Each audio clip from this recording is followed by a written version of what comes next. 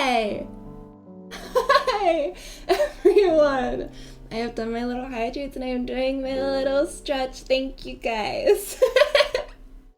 Hi Dee and hi Simp and hi Will and hi Rizuki and hi Rin and hi Osetoga. Head pats! What the hell? This is so poggers. Kind of okay, yes sir. There is one oh my god, more head pats! This is so poggers. That is one hydrate. That is two hydrate. From everyone? The hell? Okay, promising start. Thank you for these because I am scared. I love this case. This is maybe my favorite case. I think I remember it pretty well on account of how when I first played it, it completely rewired my brain chemistry. Oh boy. Rin! Head in my hands. Thank you. Thank you so much. Oh my god, a hype train. Andy! Oh my god. What the hell? Thank you guys. You know what time it is. Hey, it's 586 heart. Hey, it's 586 heart. Hey, it's 586 Thank you, Brian, for the emotes. heart. Yep, Hey, okay, it's yep, thank you, Brian. Yep. 586 Thank you, Brian. heart. Sinft Thank party, you, Brian. sinft party, Yep. sinft party, Uh-huh. sinft party. Hey. Thank you, Brian. Anyway, for people who have played this case before, I am so excited to Thank you. What the hell? I'm so excited to re-experience this case with people who've played it before, and for people who are experiencing the games for the first time with me, I am so excited to be the person who gets to show you this case. I'm just really excited! It's gonna be a lot of fun. I could probably babble. Oh. Dee! What the hell? Everybody is so nice to me. Nothing about it other than the bridge part. Exactly. I'm excited. Show me the case? Yes, sir. Let's do the case. Let's play some Ace Attorney.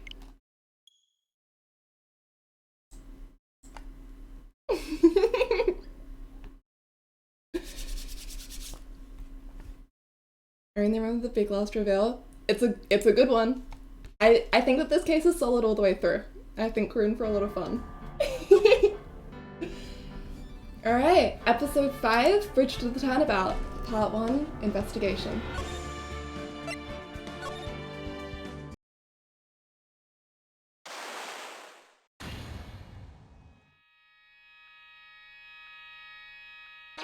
The Chishito, the treasured Korean village heirloom, whose name means seven-branched sword.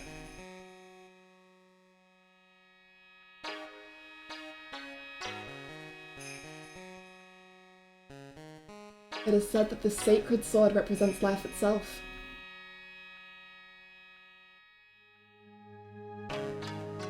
Though the branches may appear to be infinite, the choice is limitless.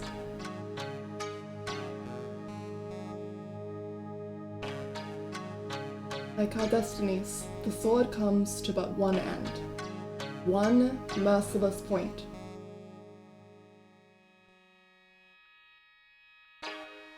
And when the silver cord, the fragile thread that binds us to this world, is severed,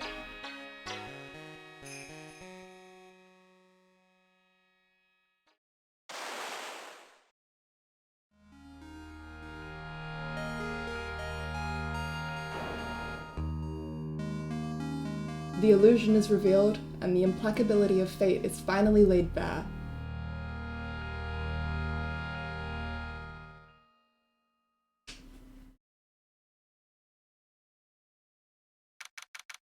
February 6th, 9:48 AM, Red and Go lore officers.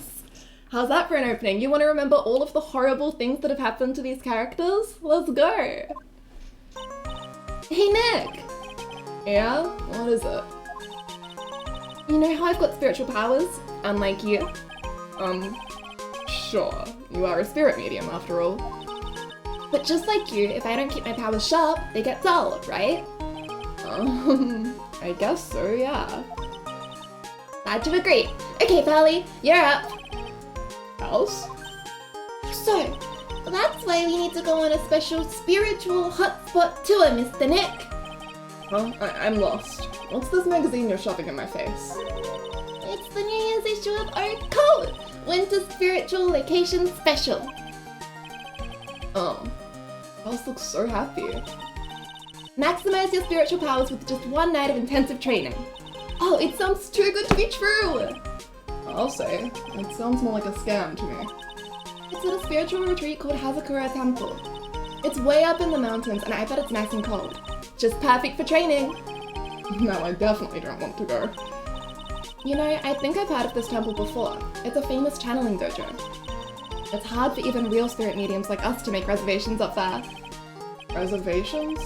For a temple, are you serious? Don't worry, I already made special reservations just for us. Hi Viv! Yeah! And I signed up for the special course. That's nice, and the timing couldn't be better. Since we don't have a case right now anyway. Alrighty then, it's settled. Well, come on! Don't just stand there, start packing your stuff. Yes, Mr. Nick, you'd better start packing your stuff. Huh? Me? Why do I have to go? Well, we have to be accompanied by someone over 20 years old. Hey! I don't have anything to do with spirit power. The only thing I can channel is a TV. So, is there a heated pool at this Hazakura temple? No, but you can stand under a freezing waterfall.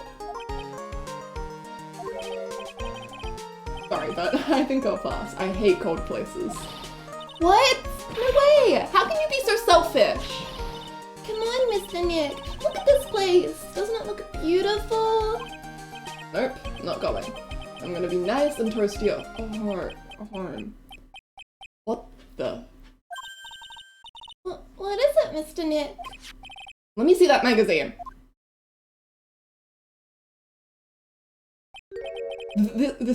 This nun. Is she a friend of yours or something, Nick? This girl, it's... My name is Dahlia Hawthorne. I just wanted to say, it's an honor for me to be here in your noble presence. Honestly, how can any woman ever count on you for anything? You disgust me. But it can't be. She was found guilty and should still be in prison. Mr. Nick? I'll go. Huh? Hazakura Temple. I said I'll go. Yay! Isn't that great, Pally? Yes! Oh, thank you! Thank you, Mr. Nick! You'd do anything for Mystic Maya, right? Even walk over burning coals, right? Yeah, you just do not question anything. Oh. Our Occult, New Year's issue received from pals. An occult magazine featuring Hazakura Temple. Dahlia Hawthorne. Thank you, Dee. I knew there was no way she could possibly be at that temple. But I just had to see for myself who this nun really was.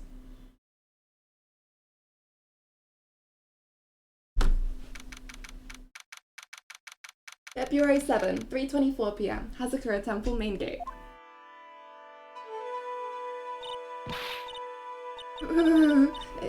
It's so cold here, Nick.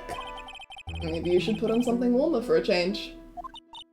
Well, it's supposed to be cold. It's training. Chill! My teeth are chattering so loudly it's all I can do to make out what she's saying. Oh, Mystic Maya. So this is the famous Hazakura Temple. Pali... chill! Oh, well. How nice to see you here. Welcome to our temple. Oh, thank you. Achoo! Oh my. Thank you for coming all this way. Come now. You must have been cold. What's with the past tense? We're freezing into human popsicles as we speak. Well, we are high up in the mountains after all. In any case, we shouldn't speak here. Please, follow me inside. Thank you. I was starting to think I would pop. Oh, yes, I almost forgot to introduce myself. I'm the head nun here at the temple. My name is Bikini. Bikini? That's right! Well, actually, that's my temple name. What do you think? It's a tradition to have one, and I wanted something that has a nice image to it. So I thought, why not choose a bikini? Besides, it makes me seem younger. It certainly does. Oh, I signed up for your special course. Well, my. Quite brave of you considering how cold it is. Young people can be so reckless with their health. Don't blame me if you become one with those you channel. Reckless? Maybe you should take it easy tonight, Mystic Maya. We can come back another day. But you went through all that trouble to get reservations for— Yes, that's right. You've come all this way, so please, enjoy yourselves. There's still time before supper, so why don't you have a look around? Okay. So what's a channeling dojo, anyway? Oh my. You don't even know that. Forgive him, sister, for he knows not what he is saying. Well, just call me Bikini and forget that sister part. A channeling dojo is basically a spiritual power training ground. We have special holy items prepared here to help people boost their spiritual power. Holy items? If you train an entire evening surrounded by these items, it's quite mysterious. 1 second.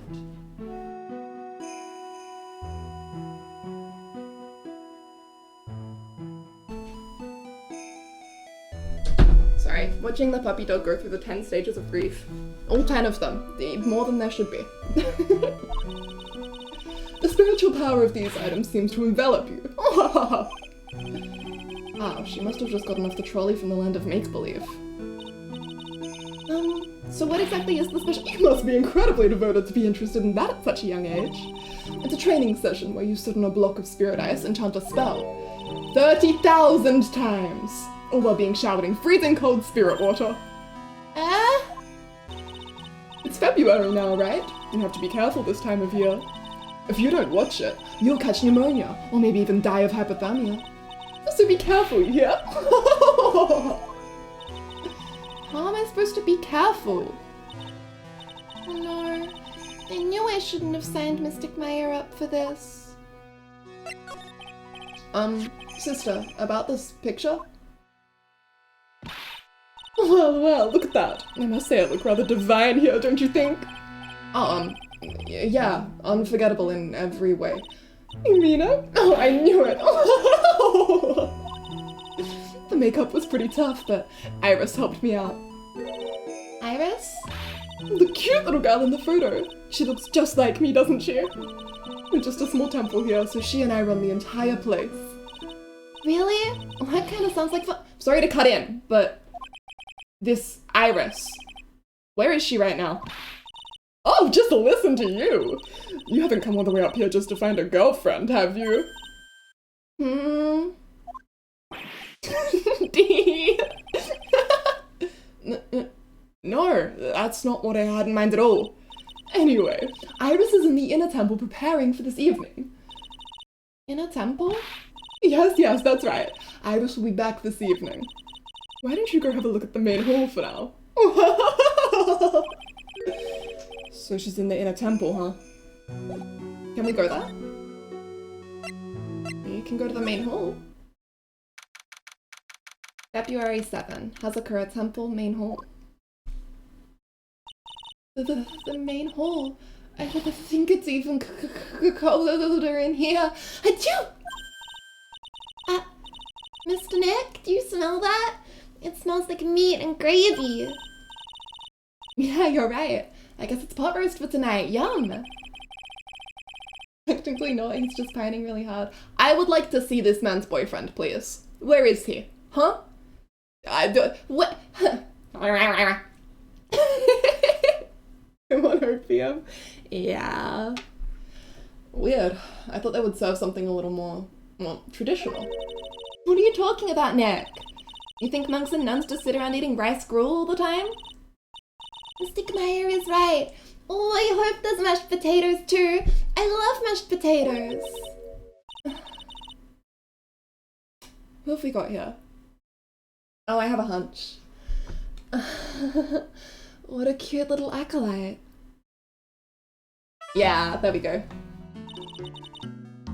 Greetings to all of you. Oh, hello. Wow, this lady makes Maya look like a 6.8 out of 10 on the weirdness scale. Your outfit! Did you come here for the special course too? Unfortunately, no. Actually, I'm... Ah! You're Miss Elise Janin! Yes, that's right. You know of me. My name is Palfay. I'm your biggest fan. Who is she, Nick? I see it now. Zvari, a fortune teller, maybe? I've got all of your books, Miss Janin. What a sweet thing to say. And please, call me Elise. Books? Mr. Nick, don't you know anything? Don't you even know who this is? An author, maybe. Yes, and an illustrator of picture books. Nautilus, hi! This is the one, baby. Final case. Picture books, huh? Oh, now I get it.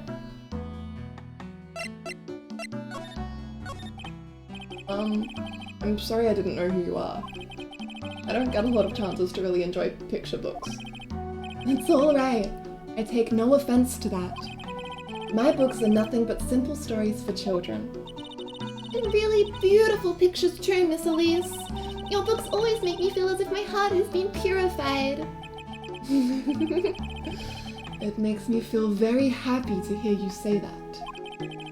I do have to admit, she certainly seems like a kind, sensitive lady. Miss Elise won an award last year for her book, The Magic Bottle. Yes, a friend of mine secretly submitted a story I had written to a publisher. And they liked it so much that they asked if it was alright to make it into a book. Wow, it must have been a really great story. Maybe I should try to write a children's book too. If I do, you can secretly send it to a publisher for me, Nick. Recently, I've accepted a sort of apprentice, you might say. An apprentice? He calls himself Larice. Larice Dunim. I believe he's off doing some landscape sketches now. On Larice's behalf as well, I'd like to thank you for your support. Of course, Miss Elise. Anything for you.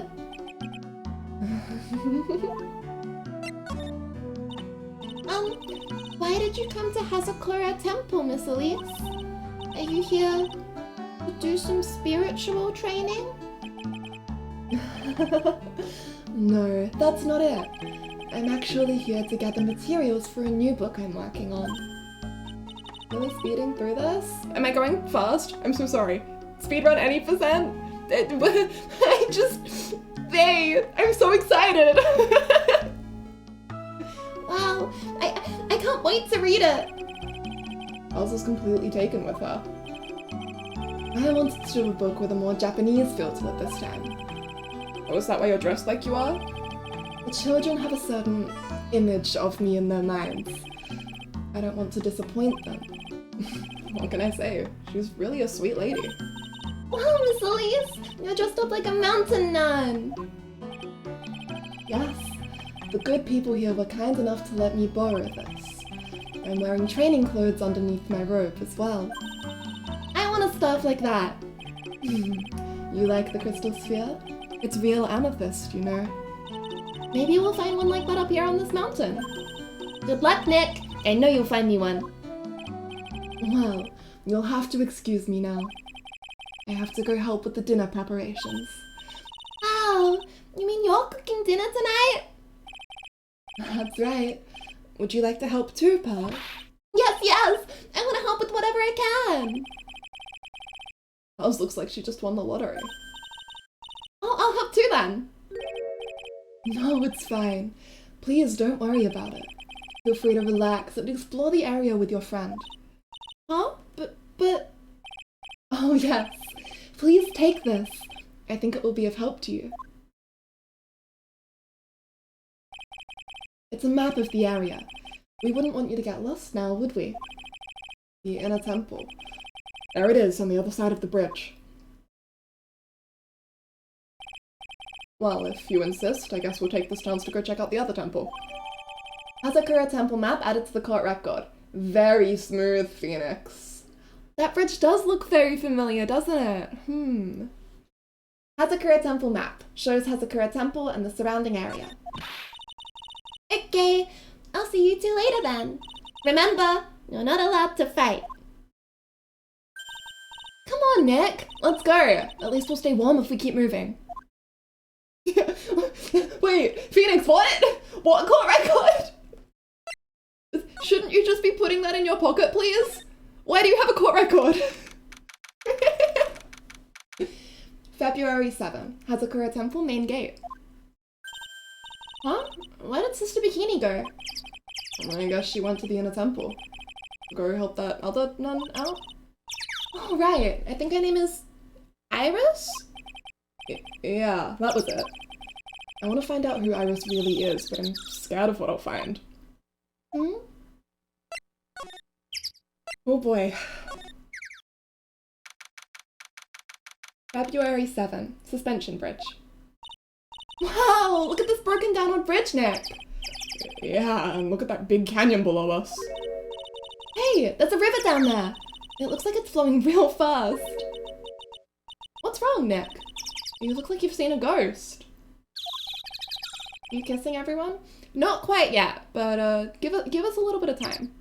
Phoenix is just trying to pull out evidence from his pockets and pulls out murder weapons from 7 other cases.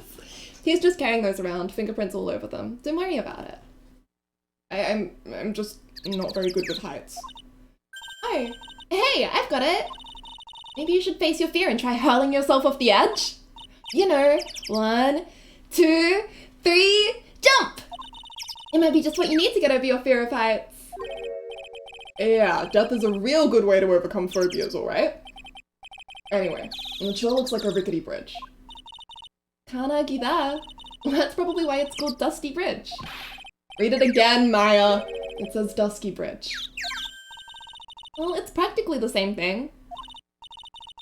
Anyway, the inner temple is just up ahead, right? So let's go and check it out. Why isn't there another way across? Oh boy. Okay, nothing to fear here. Don't worry about it. We're good. February 7, inner temple gate. Just throw yourself off, don't worry about it. Whoa! That bridge was shaking like jello in an earthquake. And at least half of the wood of that rickety bridge was rotting, I bet. Not to mention the last part only had like one board left on it. What's wrong with you? Your face is all green. Can you not gig on me for a second? I'm still trying to get over the shock that we made it safely across that death trap. Like the zooming? Fuck. You think Phoenix is terrified of dying because even then he won't be free from Maya? Aww. It's kind of comforting, right? Yeah, I guess I'm a bit surprised too. Yikes, that temple is in bad shape. It looks like it could collapse at any time. I guess people don't use it too often. Is this really where you're going to train tonight? That has to be it. Kinda creepy around here. Like a ghost might jump out at you or something. A spirit medium afraid of ghosts? Isn't it ironic, don't you think? Hey. Oh boy. February 7, in a temple, training hall. Ah, head pats! Thank you, D! Happy. And look at this place. It's just a tiny, freezing cold room. So this is where you'll both be training, huh? Huh? What do you mean both? I'm the only one. Really? But I thought... Allie's just a little kid. She couldn't handle this kind of intense training. So says the girl who I can barely hear over her teeth chattering. Anyway, the real training room must be behind that door over there. Yep, definitely getting the feeling it's back there. Even I can sense that there's something supernatural about the cabin behind that door.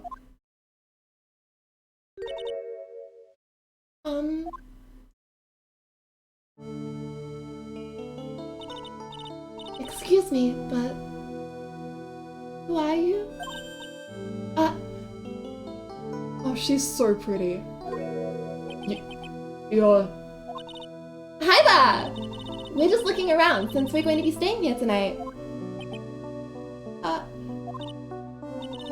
Is something wrong? No! It's nothing. I wonder why she's spaced out like that. Don't you, Nick? Did you say something, Maya? Not you too, Nick. Uncle Siri, hi! Welcome, thank you for following. My name is Iris. I'm one of the nuns here at this temple. I'm Maya Faye. It's a pleasure to meet you. The pleasure is mine. Please excuse me. I have some chores to attend to.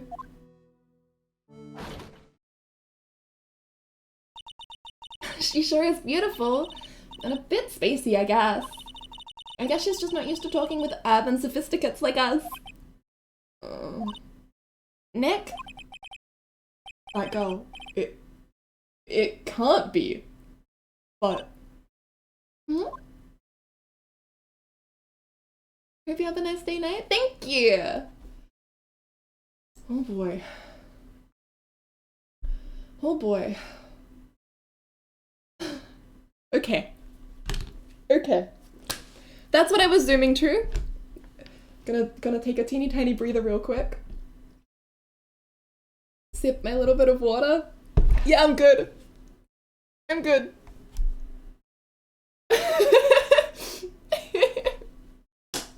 I'm good. Okay. Sorry. God. Okay. What's this poster? A hanging scroll. Doesn't look like a little— Ah! Ah! What is it? Why did you scream like that? This scroll! It's my mother. What?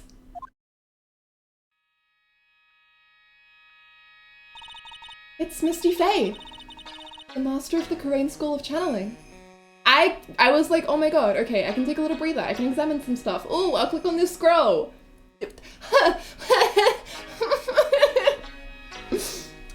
Turnabout bridge? Bridge to the turnabout. We have no brakes. There is no relief. There is only pain. Are you sure? Yes. That crest at the top of the scroll. That's the special mark of the master of our tradition. That's what the mark means. You can only cross the bridge to the afterlife. Oh boy. What is it? Nothing. It's just that I last saw her over 15 years ago. If it wasn't for that crest, I wouldn't have even known it was her. My own mother. And I can't even recognize her face. Maya. Hanging scroll added to the court record.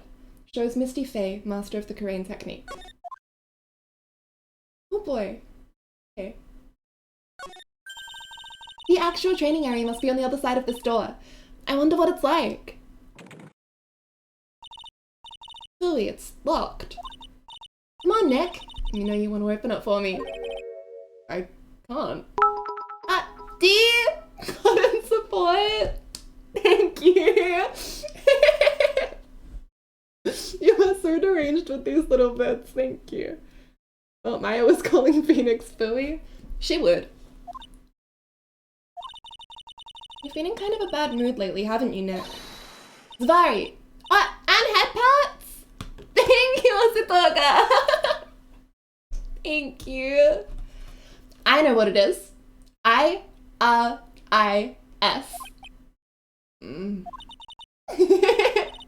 Iris and Nick sitting in a tree. K-I-S-S-I-N-G. Oh boy, Maya. Wow, Maya.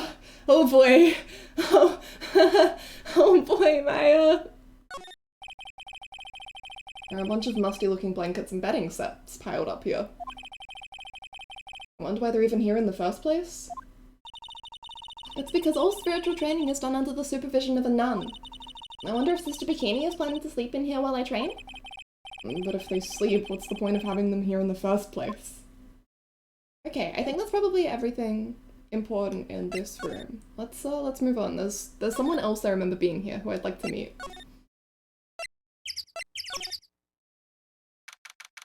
February 7, Dusky Bridge. We managed to make it across Dusty Bridge! Nick, you look green. Are you feeling alright?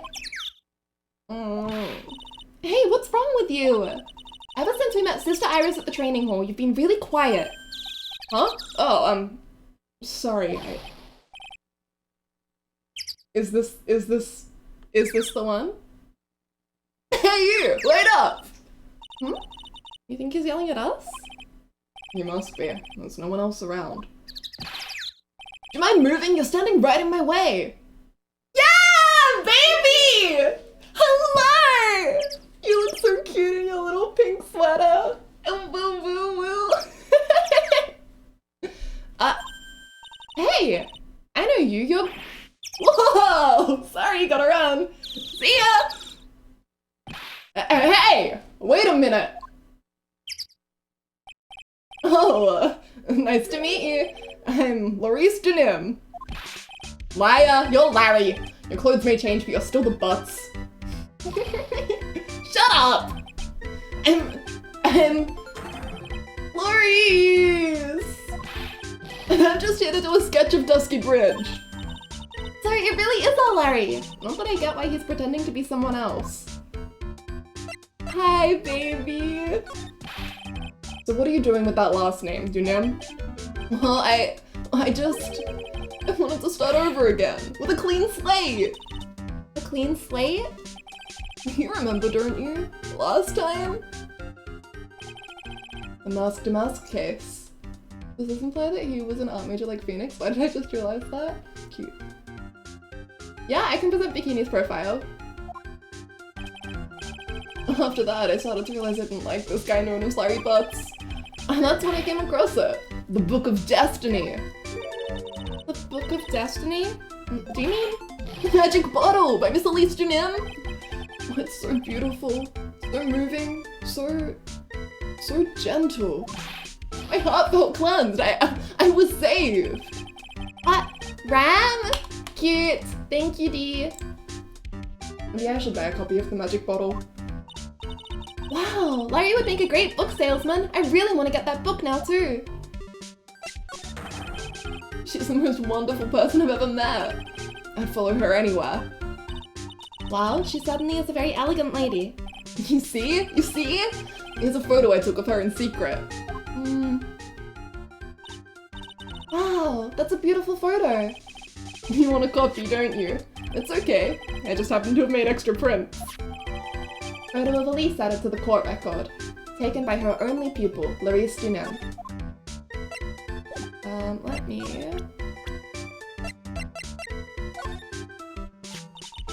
She seems really motherly, doesn't she? What do you mean seems motherly? She is my mother. She's your what? I'm gonna have to take a pass on answering that one. Oh, wait a second. Why is he getting off so easy this time? What? What? What? What?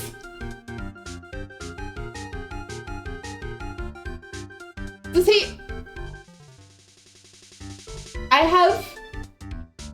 I had never seen that before. I have literally no idea if she is his literal mother or if she is his mummy. What? What? They do sort of have the same eyes, don't they? She's old enough.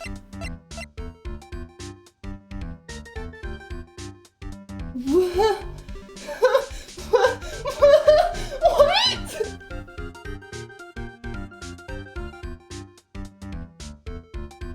Having a fucking breakdown. Larry, explain! Explain!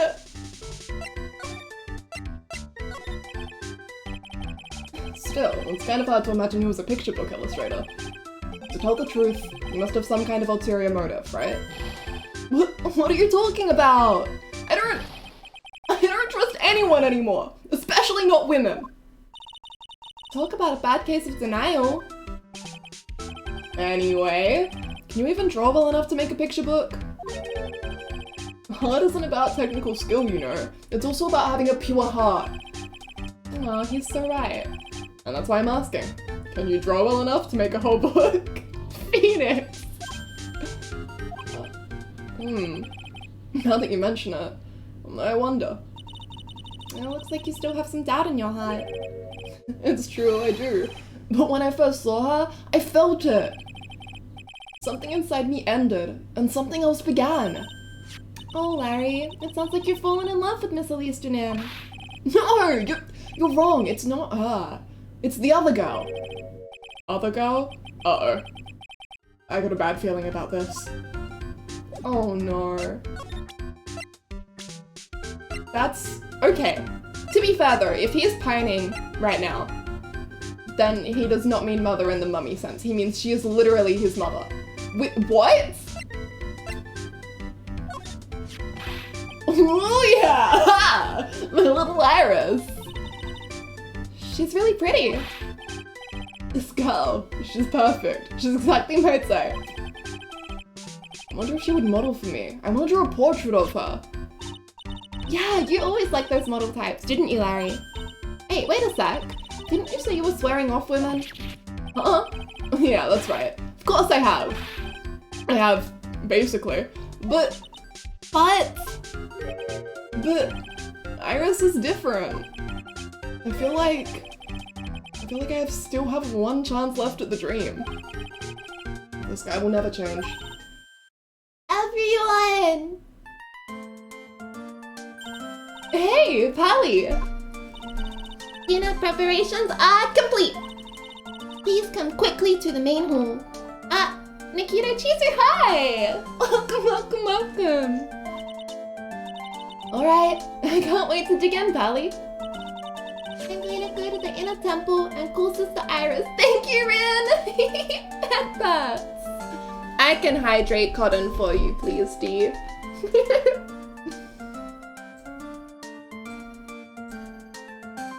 There we go. I am hydrated. Thank you, Dee. And thank you, Nikito Chizu. I'll drink some more. There we go.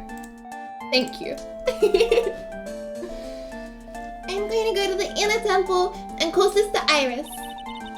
I also want to have a look at where Mystic Maya is going to be training. It's nice to meet you too.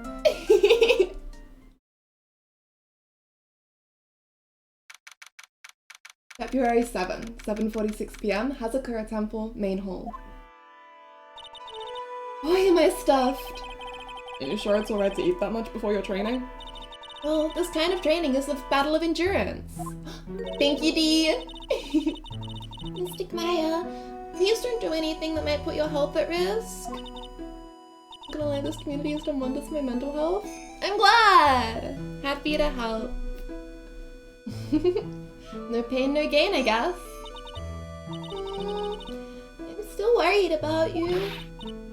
Well. Let's not dilly-dally shilly-shally. You must get ready for tonight. Good luck, Maya. Alright, here I go. I'll see you all tomorrow, I guess. Iris, please ring the bell at 10 for lights out, alright? Yes, Sister Bikini. And then, after you ring the bell, I want you to come join us at the training hall.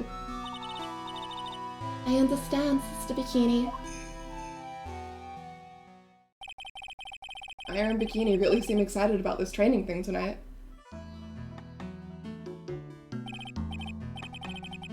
Right? I had definitely never encountered that line. I would have never thought to present Bikini's profile. What? What do you mean she's his mom? It makes sense though, right? Like she doesn't tell you her real name. She's just like, oh, I'm Bikini. That's my little temple name. What? You raised him? Well, pal, what are you going to do tonight? Well, If you'd like, you can come to my room. Perhaps we can read some books together. Thank you, Sim. really? I'd love to. I'm not very good at reading. Well then, would you like to practice reading with me?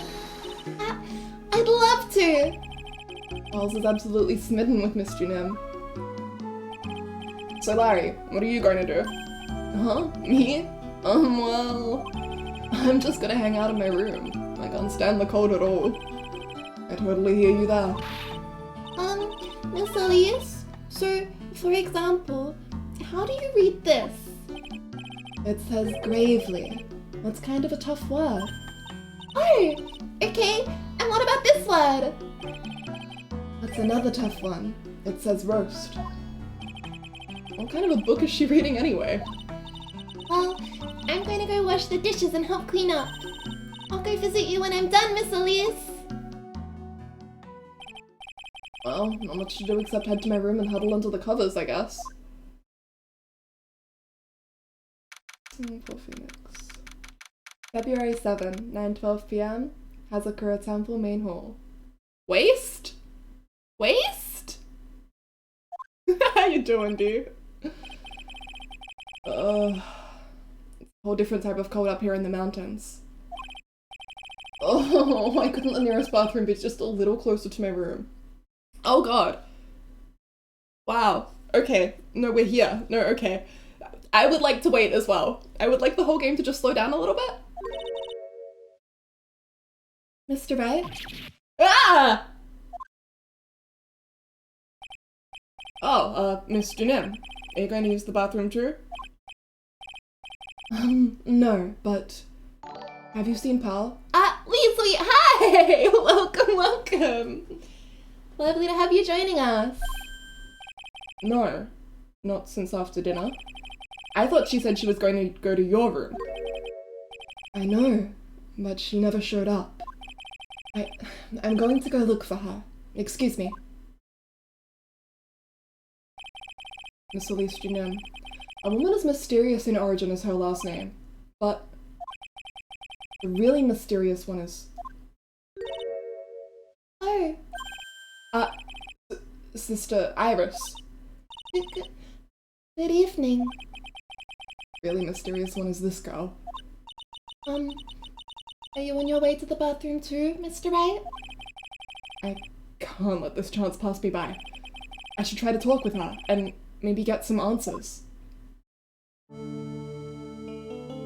Oh, she's so pretty! Your sister Iris, right? Yes. She's so pretty! Why are you so pretty? When did you come to Hazakura Temple? I don't remember. Ever since I was a small child, the temple has been my home. So you've never left? Well, I don't have any family left to take care of me. Sister Bikini, I've come to think of her as my real mother, as it were. I see. But didn't you go to college? And maybe enroll in the Ivy University Literature Department? Oh, I never had an interest in going to a big university like that.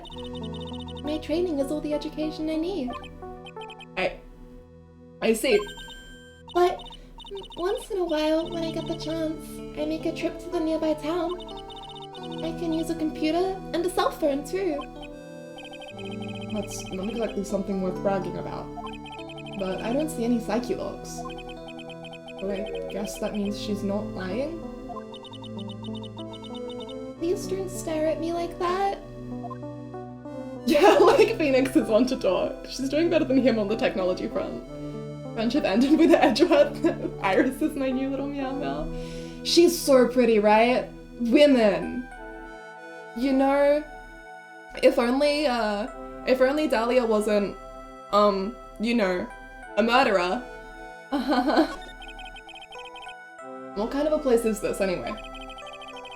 I heard it's for training to increase your spiritual power, or something like that. It must seem awfully crazy to normal people like you. Well, I have to admit it is a whole different world up here. I'm glad to hear you say that. Huh? Talking with dead people, who does it help anyway? I hate it. Really? So then why stay in a place like this? Is something wrong? I didn't realize it was so late. I have to go and ring the bell for lights out. I guess it's almost 10 now, huh? Mr. Wright? Yes? It's alright with you. I would like you to have this. But this is your hood. It has the power to protect you from evil spirits. Come to think of it, Sister Bikini was wearing one of these too.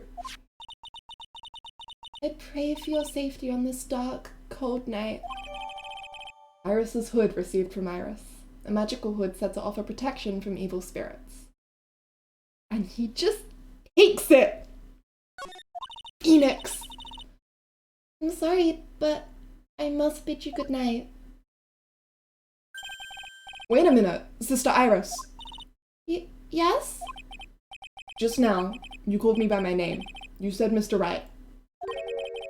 How did you know my name? I never introduced myself to you. That's... Sister Iris. Please, tell me the truth. You and I. Have we ever met before?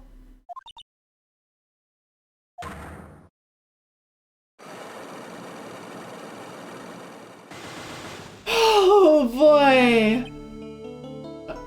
Iris?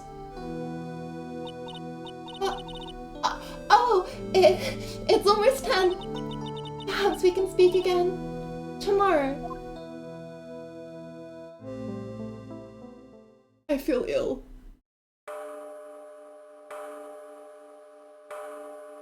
Oh my god. Oh my god. Iris. So my hunch was correct. She does know me. I'll have to try to talk with her again tomorrow.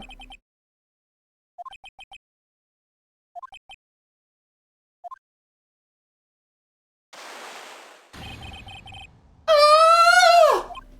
What the? That blood-curdling scream came from the courtyard. February 7, 11:06 p.m. Hazakura Temple, courtyard. That scream, I'm sure it came from around here. Someone's there.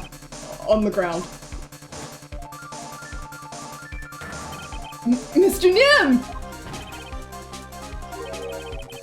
I just stepped on something soft. Hey! Don't step on my tummy like that! What are you doing lying there in the snow? I was passed out! What do you think? So that blood-curdling scream was you. Forget about that! Hurry up and call the police! Is there even a phone in the main hall? No, but we still get reception up here in the mountains. You must have a cell phone on you, right? I didn't bring it with. Oh, you're useless! I mean, even Iris has a cell phone. You've got no choice. You'll have to go use the public phone by Dusky Bridge. Hurry, hurry, hurry! Run as fast as you can! Yes, ma'am. You don't hurry, Iris will... February 7, 11:18 p.m. Dusky Bridge. It's farther than I thought. The bridge is just up ahead. I have to go tell Maya what happened too. Oh! Dusky Bridge! It's burning down! What the heck happened? What are you doing here? Ah! Huh? What is it? Is it me? Don't scare me like that, Larry. I almost had a heart attack. My name isn't Larry, it's Louise. Larry, hurry up and call the police. I'm going to the inner temple. Don't be stupid. The bridge is nothing but a burning wreck right now. Listen to me. There's been a murder. Here, at Hazakura Temple. What? The murderer might have fled across the bridge. I have to make sure Maya is safe. But, please, call the police. I've got to go. Get out of my way, Larry. It's too dangerous, Nick, but wait! I must have been crazy. I knew how dangerous it was, but I still went for it. Ah! Nick! Weakened even more by the fire, the rickety old bridge's planks snapped and gave way. And as I was swallowed by the eternal darkness that surrounded me, a final, terrified scream rose up to pierce the frozen air of that harrowing night. Be continued. Phoenix! You stupid, idiot, piece of shit! You reckless, self-sacrificing dipshit! What are you doing? What are you doing? A burning bridge? What use are you to her dead? Sorry. I'm sorry. I just... Phoenix, no! Thank you for the headband. Shrimp chat. I'm good.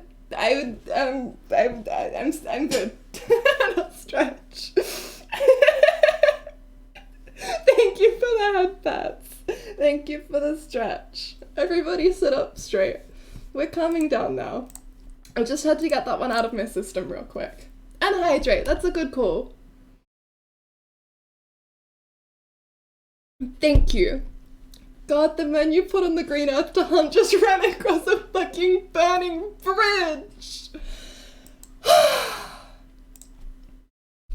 So how's everyone doing today? Sorry about your ears. I really was hoping that the limiter, that the compressor would work and it wouldn't be too loud for you guys. But oh boy. Sometimes you see a man do something so stupid that you just want to rip him limb from limb. You know? You just want to tear into him and tell him that people care about him. You shouldn't be fucking jumping off a...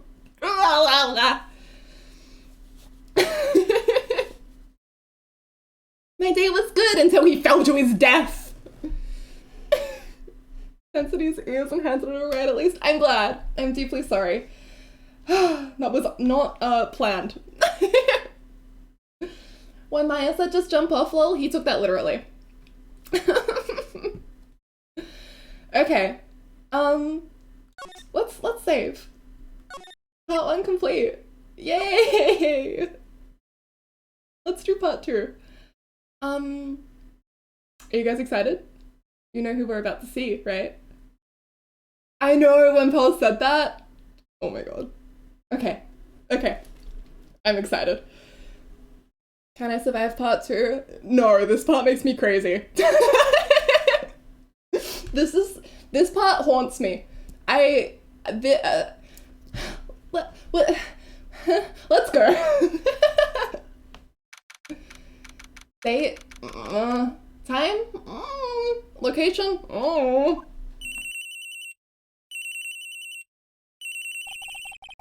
Who could that be at this time of night? Yes, Edgeworth speaking. Edgy, get up, it's an emergency! Larry, do you know what time it is? It's not Larry, it's Clarice! Clarice Junim! This is nothing more than a terrible nightmare. I'll just roll over and... Wait, don't hang up, it's an emergency! It's Nick, he took a really nasty spill. Well, it wouldn't be the first time, so... I'm not joking, his life is in danger. What? What happened? Tell me. Talk about a guy with bad luck. He may already be dead. Anyway, you've got to come back. You're the only one that can help. My Iris, my beautiful Iris, she needs help. All right.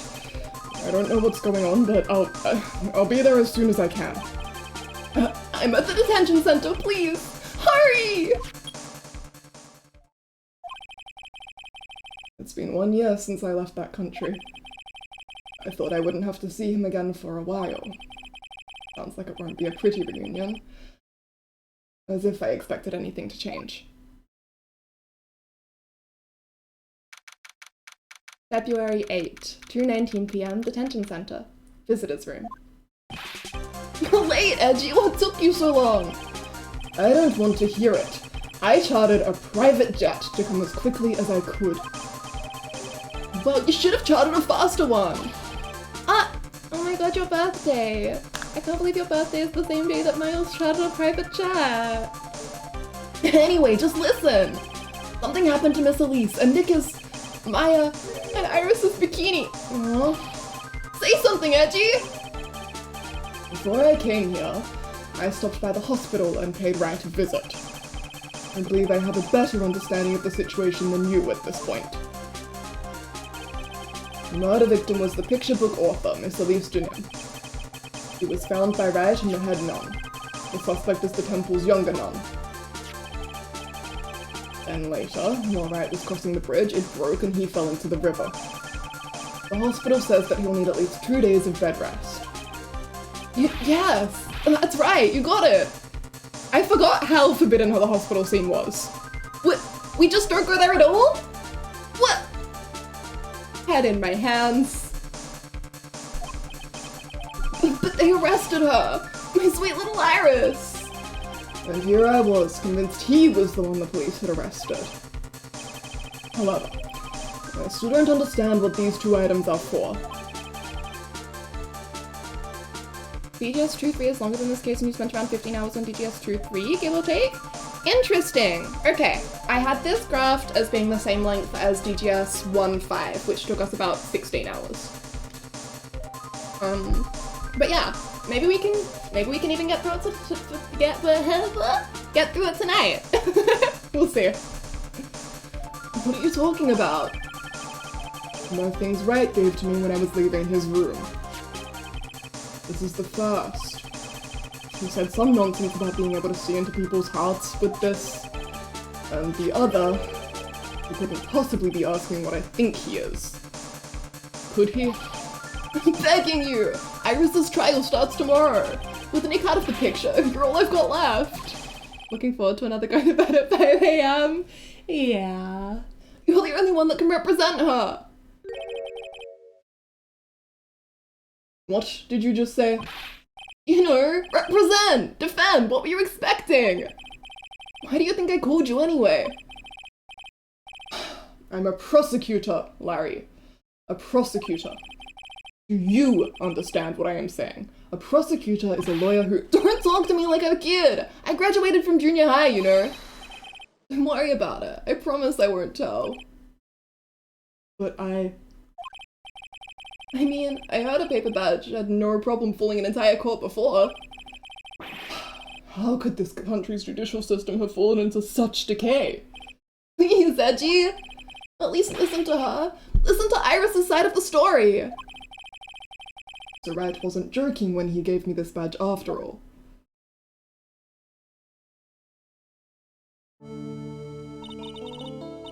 Thank you for coming. My name is Iris. Edgeworth. Miles Edgeworth. I don't know if I can be of any help, but I will at least hear what you have to say about the murder.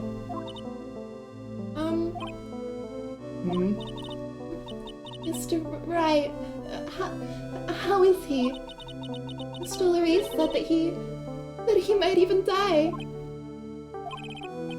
Fortunately, he will be fine. Larry, you moron. How could you say something like that? Anybody can just steal a defense attorney's badge and go to court? Yep, hope this helps. He was badly bruised when he hit the water, but otherwise he is unharmed. Thank goodness. About goodbye was longer than this case. I'm basing this off of transcript parts. I'm basing this off of the graph that graphs how long every case is, but it was made before DGS2 came out, so DGS2 is not on there. Richard Turnabout has 4 parts, but they're long. Right? Hold on, let me look at my little... I've got them up. Wait, 4 parts? Oh, 4 transcript parts. Because yeah, Richard Turnabout is like 10 parts, I think? 9, maybe? Hi, dealer!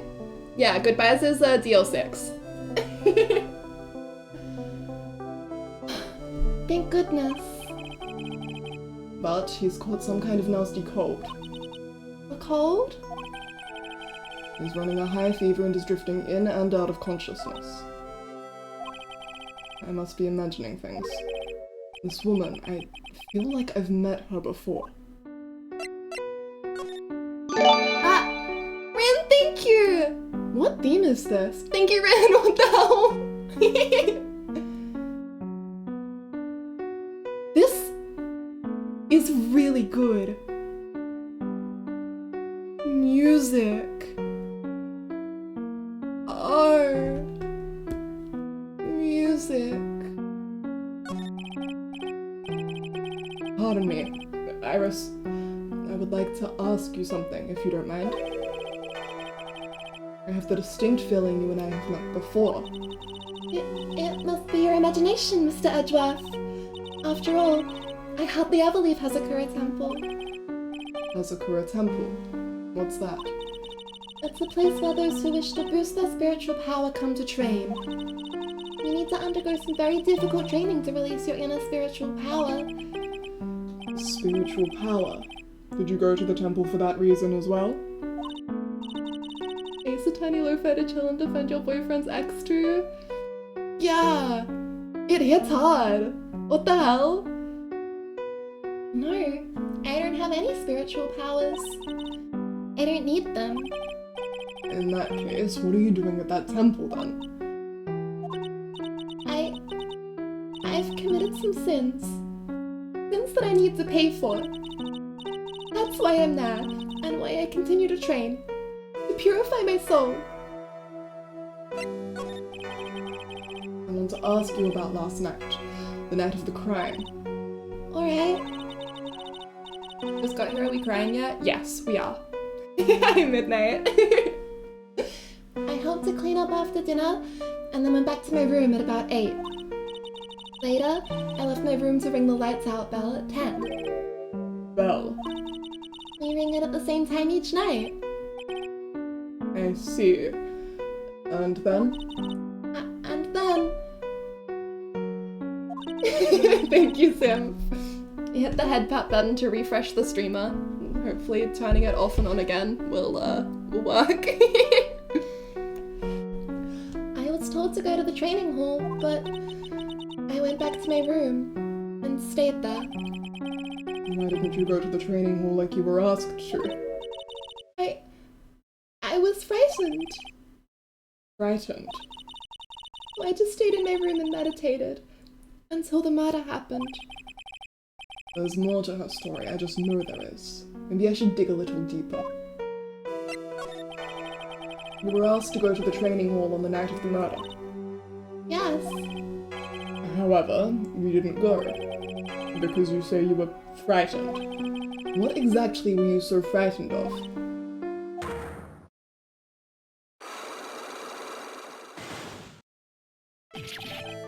What in the world? Is there something wrong? I'm sorry, it's nothing. It looks like she's not aware of them herself. These must be what Wright was talking about, the psycholocks.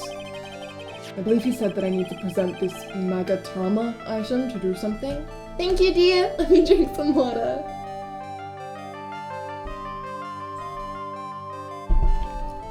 Oh, Edgeworth.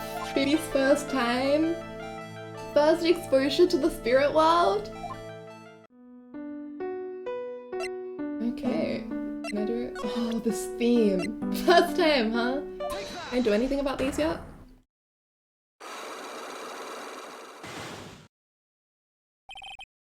I was frightened.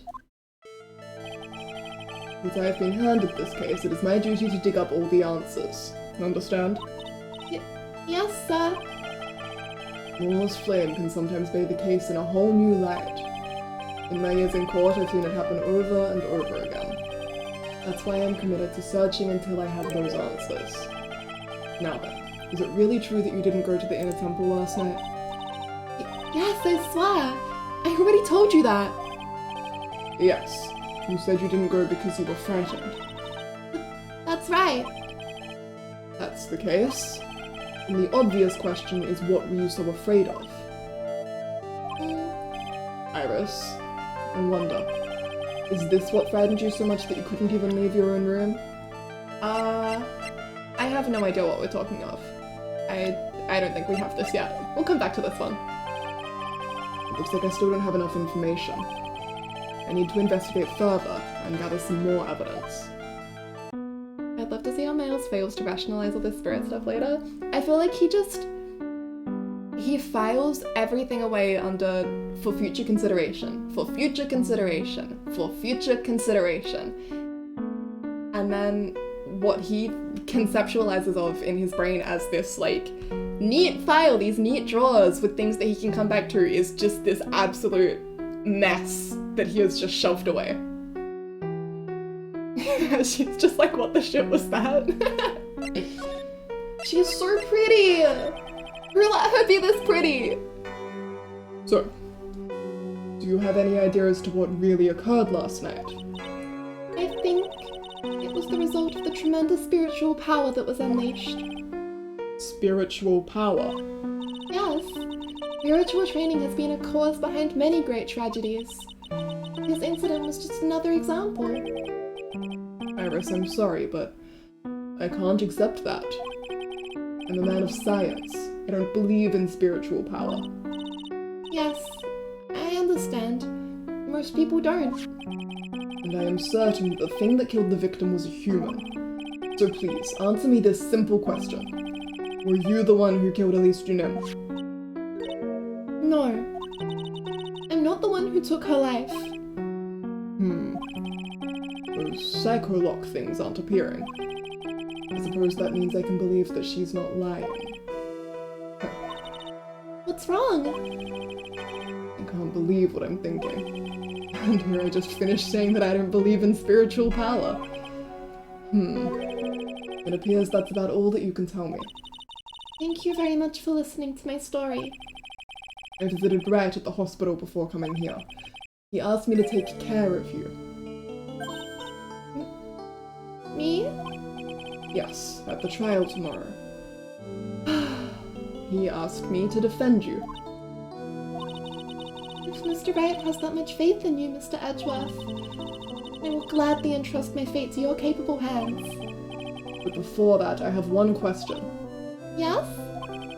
Do you know Wright? Why would you ask that? Whenever you came up in our conversation, he would begin to act a little strange. I'm not jealous. Mr. Edgeworth, Oh god. I just... No, okay. What is Mr. Right to you? He is a very dear and indispensable friend.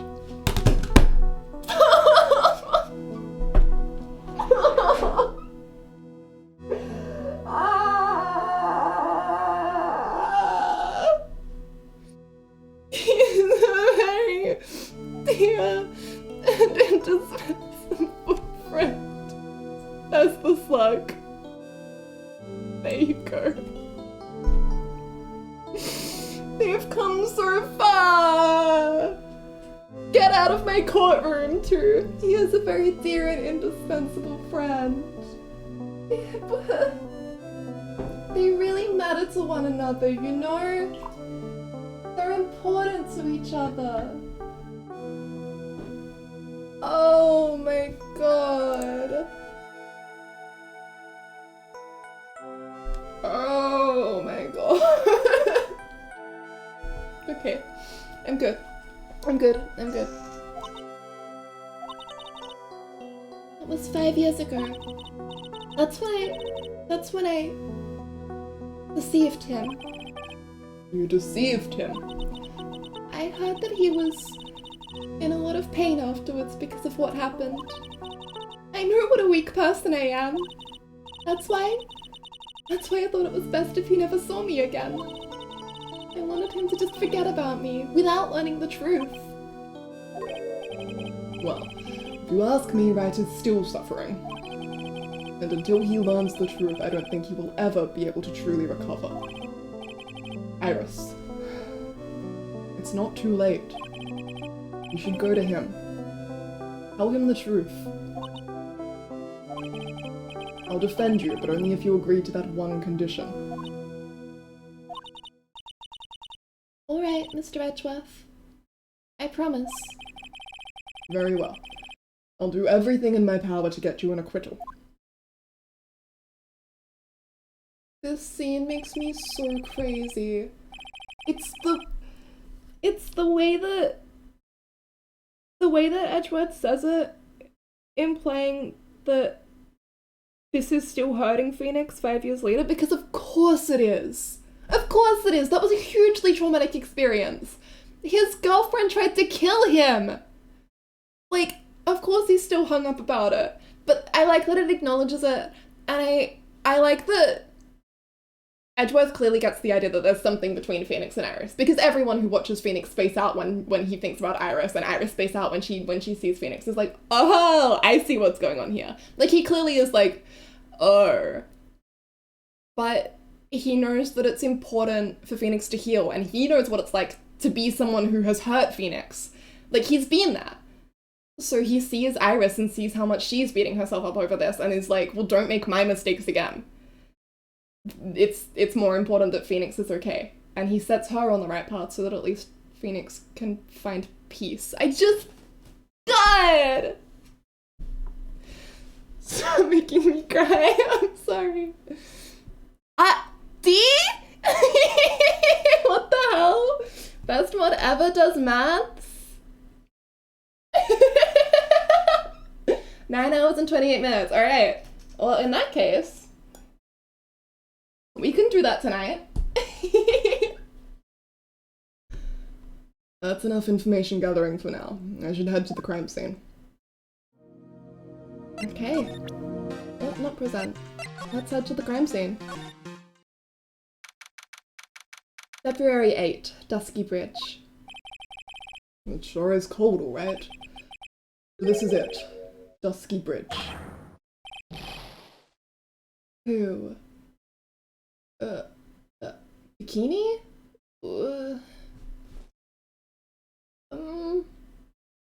How? It'll take you about 11 hours, so you can definitely complete it in a day. We'll see how we go. Oh wow, it's you, Mr. Edgeworth. Oh, it's fucking Gumshoe? Okay.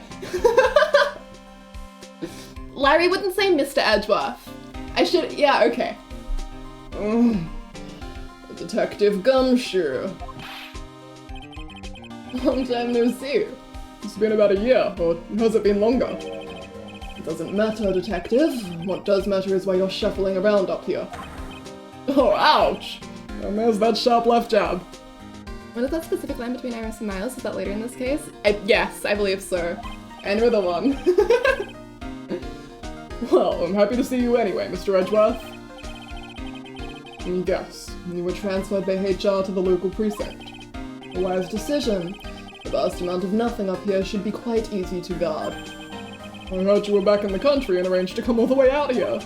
Everybody was real nice. They even let me take charge of the investigation, sir. Thank you, Dee. Gumshoe indeed. Like gum on your shoe, he's impossible to get rid of. I'm supposed to report on the details of the crime scene, sir.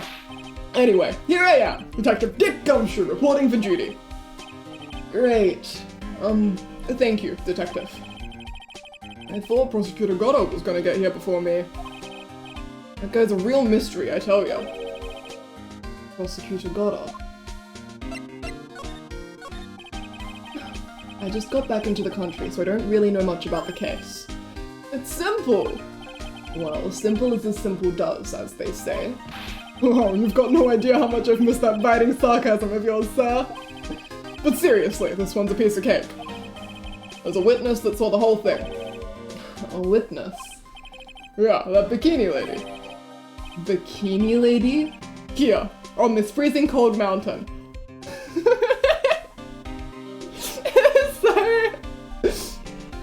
It's so Aurora Borealis, you know? Localized entirely on this freezing cold mountain. Well, you should talk to her yourself if you want the details, sir. I may have to talk to this bikini lady. I mean, decisive witness, myself. This is the bridge that Wright fell through. Yup, I can't imagine being that reckless myself.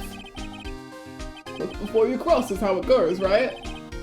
Wow, you have no idea how much I missed you being a massive bitch, sir! I like Gumshoe so much. Look before you cross is how it goes, right? What was that? Leap. And? Is there something on the other side? Yeah, some old building they call the Inner Temple. But we can't get over there without a bridge, sir. What? Nobody lives there, so it's usually not a problem. But someone was at the Inner Temple doing some training and now they're stuck there. Maya, no! Yes, I heard that from Wright. It's Maya Faye. Oh no. Her again? Sir, I am so sick of cases involving Maya Faye. That girl has been- I have arrested her so many times. Last time I arrested her, I made her a little card and I've been like punching holes in it, so last time I got her a free coffee. Sorry to hear it's her again. Anyway, the air's really turbulent right now, so we can't do an aerial extraction. No one's gonna be able to reach the Inner Temple until tomorrow, so... Will she be alright in this cold? So how did this bridge burn down anyway? Almost 100% sure it was lightning. Lightning. So, who is this Prosecutor Goddard? I've never heard of him. That's interesting. Isn't Miles the one who, declared Goddard like the new prodigious prosecutor or something? Yeah, he's a new guy. Showed up after you left the country. No, I did not remember. He's a complete rookie, but nobody can say a bad word about the guy. I didn't remember, because when we first meet Goddard, they're like, yeah, it was Edgeworth himself who endorsed him. Am I misremembering that? What kind of a man is he? He just became a prosecutor recently, but he's good, sir. Real good. If he's so good, how is it that I've never heard of him? He didn't?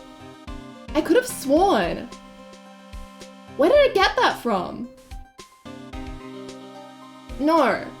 But before the first case with Goddard, like, he's hyped up, right? It's like, she's like, oh, he's great, he's brilliant, he's never lost a case. He's the genius of the prosecutor office. Edgeworth himself declared that, or something like that.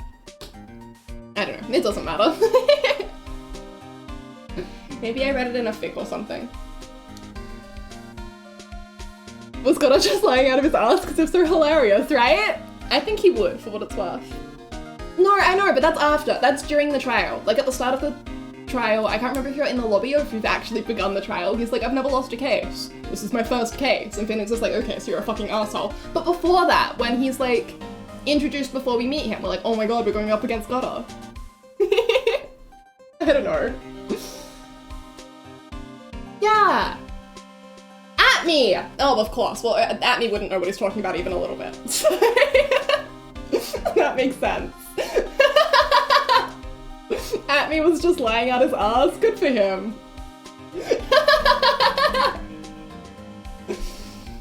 Beloved. Is he the lead prosecutor on this case? You bet he is. After all, you know who is right in the middle of it. You know who? Phoenix Wright, of course. For some reason, Gotta has really got it in for Mr. Wright. Oh? Yeah, he seems to have some kind of a grudge. And what would be the cause of this grudge? I don't know. Maybe he made fun of his mask or something? None of this is making any sense. I better look into this Gotta myself. Start claiming I'm the best lawyer ever because I haven't lost a case. I've never even had a case. If Gotta can do it, so can I. Yeah! Following Gotta's footsteps. Nothing could go wrong there. You're telling me the bridge caught on fire due to a fluke bolt of lightning? Yep. Last night it snowed for the first time in 3 days. A little unusual for lightning to occur during snowfall like that. But according to the weather data, lightning definitely struck. Weather data added to the court record. A regional weather report for the night of the crime. I see. This is a very detailed weather report. Almost too detailed. It even has the exact time that the lightning struck the bridge. Oh, that? We got that information from the witness's testimony. Someone actually saw the lightning hit the bridge. Who is this witness? Sorry, I'll go ask one of the local cops later, sir. Interesting. Do I have anything that I want to show to him? Can I show him Phoenix's badge? Wait! Attorney's badge. Received from Wright. He wasn't serious when he gave this to me. Was he? Huh? What's that thing doing on your lapel, Mr. Edgeworth? He's wearing it!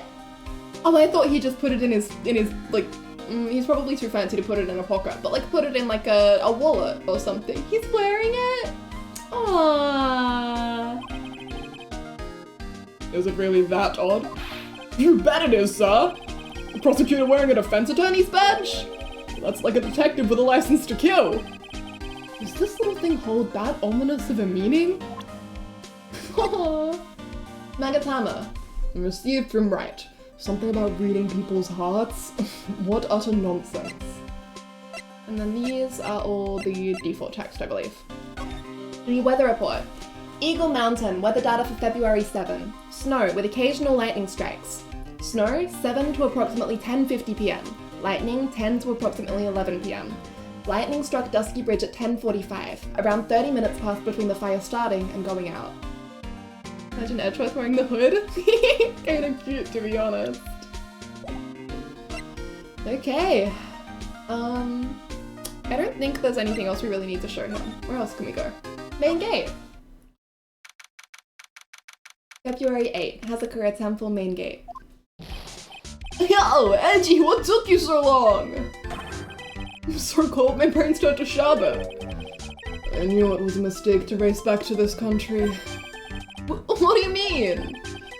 Wright is going to be fine, and the case itself isn't anything unusual. And I find myself taking a request to defend a woman accused of murder. Hey, wait a sec, hold it! Objection! What's going on here, Mr. Edgeworth? It's hard to explain, but one thing led to another, and... Heidi, enjoy your dinner! What kind of a lame excuse is that? You call yourself a defense attorney? Prosecutor Edgeworth is a prosecutor, and that's why he's Prosecutor Edgeworth. Prosecutor Edgeworth, the defense attorney, just sounds plain old weird, pal. Right, Prosecutor Edgeworth? I'm not sure what role I'm supposed to be playing anymore. Rude, Edgy. I don't see you for a couple of years and your heart turns to sherbet. I'd say more like sorbet. It is rather cold here. Iris didn't murder her, someone else did. I just know it, okay? So trust me on this one. Ever the romantic, aren't you, Larry? Nevertheless, I'll do whatever I can to prove her innocence. At least until I pass the baton on to Right, that is. Okay. Man, I'm telling you, Iris is so cute. Right, Edgy? You think so too, don't you? What's wrong? Why are you so quiet? But it's simply, your comment has me highly concerned. Could it be that the reason you think she's innocent? Come on! A girl like you can't possibly be a murderer. I was right after all. I should never have come back. No, don't worry. I see things for how they really are this time, honest. If I had a penny for every time he said that. It's just that, well, Iris is a delicate flower. You can't force things too much. Know what I mean? Well, I have no idea what you're talking about, Larry. Oh. Forget it. I didn't say anything.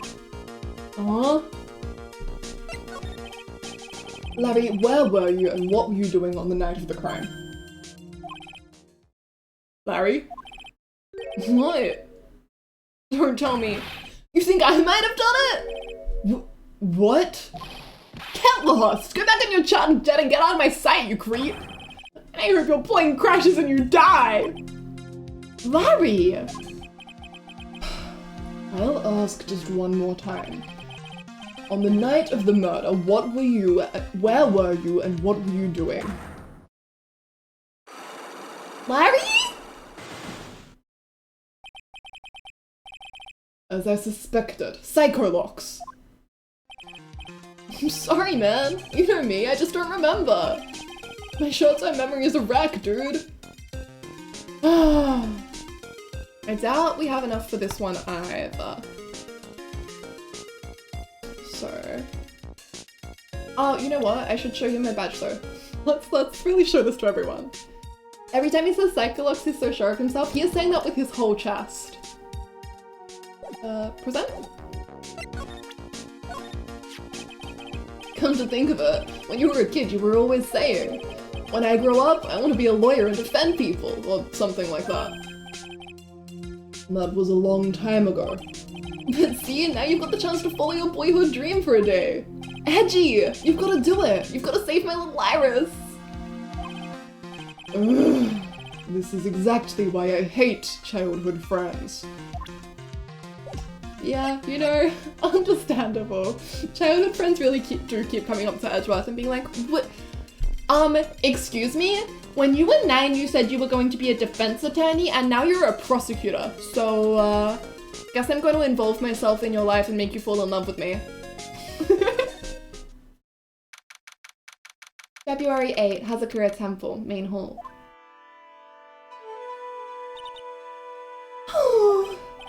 Hey, hello there! So how are you feeling? Alright, I suppose. Huh? Who is this?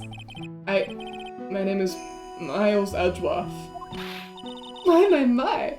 A handsome boy such as yourself is always welcome. Oh, if circumstances weren't so tragic, I might just... Please don't call me boy.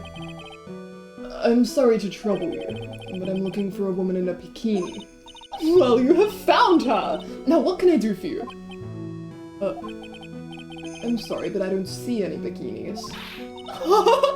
If you ask nicely, I might give you a peek, big boy. Wow! Mr. Edgeworth? This is the head nun, Sister Bikini. She's the witness. Why didn't you tell me that earlier? This is exactly why your salary keeps on getting cut. Oh, my stomach is already growling in protest. So, what's the latest about my beloved Iris? Well, first, I want to hear what you know. First, I'd like to ask you about last night. Well, last night, we had an acolyte here for training. After dinner, the two of us went to the training hall in the temple. She must be talking about Maya. Approximately what time was that? I suppose it was about 9 when we left here. Training lasts all night long. It's extremely exhausting. The channeling dojo's head nun must be in attendance at all times to keep watch. Wow, you're right. That does sound exhausting. Detective, this is no time for flattery. Sorry. Sometime around 11, you witnessed the incident in the courtyard. But your duty was in the inner temple. Why did you come back here? The way you're staring at me, I'm starting to get goosebumps. I'm starting to get goosebumps myself, but for a decidedly different reason. Oh, you got the chills pretty easily, don't you, Mr. Edgeworth? What? What? Alright then. I'd like you to tell me exactly what you saw in the courtyard. It must have been past 11. Oh, no, I can't say it. It's too much for my poor heart. Hey, calm down, lady. Let go of my tie. Oh my fucking god. Okay. That looks bad for us. I saw 2 people. One of them was lying on the ground.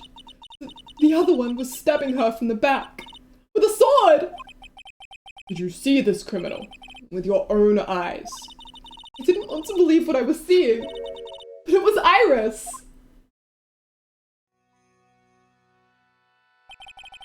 You must have been quite shocked. Of course she was! Try putting yourself in her shoes. It would be like if you were stabbing Mr. Rat smack in the middle of a courtroom. And I happened to witness it from the witness stand. I'd be pretty shocked too. I'm sure?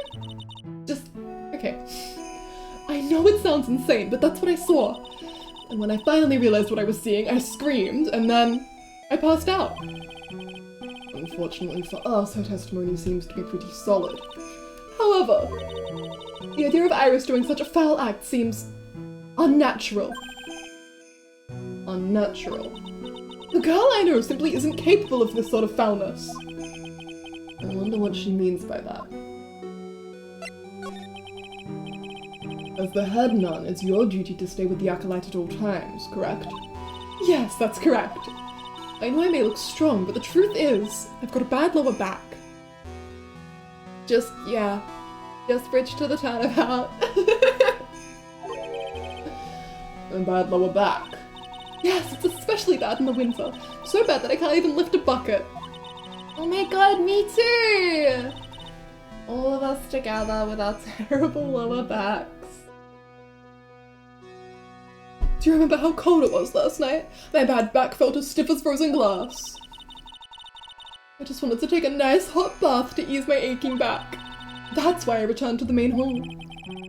So you left the disciple all alone? Don't be ridiculous, I would never do that. That's why I ordered Iris to the inner temple after she had rung the bell for lights out. Yes, but she never went to the inner temple, did she? But did this head nun actually see Iris there? I think I'd better try to get some more details. So who is this acolyte that was to train at the inner temple? Her name is Maya Fey. I treated her very badly, I'm ashamed to say. And after she went through the trouble of signing up for the special course. Special course? It's a training session where you sit in a block of spirit ice and chant 30,000 times. You don't mean to tell me she's doing that over and over in the inner temple still, do you? No, of course not! You don't have to worry about that one little bit. Edgeworth's finally experiencing what it's like to be a defense attorney. He's like, wow, maybe I've been a little hard on Wright this whole time. Last night, we still hadn't started the training session itself. Well, that's good to hear. Oh, dear. There's one thing I forgot to tell you. Uh-oh. I don't think I like the sound of this. You know that small girl? I believe she's Mystic Maya's little sister. Maya has a little sister? Oh, you mean Little Pearl? That's Maya Fey's cousin. Little Pearl? I thought she was going to visit Mystic Elise after we finished with dinner cleanup. But I haven't seen her at all since last night. She's nowhere to be found. Thank you, Dee. You mean she was with the victim? It's all the fault of my stupid, creaky old back. A little girl who was with the victim on the night of the murder is gone. As they say, the plot thickens. Oh boy. Anything that we need to present to her? What have we got? No, we'll show her the badge. About this here. Let me see. Well, as you may know, in order to see reality for what it truly is, we strive to break our attachments to much of the transient material realm. I think you could call me an immaterial girl. I guess she lives in an immaterial world, huh, Mr. Edgeworth?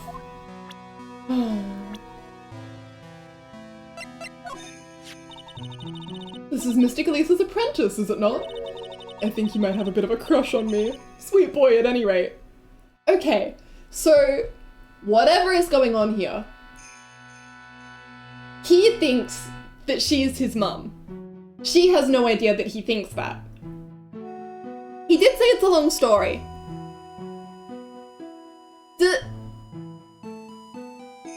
Larry Butt's adopted? Larry Butt's orphan? Larry Butt's raised by a single dad? Larry Butt's an idiot and just thinks that this random woman is his mother for no reason. It's like a duckling. He arrived at Hazakura and she was the first person he saw and he just imprinted. Huh? Oh, I don't blame him. Sister Bikini understands the temptations of young men. Sure.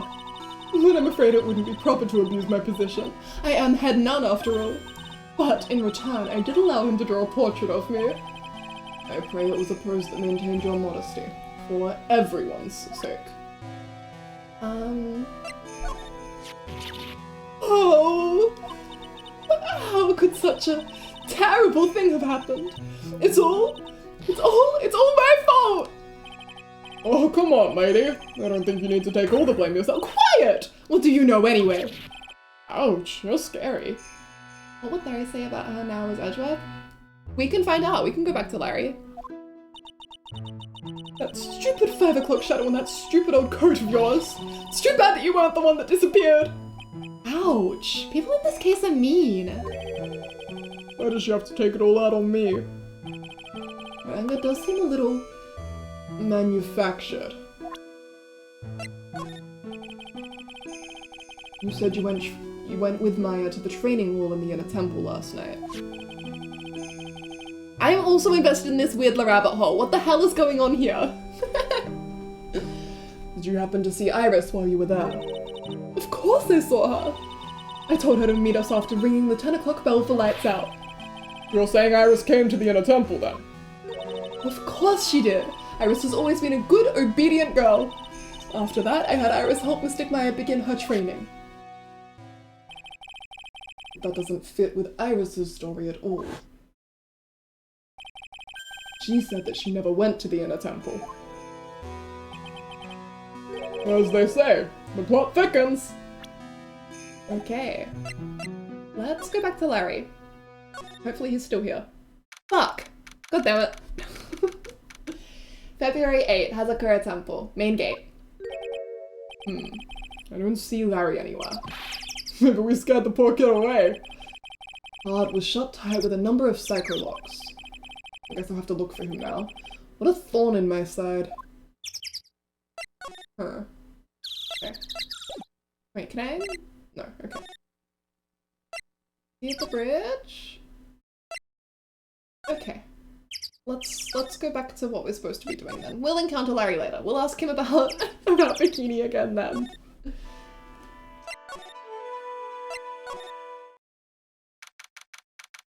February 8th, Hazakura Temple, courtyard. And this is where the murder took place, sir. Other than removing the body, we left everything else untouched. Thanks, detective. I'll just have a look around. It looks like the police are still investigating. Oh yeah, by the way, I thought I'd better ask, just to be sure. You really gonna defend that nun, Iris, at the trial tomorrow? Yes, I will. I gave her my word, and now I must follow through with my commitment. Well, in that case, I've got to be careful. Gotta make sure I don't leak the prosecution's whole what? 100 of them? Do you thank you? What the hell? I will examine the ladder. The ladder. Please enjoy your dinner. Thank you so much. What the fuck?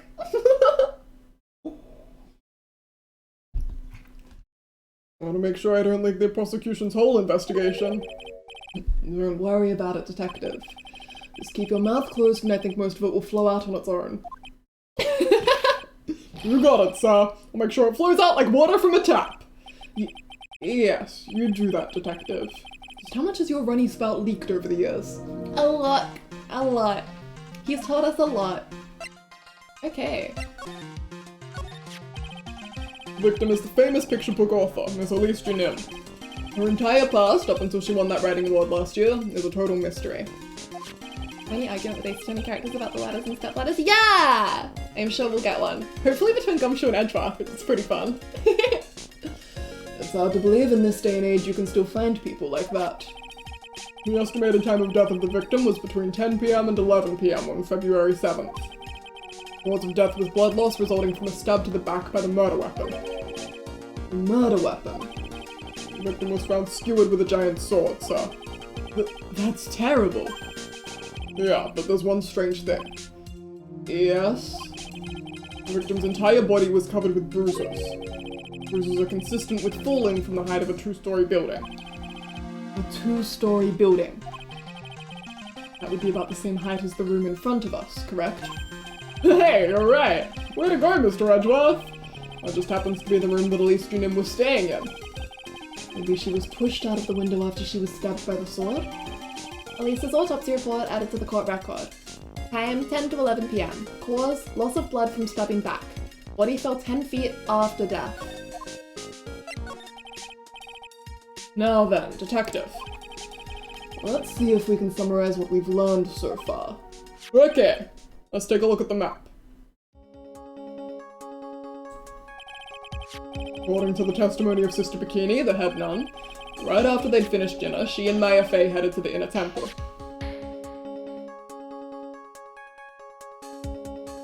She was turned into a barbecue skewer, sir! Deranged. Deranged. You can't just say that. 10 PM, after ringing the bell for lights out, Iris went to the inner temple.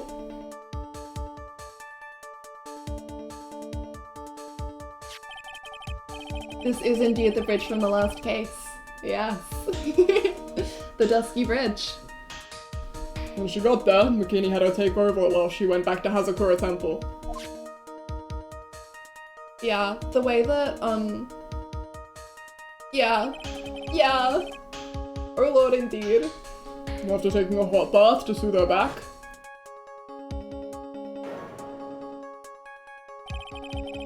Mr. Bikini witnessed the murder in the courtyard.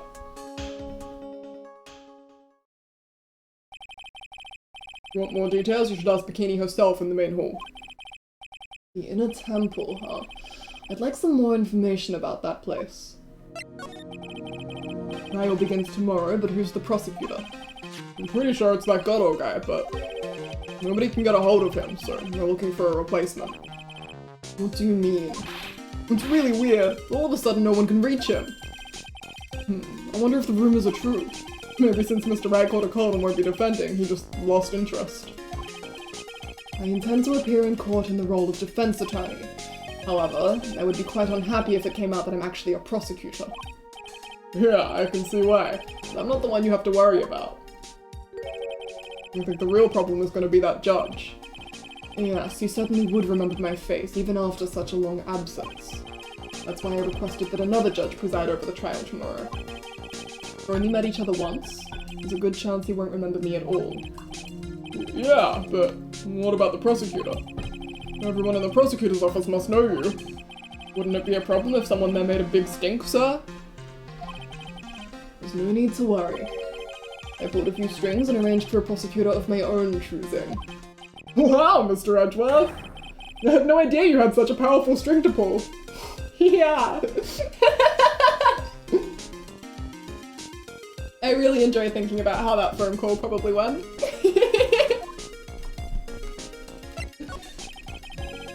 What is this inner temple that Maya was supposedly training at? According to Bikini, it's an old building they use for training the acolytes. It's on the other side of Dusky Bridge. A bridge that burned down, huh?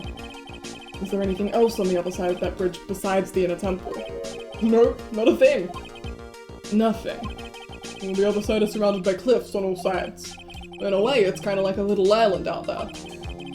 The only thing there is the inner temple. I hear it's not the kind of place a person could survive in.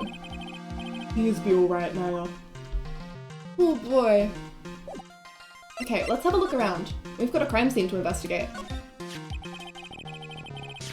Well, Mr. Edgeworth, I had no idea you'd do something probably illegal. Aw, that's not, you know, Gumshoe worked for Edgeworth for a long time back in his demon prosecutor days. But the sword from this gold statue is actually the murder weapon. It sure is. It's called a shichichito, by the way. Nasty piece of work, sir. There's still blood on it. I suppose this is the victim's blood. Yup, all over the blade. And speaking of all over the blade, there are fingerprints all over the hilt of the shichichito, too. Fingerprints. Naturally, they match the prints we got from the younger nun, the defendant. Our fingerprints are on the murder weapon. Don't worry, Edgeworth. I know this seems really bad, but this is part of the course. What's wrong? You're looking really solemn. Is this how it is for right? Is this what it's like to be a defense attorney? Yeah, I figure it doesn't feel really good. To be honest, it feels more like it's detrimental to your health. A taste of his own goddamn medicine! Shichichito added to the court record. The apparent murder weapon has the victim's blood and the suspect's fingerprints on it. We've got the statue of Anifei. We've got the ladder. The main gate must be just over that stone wall. Ah, stone walls. I jumped over a few of those in my time. Most of them are good memories, but not all. Yeah, evidence that your client is guilty. Defend them and prove who the real murderer is. Remember, if you can't prove who the real murderer is, it doesn't matter if you prove your client is innocent. We're accusing them anyway and sentencing them to death. Have fun!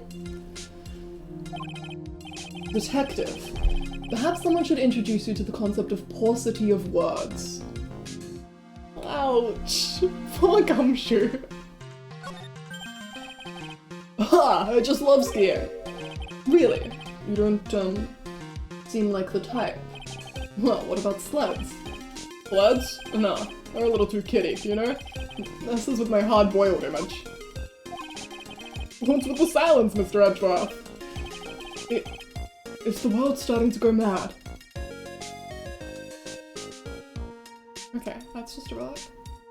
Yeah, and the detective is probably gonna take convincing to let you into the crime scene. He's not gonna let you just uncover evidence. But you do need to go uncover evidence, because the prosecution is not going to share its evidence with you, and in fact, they will just update the evidence randomly and not inform you even a little bit. And then they will whip you, or throw coffee at you, or tase you, or... What's this? Looks like a wizard's staff. That belonged to the victim, it's the least you knew. There's nothing strange or magical about it. Oh yeah, listen, this is just between us, okay, sir? Yes, what? This is top secret stuff, don't tell anyone about this. Alright. The truth is, when I was a kid, I wanted to be a wizard. That's it. That's what you wanted to tell me. That's it. This staff was made from a very strong kind of wood. What about fingerprints? Were there any on it? Just the victims. Victim staff added to the court record. Carried by Elise Junim when she was alive. Has her fingerprints on it. Okay. Yummy. It's a lantern. I suppose they light it at night. There's something elegant about the light of a fire. At the end of each month, I always like to relax in my room by candlelight. Aww. I have to screenshot this and send it to someone later. Thanks. Detective, can you not afford to pay your electricity bill? How did you know? Whose fault do you think that is, Miles? Honestly. The main hall of Hazakura Temple is above us here. Hey, you're right. I'm pretty sure the main hall didn't have a second floor. Hazakura Temple was built on a steep part of the mountain. The front and back of the main hall are on different levels. Oh, that makes sense. Wouldn't it be easier just to build the place mounted, sir? I have to see how he can consider that to be an even remotely good idea. Okay. I think that's everything here. I feel like I saw the color change before. No? Okay. Okay, cool. I've showed you everything I need to show you. Do I want more info on any of this?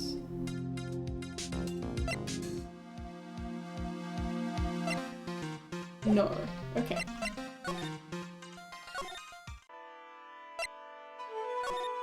Let's find Larry.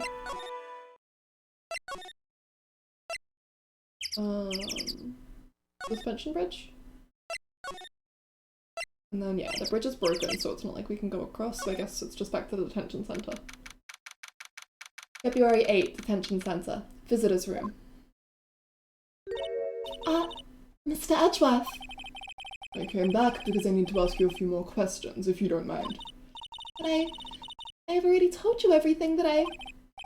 Iris, please remember, I'm on your side. You can tell me anything. Yes. Thank you. Oh, Hafim. Okay. Let's see if we have what we need.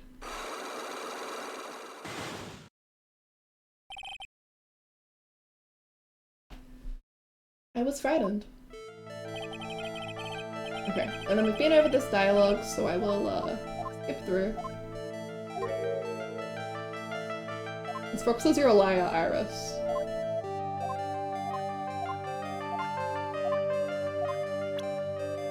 Okay, now we've got some more evidence. What frightened her so much?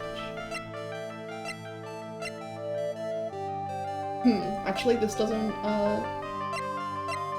did I miss something at the crime scene? None of this feels quite right.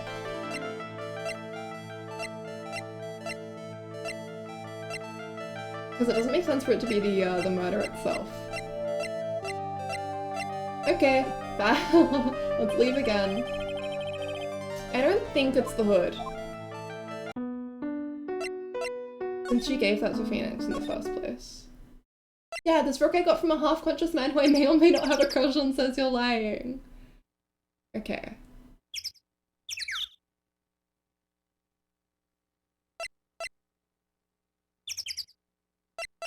Maybe...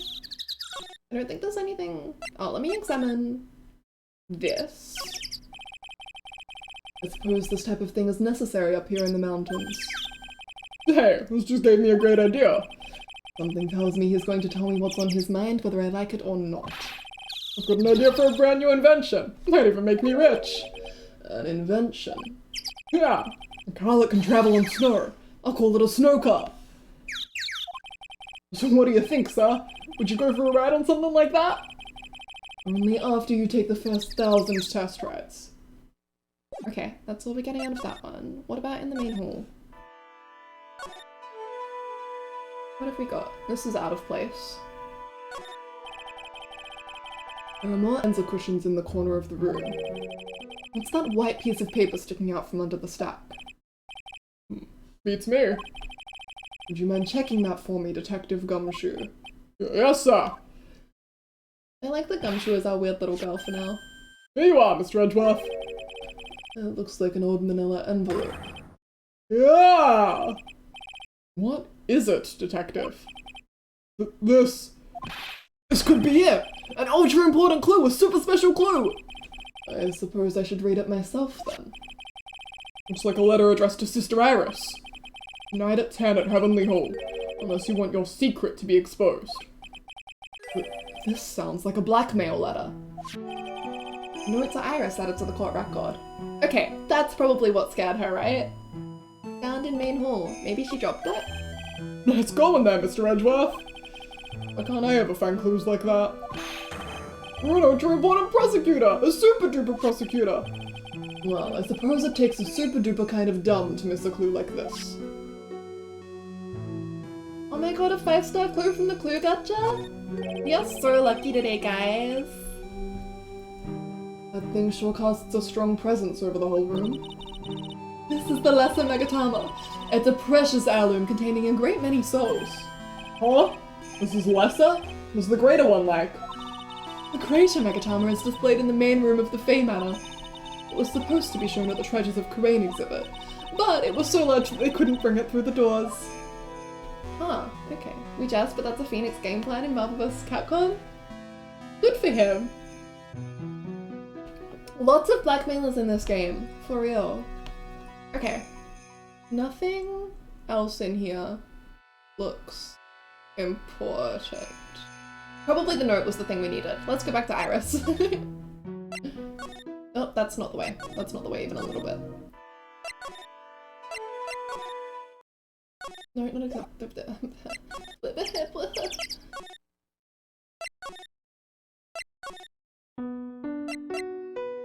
No, not talk. Oh. You not done this one? I just finished speaking with the head nun of Hazakura Temple. She testified very clearly as to what happened. She said she saw you stab Miss Elise Dunim with a sword. And one other thing. She said that when Maya Fey began her training at the Inner Temple, you were there as well. What? When I spoke with you last, you claimed that you never went to the Inner Temple. And yet, Sister Bikini says she met with you at the Inner Temple that very night. An abusive prosecutor, shitty court systems, 100 pieces of evidence where your client is guilty, trauma. And that's how you make an Ace Attorney case. Now, if you don't have homemade trauma, store-bought is fine. Don't worry about it.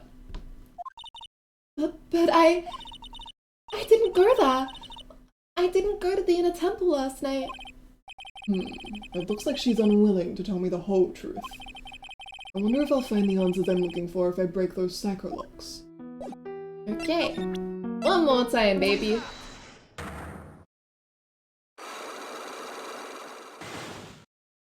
You're so pretty. Okay. This would be the note. I found this in the main hall. It is addressed to you. That's... Well, Iris? Why are you glaring at me like that? You were scared of the blackmailer who wrote this to you, isn't that correct? Ah! Is it the evidence or the power of Michael Air that broke that lock? Oh well, I don't suppose it matters either way. But Mr. Edgeworth! Yes? I thought that letter was just someone playing a prank on me. A prank? Well, yes. After all, even if I did have a secret, there's no one to tell it to that would cause me any grief. I wonder about that. Mr. Bikini is like a mother to me. I would never hide anything from her. No, you may not have anything to hide under normal circumstances. However, last night was different. Unfortunately, I don't know the exact nature of your secret yet. However, whatever it is, there is one person you didn't want your secret told to. That would be Phoenix. Phoenix Wright. What am I? I'm a human being. I'm a person. Hope this helps. You mean something to Wright, it seems. And I can tell he holds a special place in your heart as well. That's why you didn't want him, of all people, to know your deep, dark secret. Well, what do you have to say? Should have expected as much.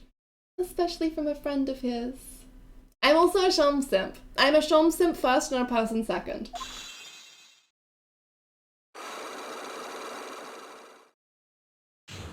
What? Mudkip? Yes, sir. This one. Thank you. And a Mudkip third. And an Ace Attorney character fourth. After dinner, this letter was waiting for me in my room. As I said, I was frightened by it. What is this heavenly hall the letter mentions? And an Aries last. Thank you, exactly. It's a small mountain shack at the base of Dusky Bridge. Oh my god. A cotton. You know what? You're right. I lied when I said I was a human, I'm sorry. Did you guys see the Psyche-locks pop up? Sorry, Psycho-locks pop up? I'm a peach cotton. A small shack, huh? It's more like a broken down shack that no one would ever want to go near. Where is it on this map? It's around here. To get there, you must follow a small path down from Dusky Bridge. The reality is, to get to the inner temple, I had no choice but to cross that bridge. But the thought that such a terrible criminal could be lurking at Heavenly Hall.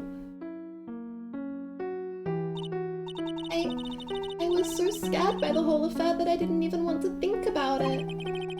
So this is the secret that you locked away in your heart. Yes. It's as though I may have to visit this Heavenly Hall now. Maybe I'll find some sign of our mystery blackmailer. In any case, you still claim to have never left your room last night. Yes, that's exactly right. Iris's testimony added to the court record. Rang the lights out bell at 10 p.m. and was then in her room until the murder was discovered. The trial starts tomorrow. I promise you, I will win. I'm going to win so that you and Phoenix Wright can see each other again. When I do, you must promise me that you will tell him your secret. That's pointless. Why would you say that? I may know who Phoenix Wright is, but he has no idea who I am. Oh, Iris.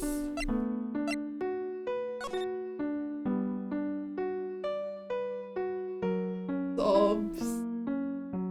Everything is so much all the time. She's so... God. Heavenly Hall. Let's go. Larry? February 8, Heavenly Hall. You can tell Larry's been here because he's got his little country flags up. Whoa, not much of a view down here, huh? It's still better than the view from my apartment, though. Someone's here. Hide yourself, detective.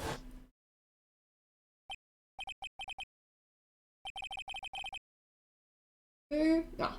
Oh, why? Why does this always happen? Whenever I find a girl I like, they always run away.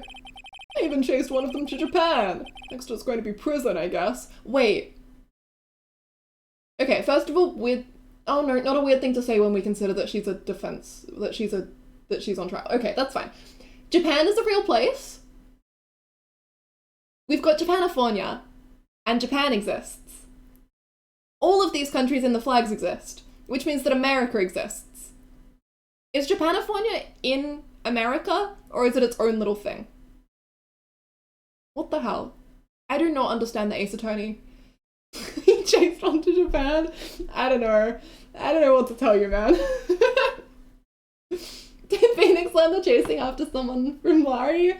You know, there's gotta be something in common to bind a friendship. Italy is real? You're telling me Italians are real? We've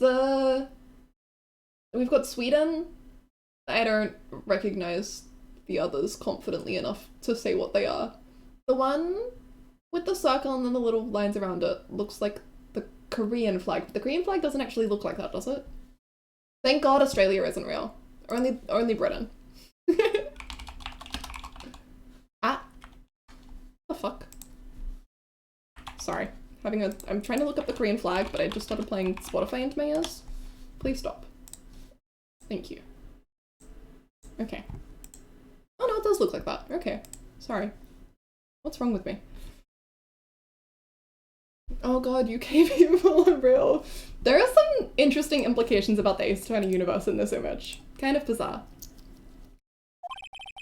I'll still have Detective's wallet. That'll get me locked up for sure. Nah, I can't do that to someone who looks like he's down on his luck. He's just talking to himself. Shh! Be quiet and listen. The Korean War happened in the Ace Attorney universe? And also the fact that the Union Jack... Make it make sense. You knew it! I shouldn't have done that. I blew it again. Done that? What did he do, I wonder? Hey, you! Not what you just said! I got an objection! What the? Edgy? You dirty rat! Sure, you oaf. I'm sorry, sir. Oh, I knew it, I wished out in that objection. And in a loud, commanding voice, too. I even pointed with my pointer finger. You've watched too many trials. I'm sorry. Okay, Larry, the jig is up.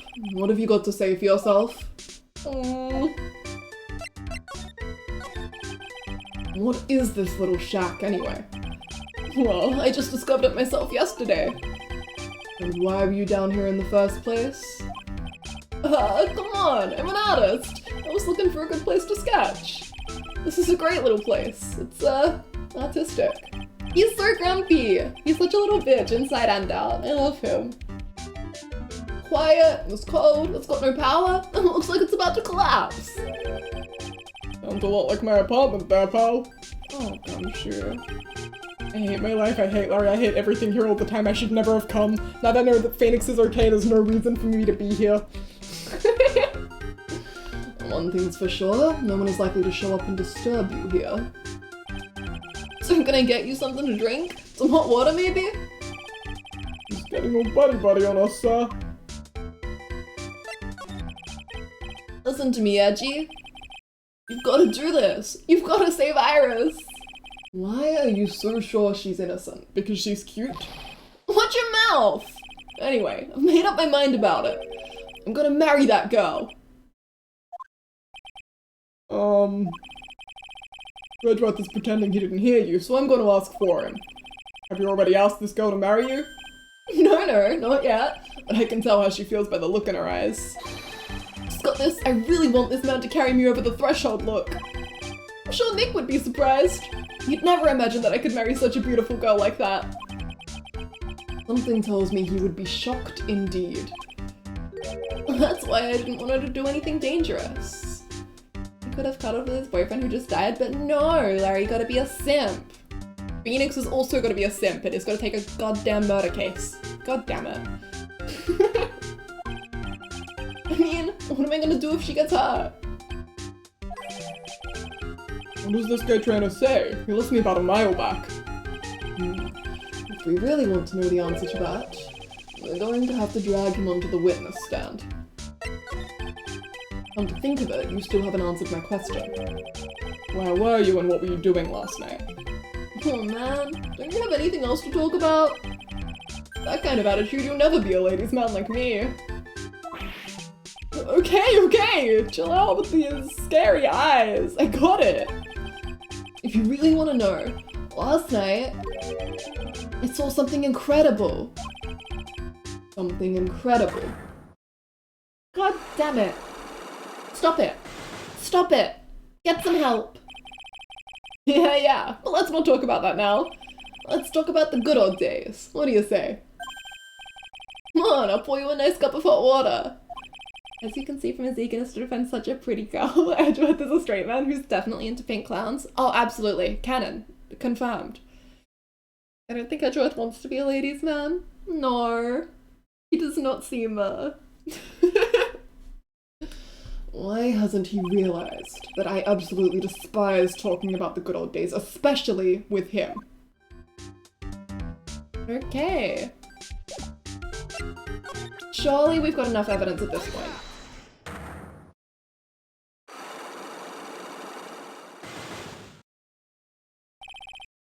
The night of the crime. Alright, now you're going to tell me what you really saw last night. Whoa, you're really upset, aren't you, Edgy? Okay, I'll talk. Huh?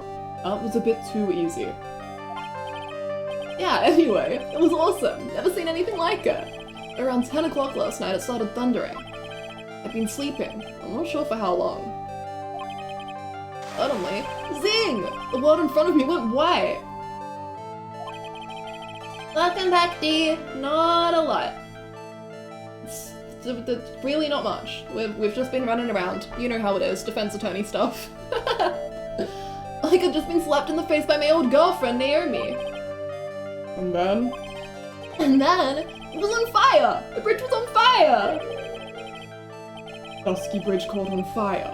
Are you saying you saw it with your own eyes? Hey! Why are you giving me the evil eye? I'm telling the truth. There are still 3 Psychologs remaining. That means he's still trying to hide something.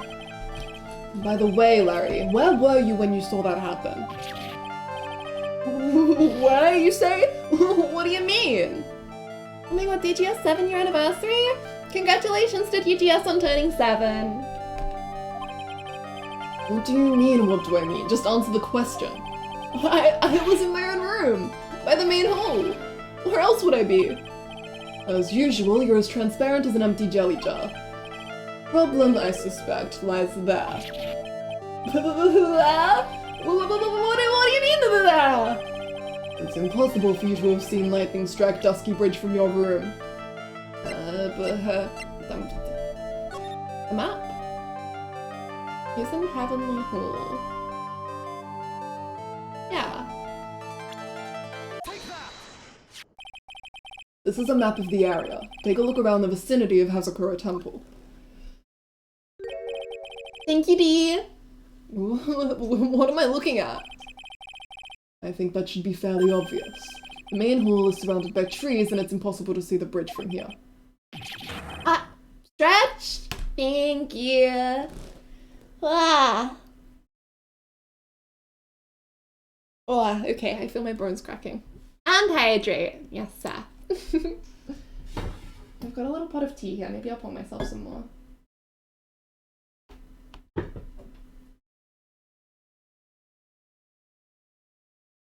Okay, I'm good. Thank you. What? Why didn't you tell me that before? Well, how about it? How about what? Do you feel like talking now? About what? It looks like it won't be that easy after all. You leave me no choice. I'll have to move on to the next step. You weren't in your room at the temple, so then where were you? You don't know that I wasn't in my room. So where was Larry and why was he there? If I've read the situation up to this point correctly, the answer is fairly obvious. Very well then, let's test my theory.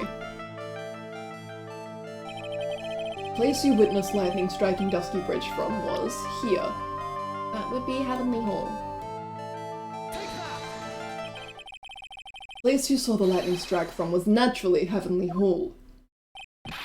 Why would I be hanging out in this old shack? It's freezing cold, there's no electricity, and it could fall apart at any minute. Larry, how do you know that anyway? How do you know that there's no electricity? After all, it's not that dark yet. Uh-oh. In other words, you have just provided evidence to prove my theory. My theory that you've at least once in your life visited Heavenly Hall after sunset. I have to admit I'm impressed, Edgy. You're in a totally different league from Nick. That's nice. Now tell me, what were you doing at this cold little shack last night? That's what you might call a fair decor. I think you mean affaire de coeur. Could it be that you were waiting for someone? Oh no! You really are one scary guy, you know? I believe that last night you were waiting for this person to come meet you. I like how I'm playing as Phoenix is like, I don't know anything anytime, but playing as Edgeworth is like, I have planned out at least the next 7 moves time to test my theory. That's the logic chess I keep hearing so much about. What does this one say? Salutation here. There is something I must talk to you about. I'll be waiting for you tonight at 10 at Heavenly Hall. Make sure you come unless you want your secret to be exposed. Okay. Salutation here? Well, Larry? Wait, I'm presenting a person? Okay, having a step ahead of where I should be, I think. Was it this person? You know what? You should save your finger pointing for the courtroom. Shh. It's no wonder people call you a workaholic. You work too hard. You should be like me. Thank you, Rizuki. Let me drink up. Hydrated. Well, I'd rather work too hard than hardly work like a loafaholic like you. In any case, I know you were waiting for someone. Yeah, but it's like I said, it's an affaire de guerre. No, Larry. You mean a fair occur. At least I think you do. Anybody know what happens when all the lock buyers die? I think you reset to your last save. Could it be you were waiting for someone? Oh no! You really are one scary guy, you know? I believe that last night you were waiting for this person to come meet you. Okay. Person. Iris. I should have been paying attention. There's only one person you'd wait for in a horrible place like this, Larry. You're a beautiful person with a beautiful soul and personality and a wonderful streamer. I love you. Thank you so much. What the hell? Welcome. What the hell? Thank you for a million. Thank you. Thank you for following. Thank you for your lovely comment and thank you for the hydrator. We'll drink some water. Thank you. Imagine Edgeworth collapses like a sad little raisin. Yeah, I think he gets a headache so bad he just passes out on the spot. I told you before, don't call me Larry. The person you were waiting for was Iris. Oh, suddenly I feel cold all over, Reggie. No doubt because of my chilly glare. So you think I got the hots for Sister Iris, huh? Do you have some kind of evidence? You got something that proves I was waiting for her? Or are you just guessing? This is where I draw the line and end this ridiculous little game. Here's the evidence that proves you were waiting for Iris. Now we can present the note. Here's your evidence. You called her to this spot with a pathetic blackmail letter. Oh, hey! Give that back! You're embarrassing me! What are you doing with that anyway? That's not important. I misjudged you, Larry. What do you mean? Taking advantage of a woman's frailty like that. You should be ashamed of yourself. Oh! Oh! First of all, what's this at the top of the letter? It says salutation here? Well, that's what it said in the book. Letter writing for dummies. You're not supposed to actually write that.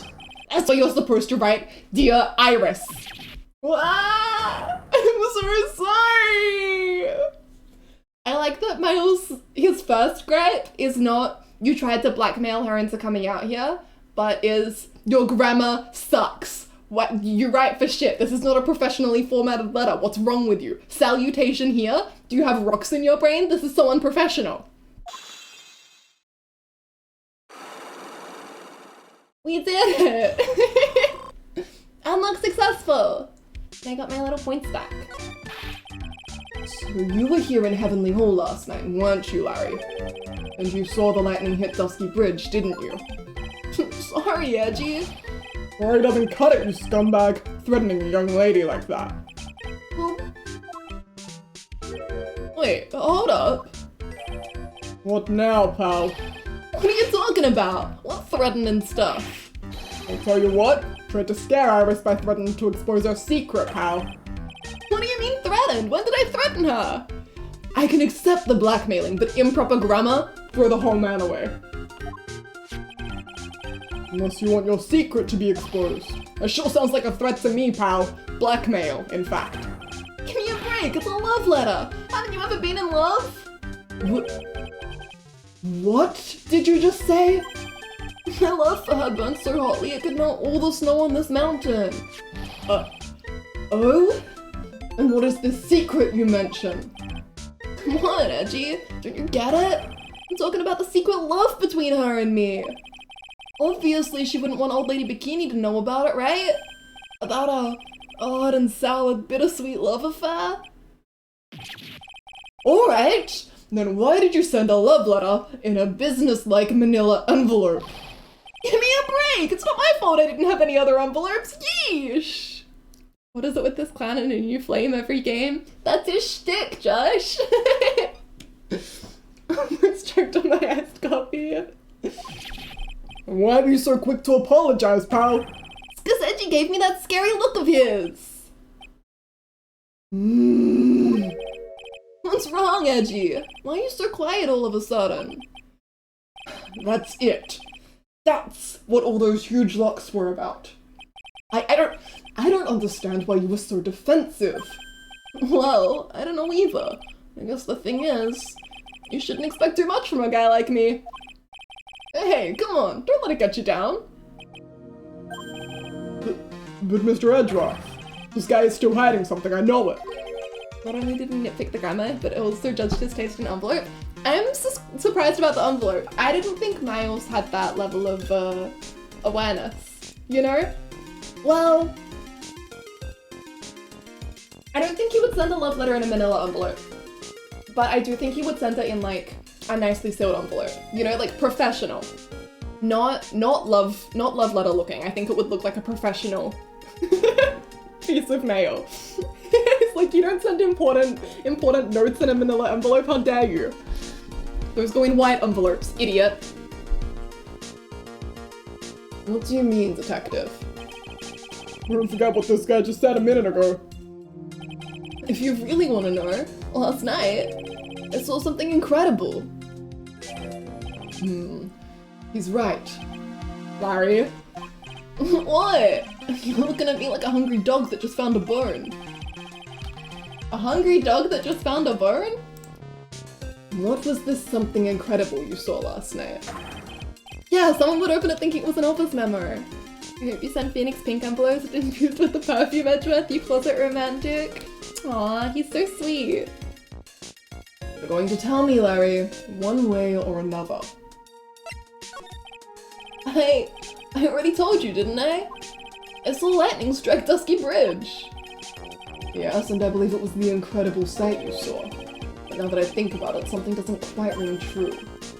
What doesn't? The Asogi connection just writes itself. If that's all there is to your story, your heart wouldn't have had all those locks. Therefore, Larry, I do believe you saw something last night. Something more incredible than lightning. What? When? Where? Well, why? How? Hey, what do you think you're doing? If you heard anything from Mr. Edgeworth, I'll arrest you on the spot, pal.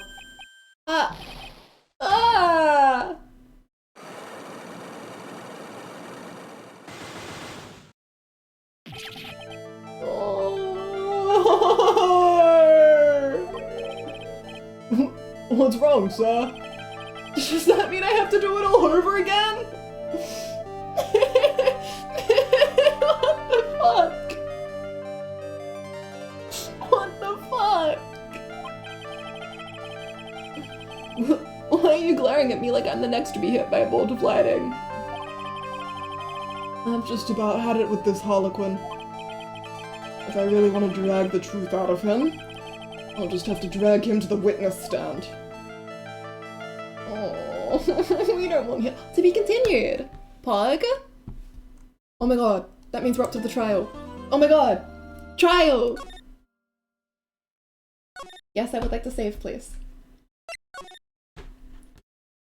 Ah! Larry, you little bastard. We'll get him on the stand. Fight, maim, kill.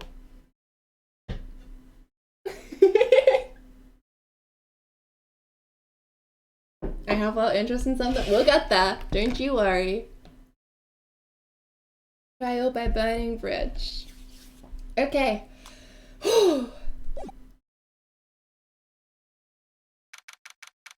February 9, 9:47 AM, District Court, Defendant Lobby number 1.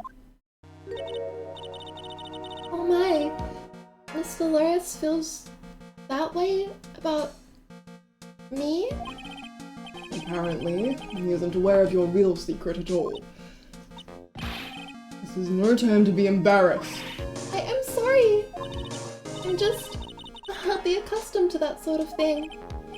Worry not, and in any case, whatever it was that he saw on the night of the incident, mark my words, I will drag it out of him. Does that mean Miss Dolores is the witness today? No. Hi, Jay. Thank you, D. Okay. I believe that none will be the first to take the stand. Mr. Bikini. He feels that way about a lot of women, Miss Iris. I wouldn't take it as a compliment.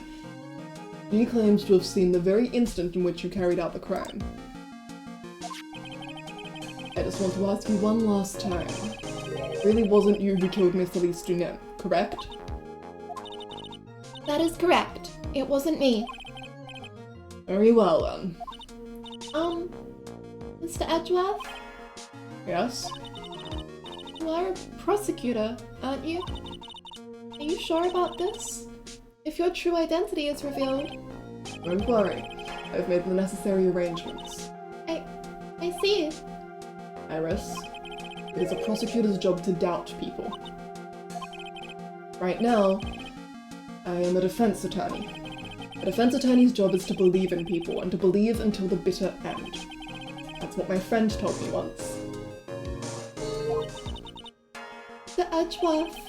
I simply ask that you watch and decide for yourself whether or not I am fit to do the task that I have been entrusted. Very well, sir. I leave my defense in your capable hands. February 9, 10 AM. District Court, courtroom number 7.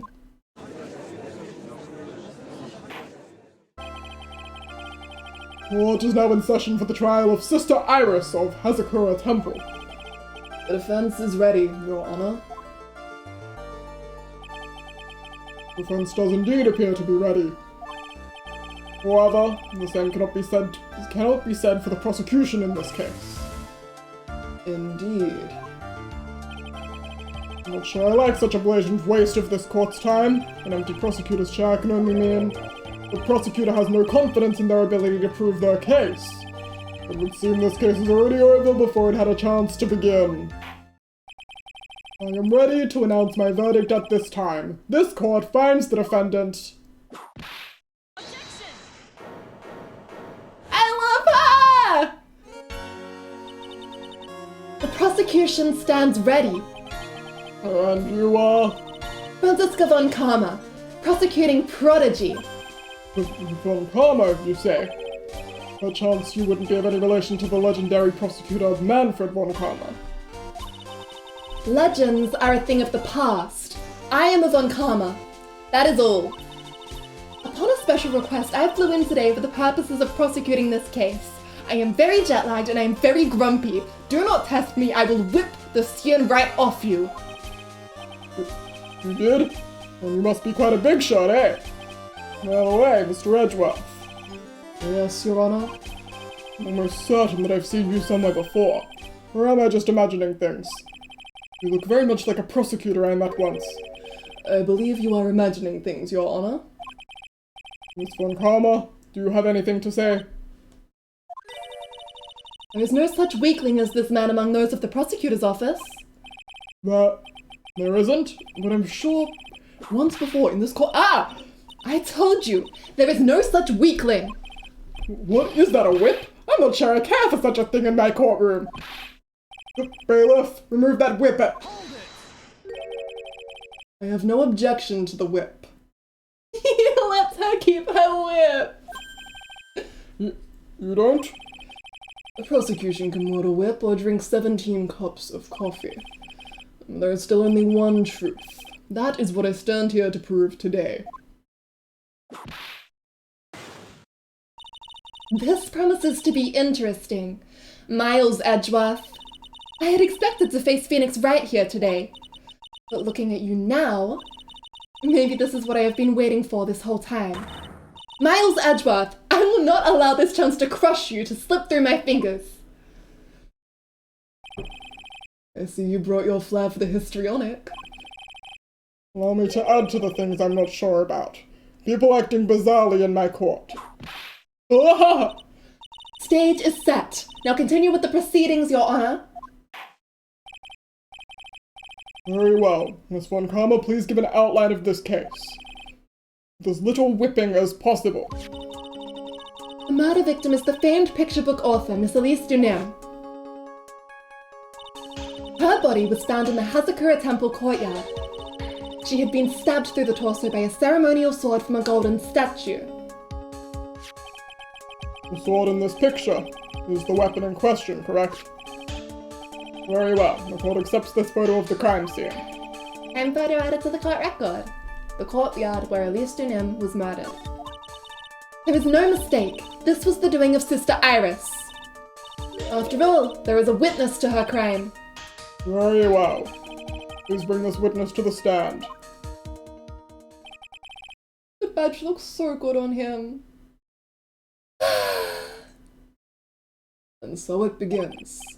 My first and last trial as a defense attorney.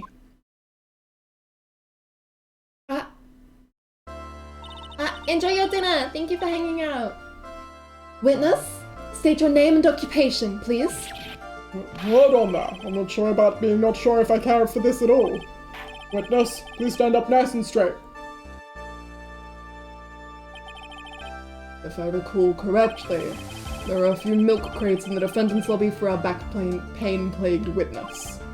Bailiff, fetch a crate for this poor lady, please. Much better.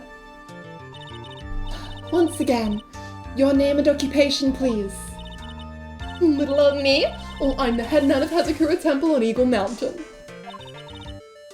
Viv, you are going to... His dream of following his father's footsteps. My name is Bikini. You got it? Bikini. Nice to meet everyone. You don't appear to be wearing a bikini right now. Ah! The courtroom is the garden of holy judgment. Those with lechery in their hearts should leave this sanctuary at once. You want me to leave? No need to get your bikinis in a twist. Let me tell you, I'm a sight to behold in the summer. In any case, witness, I hear that you saw the crime take place on the night in question. That's right. I can still hardly believe it myself, to be honest. There's no way dear little Iris could do anything like that. Let us hear what you have to say, then. First, tell us about your own movements that night, eh? The night of the murder.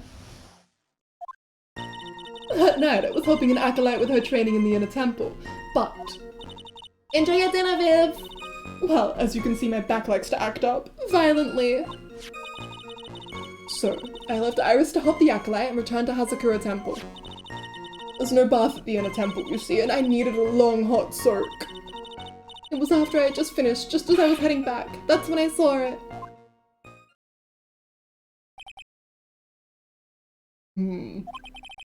It was simply coincidence that you found yourself returning to Hazakura Temple. Thank you, Dee. Yes, you could say that. If my back hadn't been in so much pain, I would have stayed at the inner temple. That sounds like a pretty important statement she just made. There's only one problem with this testimony that I can see. And you're not about to fall at the first hurdle now, are you, Miles Edgeworth? Mr. Edgeworth, please begin your cross-examination. The night of the murder. Okay.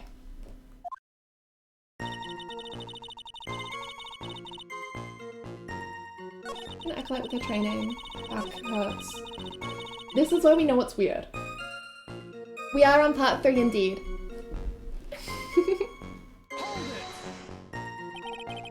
You left Iris to help. With what?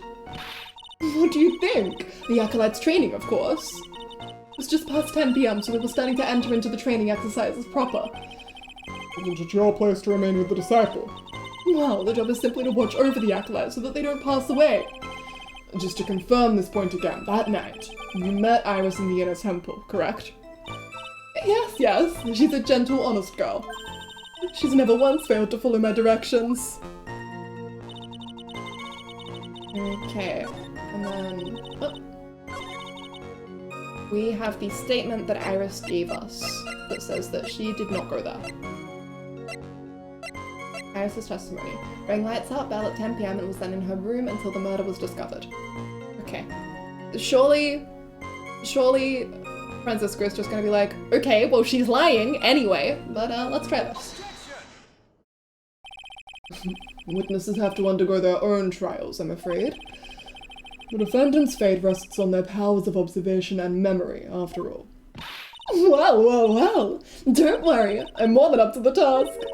I'm a woman of faith, after all, the head honcho of Hazakura Temple. In that case, Miss Honcho, I'd like you to explain something for me. The discrepancy between your testimony and that of the defendant, Iris. She claims that after ringing the lights out bell, she went back and stayed in her room. Which means she did not go to the inner temple at all.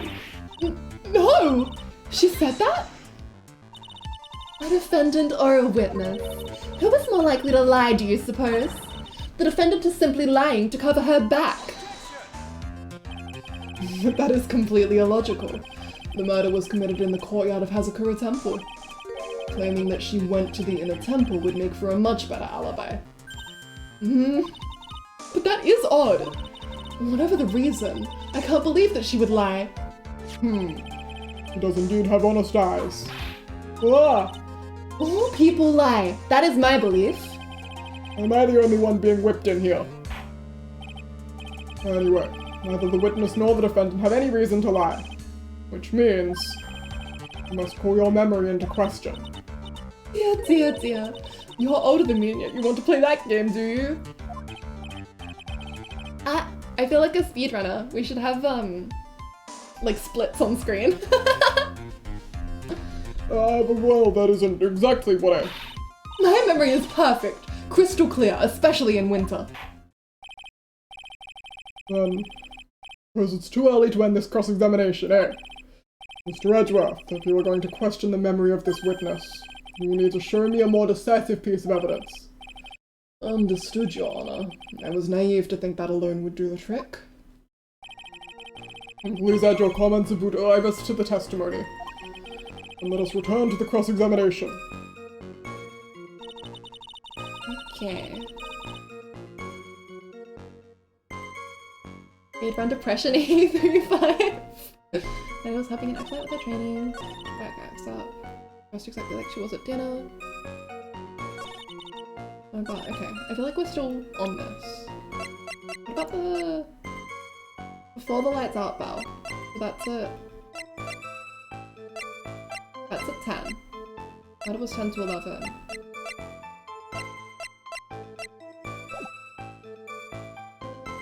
She was dressed exactly as she had been at dinner? Well, okay, so... But that's not... It doesn't work, right?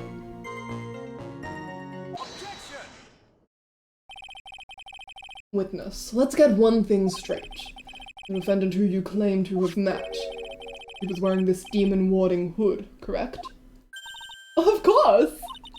That is a very important piece of clothing, I'll have you know.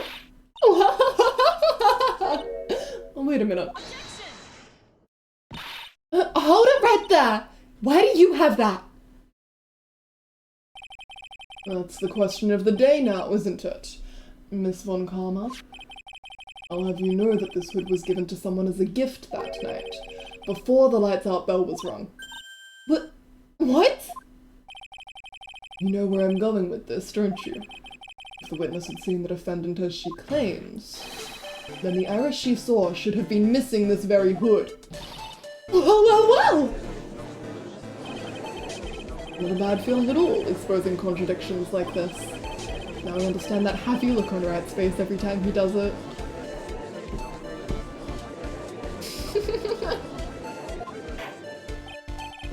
Order in the court with no... Sister! This hood! You have spare ones around the temple, don't you? Spares? Well, I do tend to make too many of them. Oh, I see. A stockpile. A surplus of hoods, eh? Each nun is only given one hood.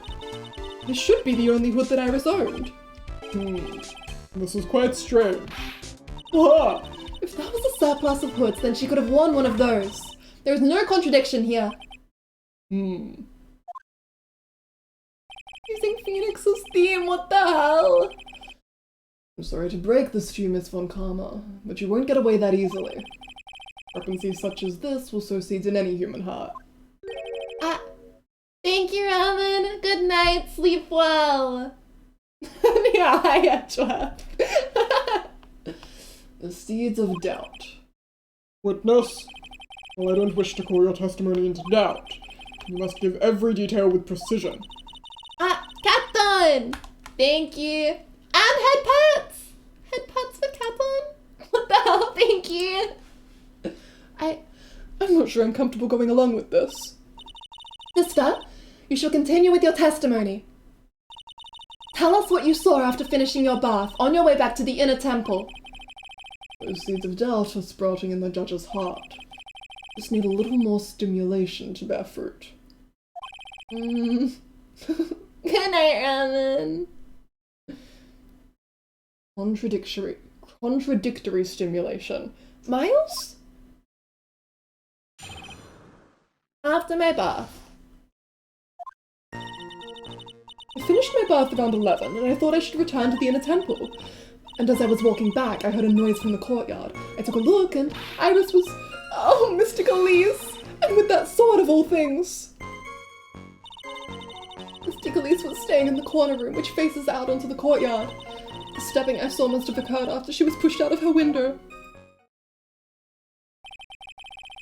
You saw a truly terrible sight, didn't you? If I was in your place, and it would be much like the Miss Von Karma whipping Mr. Edgeworth in 2 in court. It would be much like Miss Von Karma whipping Mr. Edgeworth in 2 in court. And me, seeing it all from this very chair. Well, something like that. This judge.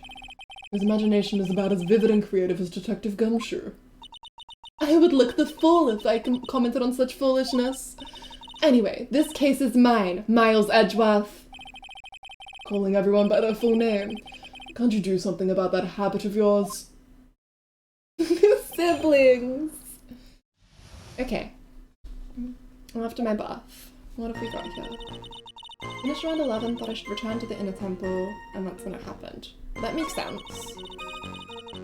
As I heard a noise from the courtyard, took a look, and Iris was Mystic Elise with the sword. Mystic Elise was staying in the corner room, which faces out onto the courtyard. Stabbing I saw must have occurred after she was pushed. Okay, well we know that that's not the case because she sustained full damage after death.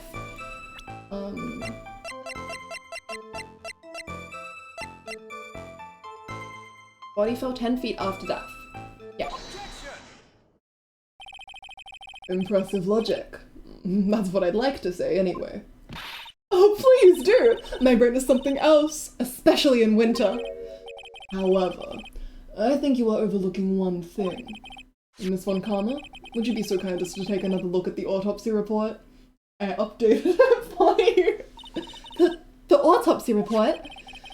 The victim did fall from a height of 10 feet. However, this fall was after she was killed. Ah! That's right. It says after death right here.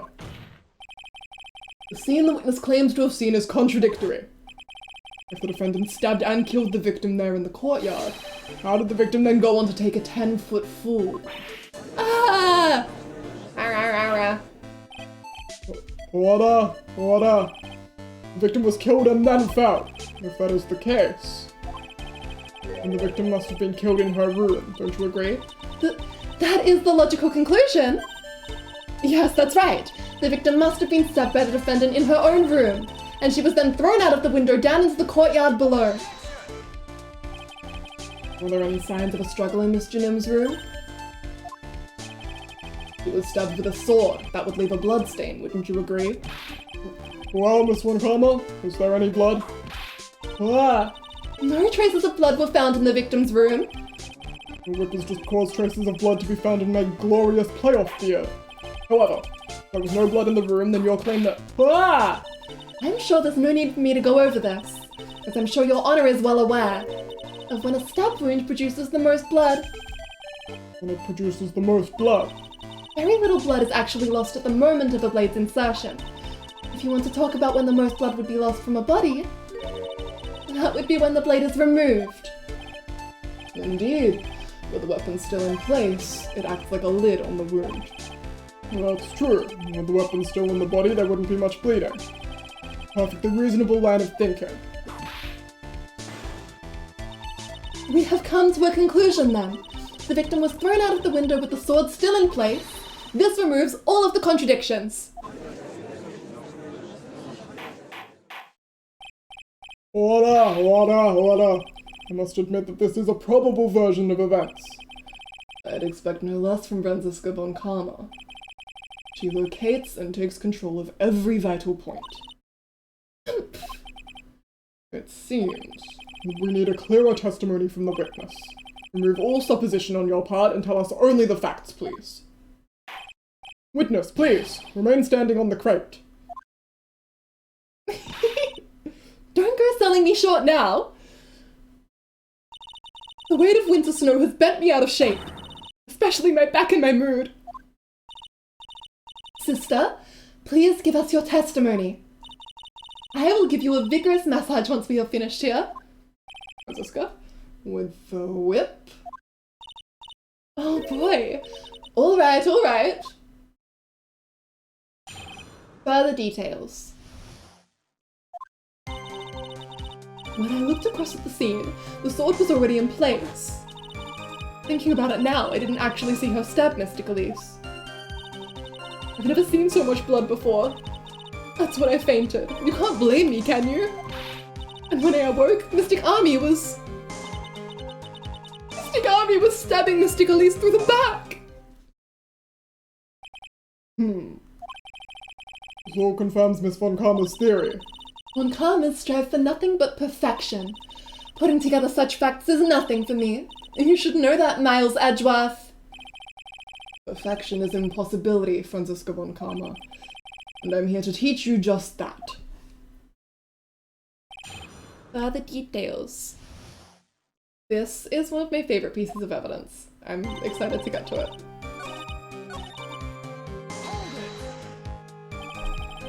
So you're saying that you saw the victim's blood? That's right! Some of it had splattered onto Iris too. When the defendant was arrested, she was meditating in her room, and her blood-flecked clothing was neatly folded in the corner. What?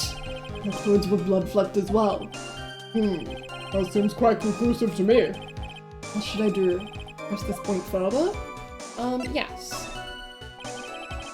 Going back to your previous statement, you said that you saw a little bleeding when the victim was stabbed. They're undoing the past trauma, they're growing. Perfection is an impossibility.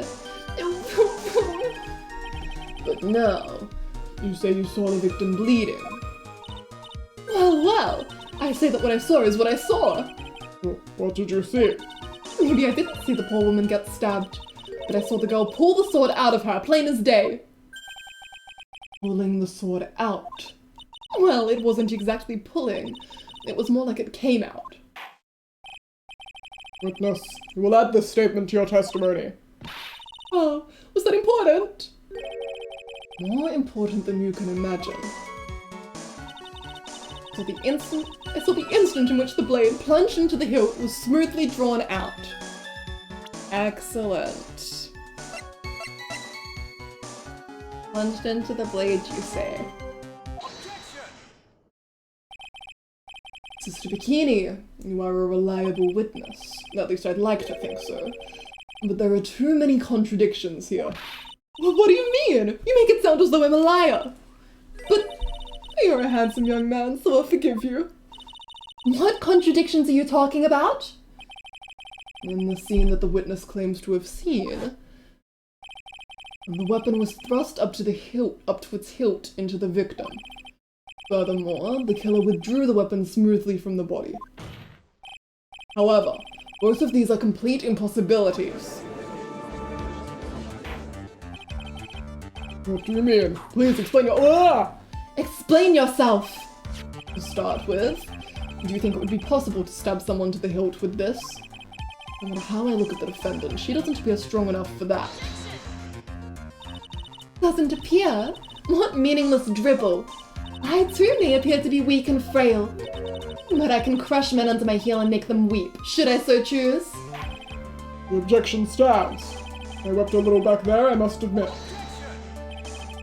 That isn't the only issue here.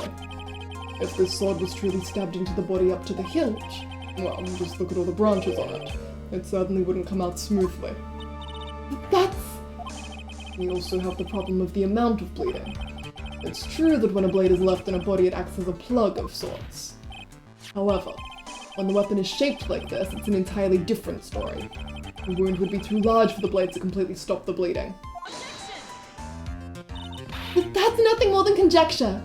Playing a sim is so cool, people actually respect Miles. The judge actually listens to him, and we get to be a bitch on the outside and inside. Yeah, beloved. Unlike Phoenix. In reality, the victim was stabbed with the shitishito. Even a weapon of this nature may still sometimes slide out smoothly and may still sometimes stop the blood loss. I'm not finished. There is still one more conclusive contradiction. You've still got more. This one is simple. If this sword really was thrust in all the way to the hilt, why is there only blood on the tip of it? I remember being so happy when I spotted this contradiction. It was like, yeah, why is there only blood on the tip? That makes sense. It just resonated with me for some reason. If this witness is telling the truth, then there should be blood along the entire length of the sword. No! Yeah, smug spray! Bravo, Miles Edgeworth! Raising this many contradictions from a single piece of evidence. Well, the other attorneys I know could maybe manage one, if that. But what does this all mean? To be clear, Francisca only knows one other attorney. She is she is shitting on Phoenix, and Phoenix specifically. You have proven contradictions regarding the murder weapon, but... Having come this far, there can only be one answer. And that is? The weapon used to kill the victim was not the Shichishito. Other trials, though, before America, I choose not to believe in them. I do not see them. You're right. There are absolutely other defense attorneys in the world. We just don't know any of them yet.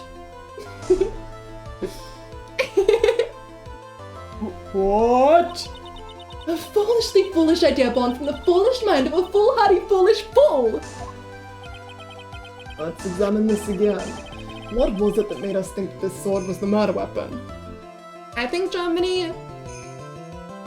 I choose to believe that Germany has a jurist system because I think that's fun, and I feel like it parallels nicely with DGS. Otherwise... I mean, Francisca was allowed a whip in there, right? So it's gotta be potentially even more deranged. Well? It's because Mystic Army was holding it. Exactly. However, if you reflect on this, that is the only basis we have to assume such a thing.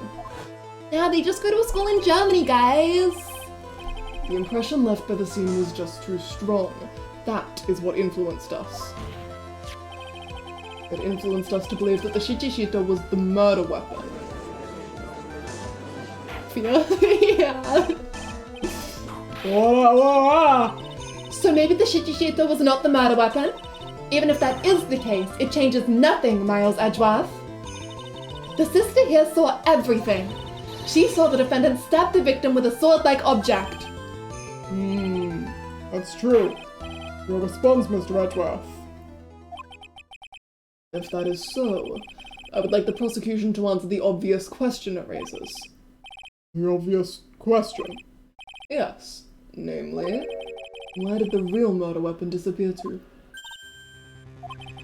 It goes without saying that the police searched the main hall and the surrounding area.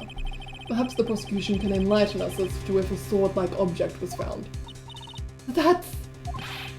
Answer the question, Miss Von Karma. No evidence of that kind was found. Another mystery to throw onto the pile. Trial without a murder weapon is a tricky beast.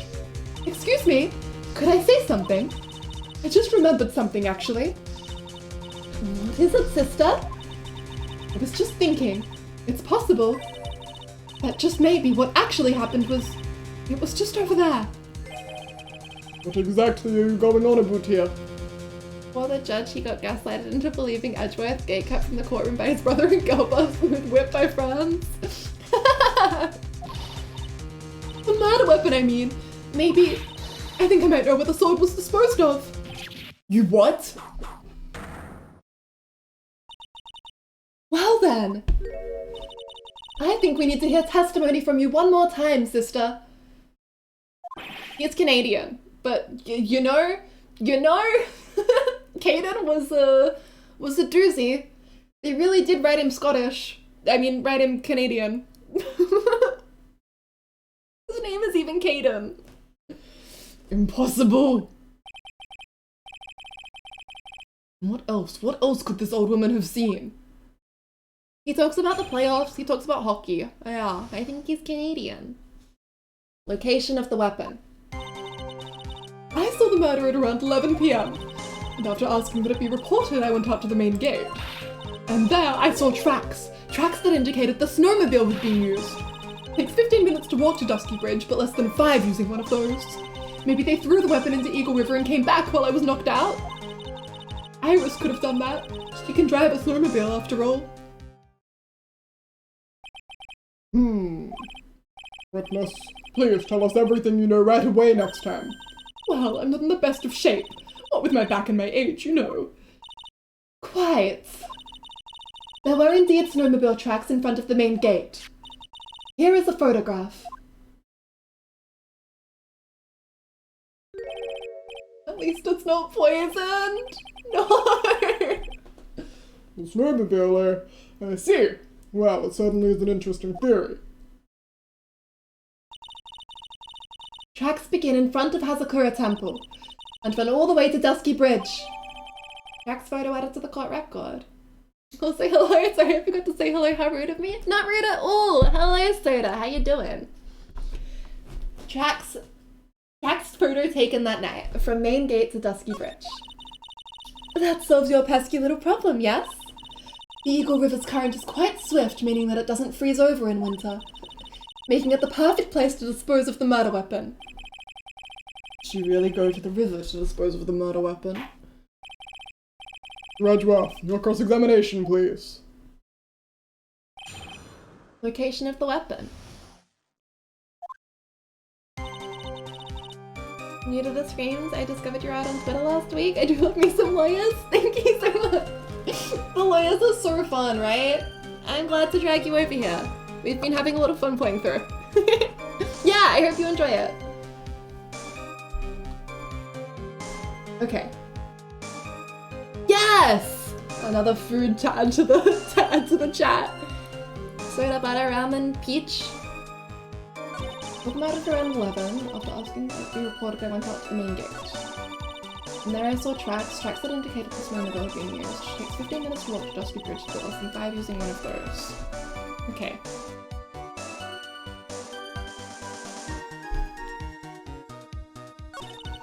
I'm gonna throw the weapon into Eagle River. Thank you, Dee! You are so hardworking. What evidence do I have right now? You just gave us the tracks photo, right? What does that look like?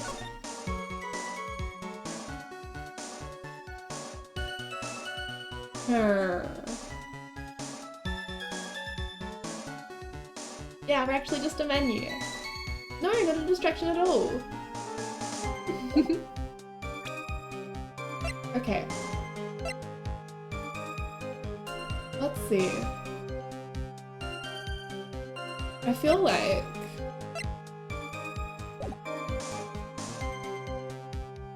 second time playing. First time playing was quite a while ago now though. I played these for the first time in 2020? Oh my god, you're a grape? We really got everyone here. Yeah, I think I played this in 2020. So it's been a while. I've forgotten everything. But yeah, DGS was my first time. And once we finish this, I'm going to play Investigations, which I have not played before either. So I'm excited. Okay, anyway, there should be a set of return tracks here. There's only one set.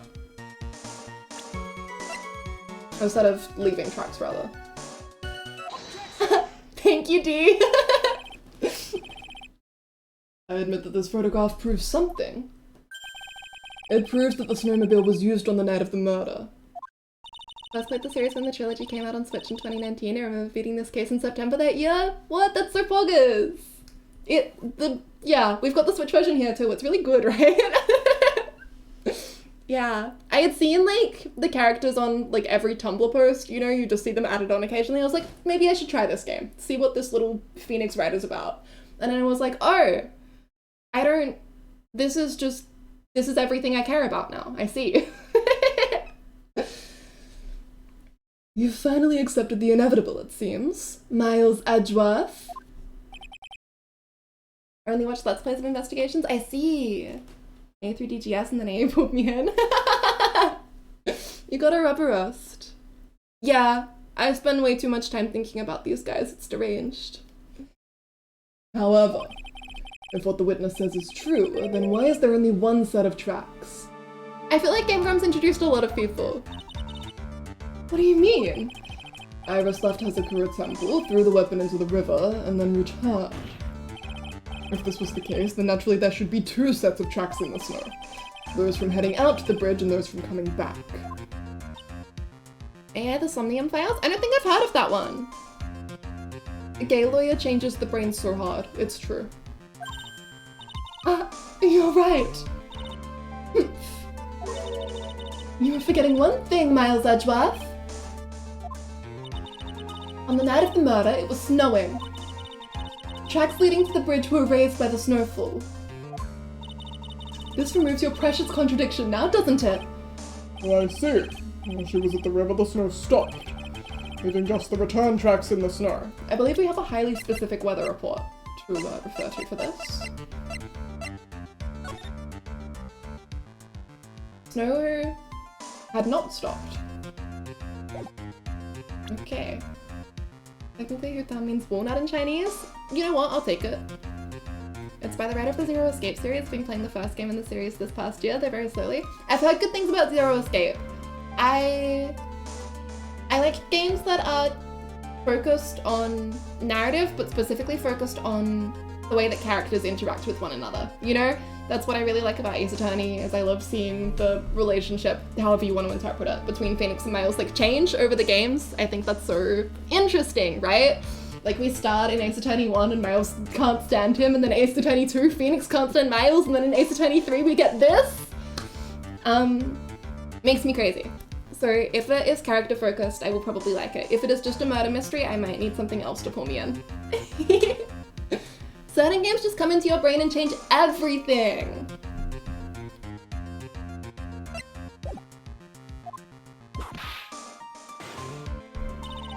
What do you have to say now, Miles Edgeworth? I have played Ace Attorney 4. I made it through the first, like, 2 cases of Ace Attorney 5, and then I like burnt out, you know? I had spent like a month doing nothing but playing Ace Attorney, and I wasn't having a lot of fun with Ace Attorney 5. So I did not play it, and I have not come back to it.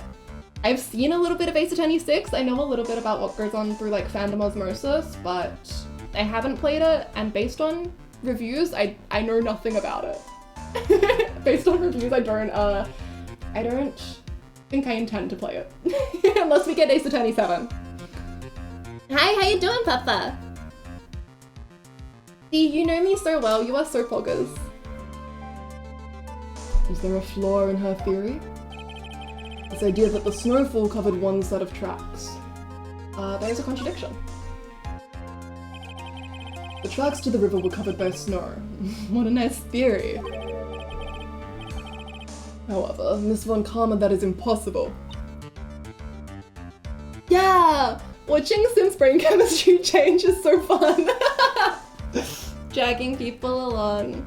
We got to do the same thing with Josh during DGS when he was around for all of that.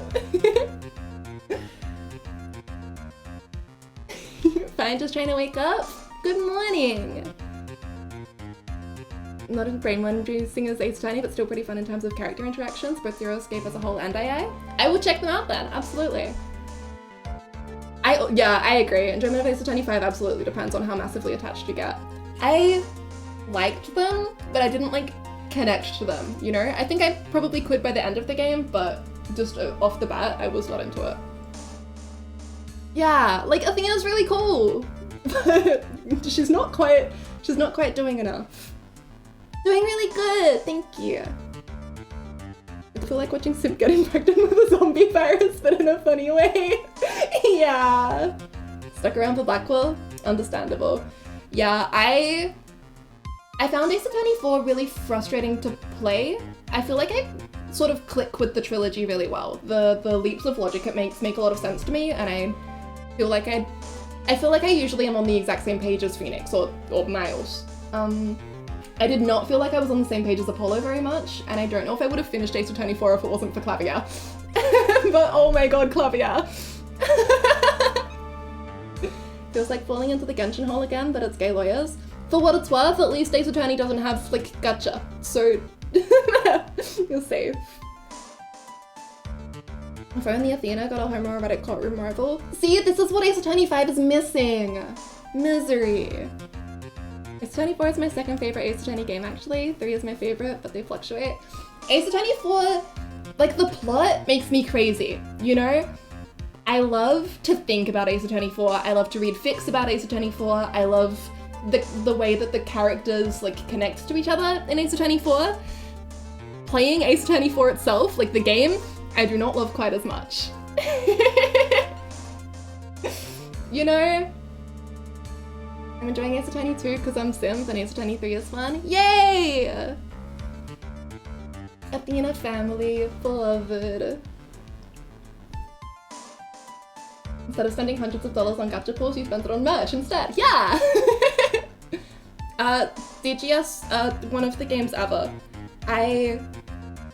The DGS brain rot hit me hard, but then I started replaying the trilogy, so it got, like, pushed out of my brain. But I suspect once I am not actively playing the trilogy, the DGS brain rot will, like, come back full force. I enjoyed DGS more than the original Ace Attorney. You know what?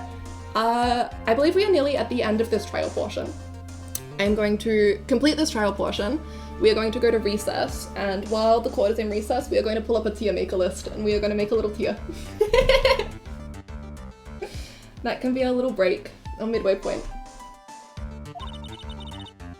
Would you care to explain why there is a rude index finger currently pointed in my general direction? No need. The evidence will do all of the talking for me. On the night of the murder, the killer went to and returned from Dusky Bridge in order to dispose of the murder weapon. The outgoing tracks were erased by snow, also claims Miss Von Karma. Mr. Edgeworth, present your evidence to the contrary, eh? Evidence that the outgoing tracks were not covered by snow. That would be the weather data. Where is it? Witness, please tell us again what time it was when you witnessed the crime. Like I said, it was around 11. Of course, this means that the weapon was thrown away after that time, correct? Bye, Soda! Get some food! On that note, please take a look at this data. It is the weather report for Eagle Mountain on the night of the murder. The weather report. Snow started to fall at 7 PM, but it stopped at around 10:50 PM. Therefore, when the sister witnessed the crime at 11 PM, the snow had already stopped falling. It is impossible for any tracks made after that time to have been covered up. Ah! Order! Very well then. It looks like Miss Von Karma's claim has been snowed in. Ah! It's too soon to be closing this trial due to snow. Miles Edgeworth, how pathetic of you to rely on the weather of all things. Answer me this then. When is the weather report ever correct? Oh, no, you've got it all wrong. This isn't a forecast, this is actual data. Ah! Forecast data? All weather reports have some inaccuracies. It may still have been snowing in the vicinity well past 11 PM. It's true, we cannot be totally sure, eh? What? How did she pull that off? It had stopped snowing at Hazakura Temple when the murder took place. You need to provide conclusive evidence of this. I've come this far. There's no turning back now. Very well. I too cannot allow any doubt to remain concerning this testimony. You can't back down, can you? Such a perfectionist, Miles Edgeworth. Very well then, Mr. Edgeworth. Where is your evidence that it had already stopped snowing when the victim was killed? That would be the photo of the... Yeah, she should have snow on her. I know, right? And with a little badge on him. I think it suits him. Ultimately, it all comes down to one point. That being, whether or not it was snowing in that courtyard when the victim was stabbed. That's right. but proving that is... incredibly easy. If we want to know whether it was snowing or not, this photo will tell us everything. Of course, I am referring to the photo of the crime scene. As you can see, everything is covered with snow, with just one exception. And that is? The victim herself, Miss Elise Junin. Why is there no snow on top of her? The answer is simple. It had stopped snowing when she was killed, that's why. In other words, if the killer really did go to the Eagle River to dispose of the murder weapon, then in this photograph there should be 2 sets of tracks. Ah! Bye, Midnight! Thank you for stopping by. Just what are you suggesting, Miles Edgeworth? To be honest, I'm not entirely sure myself, but Thank you, Soda. I'm glad you're enjoying it. this is simply what all of the facts point to. At night, someone used the snowmobile to leave Hazakura Temple. From the tracks left, it can be understood that they were heading for Dusky Bridge. At that time, it was still snowing. Of course it was, because those tracks were erased by the snow. Yeah, for real, Sim. And when this person returned to Hazakura Temple, the snow had stopped. Thus, the return tracks remained. Can I say something? This all sounds a bit fishy to me. What does, sister? There's only one key for the snowmobile. Furthermore, on the night in question, we know that the defendant had it. The key was found in her room after the murder. Which can only mean that night Iris used the snowmobile to go to the inner temple. But Iris said that she never went there. I should probably press on this point some more when I get the chance. The snowmobile can't cross the suspension bridge, so she must have left it on the Hazakura side of the bridge and crossed on foot. That sounds right. But what's odd is when I left Iris and returned to Hazakura Temple, I didn't see anything near Dusky Bridge. You must have just failed to see it, sister. maybe, but when I made it back to Hazakura Temple, It was there, by the main gate. The snowmobile, I mean. I know what I saw. It was covered in snow, too. but that isn't possible.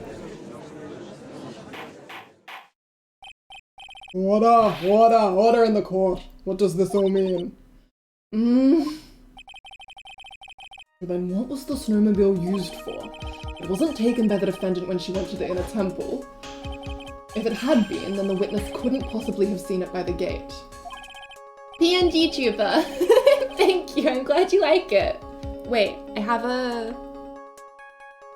Yeah, I little guy. I'm glad you like it. Furthermore, it wasn't used by the killer to dispose of the murder weapon. If that was the case, there should be 2 sets of tracks in this photo. All we know is this. After it stopped snowing, someone used the snowmobile to return to Hazakura Temple. I never thought a simple snowmobile could cause so much trouble. Just a little guy. I think we've learned all we can from this witness. Yes. Hydrate, thank you, Rizuki. And posture check. I am sitting so straight and good. And head pats! What the hell?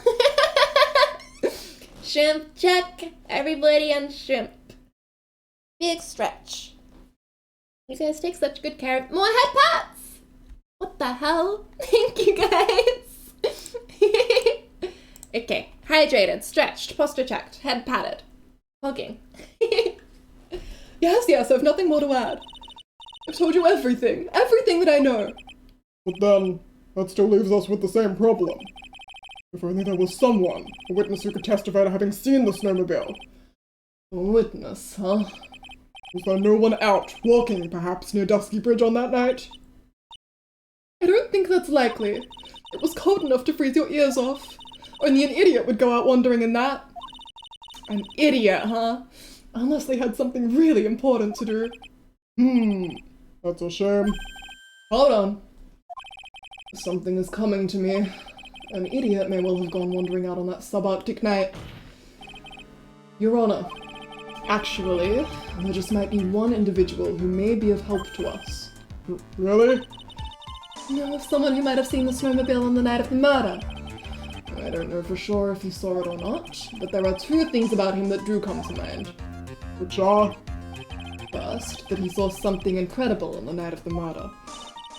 And the second being, this individual that I'm thinking of went wandering outside on that cold night. In other words, he is our kind of idiot. Mr. Edgeworth, who is this idiot you're talking about? That would be our beloved Larry Butts. Oh, Larry, you're useless in the most useful way. Phoenix, right, baby? Let's bring him in here. Don't mind the brain damage that he's probably sustained from his fall. Trust me, this guy must be a product of Jean-Luc de la Duc's Guide to Obnoxious Friend Painting. This is Larry Butts, a disciple of the victim, at least you know. A student. Interesting. And why was he wandering about outside on the night of the murder? The French, this line disturbs me. Understandable. That's... I could tell them all about his designs for Iris, but it may cost us his credibility as a witness before I even call him. He is, after all, an artist. He was, perhaps, searching for something in the snowy scenery that would move him. Although I cannot guarantee this is the reason. Oh, so when Miles does it, it's cool and suave and he's in control. But when Phoenix tries to just make shit up on the stand, it's called bluffing? And so, this unfortunate, unreliable-looking man. What exactly was it that he saw? I intend to extract that from him right here in this courtroom. Summon this youth as a witness immediately. I have no choice, do I? I believe he is in the gallery for this trial. It will not take long to summon him. Very well. Larry... You may have escaped me yesterday, but today I'm going to get everything out of you. Von Karma and Larry, yeah. A match made in hell. The court will now adjourn for a 20-minute break. Miss Von Karma, please see to preparing the next witness. Understood, Your Honor. Good. Well then, court is now in recess. To be continued. Okay. Time for us to take a little break as well. Ah, hi Jay. Thank you, D. Yes, sir. Hydrated. It's recess, baby. I still want to get through as much of this trial as possible today, so we won't take long. But let me take us over here. Give us a little bit of music. Oh, of course it's this song. Excellent. Okay. This is the one I want. Okay. Ace Attorney case tier list. Oh look, one exists. Oh, this is cases. Okay, that's probably gonna take too long. Let's do games.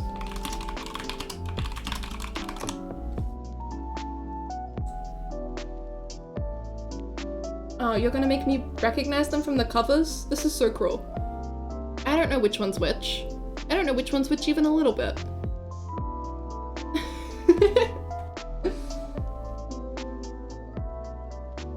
Okay. Let's see. Let's use... This is the first one, right? I think we put that one there. And Justice for All goes right next to it. And Trials and Tribulations is my favorite, so it goes up there. Is this DGS true? DGS true goes like here, please. Auto's theme. They're in logical order. Okay, excellent. DGS 1, DGS... Sorry, these are... I'm doing these in order within their lists as well. S24 I would put like... See, I really like... There's a lot in Ace Attorney 4 that I really like. There's a lot that drove me crazy. So I'm gonna put it there. 5 I did not care about. 6 I do not care about. And then these ones I haven't played. There we go. 2 hours and 24 minutes, you took 3 hours and almost 30. I am being graded on my speedrunning. Yeah, I think this is how it goes. Sorry, Ace Attorney 6. You were informed by the fact that I have not played you. I know that this has the daddy land, so maybe I will put it there. You know what? My expectations are, people say that Layden is really good, so I'm gonna put it there. I'm gonna put investigations there, and investigations 2 there. That's what I'm expecting. But we'll see. Anyway, video game. Let's continue. Thank you, D. I appreciate it. I would really like to get through this in one night. If we can do this in one stream, that'd be cool as hell. 6 is expected to be the lowest? Yeah, I would probably like it more if I'd played it. Investigations 2 is really good. Interesting. Unfortunately not the best judge to rank the investigations games. Yeah, we'll find out. I've got the stream, and then the channel is gonna go on hiatus for a little while since I have 2 consecutive cons. But I'll be back in the last weekend of July and we can start investigations then. Always gonna be an hour behind. I think it'll gain on us. Only watch Let's Plays? Understandable. Yeah, playing them yourself is a different experience. I think if I had watched a Let's Play of Ace Attorney 4, I would have enjoyed it more than I enjoyed playing it. Okay, part 2 trial.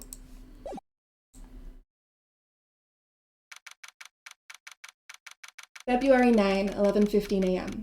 District Court, Defendant Lobby Number 1. Excuse me, Mr. Edgeworth? I'm not really sure what to say. Iris, you only have 20 minutes. There are 2 things which I need to ask you before we reconvene. Alright, I'll help you any way I can. First, about that night. You really didn't go to the inner temple, correct? The last witness claims to have met and talked with you in the training hall. Either you or Sister Bikini is lying. Mr. Edgeworth, it is just as I said yesterday. Until the incident occurred, I was in my own room in Hazakura Temple. Very well. Second thing, then. That night, the temple snowmobile was used in between the times Sister Bikini returned to the main hall and when she bore witness to the murder. Sometime between 10:30 and 11 PM that night. Were you the one who used the snowmobile? There's only one key for the snowmobile. The only person who could have used it was me. Gotta get going, might be back later but I need to get some food, haven't eaten today, and it's 2:25 in the afternoon. Oh my god, please go get some food. Definitely come back whenever you stream. It was lovely meeting with you. I hope we get to chat some more in the future. Enjoy your lunch. So it was you. But why? What made you go out the Dusky Bridge? I'm sorry, Mr. Edgeworth.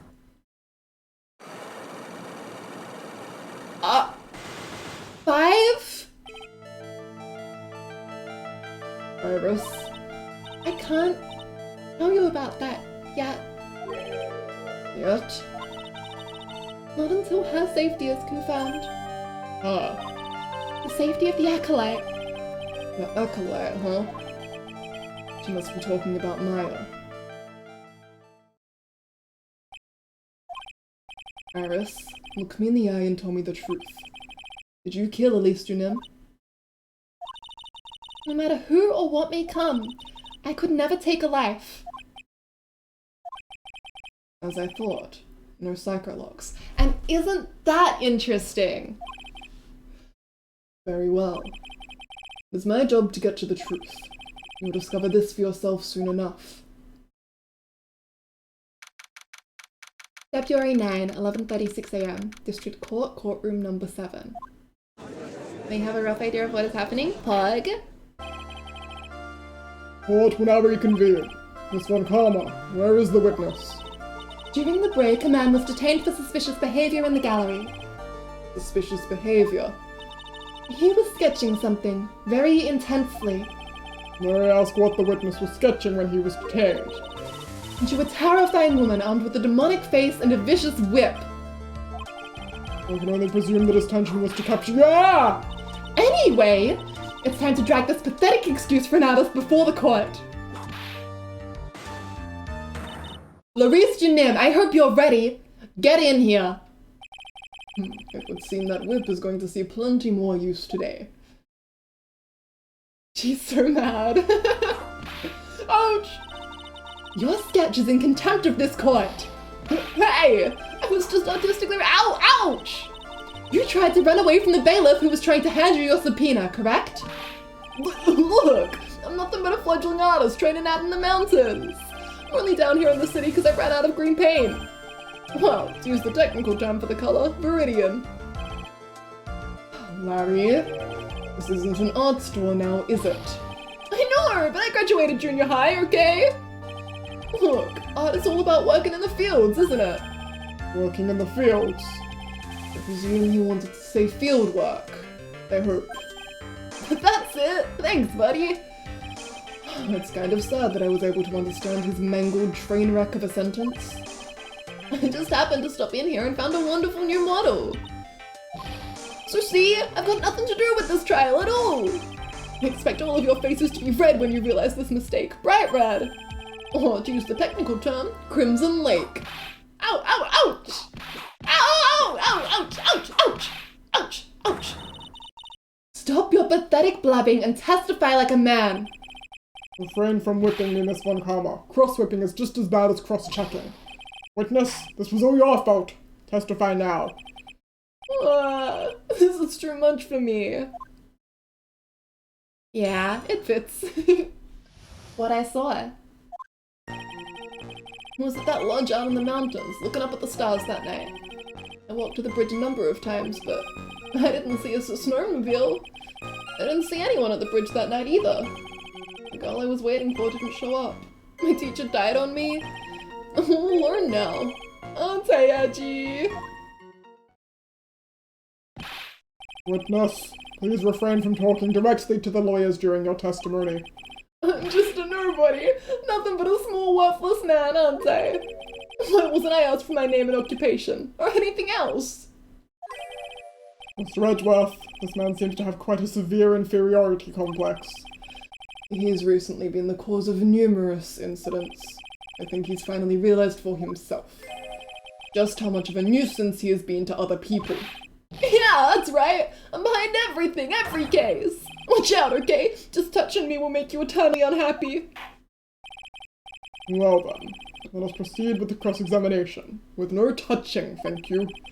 We can delve into other details at a later time. Nobody cares about him for real. Like, that's what I'm saying. Nobody wants him for real. Larry drawing a demon queen with a whip affectionate. Ah, thank you, Will. And posture check. Okay, I thought that was another hydrate. I was slouching a little bit. I will sit up. And a stretch. Yes, sir. I hope you are having a poggers day. I hope you are getting to Valorant and you are winning and so on and so forth. Or you are otherwise doing something that sparks happy. Who do you, Misty? It only took 14 minutes to slouch again? Okay, sorry. I'll mind my posture better. Francisca might whip you, but Edgeworth will break your heart. For real! Oh my god, the Osorius? You missing man? That's deranged. I'm lunch now, so I came here to harass you. Thank you. I am happy to be harassed. Francisca will break your heart, except literally. Yeah.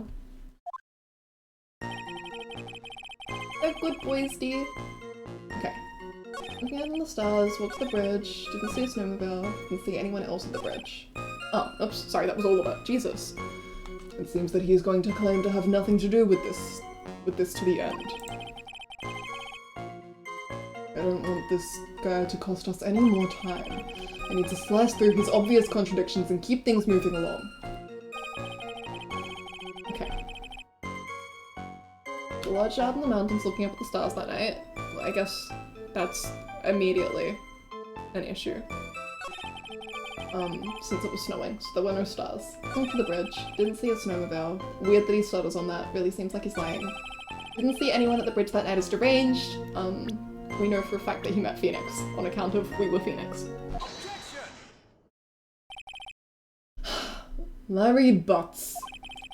I can understand why you might want to throw your old life away. You're pretty pathetic, and you cause all sorts of trouble. I'm sorry! But, having realized just how much of a nuisance you have been, that could be considered a step in the right direction. Hedgie, are you trying to console me? It certainly doesn't sound that way to me. However, I cannot forgive you for simply turning away from the incidents you create. Ah! You're totally pinning this on me! Now then, let us talk about the night of the murder. Sister Bikini, after seeing the murder take place, asked Phoenix Wright to report it. Thus, he headed for the public phone by the bridge. There, he happened across a certain nefarious individual. You, Larry Butts.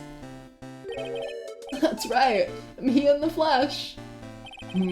Listen carefully, witness. It doesn't matter if you change your name. So long as you remain pretty pathetic, you will continue to cause these incidents. That reality will not change. But what do you want me to do then? Larry, what you need to change is your inner self. But for now, what you saw that night, testify truthfully about this one issue is all I need from you. Edgy, I think I've finally woken up. Well, I guess I could still be sleeping. But anyway, I'll do it, I'll testify. Well, I'm not sure this will go especially well. Doubt. I'll ask again then, witness. What did you see on the night of the murder? What I saw part 2. Okay. I went to the shack at around 9, so it would have been around 10:30 PM. I was lying under my bedding when a white flash almost blinded me. I looked out the window and Dusky Bridge was on fire. There was still some thunder, but I went right away to check it out. That's when I ran into Nick.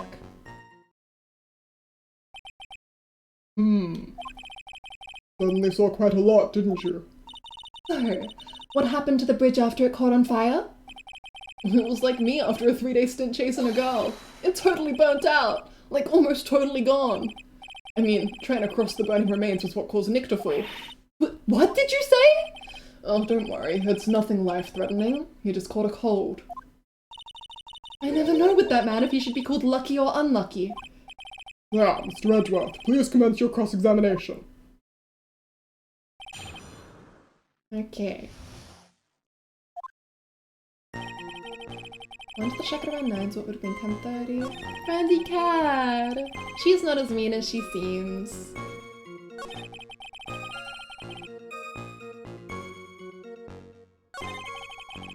She's so sweet, right?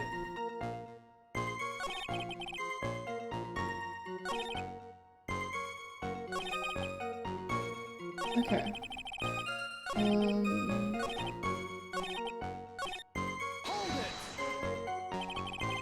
You said right away, but exactly how long after the strike was that? Lightning fell and then the bridge caught on fire. Maybe around 5 minutes? I mean, I suddenly thought, gotta go check this out. How far is the small shack How far is the small shack you were in from the bridge? Hold on. Well, it had pretty much stopped snowing. I guess about a 5-minute walk? And how did Dusky Bridge look when you got there? I really like how she's confident and mean on the outside, but I like that she's sweet on the inside. Yeah! Like I had recovered a piece of my childhood. I mean, not even the bonfire kids make during school camping trips can compare. Well, you're pressing for a little more info? Let's see. Why didn't he call anyone? Larry, let me ask you one thing. What is it, Edgy? What's with the serious face? Why didn't you call anyone? Huh? What do you mean? Normally, when faced with a towering inferno, one would try and tell someone. There was a public phone right by Dusky Bridge, correct? Well, of course I thought of doing that. So then, let's hear why you didn't. Huh? Yeah, okay. A reason. My reason. It isn't that I didn't try to tell anyone. I just didn't have time to, okay? I arrived at the bridge and Nick showed up less than a minute later. Interesting. Okay. What's the timeline on this? Arrived at the bridge, showed up less than a minute later. Minute is probably important, but where? So where's the weather data? He went there when the lightning struck. And the lightning struck at 10:45. Around 30 minutes passed between the fire starting and going out. Okay, sure. Still bothers me how happy Larry looked when we first saw him at the bridge burn, right? Thank you, Dee.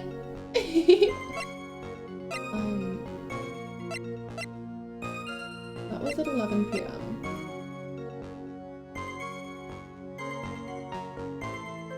Okay. Larry said he got there in like 5 minutes, right? So he would have been there at 10:50, but Phoenix wouldn't have been there until after 11, right?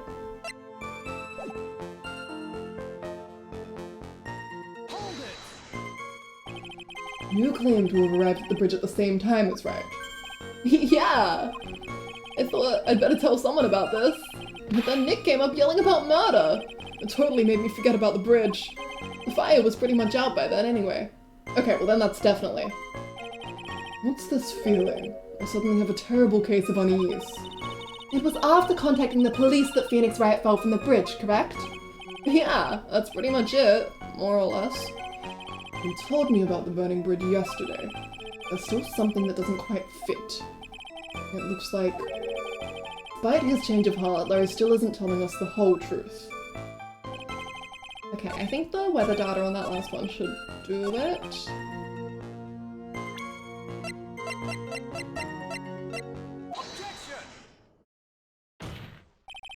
Your very existence being a contradiction. I'm not sure if you can grasp this or not. What the? Hey, Edgy! You make me sound like some sort of alien! Kinda feels like playing Phoenix during his first case, except Miles is just more confident he gets taken seriously? Yeah! Your testimony is conclusively contradictory. The problem here is time. I've never been the best timekeeper, you know. 3 minutes after Billy leaves on foot, you follow him on your bicycle. How long does it take for you to catch up with him? Terrible at those. This is much more simple. You saw the lightning strike Dusky Bridge and immediately went to see what had happened. Is this correct? Yeah! Well, I was wasted about 5 minutes first, but more or less. I have the weather data from the night of the murder here. According to this, the lightning fell at 10:45 p.m. You say it takes less than 5 minutes from the shack to Dusky Bridge, meaning you probably got there at around 11 p.m. And that sounds about right, I guess. And then Nick showed up and did his falling act. That is impossible. What do you mean? 11 p.m. is when the murder occurred in Hazakura Temple. Thus, Wright was still there in the courtyard. There is no way that Larry could have encountered him at Dusky Bridge at that time. Excuse me, I have an objection? You do. Hedgie, how many times do I have to say this? I'm not Larry, I'm the restored name. Ah! It has not been proven that the murder occurred at 11 p.m. The sister only said around 11. Like how he just called Miles as well. Like, Larry, you understand that he's halfway across the world and there's nothing he can do and he's literally a prosecutor? Yeah, but it's Miles. That's who you call when you're in trouble, right? Well, normally you call Phoenix, but Phoenix, is the one in trouble. So, gotta be Miles. In which case, it could have been earlier than that. Watch your footing there, Miss Franziska von Karma. The slope ahead is slippery. But there is still no way that Wright could have been at Dusky Bridge at 11 p.m. And why not? It is clearly written here in the weather data report. It took around 30 minutes for the bridge to burn out. Therefore, the bridge must have been burning until at least 11:15. Which means what, exactly? Wright did not see the bridge while it was being consumed by the flames that night. In fact, he did not arrive on the scene until after the fire had died down. Larry, you arrived at the bridge at 11 p.m., but Wright did not make it there until at least 11:15. I suggest you stop hiding things and just tell us the whole truth. Now then. What happened during these missing 15 minutes? Oh, I feel like I just got brutally woken up by toilet splashback. I guess I was still sleeping after all. Pinch me. Order. So there was a missing 15 minutes prior to meeting Phoenix, right? I hardly see that as much of a problem. Yeah, not much of a problem at all. Really? The bridge is burning before your eyes and there is a phone right next to it. Why, then, did you not report the accident? Yes, witness, why didn't you? Were you there simply to watch the bridge burn? And therein lies the problem. For even after the bridge had burnt out, he was still there. Staring into space, this witness didn't even attempt to fulfill his civic duty. That's what it sounds like. But this is Larry we are talking about, and even he is incapable of being so stupid. Which means there has to be a reason for his inaction. Gee, I think it's about time I got serious with you, dude. Just as I thought, you've been playing with us all this time. Listen, I'm gonna tell you everything. Are you sure you want to hear it all? Yes? I may really say it this time. Everything. Ah! Then say it! Very well. I have a terribly bad feeling about this. However, let's have the witness finally give us the whole truth. Now, for this 15-minute gap, what were you doing, witness? The missing 15 minutes. I'm a dunim. I'm an artist. What do you think I was doing? Sketching in front of the bridge. I was whipped up into a frenzy of art. The shock and awe that I was feeling, I transferred it all directly onto the page. Before I realized it, the flames had gone out and then he came running up. Suppose artists can be strange folk. That's right. I'm willing to sacrifice everything in order to draw the perfect sketch. Including the truth from the sound of it. Mr. Edgeworth, has this removed the last of your doubts? Not at all, Your Honor. One very large doubt still remains. And what would that be? It's a surprisingly believable story, especially considering the source. So why did he think he needed to hide it from us until now? I intend to drag the reason out of him. You'll regret this, Edgy. Missing 15 minutes.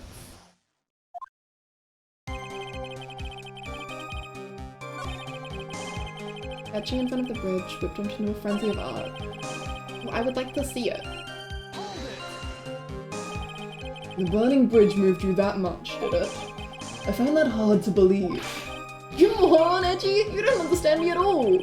If I see an abandoned cat, I find myself passing by it with tears in my eyes. I am a man overflowing with irresponsible kindness. And I use my irresponsible kindness to fill the pages of my notebook. An artist using a notebook. It's so pathetic it makes me want to cry myself. I command you to go buy at least a proper sketch pad. What has that got to do with anything? I'm not sure if I care for an artist using a notebook for sketching. Proceed, witness. I realized that the flames had gone out and then he came running up. Wait, where do I want to see the sketch. Show me. If you did this, show me. Sketching. The burning bridge. Burning bridge and everything that came with it. What came with it? You want to hear this from my lips, do you, Edgy? You'll regret this. That sketch of mine is Enough! Just take that ridiculous sketch of yours out already, witness. What are you talking about? I don't know what you mean. That does indeed appear to be the fastest solution. I'll leave it to you, Mr. Edgeworth. What should I do? I've got a terrible feeling that the instant this sketch is revealed, the entire world may be changed by what is depicted there. Well, we need to uncover the truth. My friend jumped off the bridge, I gotta add him in, now I just ran to the flames. Damn it, Phoenix. Larry, I wonder if you could show us your sketch, please? Well, even I couldn't have imagined it would turn out like this. Imagined what? that Laristinium's debut would take place here today like this. Ouch! Show it! Now! Okay, but steel yourselves.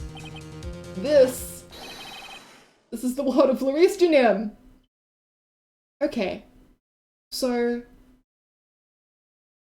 one big problem here.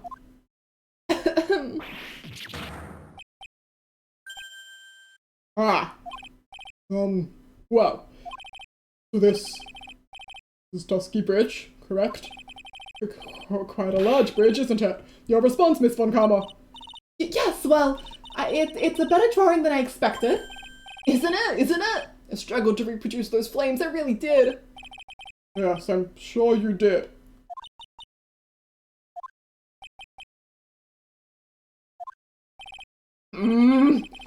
This is going to get ugly.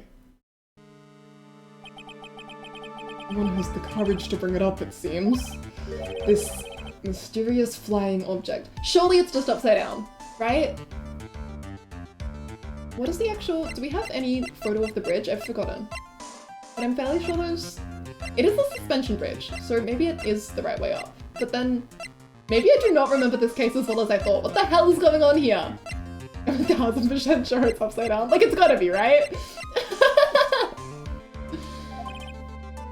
Larry? What? The burning bridge is fine. But what is that unfortunate looking figure? Ah, you spotted that? I thought you might.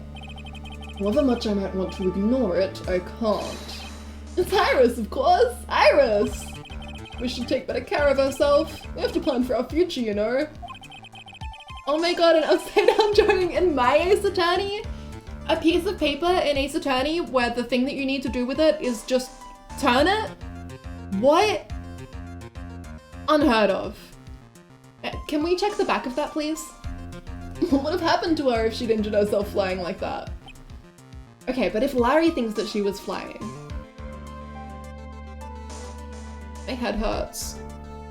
It's as ridiculous as never flipping a piece of paper! Larry, please, answer this next question honestly. Okay.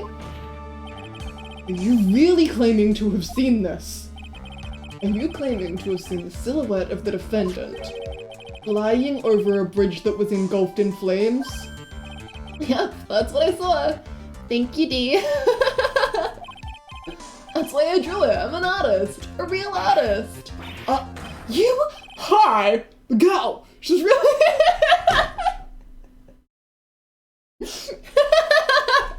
Are you high?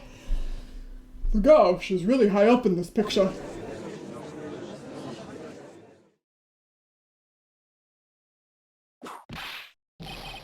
What was that for? Are you coked up? Well, it just says, wow, he's clearly on meth. This is all a bad dream. I was hitting you on the cheek to test that theory. Please rip your own cheek from now on if you want to test your wild theories. Anyway, no court of law will ever acknowledge that people can fly. I would like to refer you back to Turnabout Big Top, thank you. Actually, there is some precedent for this. She was flying pretty high, my sweet Iris. She was about 30 feet above the bridge at least. It was really something to see. This has to be some kind of mistake. Mr. Edgeworth, please bring the witness back down to earth. What?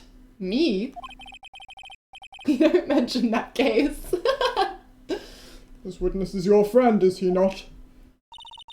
Accessory to foolishness, Miles Edgeworth.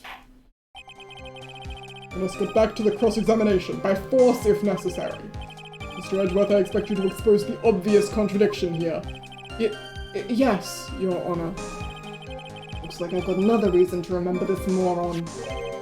Whoa, what did you think of my debut piece? Get that thing away from me! Larry's sketch added to the court record. Horrible sketch of what he saw the night of the crime. Now, hurry up and cross-examine him.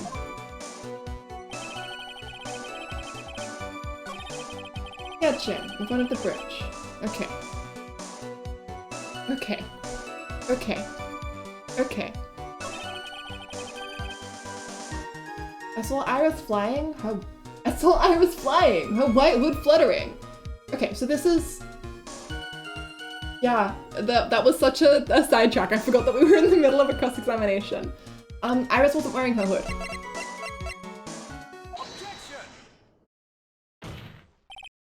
Larry, what did you really see that night? Not that I particularly care. In your position, that's just being irresponsible. Ah, welcome back, Gran. I drew exactly what I saw. I'll give you a whole $1 that it's the truth. If that is truly the case, then there is one thing that we can say for certain. What might that be? That the person who flew over the bridge would not have been the defendant, Iris. What? What do you mean? I don't understand. Ah!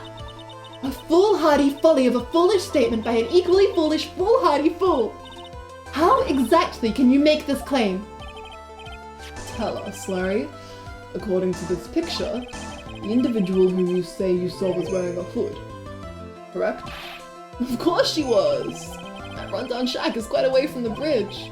The hood is what told me that this floating angel was my Iris. The hood is my darling Iris, and Iris is my darling hood. Ah! It seems there are bigger fools in this world than the one at the defense's bench. You foolishly fall down the stairs fallingly. Larry, there's something you need to be made aware of.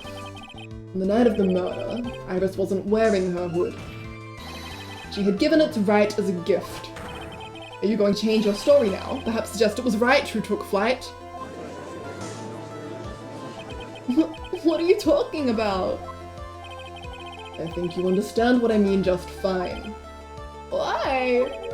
Why did Nick have Iris's hood? What? Edgy! What's going on with Iris and Nick? We don't have enough words for that. Why are you Nick? You dog! Oh my god, he's a phoenix. Of course he can fly. Why he finds himself in court fire too often. He is probably right behind Maya, right?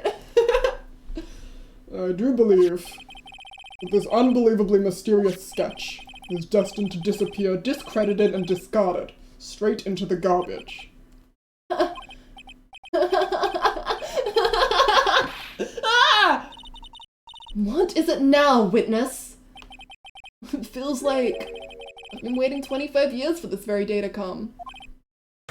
Edgy, today is the day I get to completely stupefy you.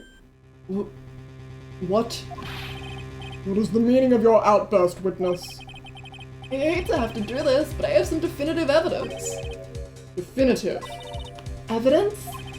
Iris did indeed come flying over the burning bridge. And I, Louise Dunyem, shall prove it.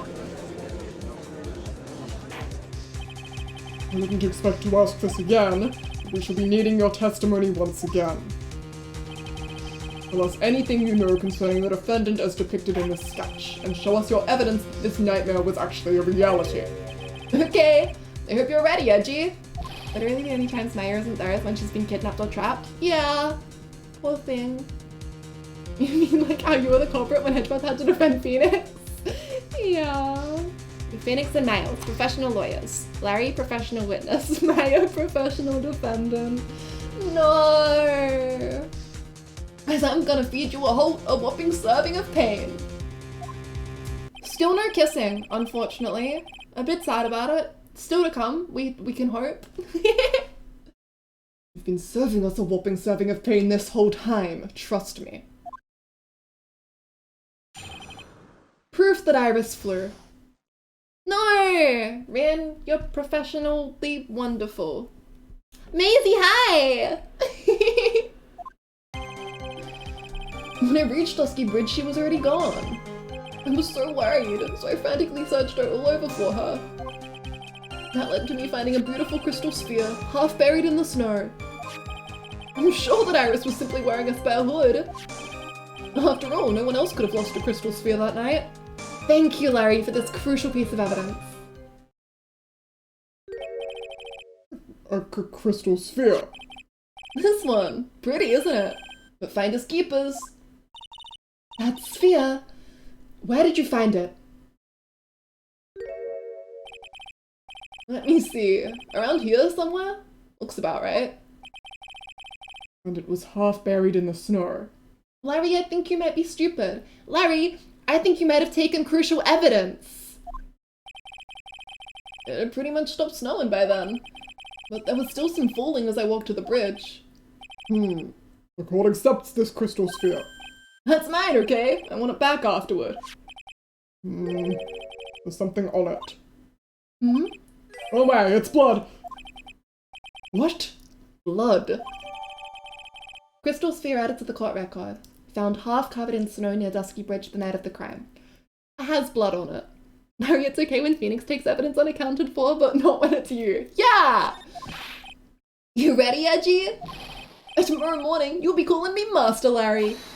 Yeah, I like the sound of that. No one's gonna push me around anymore. Didn't you want to be called Larice Junema only a few minutes ago? Okay, proof that Iris flew. Write the footnote, has blood on it. I think I want to go straight over to... No one else could have lost a crystal sphere that night. And then... Probably... The photo, yeah. That shows that the sphere belongs on her staff. Larry? That night, there was someone else. Someone who lost a crystal sphere. There was? Who? Who was this stupid idiot? Miss Elise Dunim, the mentor to a stupid idiot. He's so confident for someone who just had to turn over stolen evidence with blood on it. The victim? I have a photo of her here. And on the end of her staff, you can see a familiar looking crystal sphere. Hey! That's my photograph! Give it back! Oh, ow, ouch! A crystal sphere like that is quite easy to find. I have one just like it on my brooch. Look nothing alike. In any case, please take a look at this. This is the victim's staff, found at the scene of the crime. Ah, the crystal sphere! It's gone! What? What?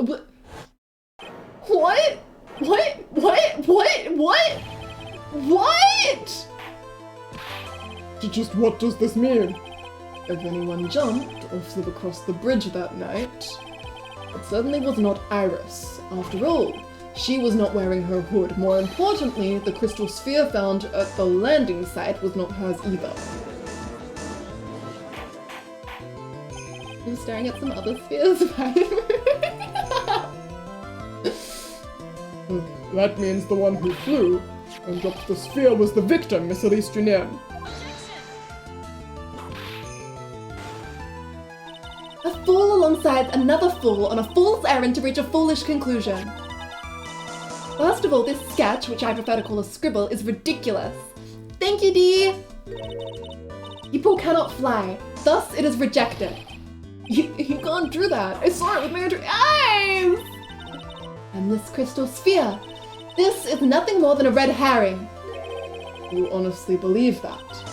Give it some thought, and I'm sure you'll realize it as well, Miles Edgeworth. Elise Dunim was in her room on the night of the murder. There was no reason for her to go to Dusky Bridge. I remember now. I don't understand how it happened, but I see what happened. She was somehow... Because we've got an image of someone flying, we've got a landing site where her sphere was, and we've got evidence that she was bruised. She must have been thrown over the bridge, but I have no idea how. Because I'm thinking about all of the people who were on that side of the bridge, and no one seems to have the necessary strength. But I suppose it will become clear. There was no reason for her to go to Dusky Bridge. Therefore, this sphere cannot be related to this case. That is all. My exact train of thought? Pog. Miss Franziska von Karma. The only people who will accept that explanation are scatterbrains and clowns. Why are you pointing at me?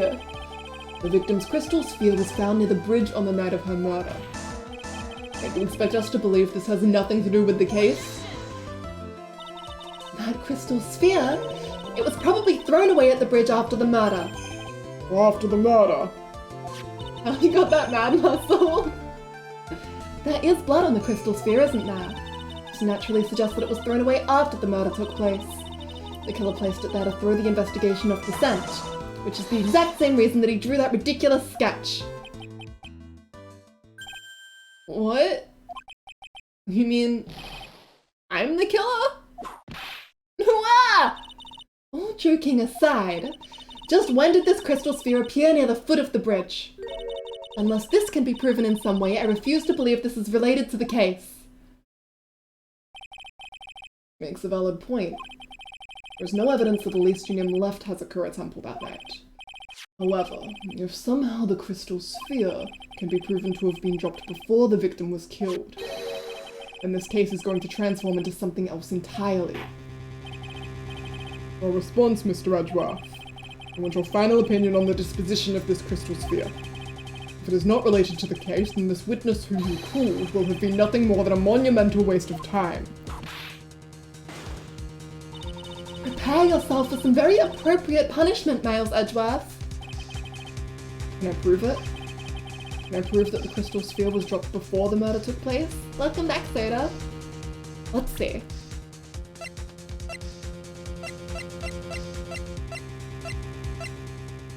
Crystal sphere was dropped before the murder took place. It snowed from 7 to 10:50. We think the murder was probably at 11. So that definitely helps. But I don't think it fully proves it. What else have we got?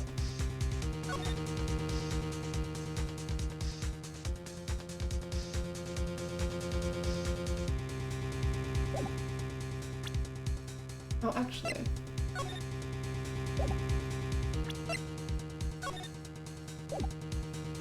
He said that he found the crystal slightly snowed in. Half covered in snow, yeah. And we know that the snow had stopped by the time of the murder. So that should do it. Yes, I can. Can I prove it? That isn't the issue. Simply prove it, that's the only option. That's what he'd do. That's the way Phoenix Wright would do this. Your Honor, allow me to prove something to you.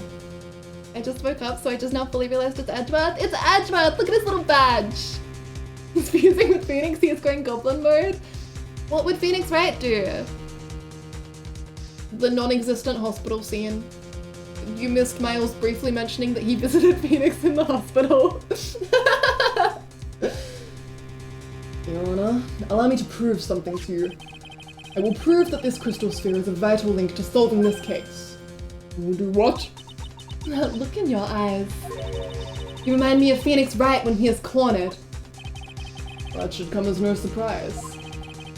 Because right now I am Phoenix Wright, and I am indeed cornered. I order you to present your evidence, Mr. Edgeworth. Evidence that proves that the crystal sphere was indeed dropped before the murder.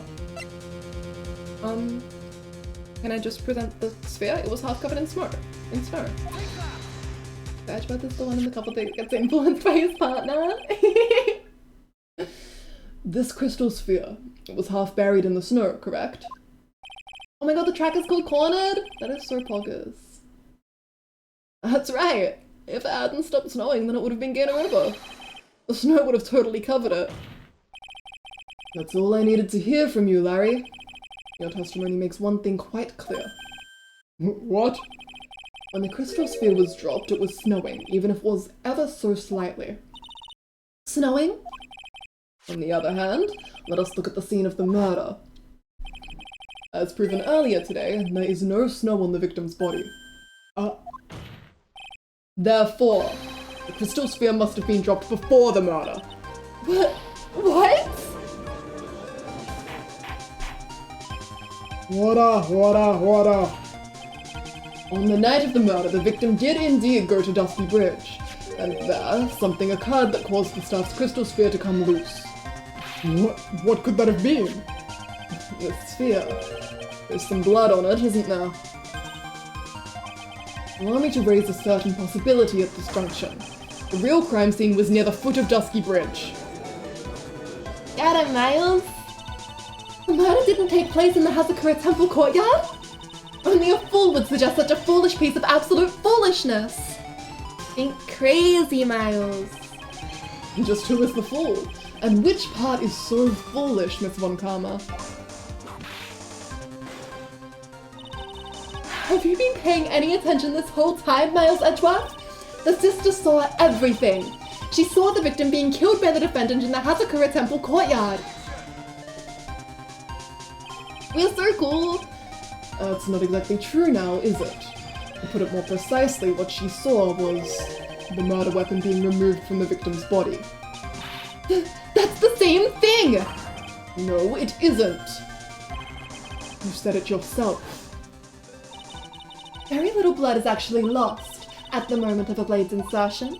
If you want to talk about when the most blood would be lost from a body, that would be when the blade is removed.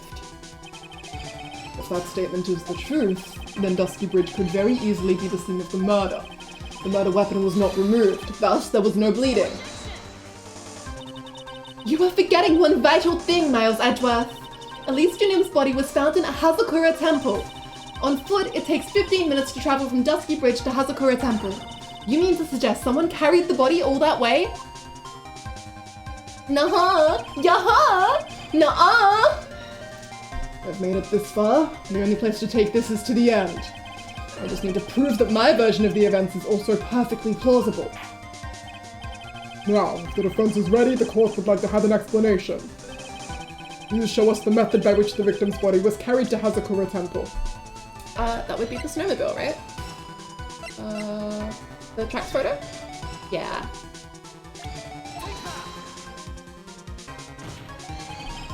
On that snowy night, there is one way that a body could have been moved.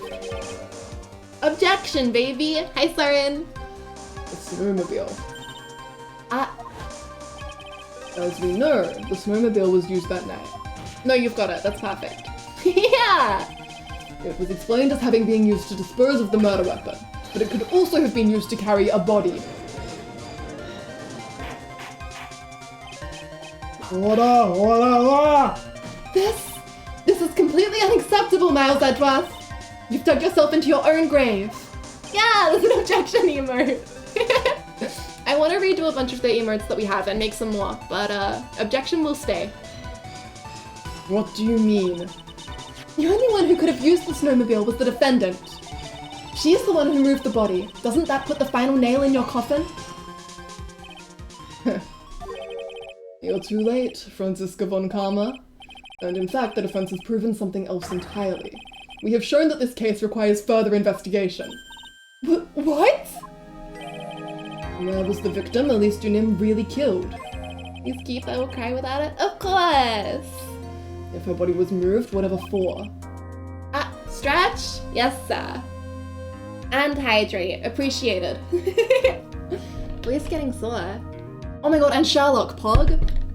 Let's go, baby. This one. Yeah, this is how real court works, absolutely. Ace Attorney known for its accuracy and never making shit up and never being deranged. Okay, stretched, hydrated, and Sherlocked. Plug. And finally... just what does this image mean? Do you even need to think about that? Such a creature could never see the truth, let alone describe it. This witness certainly sits on one of the lowest possible branches of humanity. However, he would never utter a lie that could hurt a girl with whom he is enamored. He drew this, so it is something that actually happened. Defense stands firm on that point. Oh, to be Sherlocked. Edgy, thank you. That settles it then. We're Miles right now. Edgeworth. Red suit. Boob 69 suit. Oh my god, more homely! I cannot give a verdict under these circumstances. Right. I seem to have fulfilled my part in this. It is just as I thought. Franziska von Karma, you make a wonderful partner. Excuse me? There was one reason and one alone for me being here. To expose the darkness lurking in this case and then pass it on to right. his problem now. Really? That's what this was all about? Could have just told me that from the very beginning. Then I wouldn't have had Francie whipping me all. Ah! Miles Edgeworth, I don't care about what you were here to do. This was my chance to finally grind you under my heel.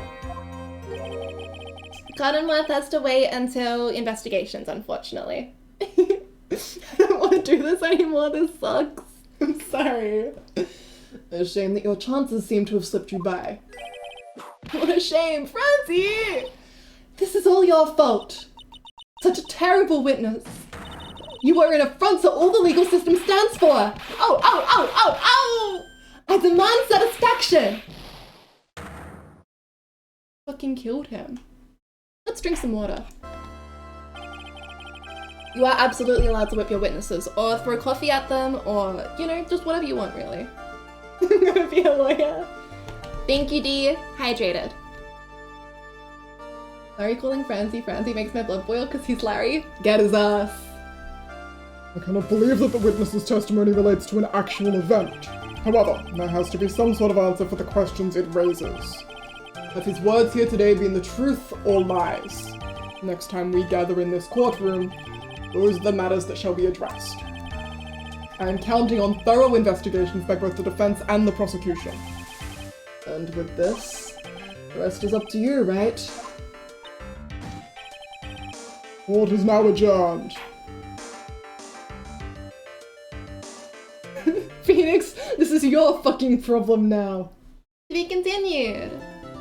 That's my culture I missed, but I did play the Henry Stickmill weapon based on it. That's probably the same thing, right? Ace Attorney's really good. I really like it. Okay.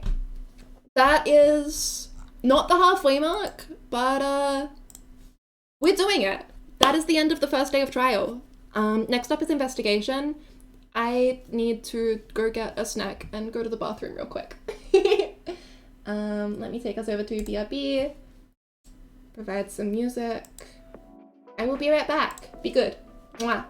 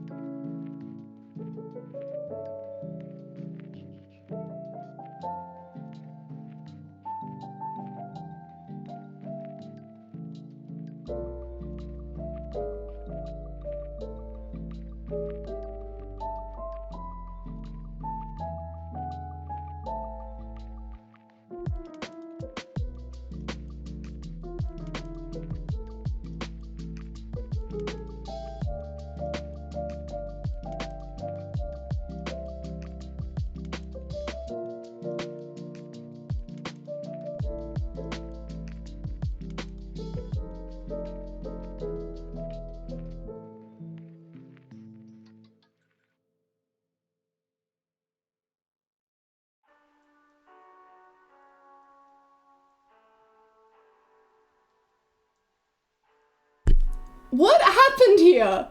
I leave for 2 seconds. You guys had one job. What?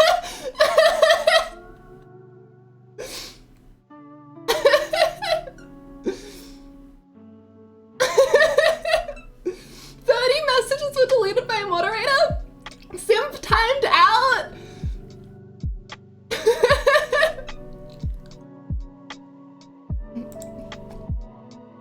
I'm gonna swim to blood clot. Well, that's acceptable. Okay, I have not actually eaten yet. I just got my food. We will just chill here for a second. Sacrifice Sam? Willing sacrifice? Definitely not moderation abuse. Oh, sorry about the crinkling. I forget that this isn't Discord and Crisp doesn't automatically just filter out all of my little sounds. And I've got a muesli bar and a couple of pieces of chocolate.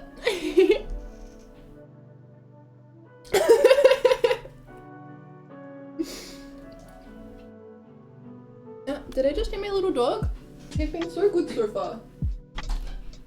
Oh, hi baby. You wanna come in? Oh, it's because I have food, of course. You don't care about me. Dogs only want one thing and it's fucking disgusting. It's my muesli bar. Give me the crunch to satisfy my ears. I got a soft muesli bar, baby. There's no crunch here.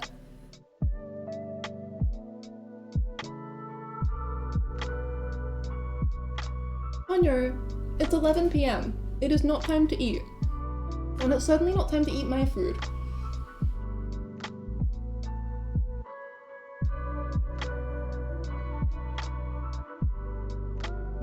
Won't buy the wrong snack.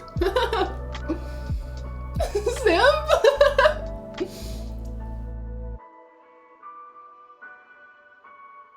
I'm from Australia, yeah. East Coast, baby. There's always time to eat. So true.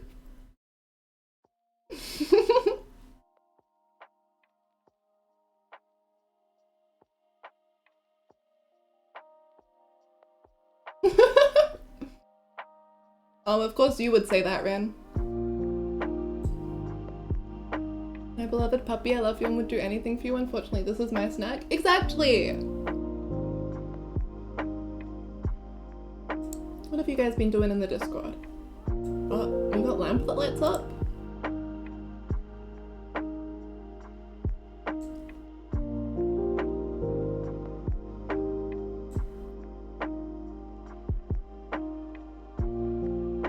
Hips fedora? You think we wear fedoras? That is a fucking akubra, thank you very much. Santa, I am looking so hard. This is so cute. Little guys. Yeah, right, so I'm making kangaroo to snash. You guys are riding a kangaroo? I'm taking an emu to get up to Sydney.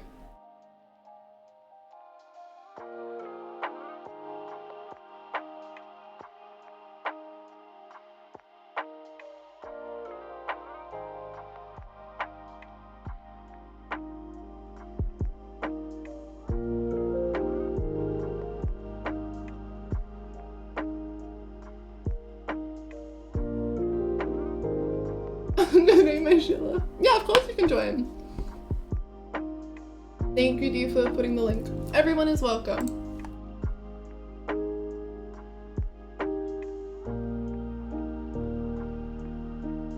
Okay, I'm nearly done with my food. I promise we can get back to lawyering soon. Oh my god, and we get to be Phoenix again. I liked being Miles, I did, but Phoenix. My fucking blobber.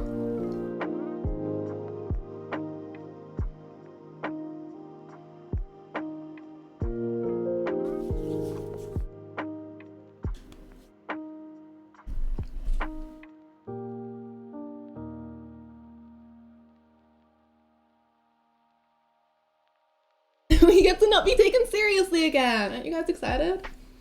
God and Scott, what a name. I like alliteration. Thank you. We've been trying to name our little community. Cotton Community seems to be all we have right now. Cotton Fields was really cute, except for the fact that for Americans or anyone familiar with American politics, it obviously brings up some pretty terrible associations. Cotton Candy was sweet.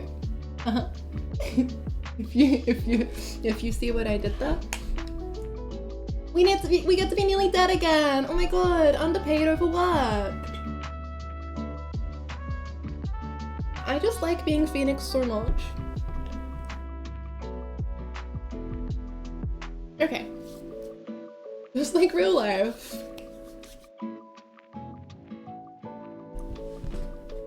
Let's see. Water drank, food eaten, sugar consumed. I'm gonna drink a little bit more water.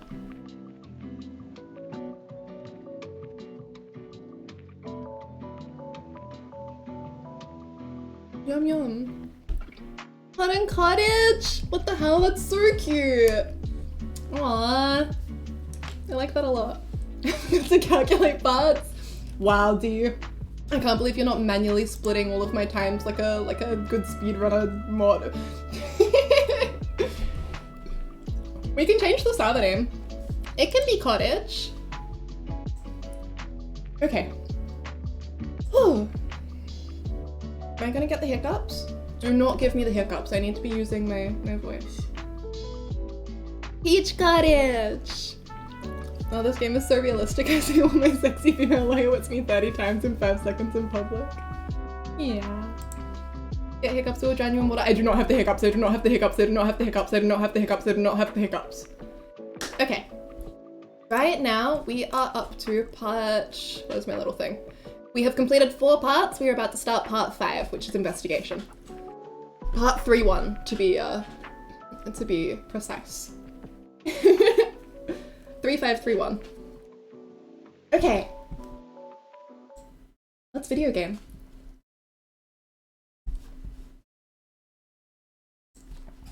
Hiccups is still playing as Phoenix. Yeah, it's immersion for all of the pain that he's in. February 9, 3:43 AM. No! We're here? Still an hour behind, but that's alright. This is good time. We're pogging. I can't believe we're here. Potty clinic, intensive care unit. He's not here, right? If he shows up, I want tomatoes in chat. Oh my god, Phoenix. I'm still up at this hour, reading through the trial record of a certain case. It's the case of my mentor, Mia. It's the- wait. We're in the right part, right? I'm getting flashbacks to the last case. It's the first case my mentor, Mia Fey, had ever handled in a court of law. A horrifying truth that I refuse to accept is holding me hostage here within its pages. Alia Hawthorne.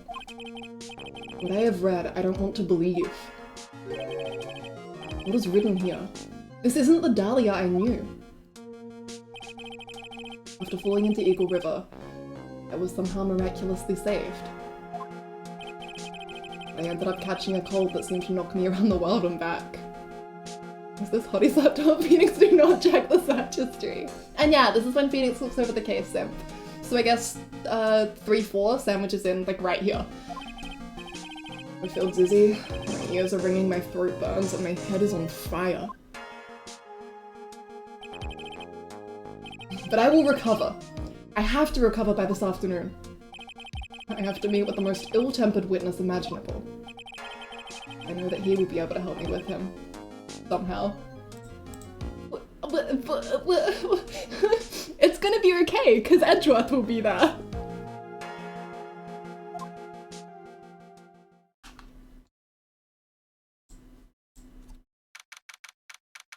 February 9, 2:43 PM, Dusky Bridge. Right. Are you sure you're well enough to be doing this? You still look a little green in the face. Maybe Viridian in ought to speak. Actually, my fever has gone down quite a bit. How's your temperature now? Only 102.2 degrees. Nothing to worry about.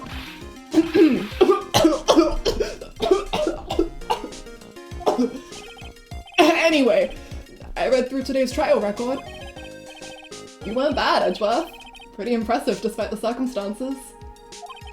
And we're not in the clear yet. Main point of contention tomorrow is going to be the murder weapon. Yeah. In the end, the Shichishito did not deliver the deadly blow. Which means there must be another sword hiding out there that we don't know about. Another sword, huh? You worry about a thing, pal. I'll dig up the murder weapon myself, or I'll eat my coat. Thanks again, Edgeworth. I'll handle things from here. That is probably for the best. Actually, I was thinking about paying the old precinct a little visit. There's something I want to look into. And that is? I like the voice you're giving me, Gumshoe. Thank you! Our client's background, naturally. Oh my god, our client! Aww! I didn't even see Sympathy watching everyone react to it. Mid-Iris, sir. I have the feeling that we've met before. All I want is confirmation, one way or the other. And since I probably won't be getting that from you, I'm sorry, Edgeworth. I bid you adieu, right? Take care. They care about each other. Guess I should get moving too. Why? Do you need to be somewhere? Yeah, I've got to get to work on this bridge, pal. I'm rigging something up so we can get across to the other side. Ah, that's right! Maya is still stuck over at the inner temple. Don't you worry, pal. As soon as it's all set, you'll be the first to know. Thank you, Gumshoe.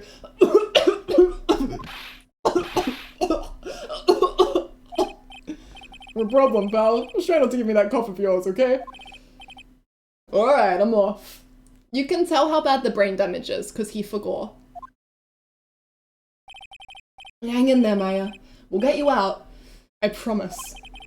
But in the meantime, I've got to continue collecting evidence. No! Simp, no! Oh my god, the Cold Killer X. Do you think the reason his code is so bad this time around, like, do you think if he had, do you think he is refusing to take Cold Killer X, which he should be taking, but you know, obviously there's some pretty bad memories, especially because, Iris. And so his code is worse than it would have been otherwise.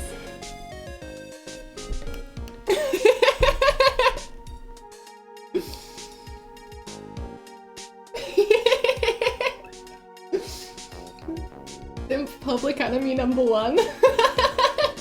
Beloved. Okay. I like how this case being a lot of references to other cases. Yeah! I really love this case because I feel like it ties up so many threads. Like, the way that Ace Attorney 1 is a self-contained unit, and Ace Attorney 2 is a self-contained unit, and then Ace Attorney 3 takes the threads from Ace Attorney 1 and 2 and ties it up and makes the whole thing a cohesive trilogy. It's so good! Ramen is auto for enemy while Simp is my enemy? No!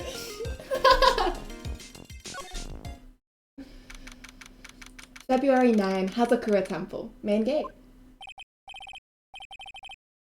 Come on, please! It's for God's sake, I swear! There's only one guy I know who could be this persistent and high-strung. I'm talking about the heroine here! The heroine in my book! It'll make you famous! Enough! Yeah, Ace 27 sure could use something like that, please? A fool's. Hang on. You know, after playing through Ace Attorney 2, I was like, wow, we really do overdo Franziska's use of the word fool. Ace Attorney 3 is proving me wrong. A fool's fool fools fools who foolishly accept the foolishness of a fool's fool. Wouldn't you agree, Phoenix Wright? Huh? Me? Wait a second, I know you. You're, ow! Your reflexes and mine need to shape up. My brain's frying like a sunny side up and you want to grill me over a name? Francie, you can't do that. Even as we speak, Nick's on the brink of death. Well, so I'm told. Whip a dead horse. Isn't that one of your American sayings? No, it's not. And I'm not on the brink of anything. We're in America? Japanifornia confirmed in America. Cool. Come on, Nick, tell her, would you? Tell her she needs to model for my new picture book, Francie's Whippity Whip Trip. Ah! Before you ask me to model, learn to give at least semi-coherent testimony. Yeah, please be kind to him, he almost died. Again. Before that, you'll have to learn how to live a semi-coherent life, Larry. Eat your hot soupy burger. I don't care what anyone says, I'm telling the truth. I saw what I saw. She flew, I'm telling you, whoosh, just like that dude with the red underwear. Don't think I'm gonna forgive you guys when you come crawling back to apologize. Off he goes. It's amazing how little has changed with you in the past year, Phoenix, right? Franziska. Have you been in Germany all this time? That's right. Extending my perfect win record, naturally. Oh joy, sounds like she hasn't changed a bit. Has it really been a year since we first met? Would you like narrating with your Badaga? That's the best part, baby. I am Franziska von Karma the Prodigy. I see. You did right, NRM. Love Phoenix is trying to remember anything, but he still remembers how to bully Larry. It's everyone's instant instinct when meeting Larry. Yeah. Welcome back, Soda. I gave up a promising career in Germany and came to this country for one sole reason. Revenge. Franziska was born and raised in Germany and became a prosecutor at the age of 13. Thank you, Franziska von Karma, for personally getting Simp into Ace Attorney. Her father was the legendary prosecutor, Manfred von Karma. He had a perfect win record for 40 long years. But now he is gone from this world. Don't tell me you still hold a grudge against me. Because of what happened to your father. Gotta give a little bit of the credit to Mia as well. So true. Phoenix, right? You will fall before me, this I promise. But it will be for my sake, not my father's. Are we clear? Yes, Crystal. He's gone. In truth, I was shocked. I came back to America with the intention of defeating you. Instead, it was my little brother who was leading the defense. Edgeworth. Come to think of it, Edgeworth was pulled into being a prosecutor by Manfred von Karma as well. Miles Edgeworth told me something very interesting, you know. He told me that he's in love with you. I think you're not good enough for him. Die. He said this case has a special significance to you. Because it does. And that's precisely why I am here. Your personal involvement will make crushing you into teensy-weensy pieces all the better. That's probably the fever, but she's so openly hostile that it's almost kind of cute. Ow! No smirking! No whipping the sick. Oh my god, he said he loves me? His exact words. Tell me exactly what you said.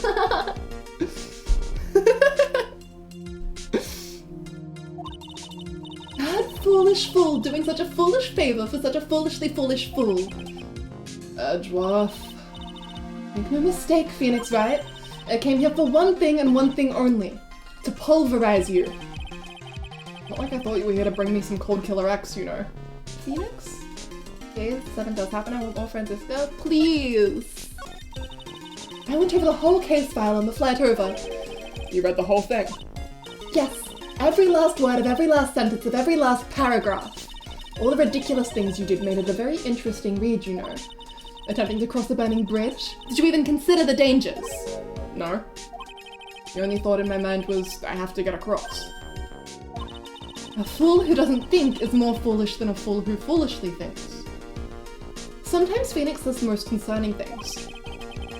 She said he'd let me know once the bridge was repaired. Maya, she's got to be okay, I just know it. Plus, I need to ask her about what really happened at the inner temple that night. No common sense and a lot of, lack of self-regard. Okay. I love that as Miles we can't even bear to say Phoenix's name, just that man, while as Phoenix we think Edgeworth, Edgeworth, Edgeworth constantly. I think the reason that that Miles refers to him as that man is because of the moment in Ace Attorney 1 where Gumshoe's like, man, you should have seen Edgeworth the other day. He was just chanting right, right, right, right over and over again. And so Miles is like, I cannot be found out again. No one can know my secret. I will call him that man. Yeah, Phoenix, you do not rebirth from your own ashes. Like, it doesn't happen. You gotta take care of that life. Okay. February 9, Hazakura Temple, main hall. Ma! It was one long... Oh, it was a sigh. That was one long sigh. We won't know until he tries. Thank you, Viv. It feels really good, thank you. Sister Bikini? My, I didn't know you were here. How are you doing?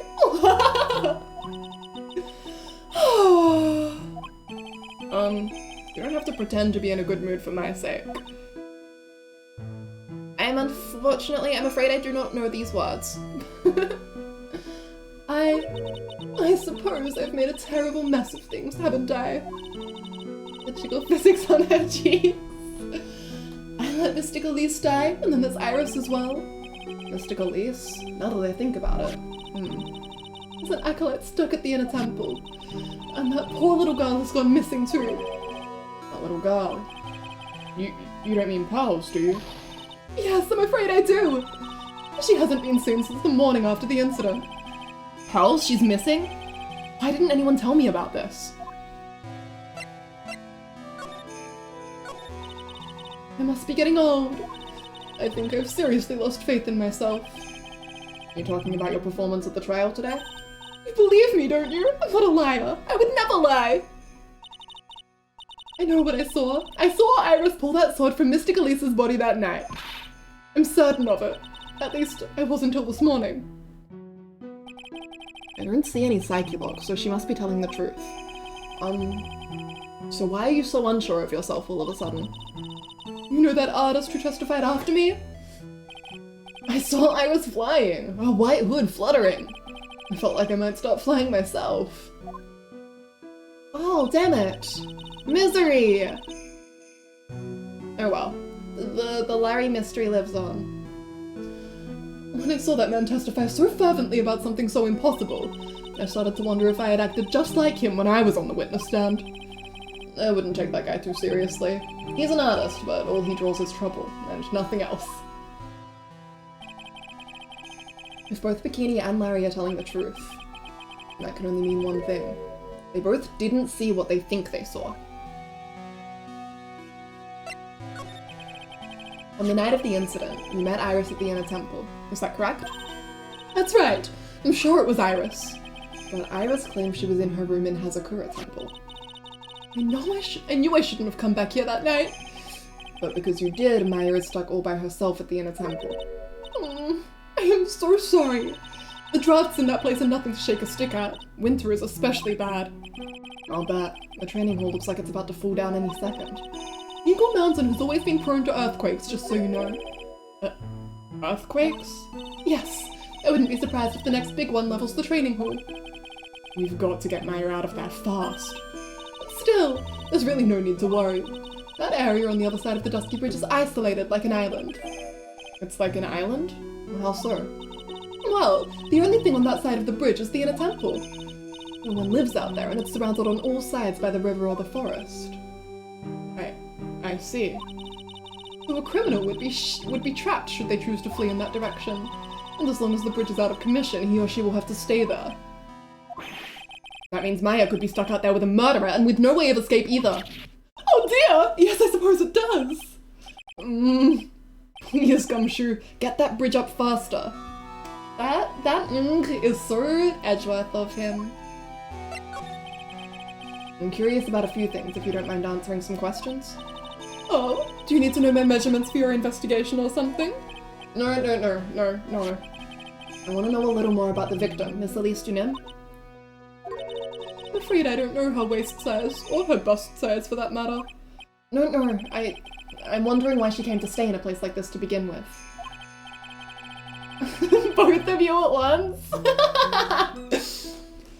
I mean, she told us herself that she wasn't here for spiritual training. My. You make it sound like this place is some sort of dump, Mr. Wright. Mystic Elise was here to soak up the natural beauty of Eagle Mountain, if you must know. There, you did it again. Mr. Bikini, I noticed you always refer to Miss Dunim as Mystic Elise. Oh? Yes. Now why is that? After all, she's not here as an acolyte. We can dress all our visitors in mystic. It makes our experience feel authentic. And anyway, she's older than me. You must respect your elders, you know. How do you know that? How can you say for sure that she's older than you? Viv, you absolutely can. Do you know Edgeworths by heart? Do you just have that on hand? Yeah, why isn't he Mystic Right? 5 of them? Well, I suppose I know what those are for. It seems Miss Elise Junim was no ordinary visitor after all. And there's Pulse. She was with Miss Junim on the evening of the murder, and now she's vanished. It's all got to be connected somehow.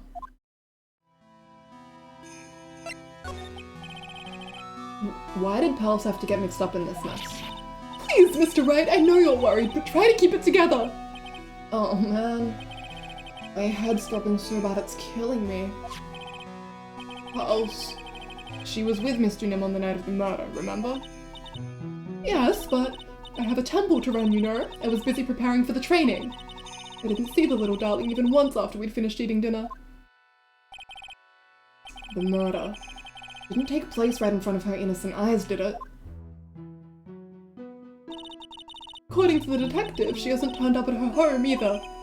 Come on, keep calm. There's one place left where Pulse could be. She just has to be there. Come on, Gumshoe.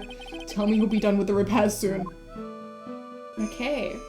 There is no way we have enough to break those 5 Psyche locks, holy shit. Let's try the courtyard. February 9, Hazakura Temple, courtyard. Where Sister Bikini witnessed the incident. It's hard to imagine she was lying on the stand, so... maybe there are some clues that have yet to be found? The main gate's on the other side of that stone wall. The difference in elevation is almost 10 feet. That's how steep this hillside is. And that's also the height the body fell from, according to the autopsy. Is it possible that Miss Junim was pushed from the top of the wall?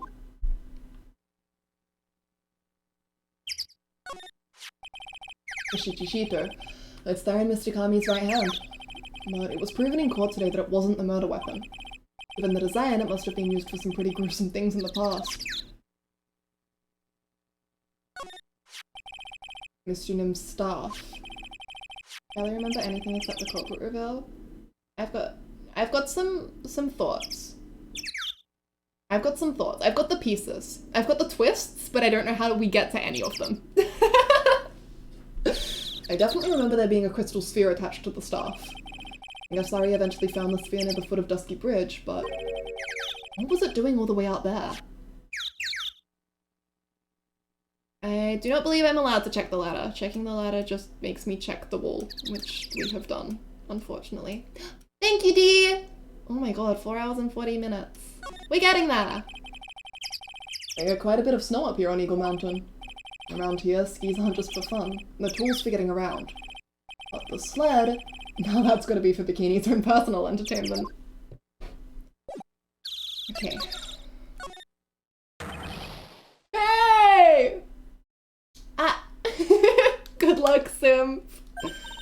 What was that jarring, inconsiderately loud yell? This is where you've been. Keep it nice and warm, I see. Detective, have you finished the bridge? Yeah, I did. I told you I'd let you know. Well. Then I'll come along with you and... Sorry, ma'am. No unauthorized entry. Access is restricted to people involved in the case. What was that? I'm involved, aren't I? You can get much more involved than me. Well, yeah, but that's not what I mean. Ah!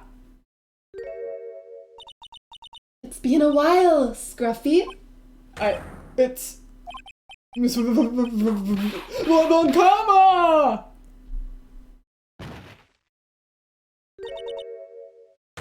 Sister, please, leave the investigation to me. My. Well, you certainly seem to have everything under control. I'm on your side. I won't do anything you don't want me to.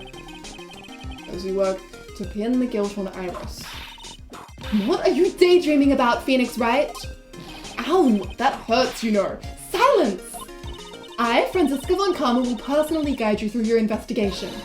So you will follow me. She's not seriously going to follow me around, is she? Okay, let's go.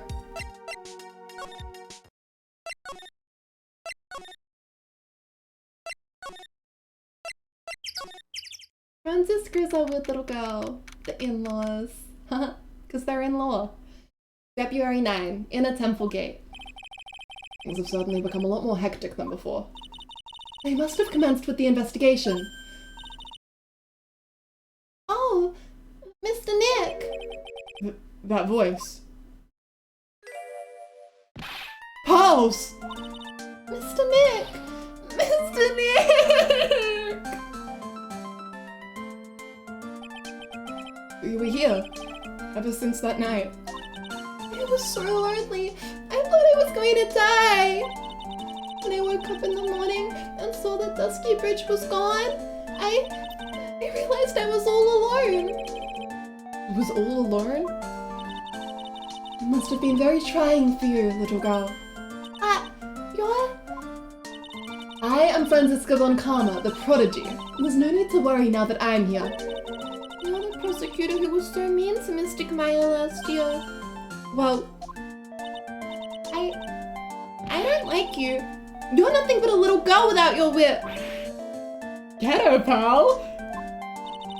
Mystic Maya didn't do anything wrong, but you were so mean. I'll never forgive you. It looks like Pal's words are getting under her skin. Ow! Why are you whipping me? I didn't even say anything. You didn't have to. The smile on your lips gave you away. Anyway, Pals, weren't you with Maya? I'm sorry. It's all my fault. Huh? What are you talking about, Pals? Mystic Maya! Hey, wait, Pals! She just ran off. Ow! That was cruel, Phoenix, right? To make a little girl cry like that is inexcusable. What was that all about? Paul's acting like that. It's giving me the creeps. I guess I'd better take another look around since I finally got a chance. Especially since something about this place seems different from 2 days ago. Okay, let's start with this.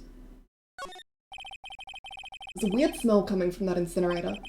The door is also open, almost like it's begging for me to look inside.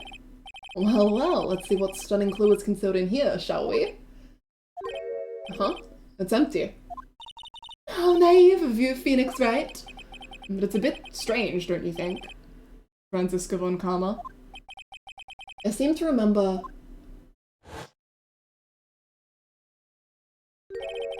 there was snow on this incinerator the first time I saw it.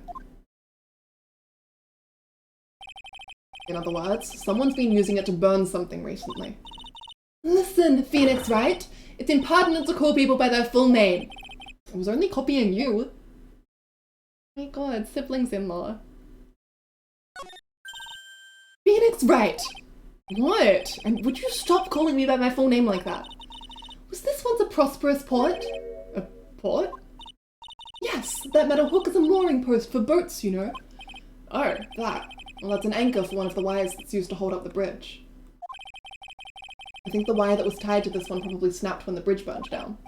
I mean, there's no way there was ever a port all the way up here. Don't get smart with me, Phoenix, right? But I didn't say anything. They're so funny. They are so antagonistic to each other. This must be the door that leads to the inner temple, where Maya Fey was training on the night of the murder. Yes, there's a solitary room there called the training hall. You could do with some training yourself, Phoenix, right? No! You're completely out of shape. I don't know how much more of this woman I can take. What happened when you were gone? We made it across the bridge. Otherwise, not much, I don't think. Okay. I think that's probably it. Can we go in?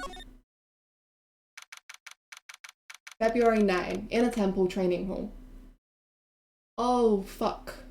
And also shit. What's wrong? Why are you so quiet? Maya. She was supposed to be in here training. Yet it appears she's nowhere to be seen. What's that? That strange lock. Wasn't there 2 days ago. This whole room is really giving off some strange vibes. This door. When I was here 2 days ago, that weird lock wasn't on it. Those chains. It's almost as if they're guarding something inside that cavern. I've never seen a lock quite like this before. I have. I've seen locks and chains just like this before. They look just like the ones that guard a person's secrets during a psyche lock. I wonder if this lock is guarding something too. Dark secrets in a dark cavern.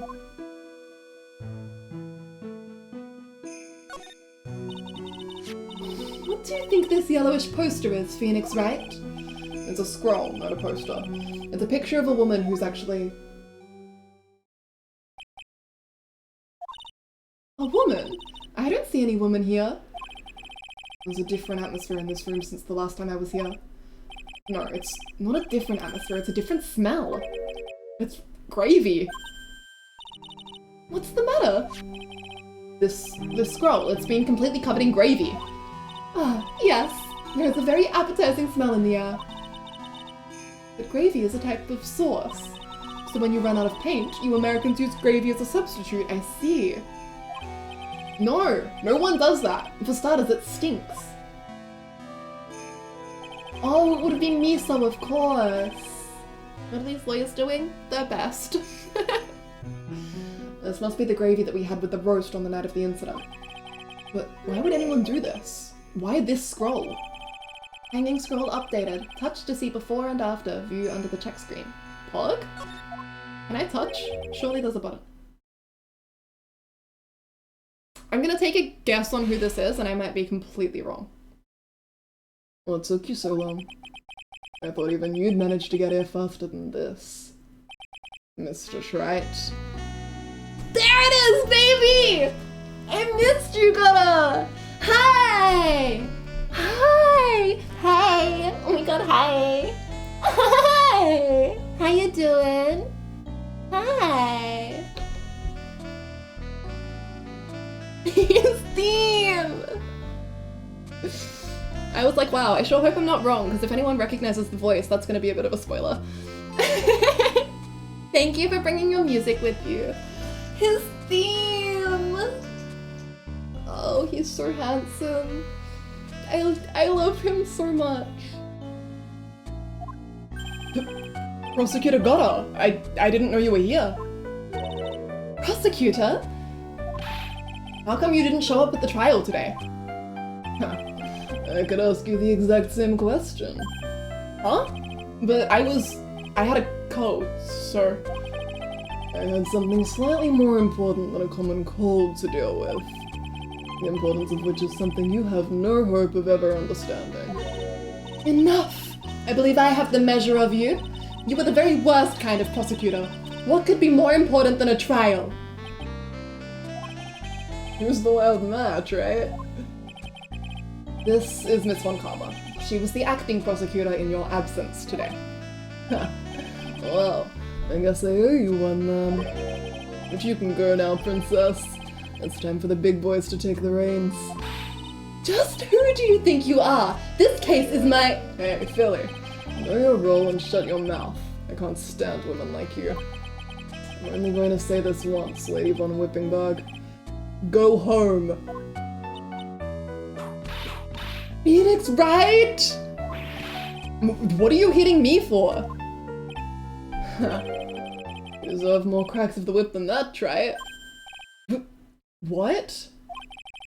You still don't get it, do you? You don't realize that you've set something in motion that you'll never be able to undo. There's something different about Godot today. Getting such a strong sense of something from behind that mask of his. Is it anger, or is it sorrow? I assume he was like this in Japanese as well. It feels like a weird change to just add him. You know, he's just a bit of a dick. Oh my god, Phoenix's empath arc.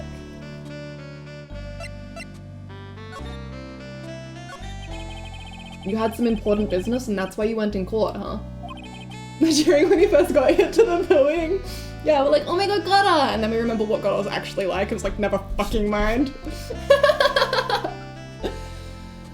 So what was it? I've told you once before, but perhaps you don't remember. I returned from the depths of hell to do battle with you. You see, try it. and experienced something most have not. Death. You died? Of course, being extradited from hell is a tedious affair. The meticulous regeneration and adjustment of all your internal organs is, well, let's just say modern medicine allows us all to live to a ripe old age. Even someone like me.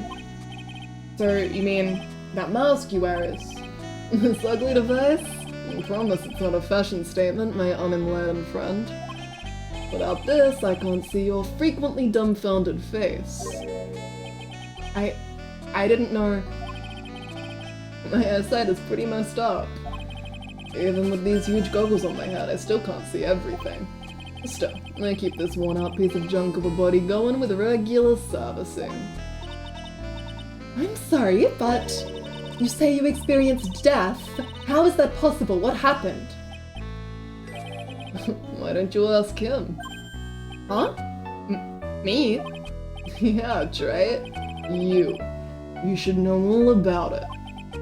You know when my life ended. And who ended it for me. Well, Phoenix, right? Do you? I don't know what he's talking about. Although, to be honest, It is kissing time now, yes. I am kissing Dada. We'll say his portrayal here is probably from the stereotype about Latino men being misogynists, unfortunately. Yeah, it is, not great. He's a good character, other than, you know, the terrible part. It's kissing time for me and Gotta. I can't speak for the rest of us. I do feel a little tug at the corner of my memory. I think I do know about how Gotta was killed. Come on, Phoenix, put it together. He's literally wearing the same clothes, he just hit the invert button. It will all become clear in due time. You can come kiss Gotta. He's got two lips. Isn't that right, Trey? Earlier, you said I've done something I can never undo. What did you mean by that exactly? In a temple here on the side of the Dusky Bridge, it's an isolated island. That's what Sister Bikini said too. And I wonder, Trey, do you know what the police are doing here today? What do you mean? They're searching. Searching for any trace of an acolyte who went missing. Missing?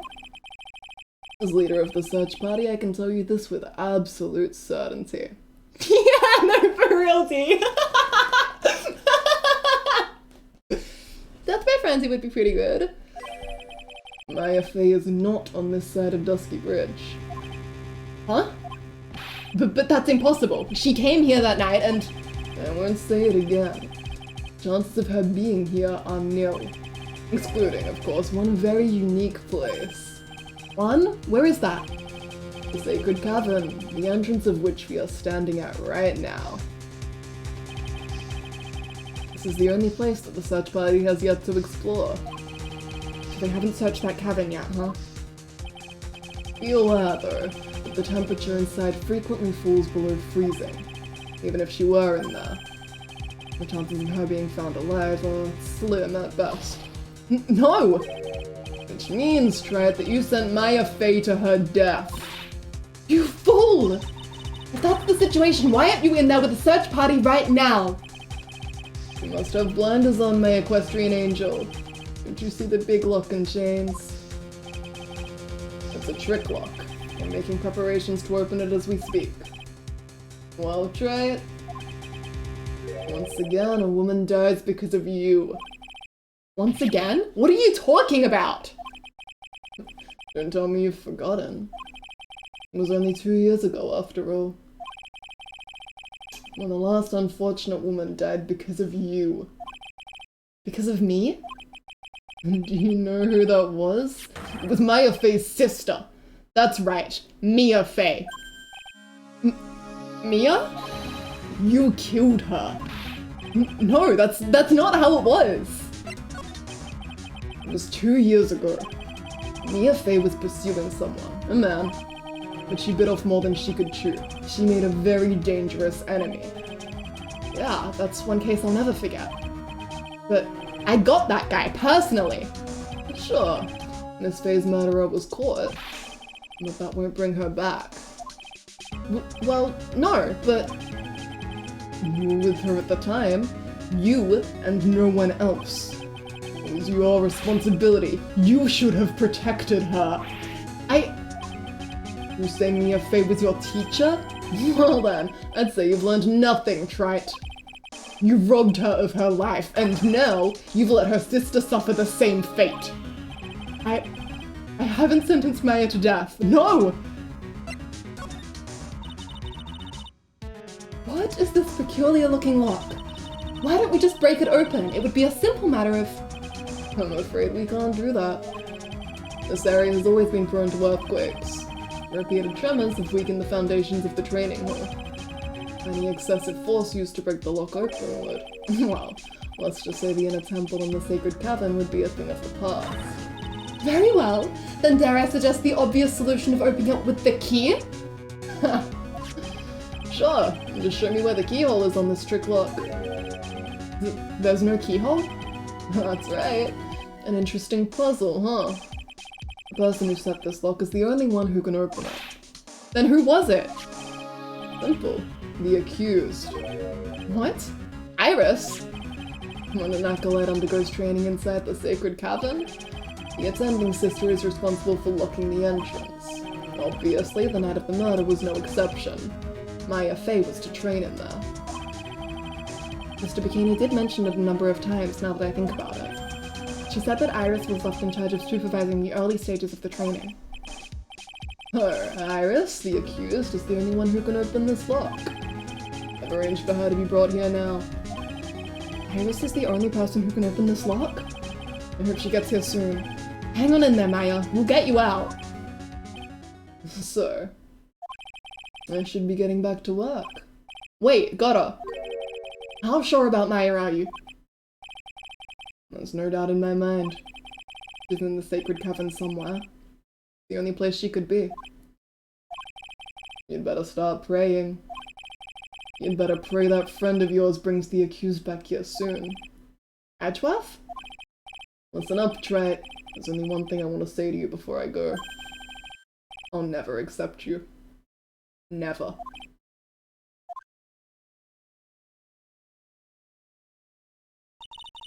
You should choose your friends more carefully, Phoenix, right? That's what everyone says. It looks like I don't have much of a choice. Yeah, your friend. Guess I'll just have to do what I can for now. Oh boy. Okay. You just came out to Gotta and he doesn't accept you. Let's see. Do I need to examine anything here? Probably not, right? I don't think the wardrobe's important. He's bisexual and biphobic. Gotta, are you homophobic? I'm bisexual. He's dodging the question! Okay.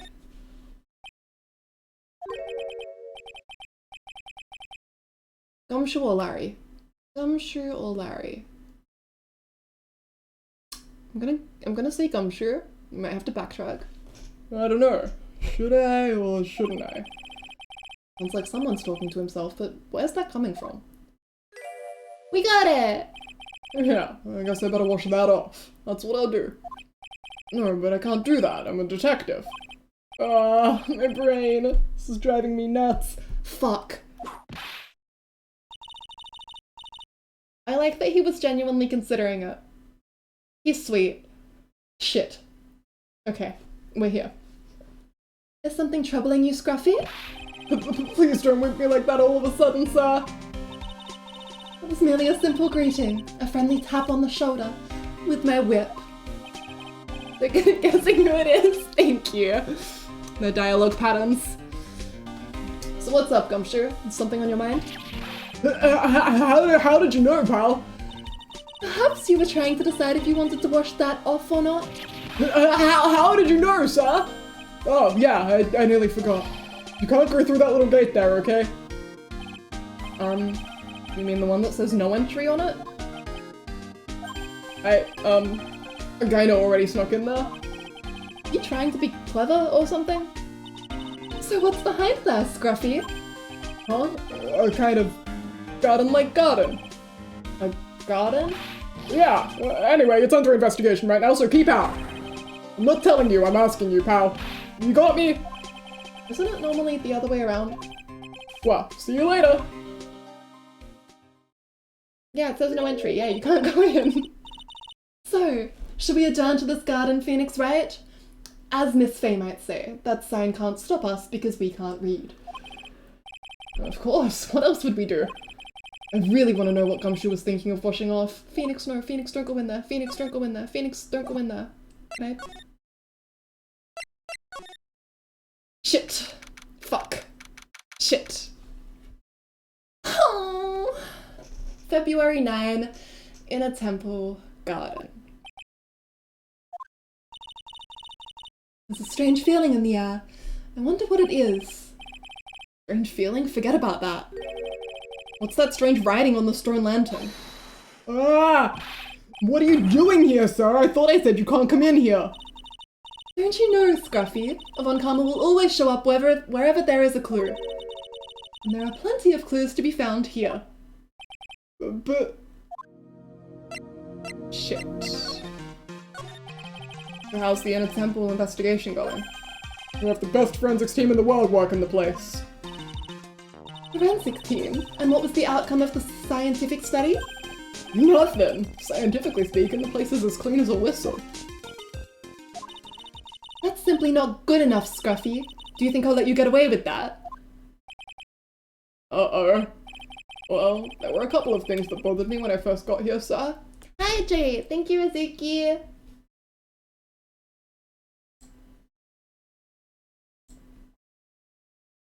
There we go.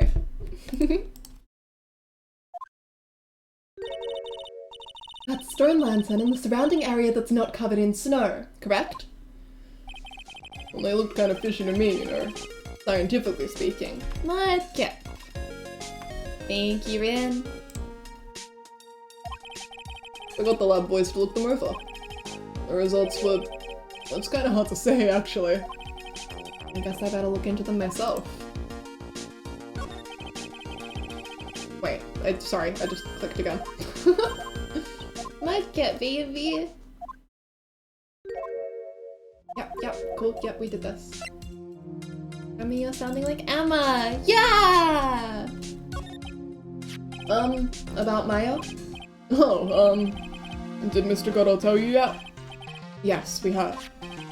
He's got a search party out looking for her, but there's nowhere else she could have disappeared to on this side of Dusky Bridge. All we can do is wait for Mr. Edgeworth to get here, pal. Edgeworth? He's escorting Iris, the defendant, over here. We'll have to wait, since she is the only one who can open the door to the sacred cavern. Oh, I think Mr. Edgeworth wants to talk to you about something too, pal. Uh-huh. I wonder what it is. A confession, maybe? Just don't be expecting any good news when you talk to him. Okay, not a confession. When I spoke to him, Mr. Edgeworth sounded so down I felt like I was drowning. Sounds pleasant. Okay, let's examine. I'm just gonna turn my avatar off for a second so I can see what's behind it. Nothing. Cool. What the heck is that? Uh-oh. You spotted it, huh, pal? Are you kidding me? It couldn't be more obvious. It says Maya. Yeah, and before you ask, it's written in blood.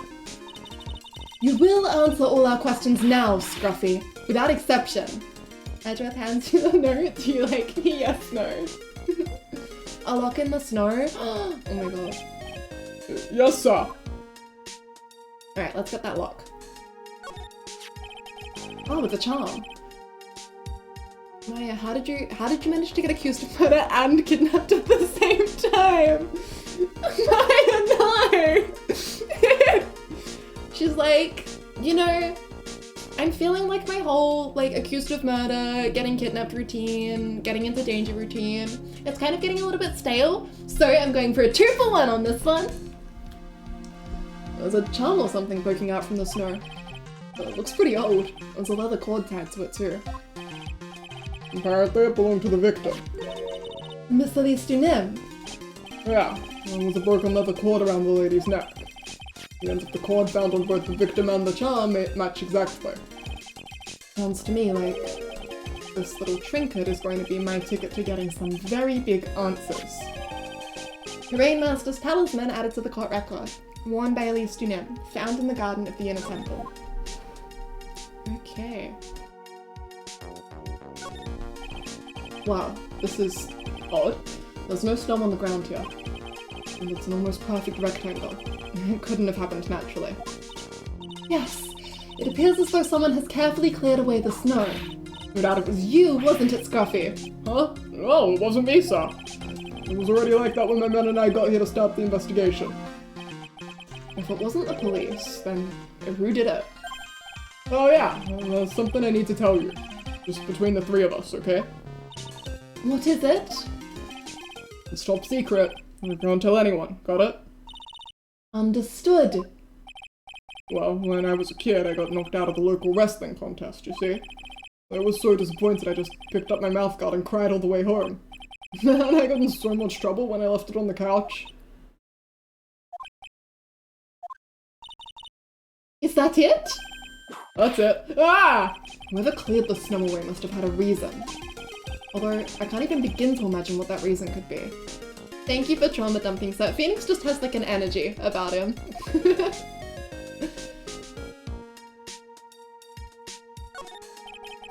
There are a couple of torches here. I guess you need all the light you can get up here in the mountains. Yeah, I was looking at those things, pal. It looks like they've been lit pretty recently. Recently? How recent are we talking about? As recent as the night of the murder.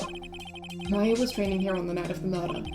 It's not unreasonable to think these things were lit up at the time, I guess. Okay. Is that everything we need here? Can we talk to Gumshoe about... Yes, excellent. Maya, so these letters are written in blood? Yeah. What's worse is it's the victim's blood. Huh? This is Mr. Nim's blood? We haven't done a detailed analysis yet, but it's looking that way, pal. Most interesting. Phoenix Wright, I presume you know, don't you? Why Maya's name is written upside down? You know what? That was really bothering me too. But I just came up with the answer. The result of my own special Gumshoe investigation. Really? Do tell. Well, on the night of the murder, that stone lantern was upside down. Anyway, there's really only one logical explanation to this mystery. Thank you, Dee. Miss Elise Nim wrote these letters herself in her own blood. You must be joking. That's impossible. And the writing in the victim's blood and the other clues left behind. It seems pretty likely that this garden was the scene of Miss Elise Nim's murder. It was a gravity device. Pay no mind to the bomb. Well, at least that's our current theory on how the events took place, pal. What? So Mr. Nim was killed here? However you want to look at it, that's what people are saying now. Then what Sister Bikini saw in the courtyard at the main temple was... Well, what was it? If it wasn't the scene of the crime, then what did she see? What do you think, Miss Von Karma? Surely a special Gumshoe investigation would reveal the answer, no? But wait a sec, the bloody writing and all the other clues here. Someone could have easily set all that up after the murder, right? Sorry, but that's not an option, pal. Why not? How quickly you forget, Phoenix Wright. Ever since the incident occurred, this place has been completely inaccessible. He's brain damaged. Cut him some slack. Because Dusky Bridge was completely burned out. Yeah, this is the friend I am. You know, this is when it... You know? I was overseeing repairs to the bridge the whole time. No one came over here before me and my men. Which means no one could have planted all this stuff here, pal. I can't think of a counter-argument to that. I knew it. I should have washed the blood off the lantern as soon as I got here. This really was the scene of the crime. Then I need to figure out exactly what it was that Bikini actually saw. Okay. Alright. Can we go talk to Bikini? Suspension bridge. I love you, pal. Gumshoe, my pal, my beloved. February 9, Hazakura Temple, main gate. Gumshoe contemplating trying to save Maya is adorable. Like, for real! He really would do anything for us! He cares so much. It's good that he didn't. But, like, oh my fucking god, I sort of wish that you did. It seems you have a visitor. Mr. Wright. Iris, I'm really glad to see you. Otto managed to mobilize the police by claiming a state of emergency. Not him again. Never mind him, we've got to hurry and unlock the sacred cavern. I'm sorry, Mr. Wright. It's my fault someone so important to you was locked in there. Mr. Edgeworth, can we finish our conversation later? Alright. Let's hurry to the inner temple then. I'll see you later, right? Wait, Edgeworth! I'm coming with you guys! Sorry, right? I can't allow you to come with us. What? I hate to be the one to break it to you, but Maya Fey is in a rather delicate position. What do you mean by a delicate position? This isn't simply a rescue operation, right? It's also an investigation. That being the case, we can't allow members of the public to interfere. Come on, Edgeworth! If anything happens, you'll be the first to know. Please understand, right? But it's Maya! Mr. Wright, all that matters is that Mystic Maya is rescued, correct? Listen to the voice of reason for a change, Phoenix Wright. From now on, consider anything beyond Dusky Bridge to be off limits. We'll be going now. Excuse us.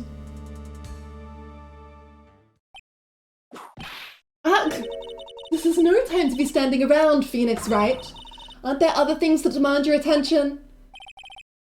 She's right. You know, for that segment, I really hopefully moved my mouse over to the live slug image, ready to turn it on, and he really just denied. Thanks for reminding me.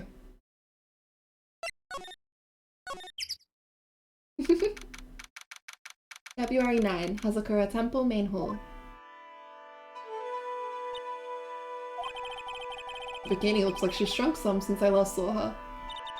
Unnecessary feelings denied. Don't be so rude, Phoenix Wright. What's wrong, Sister Bikini? My, hello you two. How are you doing? From the sound of that sigh, I guess she's still pretty down. Iris was just here, you know. She was accompanied by that handsome crimson-clad prince. Is she talking about Edgeworth? It was just a courtesy call. I wasn't allowed to talk with her at all. Oh dear, it's all my fault that this has happened. Poor Iris. She was worried about my back, would you believe? What have I done to her? Only what you had to do, sister. You bravely and truthfully testified about what you saw. There's no shame in that. And we'll see to it that your testimony wasn't made in vain. Well, I don't hear anyone else saying that. Mr. Bluesuits doesn't seem to share your opinion, I see. Huh? Me? Ah! Oh, yeah, yes, you did great, Sister Bikini. Absolutely spectacular! You two are the only ones who have ever said that to me! I can't shake the feeling that I just became a shill to a shrew. You have a problem, Phoenix Wright? Sure, she was brave to testify so truthfully like that. But I know she's still hiding something. Guess it's time to break those psyche locks of hers. Okay. 5 of them, right? Jesus.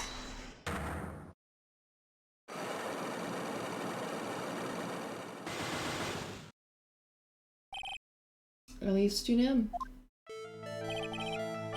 Mr. Bikini, the truth is becoming increasingly clear to me. I'm convinced that Miss Elise Junim had a special significance to this temple. First, to why she has special significance. I believe it has to do with her true identity. What on earth are you talking about? She was... Mystic Elise was an author. Just an author of picture books. To be honest, I had my suspicions almost immediately after I met her. Suspicions? Yes, but I didn't have any evidence to support my theory, though. But now I do. This piece of evidence proves Miss Junim's true identity. That would be this one. Miss Junim had this charm with her at all times. Ah! Why did you... This isn't some cheap good luck charm either. Then... What do you think it is, Mr. Wright? What could a talisman like that possibly mean? It's a talisman, is it? Interesting. Oops! This thing speaks volumes about who Miss Junim really was. This talisman and one other item unequivocally prove Miss Junim's true identity. Let's see.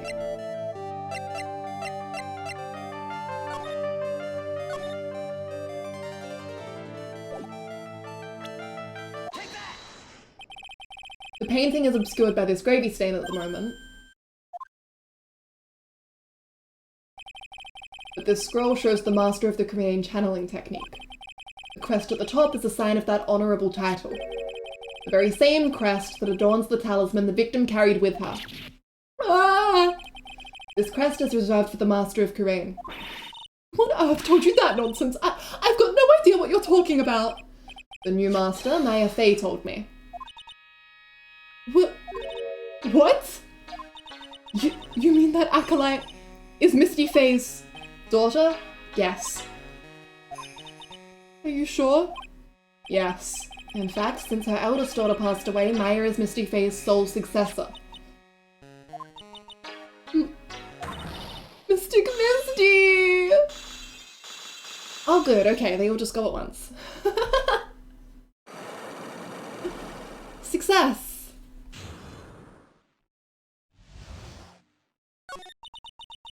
Mystic Elise graced us with her presence about a week ago.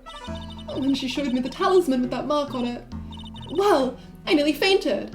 There's so much in this case, right? Like, we finally get some kind of resolution on the Misty Fei mystery from back in the first game? Hello? No one had seen her since she disappeared 17 years ago, after all. What is the significance of this talisman, sister? Korean talisman? It's the symbol of the master of Korean.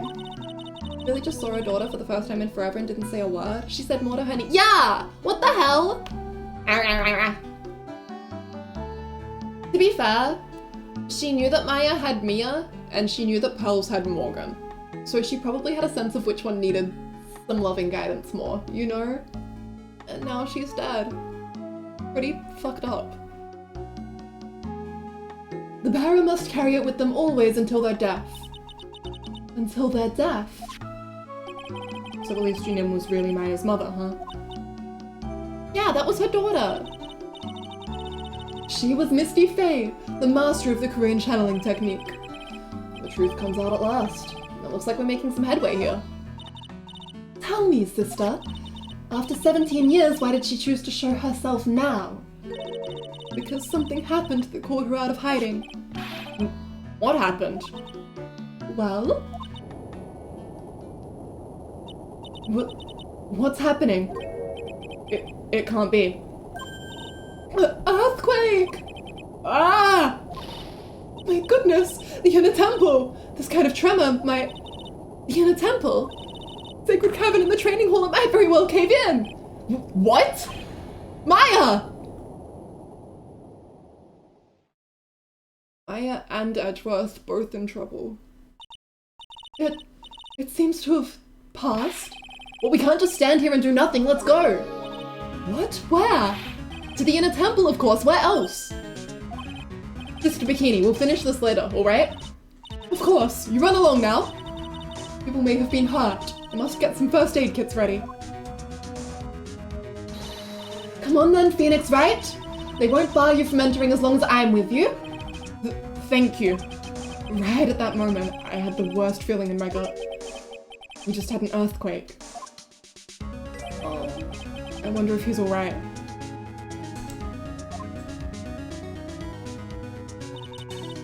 You look worried. Are you thinking about Miles Edgeworth?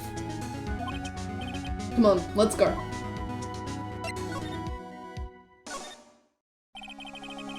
Gotta hurry to the inner temple and... Right. Ah! What are you doing here? How could I have... How do you expect us to understand if you don't speak up? Ow! Hey, why am I the one getting whipped? She's gone. No. The defendant, Iris, she's gone.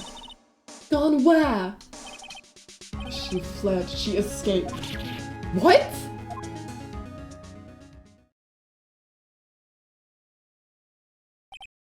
So, it was just now, during the... It's easy to see Edgeworth's one and only weakness. His fear of earthquakes. Should have known better than to escort the defendant alone. As soon as the ground started shaking, everything went dark before my eyes, and I stupidly passed out. That incident haunts you to this day, doesn't it? That's no excuse for letting the suspect get away. I can't believe I let it happen. Right, the inner temple area is a dead end, so she could have only escaped to this side. We haven't seen her. And we need to get a manhunt underway now and search Eagle Mountain from top to bottom. Wait, Edgeworth. The top and the bottom are right here. Have you thoroughly checked the inner temple yet? Don't be ridiculous, why would I? The inner temple is like an island. There's no way to escape but to cross. No, that's not it. Iris isn't the type of person to run away, Edgeworth. What are you talking about? Sorry, everyone. Sister Bikini mentioned something when we were with her. She said that the sacred cavern might have caved in because of the quake. And you think Iris might have gone to the inner temple to check on the situation? Listen, Edgeworth, I'm sure she's at the inner temple. A manhunt is not necessary. Right. Let's not waste any more time. We need to get to the training hall sacred cavern now. Alright, let's go. February 9, inner temple, training hall. Fortunately, the sacred cavern hasn't caved in yet. But what we found was something none of us could have ever expected. Oh boy. Oh boy. How can there be even more Lux? What is the meaning of this? Iris? Iris, please tell me. What the hell is going on? Be continued. Oh my god. Yes, I would like to save my progress, please. Oh. Oh.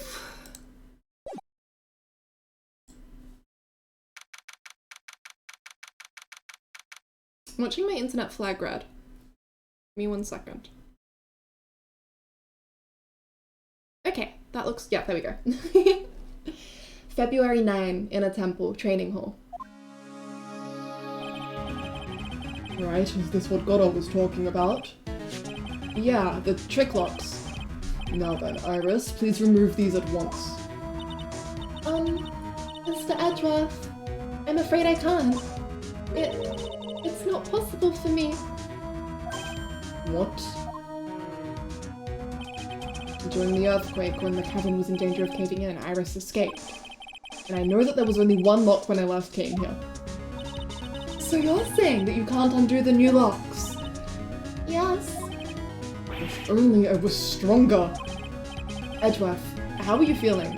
You look a little pale in the face. Like you're one to talk with your face all green. These boys are not holding up well. See, this is part 3-2, which is the 1, 2, 3, 4, 5, 6th part. Miles Edgeworth, go and get some air. I'll watch over the suspect, you go and get a grip on yourself. Don't be ridiculous, I'm perfectly There's no telling what sort of mistakes you could make in your current state. Go and get some rest. That's your only concern now, Miles Edgeworth. Understood. I'll handle the investigation in the garden. You take care of things here. Edgeworth. Got so much pride that he's probably off crying in a corner of the garden. Pride is simply another trap that hinders us in our lives. That said, one must have pride to be effective on the job. At any rate, it seems that this is where we part ways, Phoenix, right? I'm going to stay here and see if I can't help solve these bothersome puzzles. I see. Well, thanks for your help. Now then, do you mind if I ask you a few things, Iris? No, not at all. Why did you make a run for it, Iris? I'm sorry. I heard the inner temple had been severely shaken by the strong earthquake we had. I was so worried. I just had to come and see. In other words, you didn't run away to escape the law. At least we're clear on that. I can't tell you how relieved I was when I saw the sacred cavern was alright, but... But what? Then I saw these chains here. I saw all these extra locks that someone had put on the sacred cavern's door, and... Hmm. Who in the world would do something like this? These trick locks are a sacred treasure of the Korean tradition. There are hundreds of ways to set them. That's why only the person who set the lock can open it. And you aren't the one who set these locks? I don't think it's that simple, Franziska von Karma. When we were here the first time, there was only one lock. But now, somehow, there's 5 of them. What does that mean? It means that someone wanted to secure the place even more. And they wanted to secure it before you got here, Iris. Presumably because they wanted to make sure Maya couldn't get out. 4 hours and 12 minutes and you took around 5 hours and 30? Still about an hour behind, interesting. This means that Iris can only open one of these locks, the first one. Yes, that's correct. What? Iris, try to think, please. Isn't there any way around this? Well, like I said, there are hundreds of different ways to set these locks. I suppose if I went through every combination with each one, I could remove them, but... It will take time, won't it? Yeah, only 3 parts left after this. Crazy. Yes, about a day if I had to guess. A whole day? Well, that's better than leaving the locks in place. Will you do this for us? Sure, I'll do whatever I can. We've got to wait another day? Hang in there, Maya. You're going to have to call on your inner strength now. You know what, Iris? There's still one thing I don't quite get. And what might that be, Phoenix, right? Thank you, Dee. I think it's obvious. Iris, on the night of the murder, where were you? Please, Iris, don't give me that look. You told us that you were in your room at Hazakura Temple at the time of the incident, but you were seen that same evening at the Inner Temple. And then, you were spotted at the scene of the crime in Hazakura Temple too. Being spotted at both Hazakura Temple and the Inner Temple. It's as if you were... Well, Iris, I think it's about time you told us the truth. How many? 3? Yeah, okay, 3. I knew it. There's something going on here that we don't know about. Can we break this yet? I have a suspicion about what is contained in there. I don't know if we have the things that we need to uncontain it though.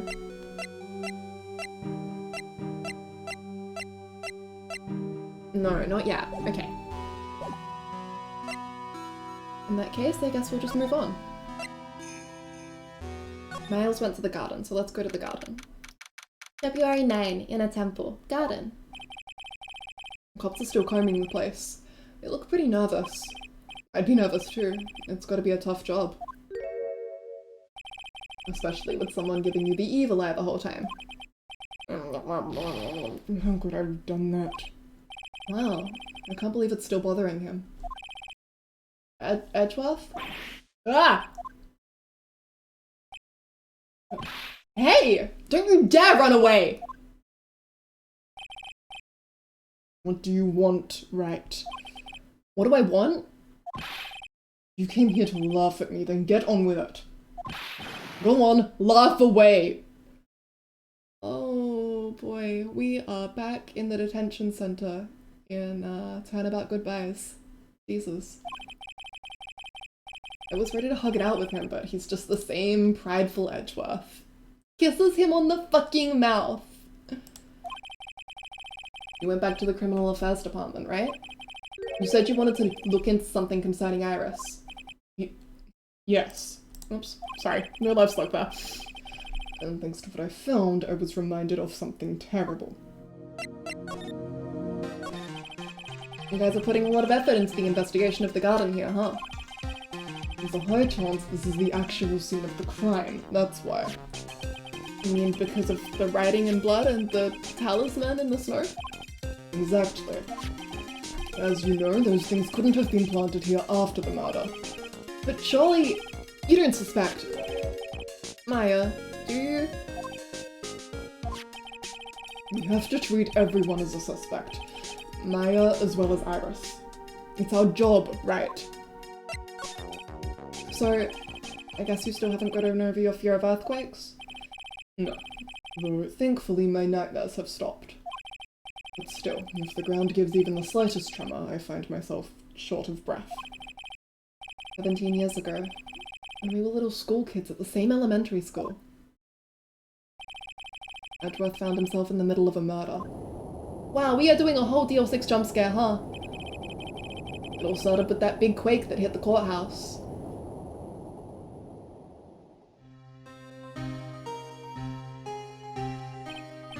Yes. I was stuck in the elevator with my father, who was a defense attorney. We were deprived of oxygen and we passed out. That's when it happened. That single gunshot shattered my whole life.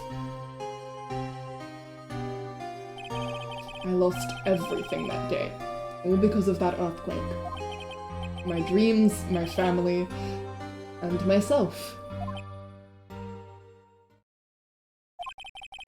It's been more than 17 years now.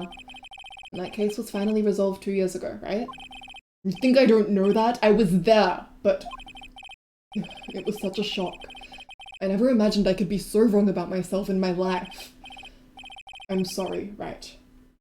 There's nothing else I can say. After you chose to become a lawyer for my sake. And not after you saved me. Edgeworth, you're stronger than you think, so no more of the self-pity, okay?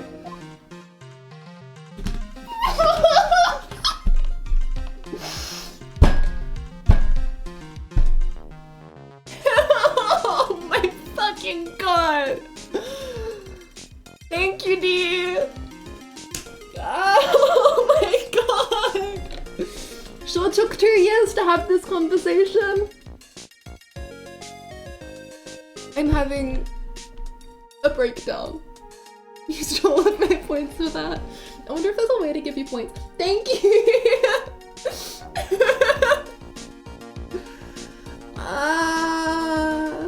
Everybody look at the gaze.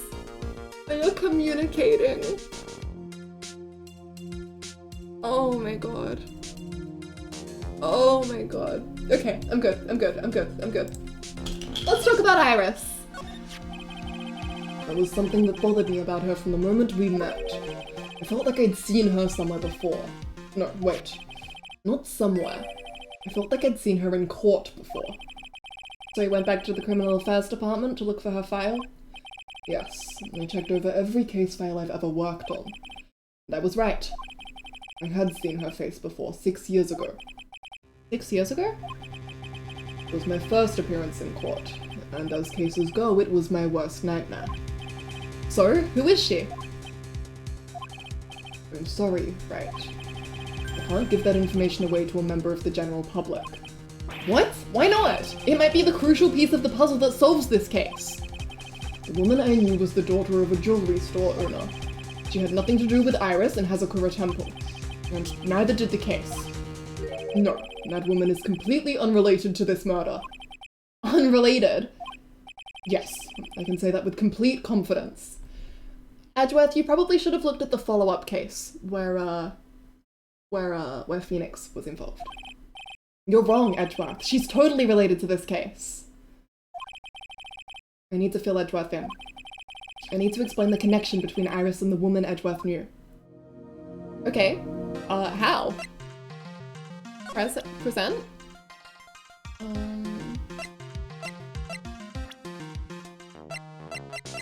Do I have Dahlia in here? No. An old friend? Miles Edgeworth, age 26. An old friend. Said to be #1 at the DA's office. Studies foreign judicial systems now. Time for Phoenix to trauma dump! Hooray! Can I present this? Does this help? Apparently, Iris was taken in by the sisters here at the temple when she was a child. However, we still don't know much about her past, so we're looking into it. That reminds me. Edgeworth went back to the Criminal Affairs Department to look up some stuff on her. I should ask him what he's found. Okay, but I did that. How do I explain?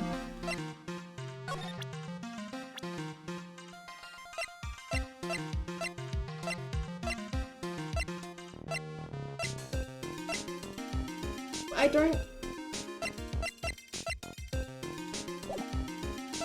Okay, I guess we'll come back later. Maybe we need a piece of evidence.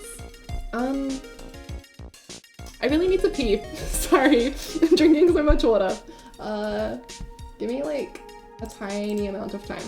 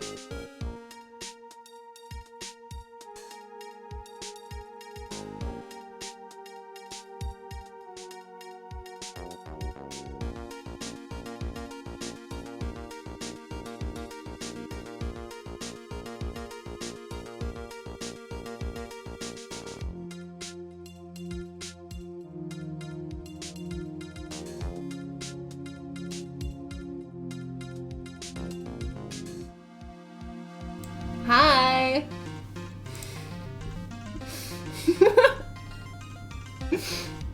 Fuck, where did Simp go? How do I untime out?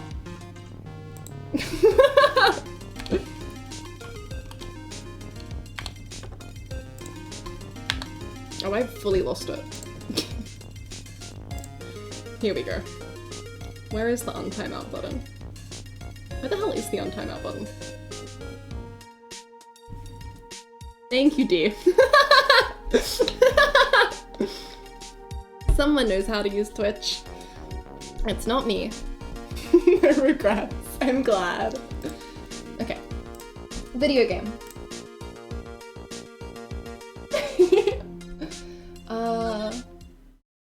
Let's go out here, I guess. February 9, Inner Temple Gate. Finally getting to the bottom of this case. I can count on Iris to break those locks, so I should try to gather more clues. From Sister Bikini, Edgeworth, Gumshoe, and Pearls. My god. Okay. February 9, Dusky Bridge.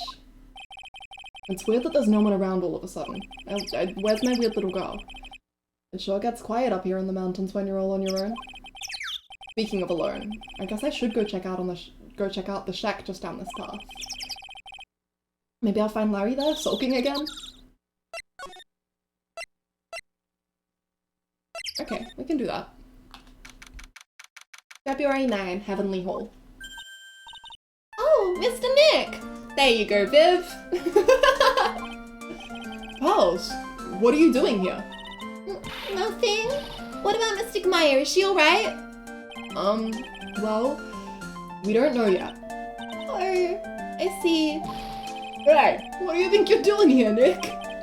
Larry, this is the loser's shack, where losers get together to lose themselves. This is the what? Hey, we find comfort in each other's failures, okay? You got a problem with that? Look, Mr. Nick. Mr. Lurius did a picture of me. That's, great, pals. We're going to gather firewood now. We've been cooking some half-rotten potatoes over a miserable little campfire. Larry did just call Pal a loser. Hope this helps. Just stay out of our way. I don't believe this. Why can't he try getting fired up over becoming a better man? No one believes a word I say anymore. Listen to me, pal. You don't want to trust this kind of guy, okay? He'll only let you down. Oh, Mystic Maya. Paul, let's get you out of here. Oh, baby. Larry, is that something you want to tell me about this picture? Hey, I got nothing to say to you, Nick. My life's here now with Pearl. Two losers cooking potatoes together forevermore. What am I gonna do with him? Alright then. What do you think about this picture, pals? I think it's really well drawn. I can't draw at all, so I think it's really amazing. See? Someone appreciates it. It's tough getting the flames to look like that, you know? It's supposed to be Sister Iris flying through the air, isn't it? I love it. It's like a dream. A wonderful fantasy. Thank you. No, it wasn't a dream. She really flew, I'm telling you. Iris really flew that night. But Mr. Larice... Not you two. Please don't look at me like that, pal. Don't look at me like I'm some kind of nutcase, I beg of you. I guess this picture really is a representation of what Larry thinks he saw. Okay, so I was half asleep when I was here that night. Aw, he's cute. I was wide awake after the lightning struck, and I saw what I saw. It was exactly like I drew in the picture. And it looks like I don't have any choice but to take this sketch at face value. Hey, what's with the look of doubt on your face? Pals? Yes, Mr. Nick? I've been meaning to ask you about the night of the murder. Where were you, and what exactly were you doing when it all happened? I was just, well, I'm just a kid, you know? I'm just a baby. I'm sure it doesn't really matter what I was doing, does it, Mr. Nick? Sorry, pals, but yes, it does. On the night of the murder, you were supposed to be in Mr. Nim's room reading a book together. But Mr. Nim was murdered, and you, pals, were at the inner temple. Just what exactly happened that night, pals? I'm really sorry, Mr. Nick. Pals, not you two, 5 of them?! I've been a bad girl. That's why I'm being punished. What are you talking about, pals? My spiritual power. It has disappeared. I'm neurodivergent and a minor. What? Her powers have disappeared? What do you mean your power has disappeared, pals? It's all over for me. Spirit medium who can't channel spirits is like a painter who can't paint. Hey, what are you looking at me for? Pals, did you try to channel someone's spirit right here at Hazakura Temple? Tried but failed, perhaps?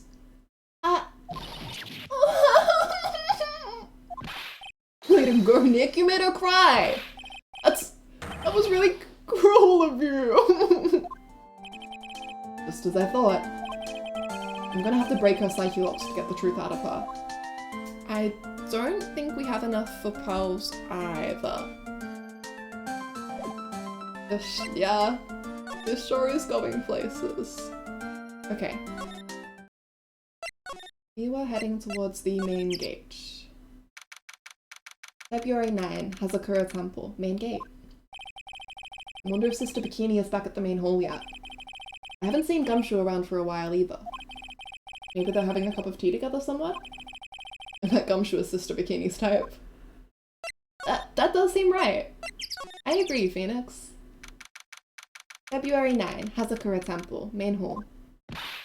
Well, what's the damage? How is the sacred cavern? It looks like it survived, but we have a bigger problem now. I told Sister Bikini all about it. About the 5 locks that were stopping us from getting inside the sacred cavern.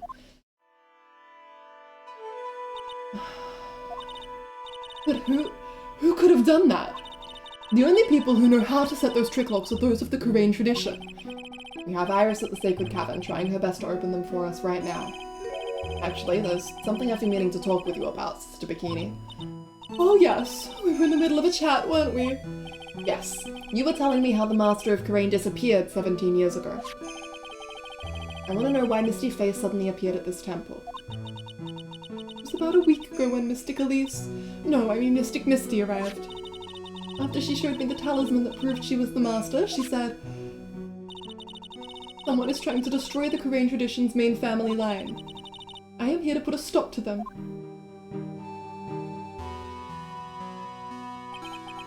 Someone was trying to destroy the main family line? There's only one heir to the title of Master at any time, and it's usually the eldest. That child becomes the new Master of Korean, and her daughters the main family. All other mediums become branch family members, with no hope of controlling the clan. That's why nothing has changed throughout the history of the clan. Branch families always have and always will plot to erase those of the main family line. Is the power of the Master worth this much bloodshed?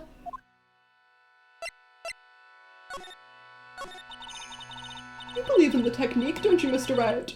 You know its power is real. Yes, I do. It's been 2 years since I first met Maya. In that time, I've seen her channel the spirits of the dead plenty of times.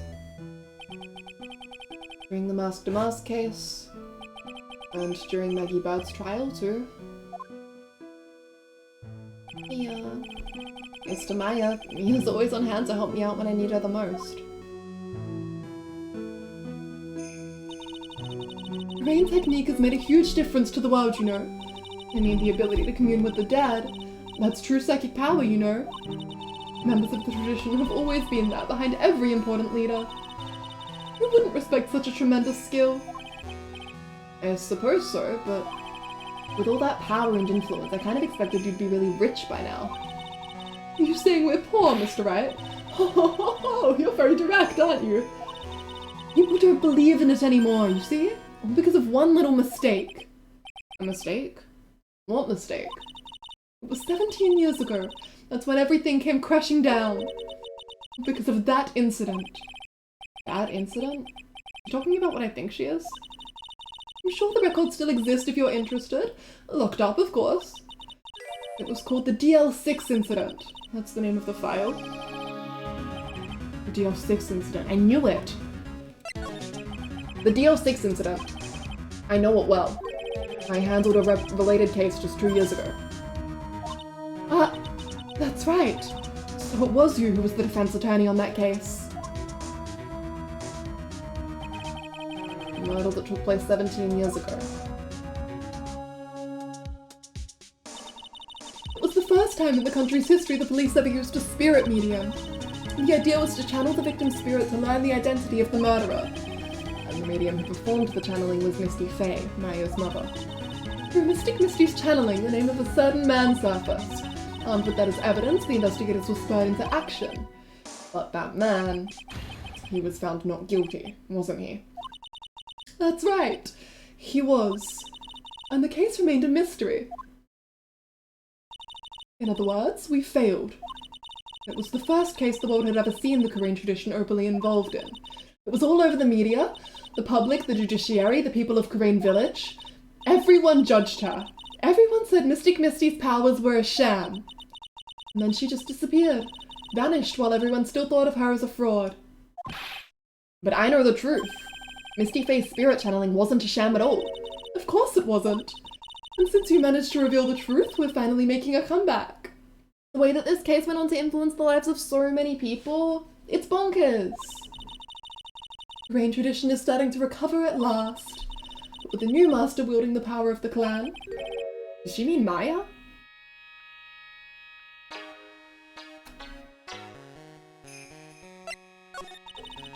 The spiritual power of the Korean channeling technique is in the blood.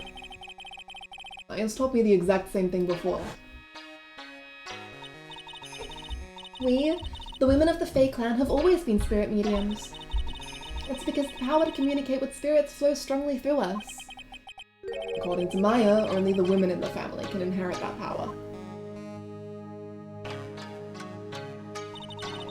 The main family's bloodline stems directly from Mystic Army. With each new generation, only one daughter becomes the new master. And the ones who don't become branch families, right? That's right. And it's always the cause of tragedy. You know, Maya had a sister, too. An older sister named Mia. Oh yes, I've heard of her. What? You know about Mia? Of course! She became a lawyer in the hopes of discovering what happened to her mother. And lost her life as a result. There you go, you guys wanted more Mia. There's a little bit of Mia for you. Enjoy. Do you know what Mystic Mia is rumoured to have said? She said it wasn't only because of her mother that she became a lawyer. She also didn't want to fight with her sister over the leadership of the tradition. Really?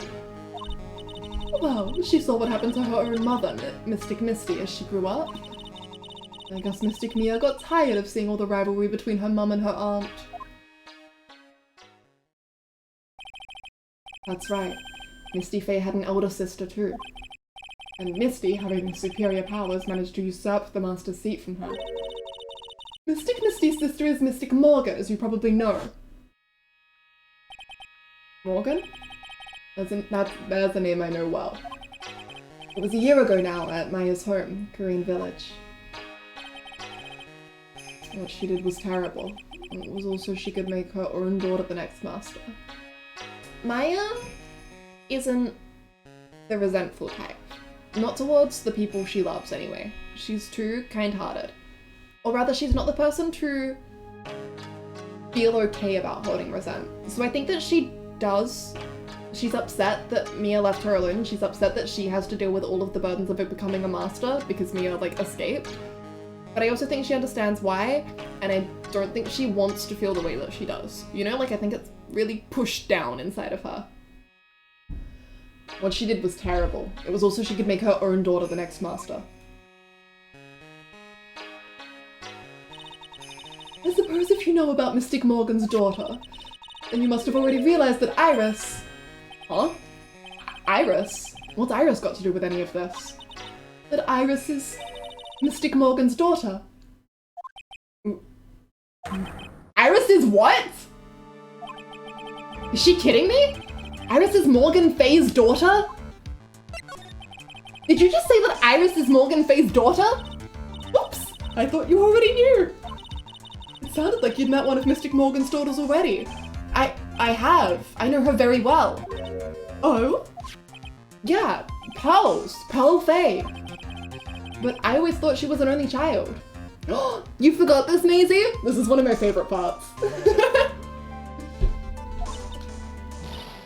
You jest! That child! She's Mystic Morgan's... I had no idea. Mystic Morgan? But she's in prison now, isn't she?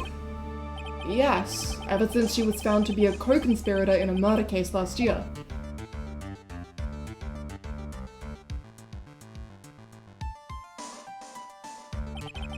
It was all done to set Pearls up as the next master. I see. So I've been wrong all this time. Mystic Morgan had 3 daughters, not 2. Wait, what? 3? Yes, Iris, her twin sister, and Mystic Pearl. What? Twin sister? Oh, didn't you know? It all happened 20 years ago. After the clan leader was taken from her by her sister, Mystic Morgan's life crumbled. It wasn't many years later that Corain's reputation hit an all-time low. When Mystic Morgan's husband realized his wife would never become the master, he left her in the village, taking their twin daughters with him. How awful. He was a jeweler, you know. In the end, he remarried, and that's when it happened. He decided to give one of his girls up to be looked after by us here at the temple. That was Iris, you see. It's unbelievable. If Iris has a twin sister, could it be? Could you tell me one more thing, Sister Bikini? What was the name of Iris's sister? I'm sorry, Mr. Wright. I just can't remember. All I can recall is that her father was a jeweler. Well, that's a clue, I guess. A jeweler. Thank you very much. You've helped clear up a lot of details. Paul's had 2 older sisters, huh? Yes, that's right. No doubt it was all because of Mystic Morgan's anger towards the main family. Anger?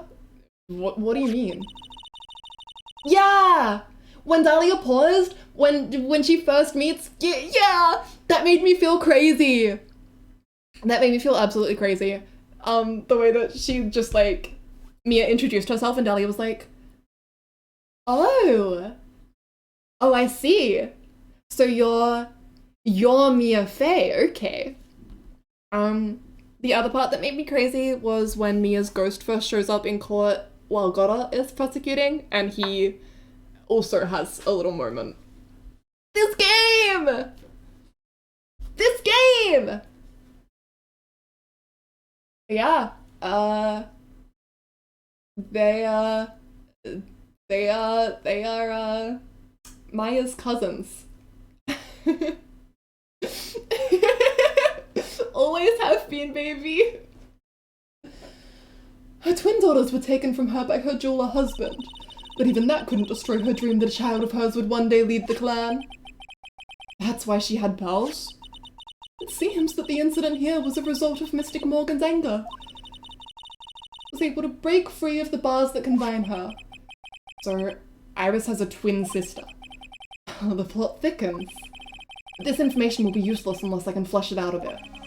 I need to ask more questions and get some more info. Okay, seeing that added, do I now have that in profiles? Okay, now I can go show that to Miles. Okay, let's run along.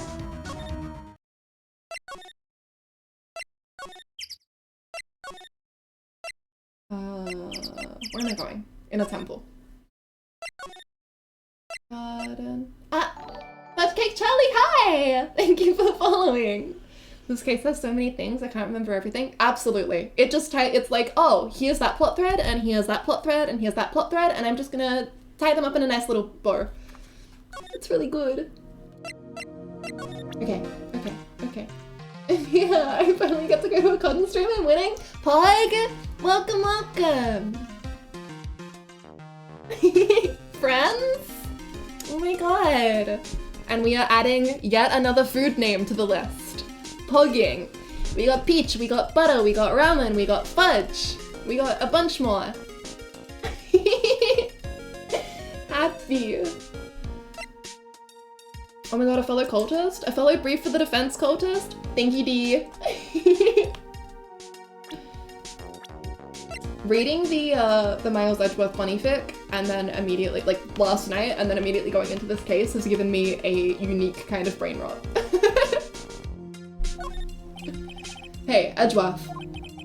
Did you know that Iris had a twin sister? What? A twin? You can't be serious.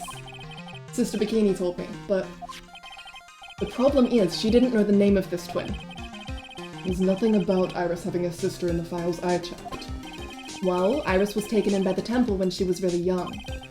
Apparently her sister was raised by her father, a jeweler, I think. A jeweler? Stretch? Thank you, yes sir. Oh, sorry if you heard any crunches. Those were all quiet enough that Mike didn't pick it up. A jeweler? Right, I just might know who this twin sister of hers is. I had a feeling you'd say that. Let me guess. Her name is Dahlia Hawthorne, right? Yes, exactly. Please tell me what you know about her, Edgeworth. Please.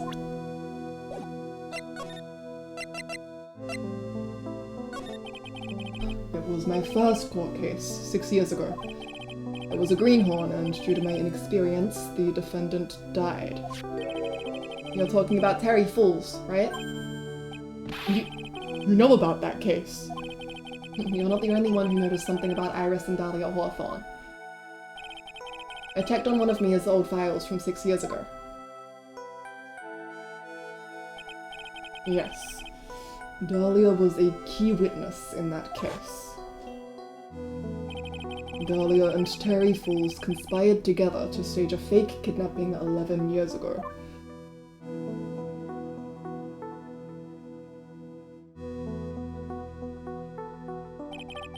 They stole a jewel worth $2 million from Dahlia's father, a jeweler.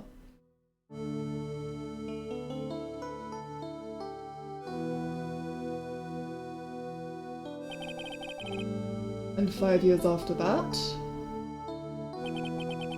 he murdered her own sister, Valerie Hawthorne, to keep her from talking.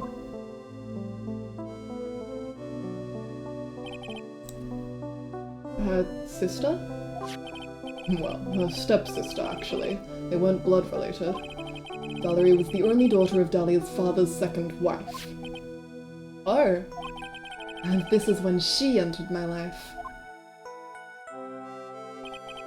The woman who tried to kill me.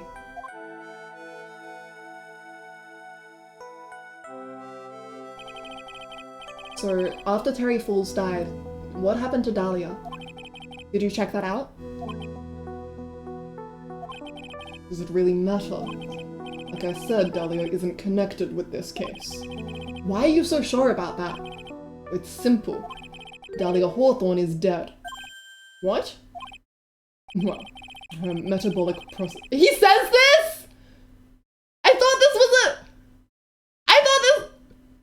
I thought they made this up for the mortal bit. He says this?! I didn't realize—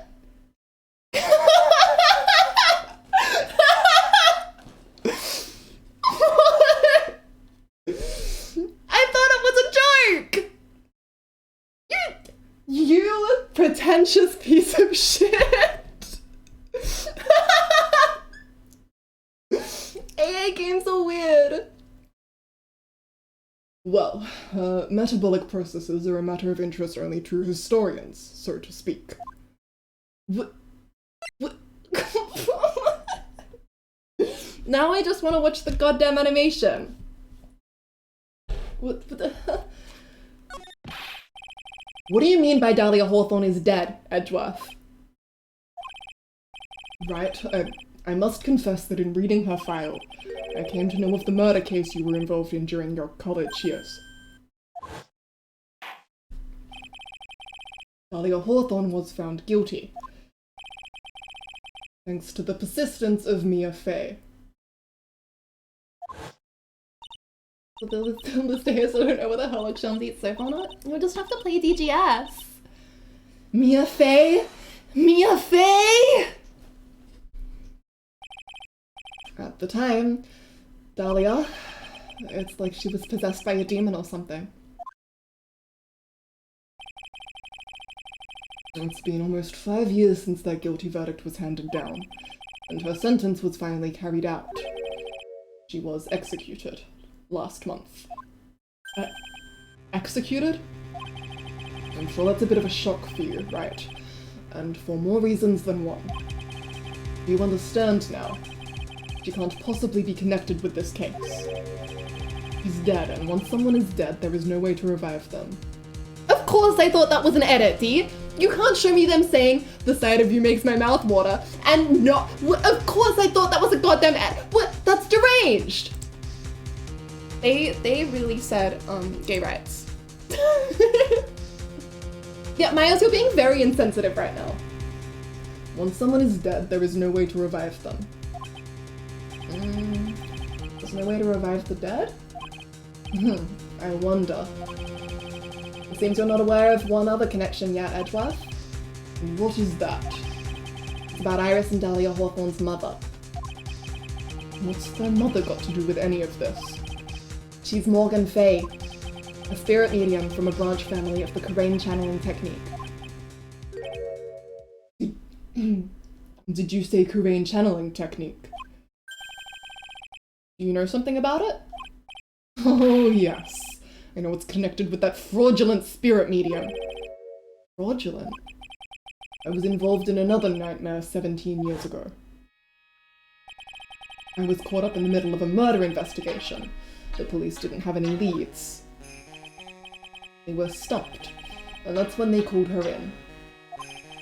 She was a very famous spirit medium and the master of her channeling school. But you know what happened? As a result of her efforts, an innocent man was accused of murder. He and her powers, they were all fraudulent. Like, yes, it's a bit deranged that Miles is so science after all of the things that he sees, but, like, can you blame him? It's all connected! Edgeworth, go to the police records room, it's all in there. All you have to do is check the DL6 incident case file and you'll know. Of course, how could I forget? Edgeworth was the victim in that case. Edgeworth, you'll understand someday. And then you'll see that the Karain channeling technique is real. Oh boy. Okay. He's so... Okay. Where haven't we been? The courtyard?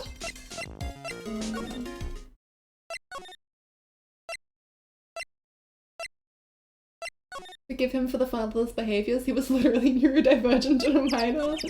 For real. We're lost. Main gate.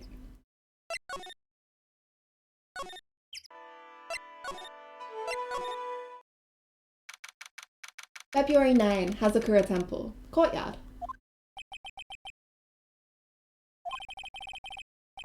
Sounds like someone's happy. What tune is that they're humming?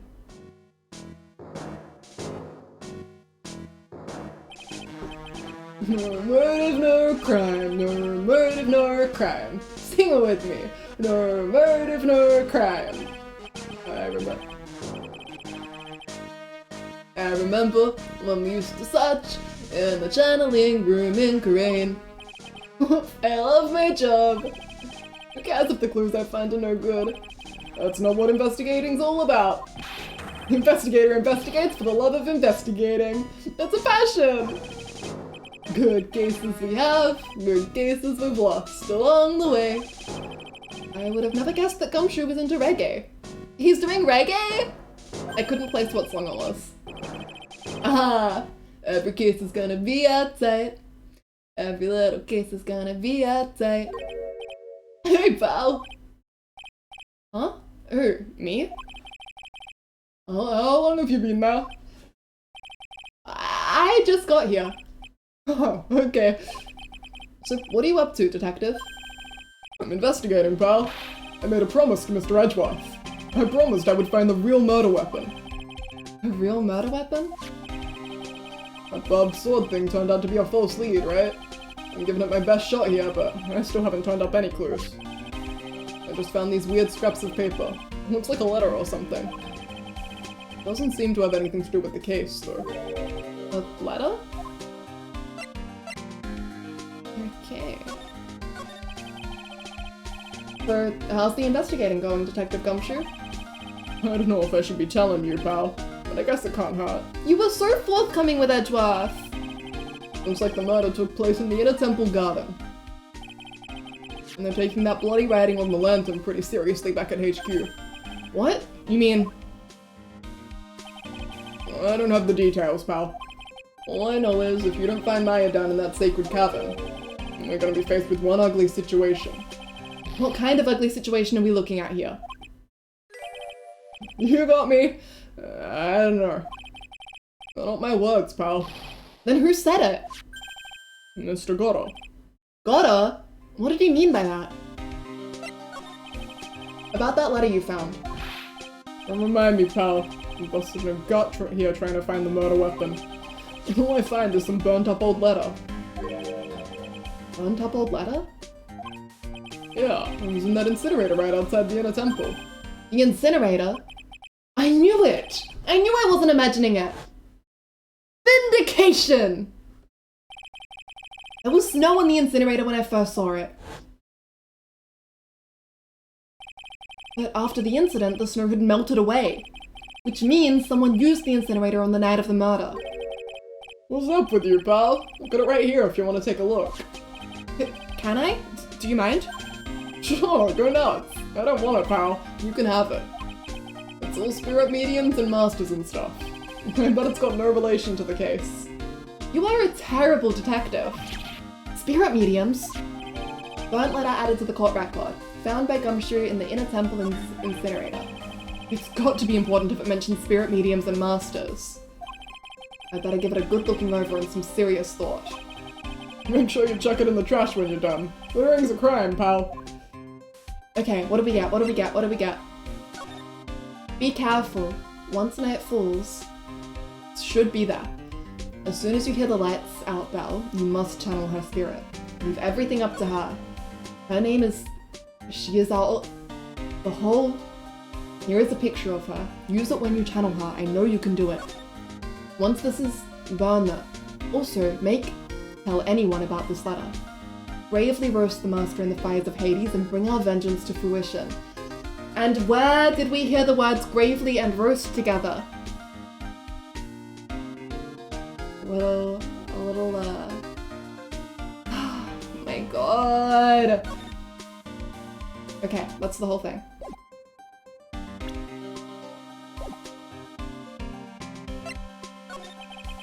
So, what do you know about the real murder weapon so far? Well, it wasn't the Shichishito that was found impaled in the victim's body. Mr. Edgeworth proved that in court today. Yes, that's true. In which case, it must have been another blade. And that's what you're running around like a headless chicken looking for now, huh? Yeah, and man, is it tiring work. But let me tell you something, pal. I'm no chicken. We've got the feather of forensics in our cap these days.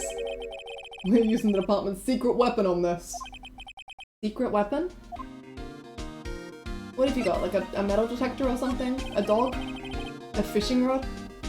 What's the secret weapon of yours? You wanna know? You've gotta think scientifically, okay? Okay, I'm expecting a dog. Alright. Murder weapon was a sword. Swords are, scientifically speaking, made of metal, right? Is it actually a metal detector? You stupid. Any questions so far? No. I know what he's gonna say, but I'll let him look smart. What's the perfect tool for the job? Ta-da! A metal detector! Wow, just like in DR6. It's Gumshoe, he's our secret weapon. Raise your hand if you didn't see this coming from a mile away. Well, you wanna give scientific investigation a go? Huh? Me? I've been using this thing for hours now. It gets pretty boring after a while. Why don't you give it a try?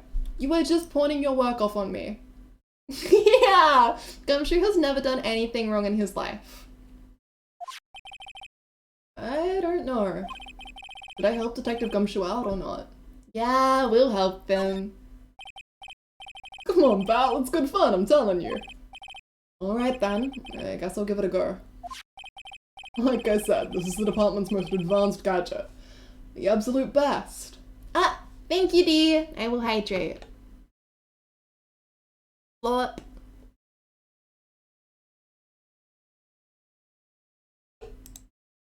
Okay.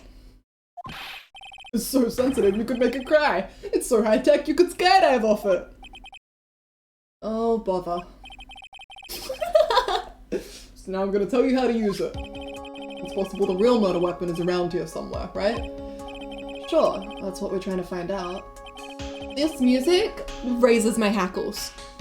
This is music that tells me I'm either about to get tutorialized out the wazoo, or I'm about to have to point to an image on a photograph and I'm going to have to be pixel perfect.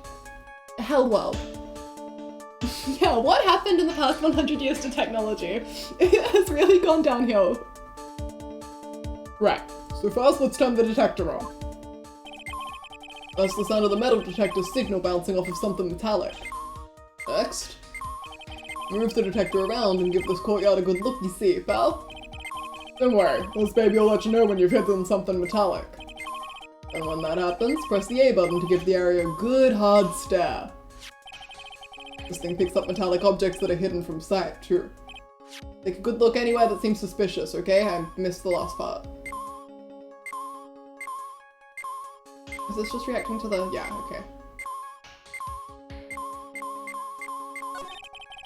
Looks like there's something round buried in the ground here. Don't touch that, pal! Huh? What is it? The trap. People set them out to catch us detectives. They're real nasty. A trap for detectives? You mean like those fierce traps with sharp teeth that are supposed to snag your leg? Yeah, those! I got my finger caught in one of those once. Your finger? Ah! D? What have you done?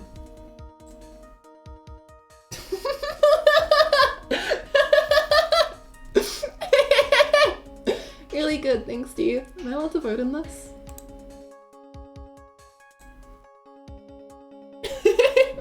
Watching the immediate swing to C. Unbelievable. Your finger? Well, that was this bit of cheese and it looked so tasty. I reached out and then BAM! I'm not sure I know how to respond to a story as stupidly pitiful as that.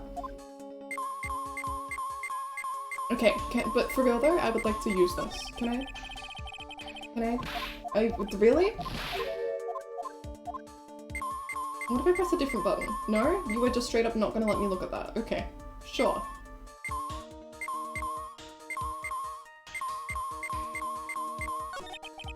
This looks like a wallet? Aha! That's where it's been. Is it yours, detective? I'm always dropping it, so I put a bell on it. But you still dropped it anyway? Yeah, but now I found it again, pal. Your wallet is completely empty. Well, I drop it all the time, so I don't put money in it anymore. Then how come the metal detector picked it up? Must be because of the bell, I guess. Oh, gumshoe. Okay. Is there nothing of note in here, or... Oh, you know what? I think we can... yeah. Look, a ladder! Finally! That's a step ladder. What's the difference? Looks like a normal ladder to me, pal. Surely everyone knows the difference. I mean, they're pretty ordinary objects. I met plenty of guys like you, always picking on the smallest details. Vegetable store guy near my place does it all the time. He even corrects me when I ask for a head of lettuce. That's a cabbage, he says. I'm telling you, they're the exact same thing. No, they're not. They're completely different. You have to plant both of them firmly in the ground before they can grow, don't you? Listen, you gotta take a step back and look at the bigger picture sometimes. Otherwise, you could miss a really important clue. That's advice from a pro, pal. The last person I need advice from is this guy in front of me. I hate to start up a proper... Please stop beeping. You won't stop beeping until I... Okay, hold on. I want to hold the step ladder versus ladder thought. That... I think that's a ladder, because it looks like it slides up. I don't think a step ladder has anything to do with height, right? It's like A-frame. Am I really not allowed to look at this? I should be buried by a shovel. I think you mean a spade? Gumshoe seeds high? Unbelievable.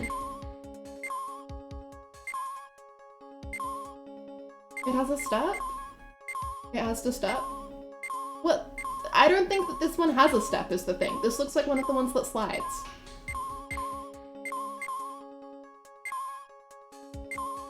I just want to stop being beeped at. Okay, I can't do that one. This is just about her. About that. The sled is obviously made of metal.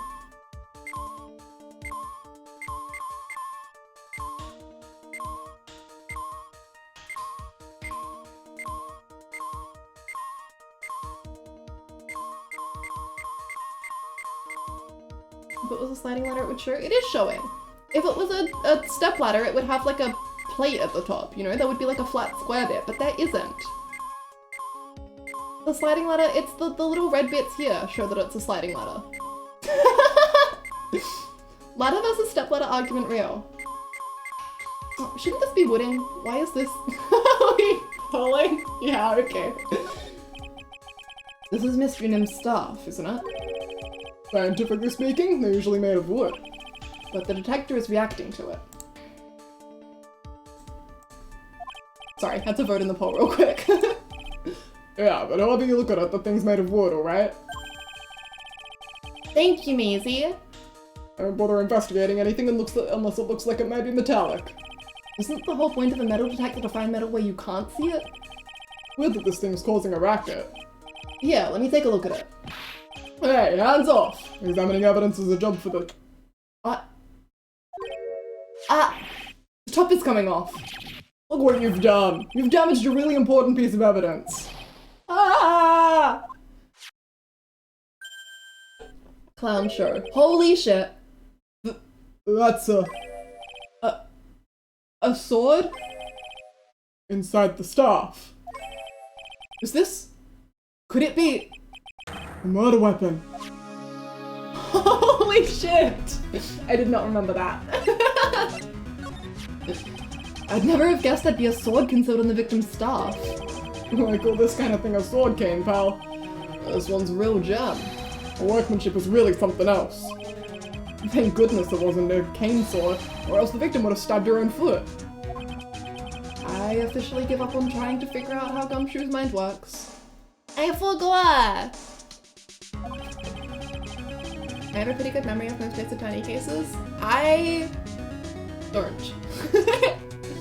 I remember all of the, like, important beats of this one. Like, I remember all of the character information in this one. That's misleading phrasing. I remember what characters are involved with what and who does what. I do not remember any of the evidence. I knew it was the weapon, I didn't know it was a fucking sword. Stepladder winning, unbelievable. I can't believe you guys would do this to me. It doesn't have a flat plate! If it was a stepladder, there would need to be like a square of metal at the top for it to unfold and like hook into, right? But it doesn't have one, because it's a sliding ladder. If that's a stepladder, there's no way for it to assemble, there's no step at the top. Generally only remember overarching details. Exactly! The real scene of the crime was the inner temple garden. Then why was the sword used to kill the victim found in the main hall courtyard? Hey, Gumshoe. Who knows about the hidden sword? No one. Even the police didn't know about this until I discovered it just now. Well, as they say, there's no team in Gumshoe. It doesn't look like there are any traces of blood on it. And I guess this isn't the murder weapon, huh? You guys are all traitors. And wrong, also.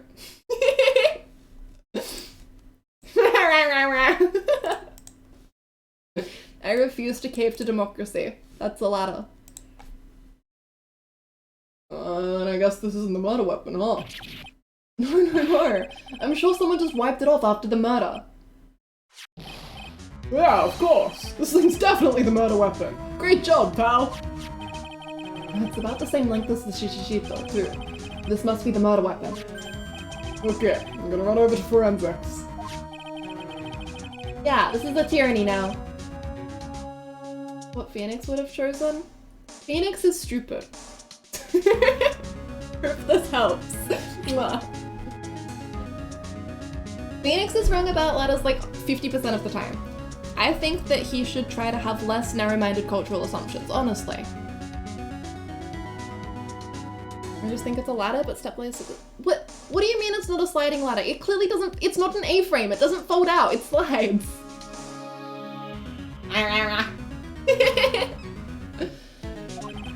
See you later, pal. Every case is gonna be outside. Every case is gonna be outside. Wait up, detective. Huh? What is it, pal? I'm a pretty busy guy right now, you know. You're going to get that stuff analyzed, right? Would you mind holding off for just a while? Huh? What are you talking about, pal? Please. Just until we find Maya. Raya? What's this got to do with her? I don't know, but I'm starting to get a really bad feeling in the pit of my stomach. Oh? How so? Look, Maya's trapped inside the sacred cavern right now, and, well, we don't even know if she's okay or not. The more evidence and testimony I hear, the more uneasy I feel. You don't think... Maya's been Please, detective, let's just wait until we can get inside the sacred cavern. You're looking kind of iridium now. Okay. Just stop it with that face, pal. One thing, though. The staff's secret trick. Let's keep it between you and me, alright? If it gets out that we knew about it and didn't say anything, we're finished. I understand. Just a regular, run-of-the-mill staff, you got it? Okay. Now you take good care of it, pal. Thank you, detective. Don't worry. You'll be fine. Gumshoe? There's a place at the base of the mountain that has some really good pasta. How about I take you there when you find Maya, huh, pal? Sure. Thanks. Victim staff received from Detective Gumshoe for safekeeping. Has a sword hidden inside. No one knows this except me and Detective Gumshoe. I am trying to make sure that Maya is okay. Thank you very much. Okay, let me look at your evidence. What? This is clearly the same. It's two letters stacked on top of each other. It doesn't necessarily have to have a slidey bit.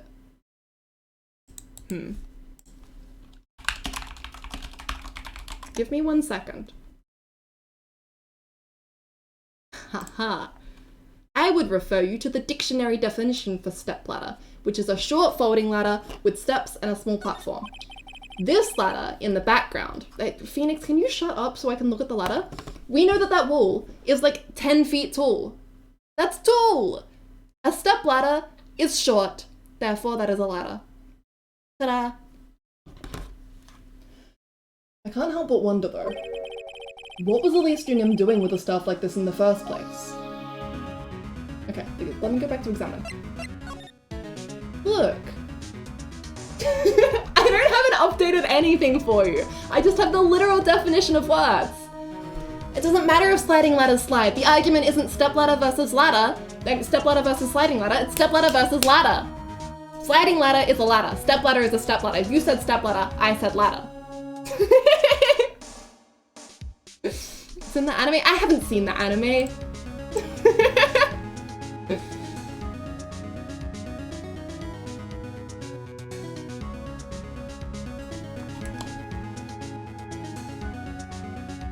I also want you to know that if you search ladder, one of the first things that come up are folding out A-frame ladders.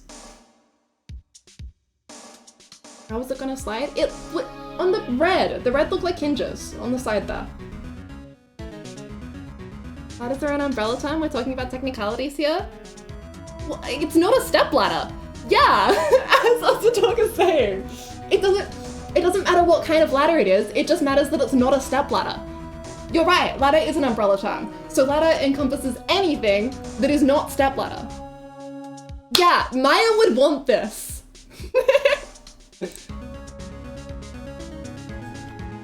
Can I? Yeah, copy image link. This is an image of ladders. Everything on here is a ladder. Let me find you an image of a step ladder. Here we are.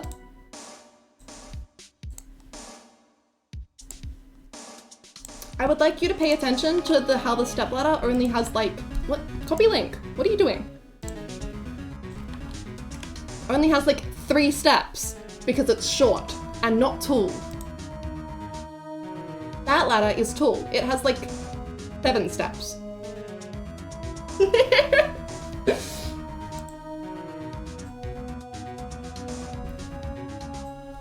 on. What am I looking for here?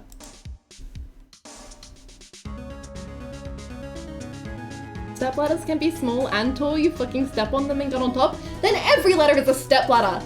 It's a step ladder because it's like steps. It's not a step ladder because it's... You know what? And that's something else I would add. I'm not sure if the world will be with me here, but I would also argue that a step ladder has to have thicker feet. It has to have thicker steps because it is a step ladder. A ladder is something that has like a rod that you climb up, right? It has a little thin little thing that you put some of your foot on. A step ladder, you can fit your entire foot on.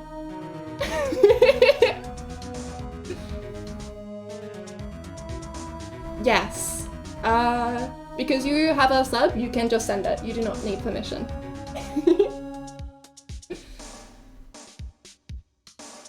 I am waiting so eagerly for this. I will renounce the sliding. I can see it more clearly now. I do not think it slides. I'm picking a fight with Lowe's right now. They have mislabeled their ladder. That is not a step ladder, that is a ladder. It is too tall. I'm not having it. Yeah, ladders have rungs, step ladders have steps. That has rungs. They are too thin. It is not a step ladder. I see the image you have sent. I agree that that is the same ladder. I do not agree that it is a step ladder. I think that they have mislabeled their ladder. It's wrong. It's wrong. I will not have this.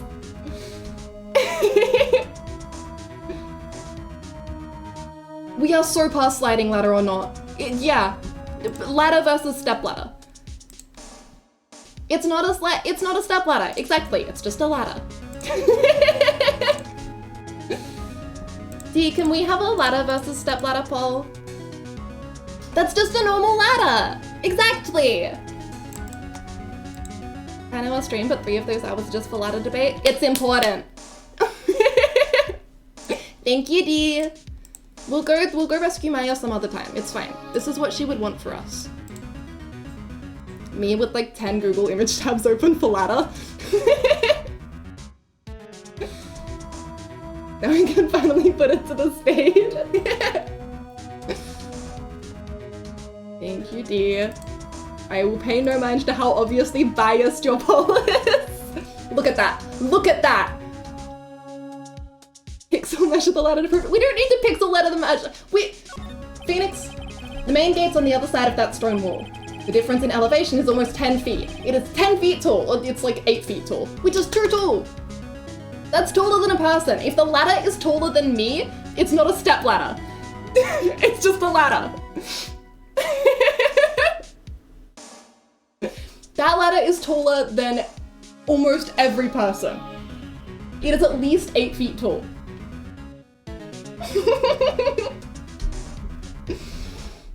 I think we have a clear victor. Sometimes the dictionary is wrong. It's a ladder, thank you. I'm just that convincing. You can mold all you want. The people have spoken. Democracy is real. Actually, this isn't a tyranny as long as you guys agree with me.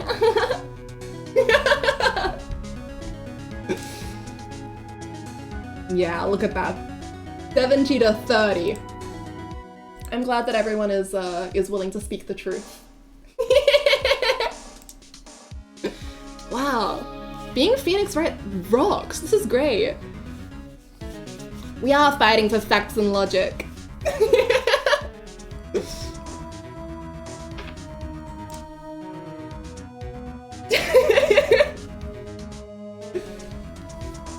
Vivian, Maisie, and D. Look at the 3 of you. It's okay. I still love you guys, it's okay. Even though you are provably, demonstrably wrong about what does and doesn't constitute a ladder. Alright. Now that we've settled that, thank you very much. Let's move on. Where the hell are we?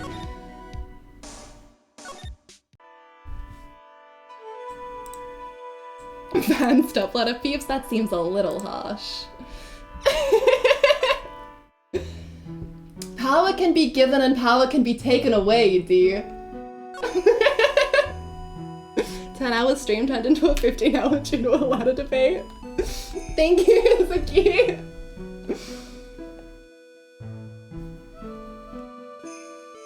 Water. We're at, how much water have we drank? Drink. 1.5 liters tonight? Pog? Okay, video game. Main game. Suspension bridge. I wonder... Do we have enough for Iris by now? We go to the inner temple. And then the training hall.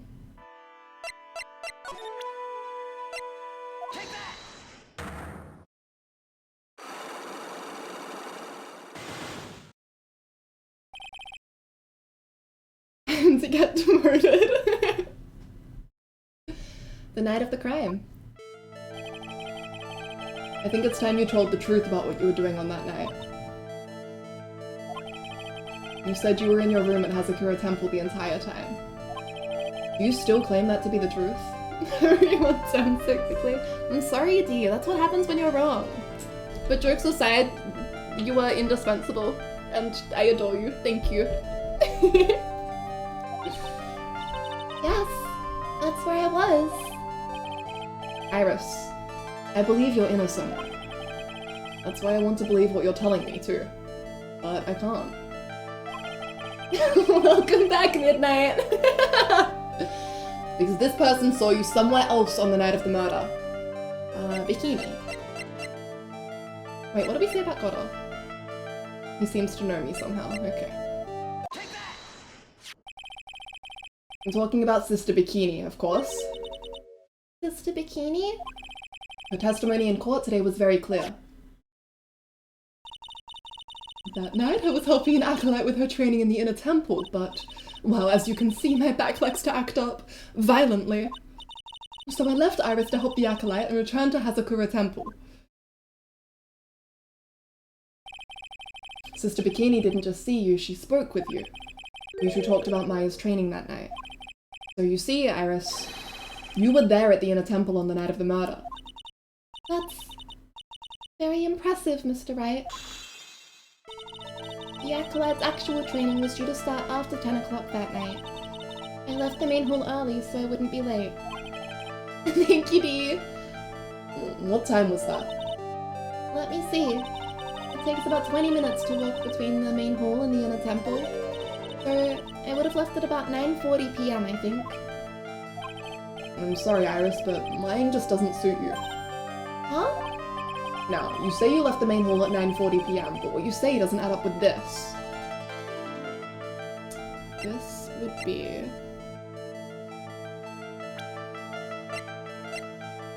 Timeline. My brain is all ladders now.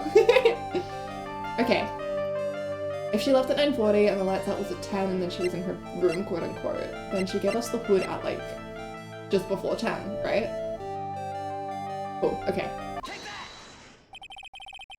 You yourself testified to the contrary, don't you remember? You said you rang the lights out bell at 10 o'clock that night.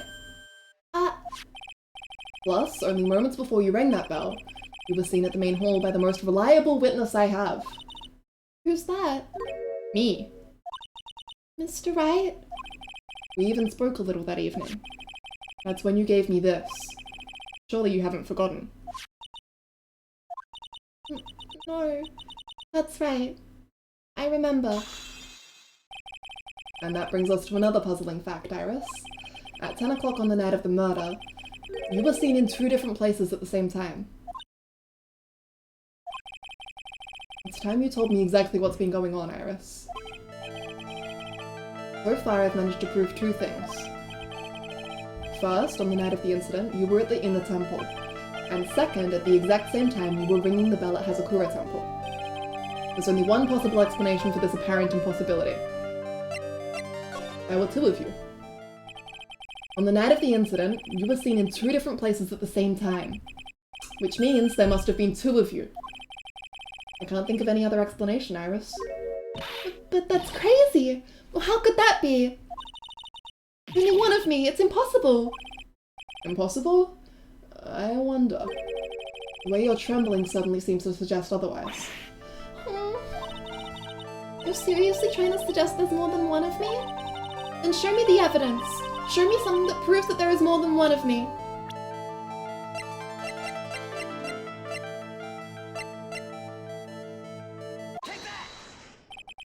I have a firm grasp of the situation now, Iris. You have a sister, don't you? A twin sister, perhaps? That's right. Dahlia Hawthorne, a woman I know only too well. I had no idea you knew of her. Very impressive, Mr. Wright. But she's no longer... Yes, I know. Her sentence was carried out recently, wasn't it? I'm sorry. Thank you. There's no need to explain now, is there, Iris? This second Jew who was here at the temple on the night of the murder was your twin sister, Dahlia Hawthorne. But you just said it yourself a second ago. My sister's dead. Have you forgotten that? Have you forgotten this, Iris? This is a channeling dojo, a training ground of the Korean channeling technique. That night, someone channeled Dahlia's spirit, and you knew about it.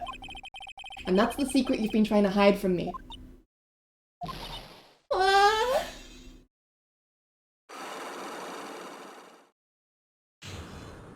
Unlock successful. I was in my room in the main hall that night. As soon as I heard that I'd been spotted at the inner temple, I knew. I knew it was my sister. Dahlia, the other half of me who passed away last month. Just as I suspected. The Iris that Sister Bikini saw at the inner temple on the night of the murder. It was Dahlia Hawthorne. Why didn't you tell me this before? Because my sister always does the right thing. Excuse me? And because I mustn't get in the way of what she's trying to do. I already betrayed her once before. I can't do it again. You betrayed her? What do you mean? That's why I have to accept that I may be found guilty. It's the only way.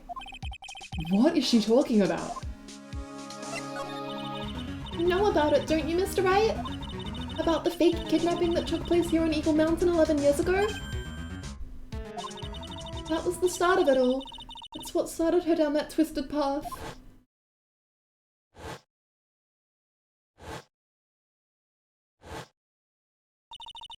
She started to commit crime after crime, and in the end she lost her life. It's all because I betrayed her. How did you betray her, Iris? It was no coincidence that Eagle Mountain is where the exchange was to take place. After all, I helped plan the whole thing. What? But I got scared, so I ran away. What are you talking about? Why would you help her? Stealing $2 million from your own father? That's awful! But I promised. I promised that I'd help. And she didn't do it for the money. Huh? It was revenge on our father. Revenge? What do you mean by revenge? He was a hideous man. He threw our mother away and then sent her to hell. Her mother? She must be talking about Morgan Fay. Our mother was the eldest daughter of the main branch of the Fay family. The main family had a lot of influence in many business and political circles at the time. As the eldest daughter, our mother was set to inherit all of that as the next master. That's the reason our father married our mother in the first place, for power. But his plan backfired, because our mother's sister took it all from her. She took over as Master of Kurain. That would be Misty Fay, Maya's mother. Before long, the credibility of the Kurain tradition hit rock bottom. The new master, Mystic Misty Fay, made a terrible mistake. It was during the investigation of the DL6 incident. That happened. Our father took me and our twin sister away, leaving our mother and our home behind. He hated that place. He said it was a hick dive and that he had no reason to stay there. And that's when you came here to Hazakura Temple? Yes. The woman my father took as his next wife already had a daughter, Valerie. I had no place in his new family, you see? Uh-oh. And I haven't seen my mother once since then. Having the master's seat stolen from her and being rejected by her own family. I've heard she's been very battered, spiritually and emotionally. I think I'm finally beginning to see how the pieces fit together. I have asked her everything I can in my capacity as prosecutor. This incident, everything related to it goes back to the history of the Fae clan. That's what it looks like. Iris, there's just one more thing I want you to tell me. What is it? During the incident in which your sister, Dahlia Hawthorne, poisoned a lawyer, she began a relationship with a certain college student in order to hide the evidence. That college student. Have you heard anything about him? Well, I did hear one thing. She said she hated his guts. Oh! Ow! I see. Thank you for your help. You're welcome. Hurry up, Phoenix Wright! There's still much to investigate. Leave these locks to me. I'll open them for you, I promise. Holy shit. Oh, Phoenix. Oh, Phoenix. He's come so far since he was little Feeny, but my god. That would hurt no matter what, you know? Holy shit. Thank you. I suppose I'd better continue my investigation. There's still one giant secret left to unlock. Pearl's Psyche locks. That hurt more than any whip ever could. For real. Lies down flat on the ground. Oh boy. Okay. Let's go see Pearl. Hopefully we have enough for her by now. Can I see Miles quickly before we go? I just want to look at him. Hi. Hi. Okay, absolutely nothing I can say to you. I'm just gonna show you some stuff. I love you so much. Is that your attorney's badge? Interesting. I never imagined I'd ever see you wearing one of these, right? It's because of you that I became one, Edgeworth. Hello? Not that I have any regrets. I really don't. If you're trying to say thanks, you can start by saying it a bit louder. Oh, that was really sweet. What the hell? What do you think about this, Edgeworth? Sorry, right? You're a defense attorney and I'm a prosecutor. We could never work. Hydrate, thank you, Dee.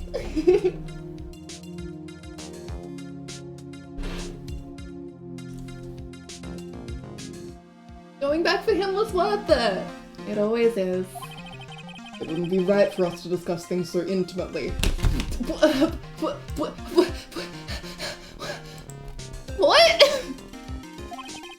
But you were acting for the defense in the trial today. Okay, I don't think any of this is going to be interesting. I don't know Maya Fey very well, but it seems to me that the girl is always landing herself in trouble. It seems to me that you know her better than you think. I do sincerely hope she's going to be alright.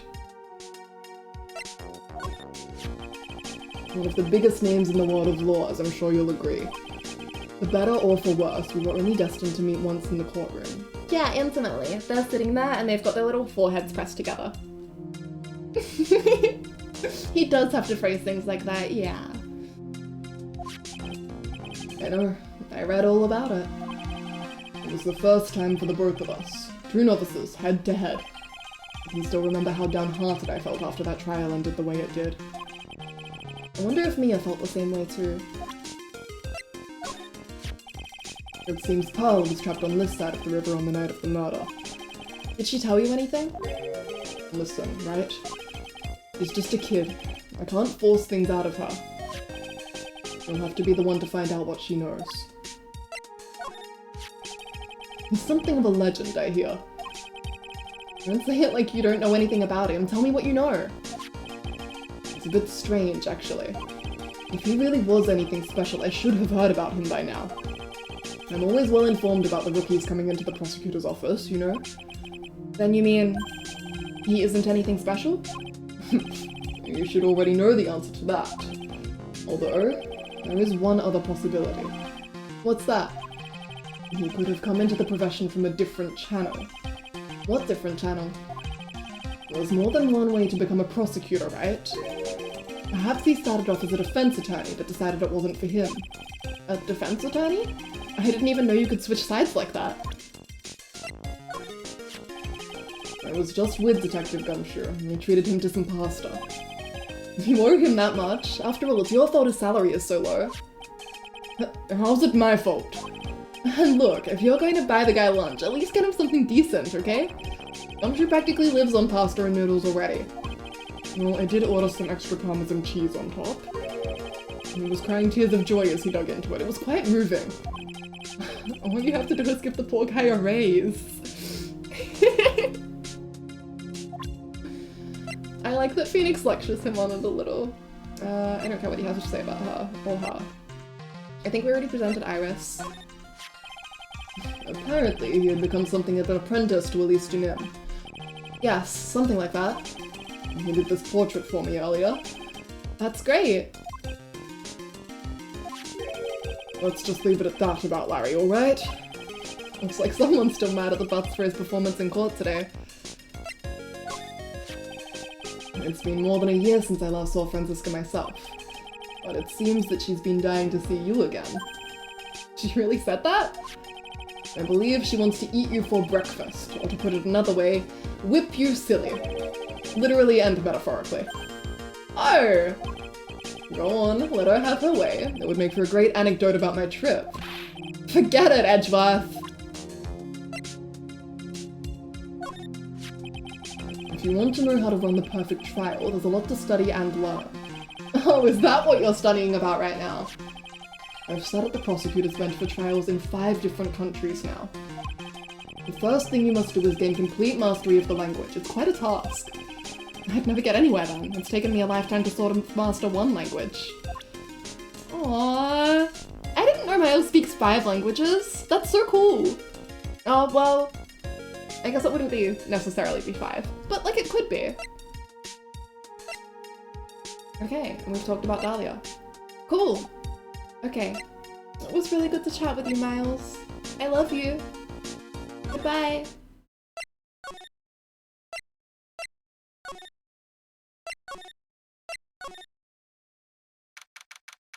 February 9, Heavenly Hall.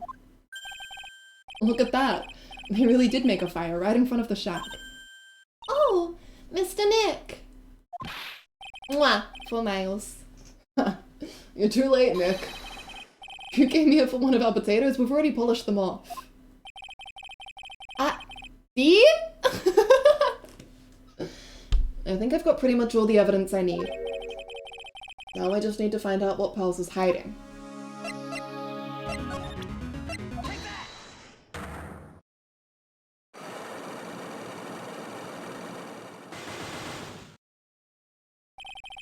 The night of the crime. After dinner on the night of the murder, you were supposed to be in Elise Dunim's room, reading a book together, correct? Yes, I was so happy when she invited me. But I didn't go in the end. You didn't go. No, there was somewhere else I had to go instead. I was so worried, I had to go. The locks are in a different place for Pearl specifically because she's so small. If they put them where they normally do, the middle lock would be like on her face. I didn't know what to do with myself. I was so nervous. The Pearls never went to Miss Dunim's room because she was too worried about something or someone else. Pearls? Yeah, I just want to tuck her into bed and read her a nice bedtime story with no murders in it. I didn't see what he said. Okay, he probably said you were actually over here, right? In which case it would be the inner temple. Could fumble this one, that's okay. You went here, didn't you, Pals?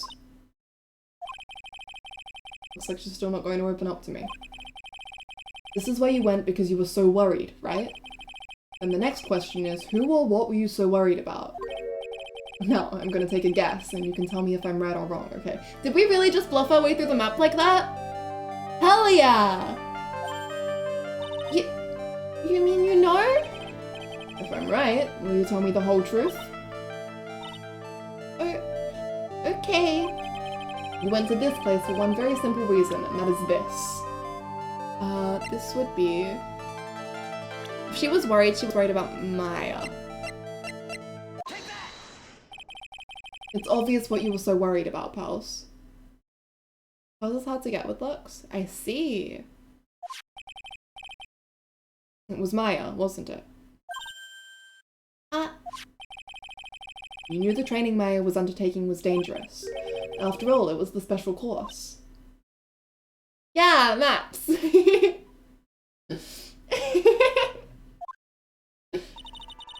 I signed up for your special course! Oh my god, Maya, I miss you so much. It has been like 6 hours.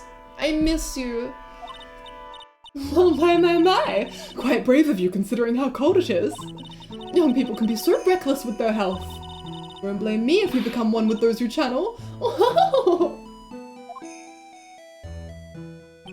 Maya, where you been, Loca?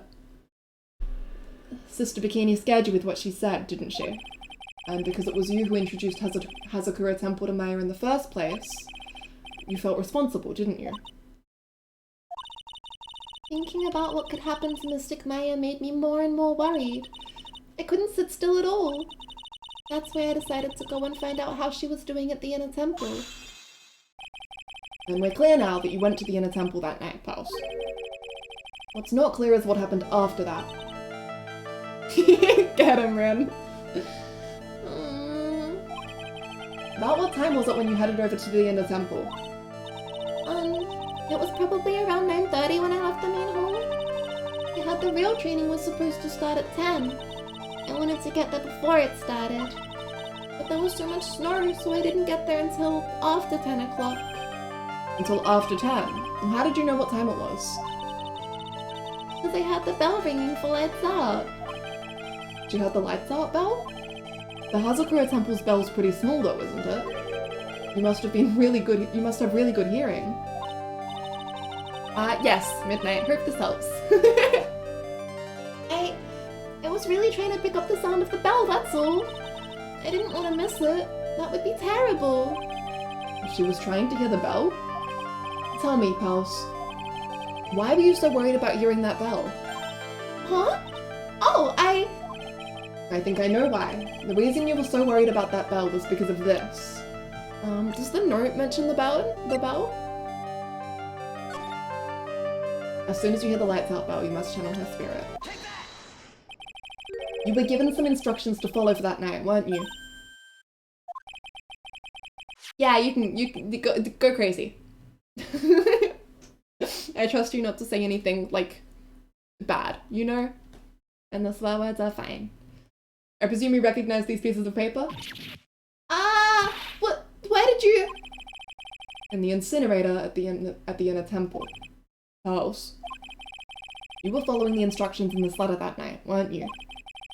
That's why you couldn't afford to miss the sound of the lights out bell. I'm speechless, Mr. Nick, you're amazing! Get him, D. These instructions that were found in the incinerator, I believe they were written for you, pals. For me? No. As you can see, a large portion has been burnt, but the last section is still fairly legible. As soon as you hear the lights out bell, you must channel her spirit. Who was it, pals? Whose spirit were you supposed to be channeling? Taking into account the author of the note and their purpose for writing it, whose spirit would Pals have been trying to channel? Don't overthink it, Phoenix. It's pretty obvious who Pals was supposed to channel. The person you were trying to channel that night, Pals, was... Dahlia Hawthorne. What am I set up I have in my room and keep on hitting my head on the bottom of your table? No! It was Dahlia Hawthorne, wasn't it? That was the name that was in the letter. It's just as I suspected. It wasn't Iris whose Sister Bikini met at the Inner Temple that night. It was Dahlia Hawthorne. Do you know anything about her, pals? Do you know what kind of a woman Dahlia Hawthorne was? Thank you, D. Important reminder. No? I've never heard of anyone by that name before reading those instructions. I thought so. Pulse doesn't have a clue. She doesn't know that Dahlia is her sister. About the instructions in the letter I found, Pulse. Ah, Stretch! Thank you. We are indeed 7 hours, yes.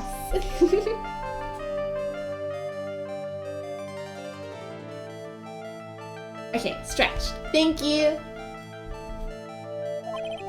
Who wrote them? Whoever it was asked you to channel the spirit of someone you'd never heard of. You must have quite a lot of respect for them. After all, you followed their instructions without question. So here's my next question. Who wrote the set of instructions for you to follow? Pulse. I have to wonder about something. You didn't have any idea what these instructions meant, did you? But you followed them to the letter regardless. Why? Because it was your own mother who asked you, that's why. How did you? I figured it out. The person who wrote you this letter was your own mother, Morgan Fay. I think it's gonna be shorter. I think we're on track for like an 11-hour stream.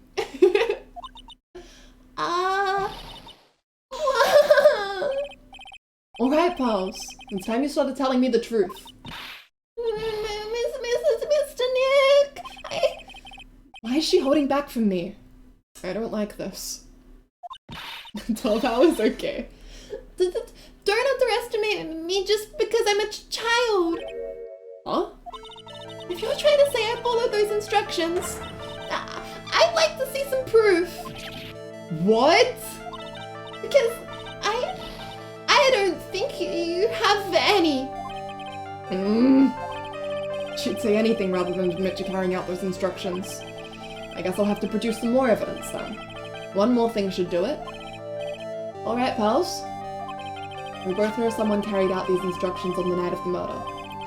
But you're right. There's no evidence that proves it was you. I knew it. However, I do know that whoever did it was a child. Huh? How do you know that? And it couldn't have been an adult. No adult would have made a simple mistake like that. A simple mistake? What do you mean by that? I'm sure you thought you were carefully following the instructions you'd been given. But you misunderstood some of the words, and this is the evidence that proves it. The Gravely roast.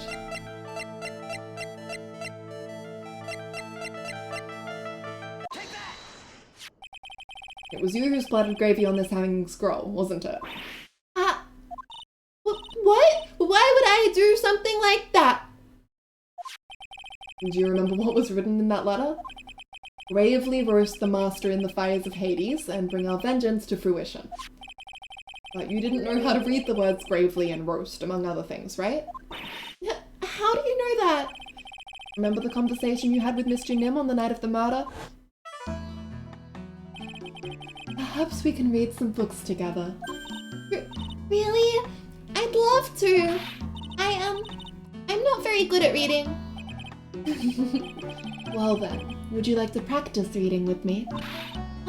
Miss Elise, so, for example, how do you read this? It says gravely. That's kind of a tough word.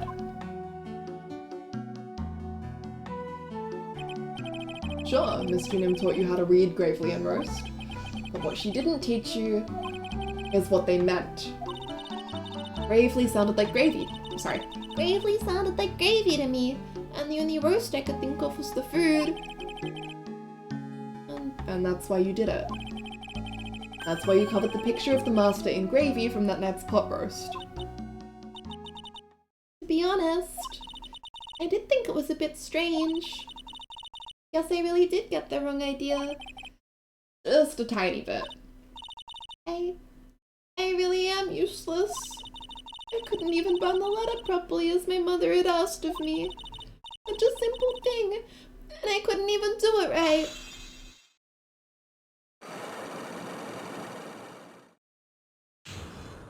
Unlock successful. That one was sad. Oh, she's emulating Maya. the baby phase and their complexes about being useless. Oh. After dinner that night, I did go to the inner temple. With a pot full of the leftover gravy. The gravy? I saw the picture of the hanging scroll near the sacred cavern. I was sure it was the Master of Kurain, like it said in the letter. I see. And then? Well, it was already way past 10 when I got there because of all the snow. So I went to the inner temple guest area. The guest area? Yes! I thought I could wait there until the training was over. Why didn't you just go to the training hall? Because Mystic Maya's main training had already started and I couldn't interrupt it. So I just stayed where I was and prayed for her to get through it. But then, Pals, did you fall asleep? I'm sorry! I didn't mean to, I couldn't help it! Hey, don't worry about it, pal. Who cares if you fell asleep? I fell asleep waiting for Iris too. It happens. Anyway, then you found your... Nope. Anyway, then you found yourself trapped at the inner temple? Yes, when I woke up it was morning. I tried not to cry, but Dusky Bridge wasn't there anymore, and there was no one in the training hall. I thought everyone had left me because I overslept. I threw the letter into the incinerator, then I heated up the leftover gravy and let off some steam by chucking the gravy on the scroll while you cried.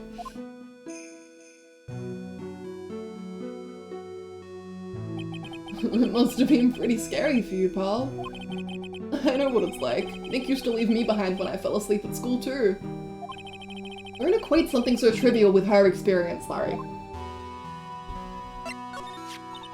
it was written right in my mother's letter. It said, as soon as you hear the lights out bell, you must channel her spirit. I was on my way over to the inner temple when I heard the bell ring. So you channeled Dahlia Hawthorne's spirit? No. Yeah, we still need to go through court.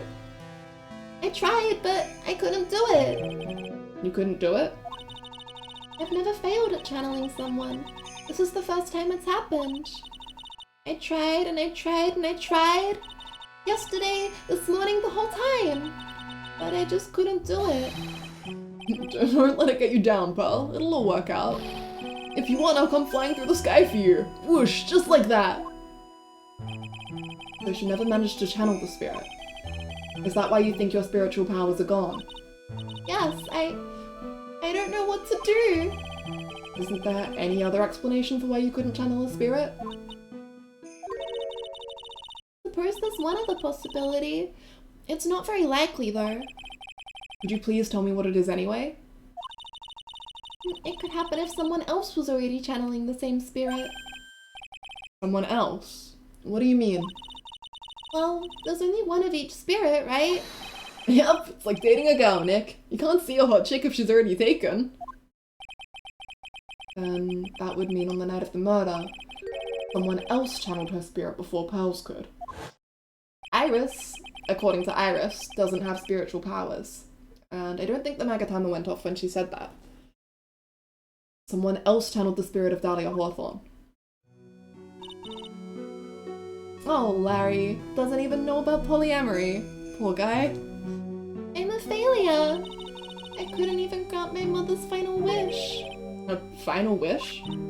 Yes, this letter. This is my last wish, she said. To make sure you follow the instructions carefully. This letter. I definitely need to find out more about it. My mother has gone to a place called a penitentiary. Yeah, I know her, Pulse. I visit her every month, and last month she told me.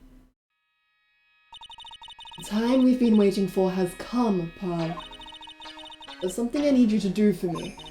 I had a letter for you at our home before they brought me here. I want you to read it and do exactly what it says.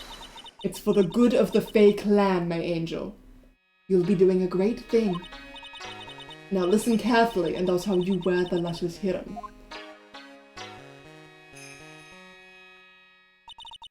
My mother is always nice to me. I love her very much.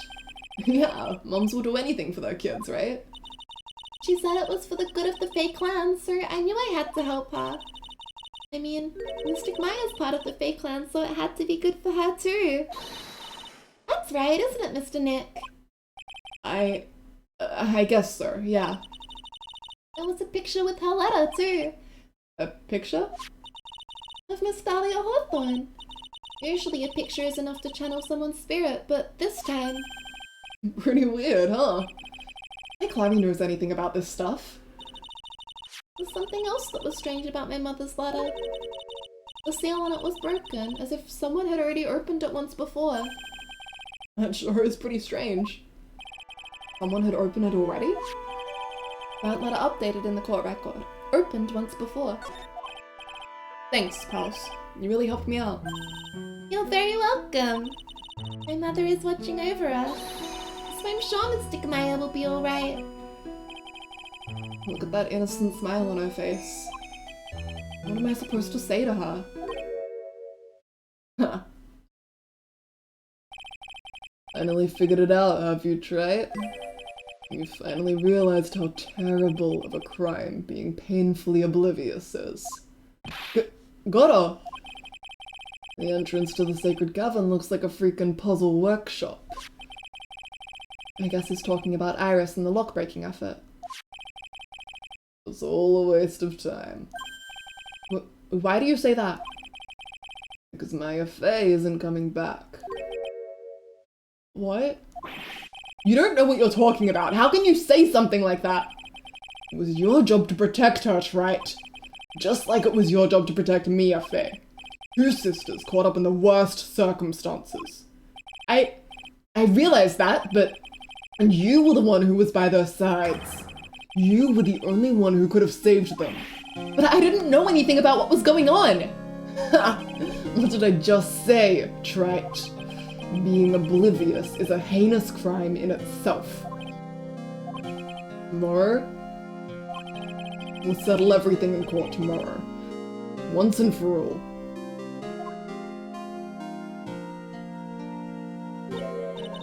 Mr. Nick? Is what that man just said true? It'll be alright, Pulse. I'm sure Maya's alive. You'll see for yourself tomorrow. Yeah, that's right! I know I can trust you, Mr. Nick! Oh my god. My dear pal, you've done so well, my child. My pal. It's better that you don't know what you've done. I knew this day would come for you. The blood of the main family is no more. Now, finally, after all this time, the master's seat is yours. My last great wish. It seems I was just in time.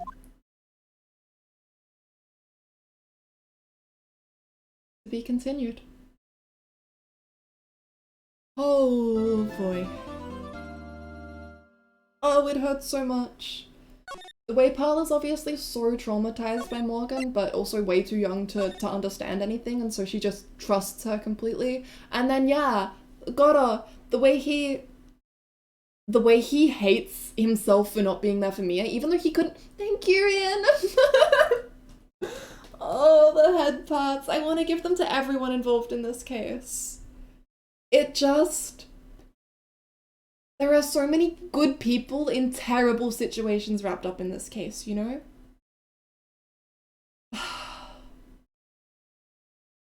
All of the hurt and the pain that has come from the terrible fucking court system all the way back during DL6 just comes to a head now, you know? And it hurts! It hurts so much. Okay. Maya got accused of murder, kidnapped, and maybe murdered all at once. Yeah. Yeah. Yeah. Okay. Let's do the trial! February 10, 9:39 AM, District Court, Defendant Lobby Number 1. Good morning! Oh, are you by yourself? Morning, Paz. Mr. Nick, please tell me what's going to happen to Mystic Maya. I'm sorry, we don't know yet. The investigation is still going on, so I wasn't allowed into the inner temple. Oh, I see. And is Sister Iris still trying to remove those trick locks in the training hall? No, she's the defendant in this case, so she can't be at the inner temple. She's required to be here in court. Then how come she's not here in the defendant's lobby? I have to admit it's kind of strange. Gumshoe, maybe? Oh, what if it's Miles? We're gonna Miles voice this out of hopium. If you're looking for Iris, she's in the prosecutor's lobby. Yes! Baby! Edgeworth. What's Iris doing over there? She's going over today's testimony with the prosecutor as we speak. Today's testimony? You heard me. Iris is going to be testifying as a witness for the prosecution. Wait, what?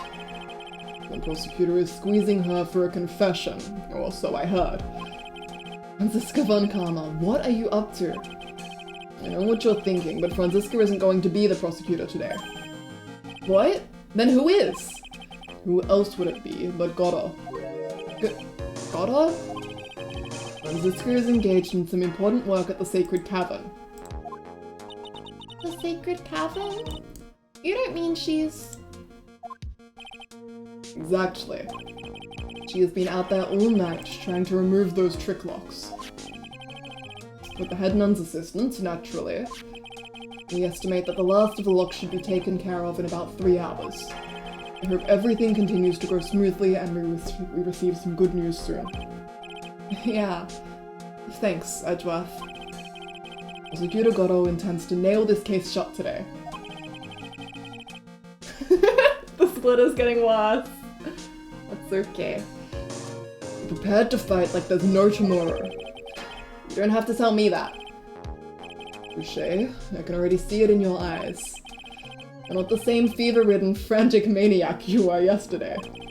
It's strange. On the way here, I decided that today would be the end of all this. Almost immediately after I made that decision, I felt myself getting stronger. Interesting. Maybe you've passed your code on to someone else, literally. And with that, I leave the rest in your capable hands, partner. Fuck! God damn it!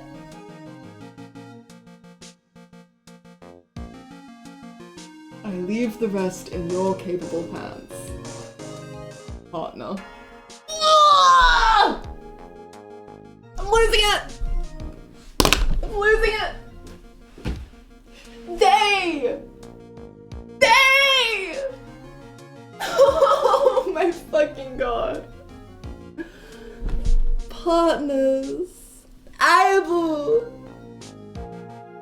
Oh my god. Hey! The eyeballs but Naramitsu. Yeah. Oh, they've come so far, you know? It's about the where they started and the where they are now. It's about the... it would have been better if you never came to this place, right? Thanks to you, I find myself saddled with unnecessary feelings. Unease and uncertainty.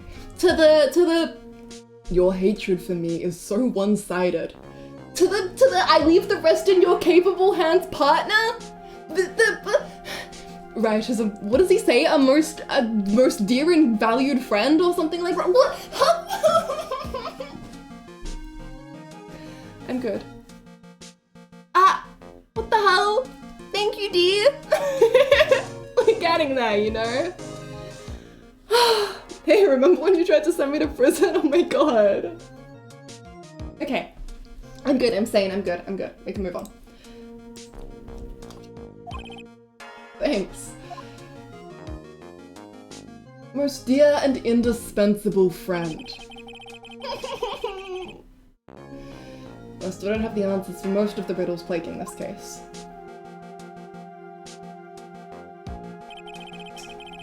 circumstances around the murder of Miss Misty Fey. The impossible flight Larry claims to have seen. And what that woman is really after. I will solve them all and bring this whole tragedy to an end. February 10, 10 AM. District Court, courtroom number 7. Oh my god, back with the judge! Court is now in session for the trial of Iris of Hazakura Temple. Oh, Phoenix! I missed him! I miss seeing his little sprite! Your Honor, what are you? Who? Me? Well, my little brother came to visit me in my chambers earlier this morning. All of a sudden, in the blink of an eye, he developed a scorching fever and fainted. That's who Phoenix passed his cold on to? Therefore, I'll be standing in for him. I see, Your Honor. So they're brothers! That explains a lot. My poor brother. He looked a bit pale, not to mention sad that he couldn't be here.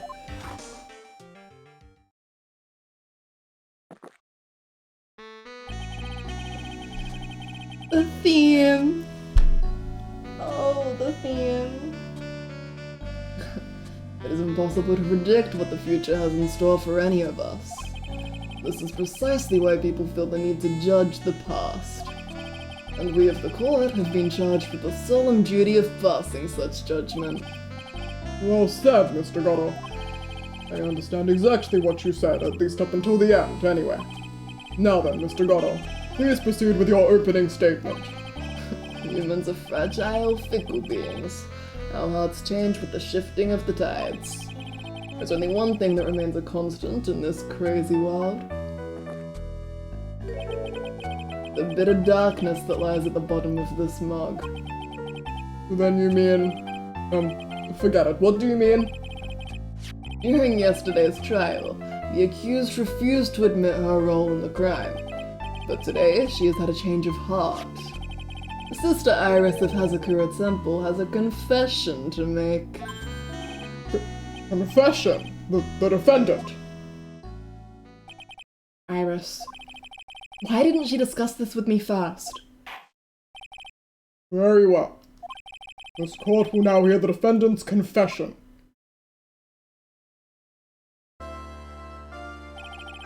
Upon meeting a beautiful lady, always ask for her name and profession.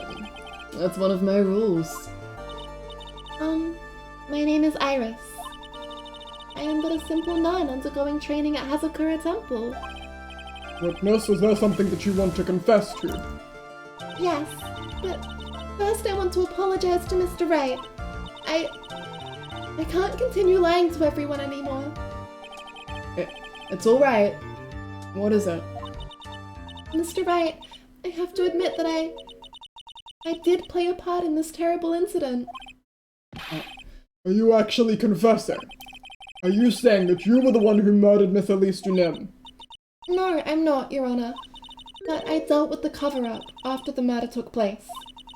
After her spirit left, I took the lifeless shell of Mystic Elise and carried it to the Hazakura Temple courtyard where I desecrated it. What? Order in the court. Order. Witness, are you saying you were an accomplice to the murder? Yes, that's correct. What? 3 minutes in court and I'm already covered in cold sweat. Everyone on the planet is an accomplice to something. It just happens to be that in this case, it's to murder. Isn't that right, Mr. Trite? I gotta... So this is the confession they were conferring about. Pains me to say this, but it looks like Iris's testimony was all a lie. Iris's testimony crumpled up and shoved into a pocket. Now then, little lady, if you don't mind, I've got a question for you. Whose crime were you trying to cover up by your actions? Iris was covering for someone? Now I'm definitely up the creek without a paddle. or a life jacket. I've been at Hazakura Temple ever since I was a little girl. Hazakura Temple is run by one of the branch families of the Korean tradition. One of our missions is to protect the main family. I'm sorry, but main family. Yes, and that's why I would dirty myself, if need be, to protect her. The daughter of the master of the Korean channeling technique. Mystic Maya Fey. Huh? Thank you, Dee. Wake up and smell the coffee, right? She's naming Maya? Order in the court. Not only did you witness the murder, you know the name of the murderer. I'm terribly sorry, but it's true. I saw her commit the crime with my very own eyes. And then I cleaned up the area to try to protect her. That's ridiculous! Maya could never do such a— The defense will refrain from commenting until the appropriate time. Now, witness, let's hear your testimony. What exactly happened on the night of the crime? Yes, Your Honor. I thought I was prepared for the unexpected, but I never imagined the case would wind up going in this direction. The real murderer. I went to the inner temple that night, and I saw it all happen in the garden. I saw Mystic Elise strike Mystic Maya with her staff. While Mystic Maya was still stumbling, Mystic Elise moved in to deliver a fatal strike. Mystic Maya tried desperately to defend herself and stole the weapon. It was only in self-defense. You can't blame her for it. So it was in self-defense. Yes, Mystic Elise was the one who attacked first. That's why I tried my best to protect Mystic Maya. You moved the victim's body onto the temple so that Maya wouldn't be suspected. Isn't that right? Not bad. You've got the instincts of a true criminal. Something's not quite right. I'm sure it was established yesterday that Iris never went to the inner temple that night. And that the person who did go was that woman. Fill up. We're going strong. Iris even admitted it. Now then, Mr. Wright, please proceed with your cross-examination. Okay, the real murderer.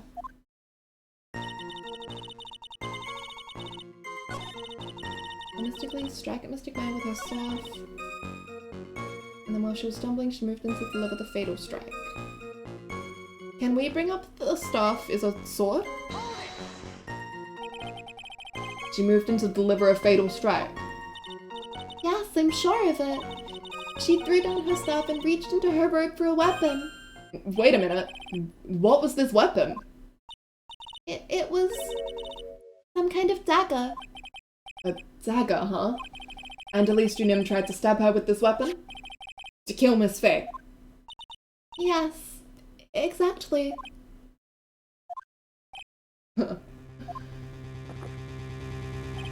You look like I did after I mistakenly took a swig of what? Of sauce. Do you have a problem with the testimony we're hearing from your client, lawyer boy? Do I have a problem with Iris's testimony? There is one thing. It's just sauce. Just nondescript sauce. He didn't say what kind of sauce it was. Okay. Valiant attempt at spelling it, D. Your Honor, I have a small problem with the witness's testimony. You do? But this witness is your own client. Yes, well, nevertheless. That's fine. Witness, let's add your last statement to the testimony. Yes, sir. Hey, just a moment. My job to say that. Listen, Gramps. I won't say it again. Final judgment will be rendered by me.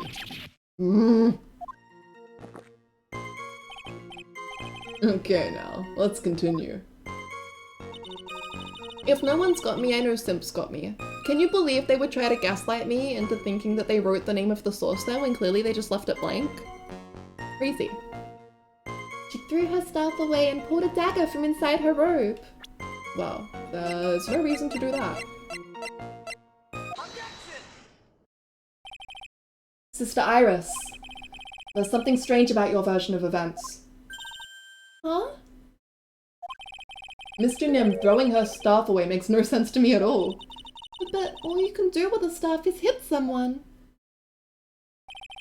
Naturally, you wouldn't know this, Sister Iris, but the victim's staff had a special feature about it. Wow, a completely blank message from D? Crazy. As you can see, it's a sword. If Elise Nim really had wanted to kill Mayor Faye, she wouldn't have needed to use a separate dagger. Not when she already had a beautiful blade in her hands already. Well, Sister Iris, what do you have to say?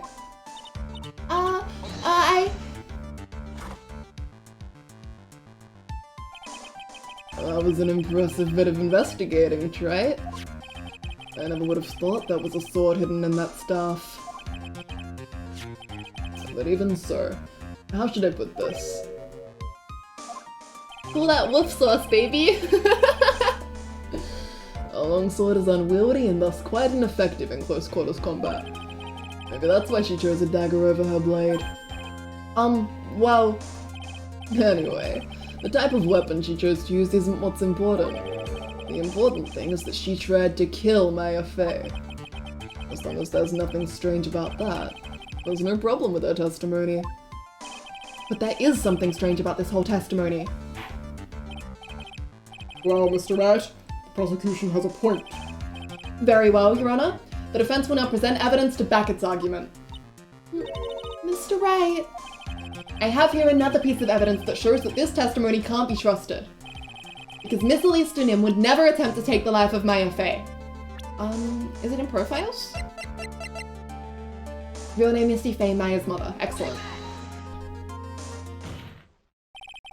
Elise Nim would never have attacked Maya Fey. How can you be so sure? Because the victim's real name was not Elise Nim. Her real name was Misty Fey. Fey? No! Not Mystic Misty Fey! Who is this Misty Fey? Is she related to... Misty Fey is the master of the Korean channeling technique. She is also the mother of Maya Fey. Are you serious? Is it really true?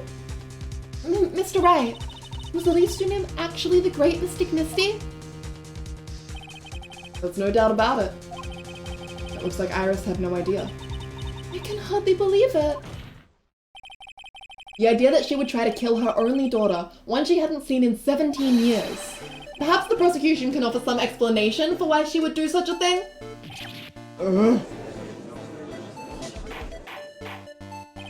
Order in the court. Upon first hearing the witness's testimony, it seemed natural enough. However, in light of some facts that have just been presented, one, that the victim supposedly threw away a sword during a fight, and two, that the two people battling to death were mother and daughter. Despite the facts being believable when taken on their own, when taken together, the entire story seems difficult to believe. Listen, there's nothing in this world that is impossible. Except for one little thing. Yes? What is this one little impossible thing? You still don't get it. You think maybe my beans are under-roasted, but you have no idea, Gramps. Could you get to your point?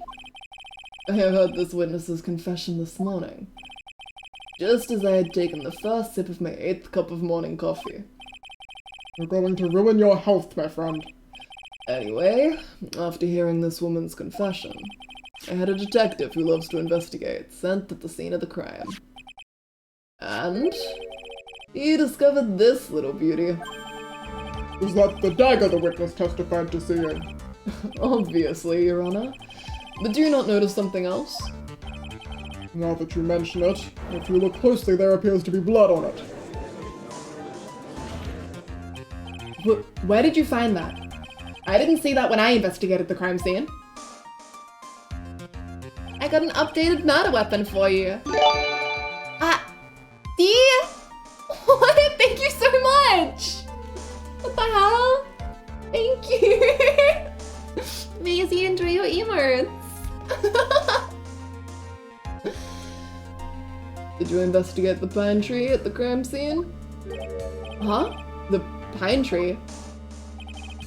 If you look really closely, you might be able to see that half of the blade is coated in blood. That sounds fake. This dagger was stuck in the backside of the pine tree. When the last blow was struck, ending the violent battle between the two women, this little baby was thrown in the direction of the back of the pine tree. Which means the blood on this dagger belongs to the victim, correct? Huh. Were you even listening, old man? I first heard this confession this morning, just as I had taken the first sip of my 13th cup of morning coffee. Didn't you say it was your 8th just a few minutes ago? I didn't have enough time to get the blood analyzed on such short notice. In any case, the court will accept the dagger as evidence. Furthermore, I order that a blood test be performed on it immediately. This is my sweetheart. Make sure you treat her right. Bailiff, get this piece of evidence to the crime lab for testing immediately. Dagger added to the court record. Found behind a tree in the inner temple garden. The blood is being analyzed now. Now then. Testimony we've just heard had numerous unbelievable aspects to it. However, after having found the very dagger the witness spoke of, I believe we can consider her testimony to be credible. You girls never lie. Ever. Oh, what a thing for Goddard specifically to say. He gets it, you know? In any case, witness, if you could please testify again to this court. About what, Your Honor? About the incident you saw, in the battle between the two women. Yes, Your Honor. The battle. Mystic Maya stumbled briefly after being hit over the head with the staff, but then she dodged Mystic Elise's next attack and stole her weapon. Suddenly, Mystic Elise was the one on the defensive, with her back to the stone lantern.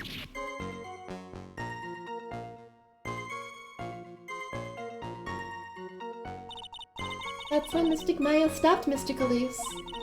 Mystic Elise managed to fling the knife away, but then she collapsed.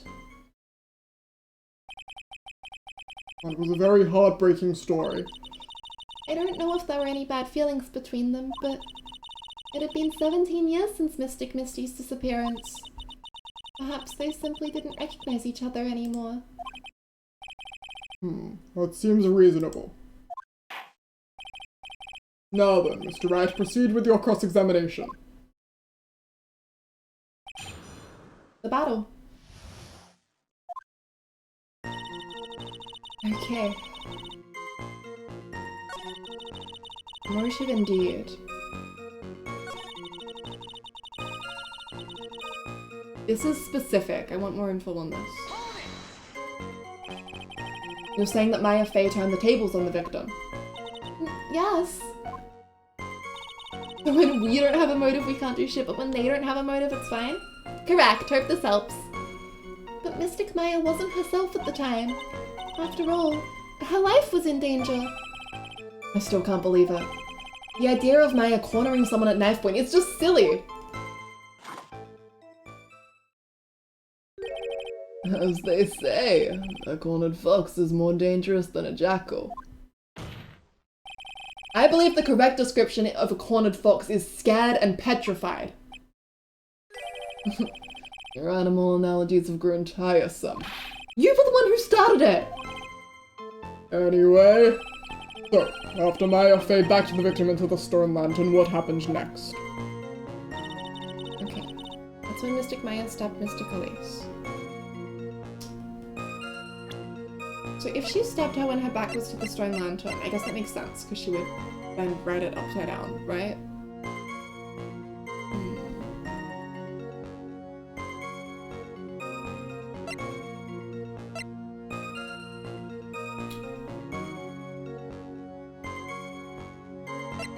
feel like I need to go over the... Oh, you know what? That's a key piece of evidence. Okay. So Mystic Maya stabbed Mystic Elise when her back was to the lantern, and she stabbed her in the back. Something about you just isn't right today, Iris. Huh? Until now, I didn't think you were the type to make such a callous mistake. However, the testimony you just gave contains quite a few contradictions. What do you mean? What's so wrong about my testimony? According to you, Maya Fey stabbed the victim while she had her back to the stone lantern, correct? Yes, that's right. But in that case, the victim would have been stabbed in the stomach, right? Yes, I think so. But, according to the autopsy report, the cause of death was due to blood loss from a stab wound in her back. This proves that the victim was stabbed from behind, not from the front. Sister Iris, it appears another seed of doubt has sprouted from your testimony.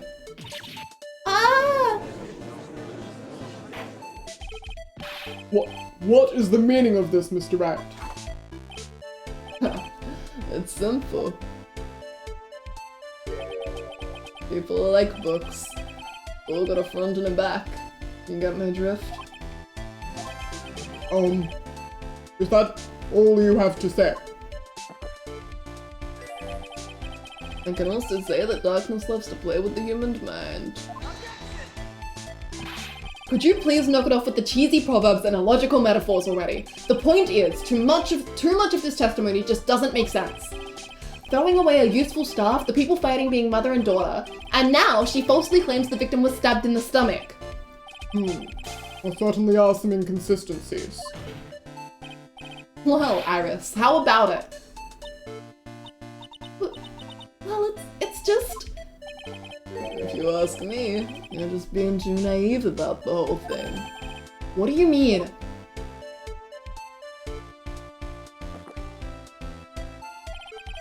There are 253 distinct types of bitterness in coffee. But to pick out each one requires total concentration and the use of all the senses. Are you really concentrating on what this witness actually said? Prosecutor Gatto, explain yourself. The witness was quite unambiguous about her own ambiguities when she said the garden was dark and she couldn't see clearly. A human needs one thing to see clearly, and that is light. Light. By the way, did you know? Asakura has a rule that on nights when an acolyte is at the inner temple training, the stone lantern in the garden must be kept lit. I did wonder what the stone lantern was there for.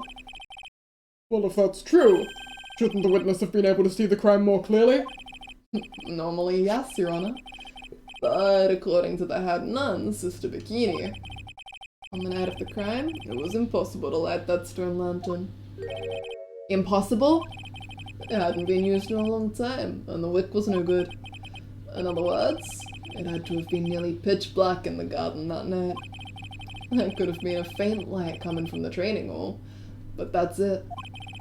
Most enlightening. Yes, that illuminating fact has chased all the contradictions away. If staff was dropped, it would be difficult to see. It also explains why they didn't recognize each other. We can't see the demons that lurk in the night. That's why humans are weak. Isn't that right, Trite? No! Order! Order! Order! Here, Your Honor. Let me present the stone lantern into evidence. Maybe it'll rekindle the flame of truth in your mind. Stone lantern added to the court record.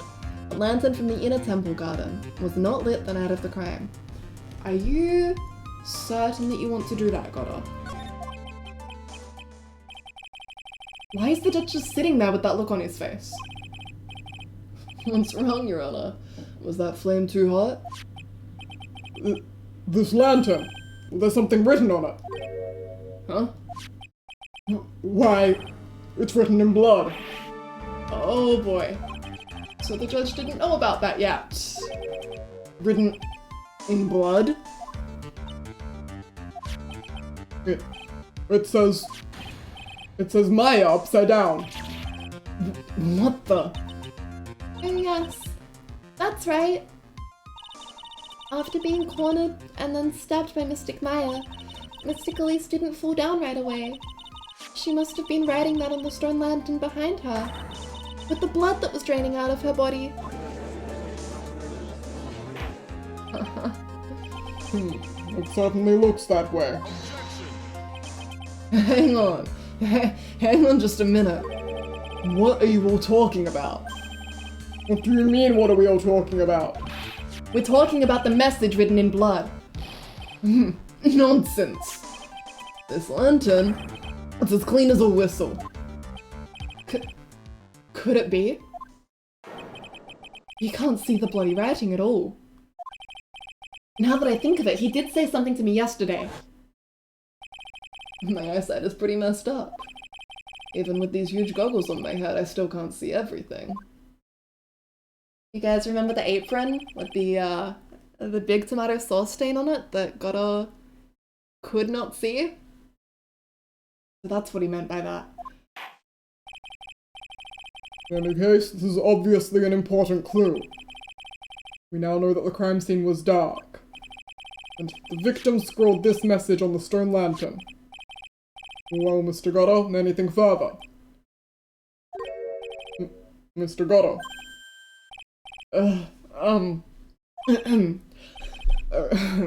Okay then, let's move on. I was literally shaking, and somehow I don't think it's from caffeine overdose. I believe it has now been established that Mr. Nim was killed by Maya Fey. That's just wrong.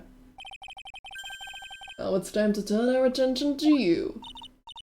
Yes, sir. After the victim died, you did something, didn't you? Let's hear it. We're all ears. Sister Iris's cover-up. After Mystic Elise died, I called out to Mystic Maya. I thought it was my duty to protect the future master of the Korean tradition.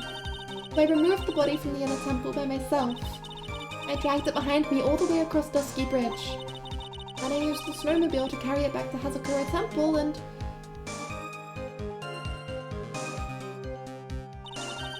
I used the Shichishito to alter the way the wound looked. So you moved the body. Yes, I was raised in Hazakura Temple.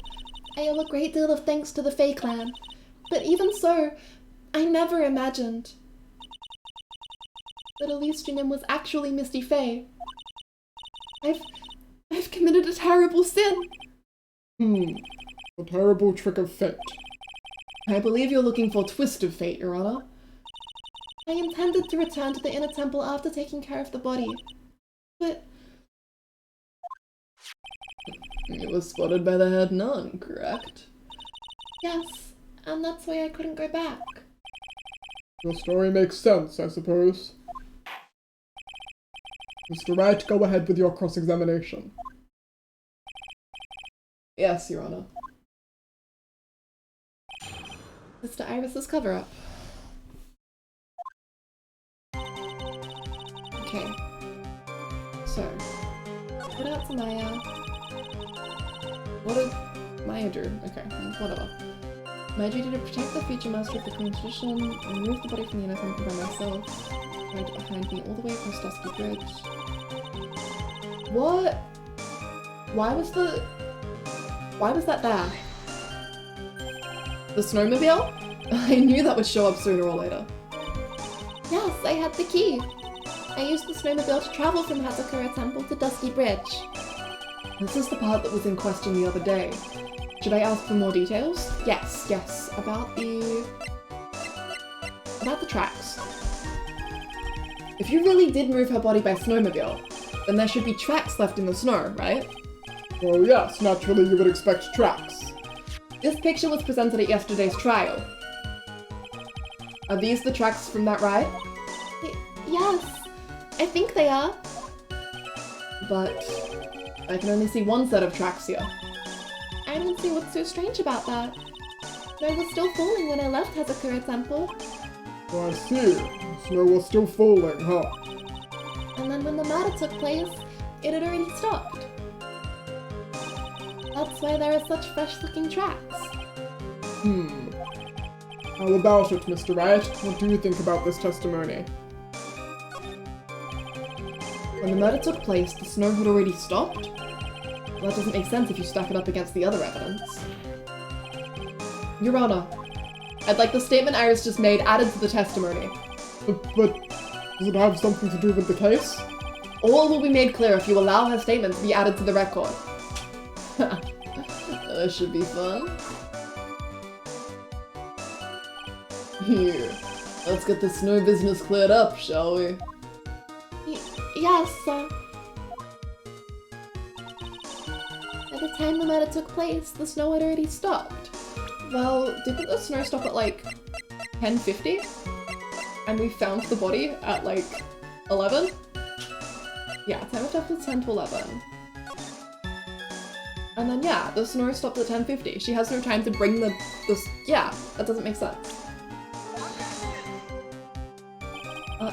And yet, what?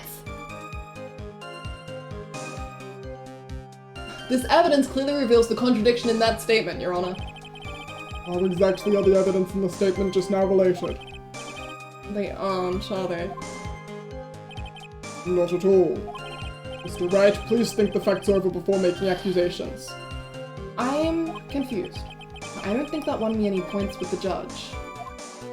That's penalty plug. But I'm right!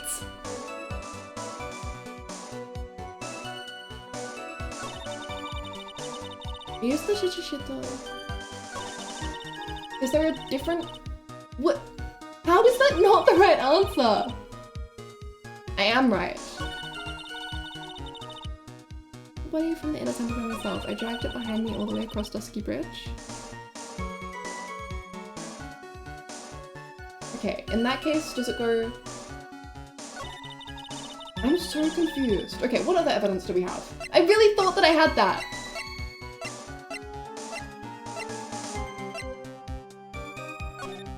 I need a storyline, but I've got every single piece of evidence? Yeah.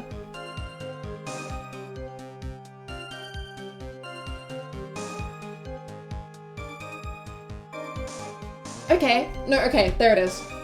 If lightning struck the bridge at 10:45 and it snowed until 10:50, then she can't have dragged the body across the bridge after the snow stopped. Fine. Okay, sure. All the way across Dusky Bridge. This one! Yes! Thank God. You claim that the snow had already stopped when the murder occurred. But I'm sorry, Iris. That just isn't possible. What? This is the weather data from the night of the murder. According to this, the snow didn't stop until 10:50 p.m. But you couldn't have crossed Dusky Bridge at that time. Why do you say that? Because 5 minutes before the snow stopped, Dusky Bridge was struck by lightning and had caught on fire. What did you say? The bridge... It was on fire? You don't mean to say you didn't know about it? It was because of that lightning strike that the bridge burned down. What? But it can't be! Thinky D. That looks like you still haven't figured it out. No matter how hard you try to deceive or conceal the truth, you can't pull the wool over the eyes of a real defense attorney. No! Get him, Phoenix! Order. The bridge was already on fire when the incident took place. That's right, the inner temple was already totally cut off from the outside world. There's no way you could have crossed the bridge, body or no body. Witness, even my patience has its limits. Any further lying and I will find you in contempt of court. Do you have anything to say for yourself? The only person here that is truly contemptible is you. Oh man. Me? How dare you? Well, thank you for hydrate.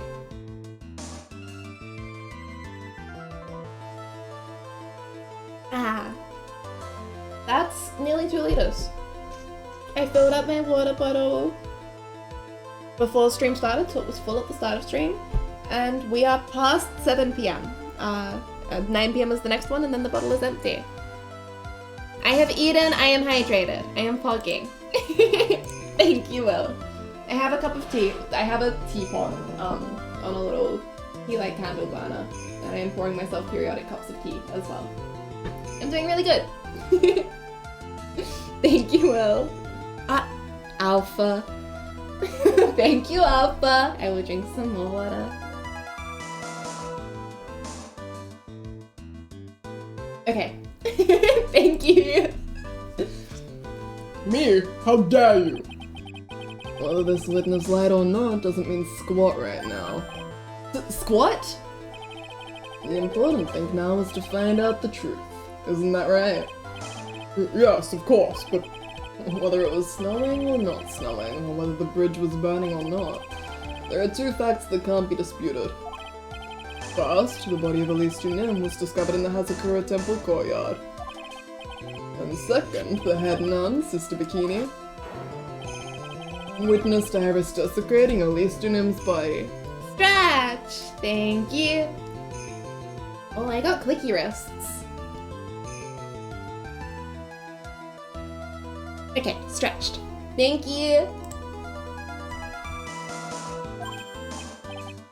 He makes a good point, on both accounts. That's right. I'm not lying. what are you claiming this time?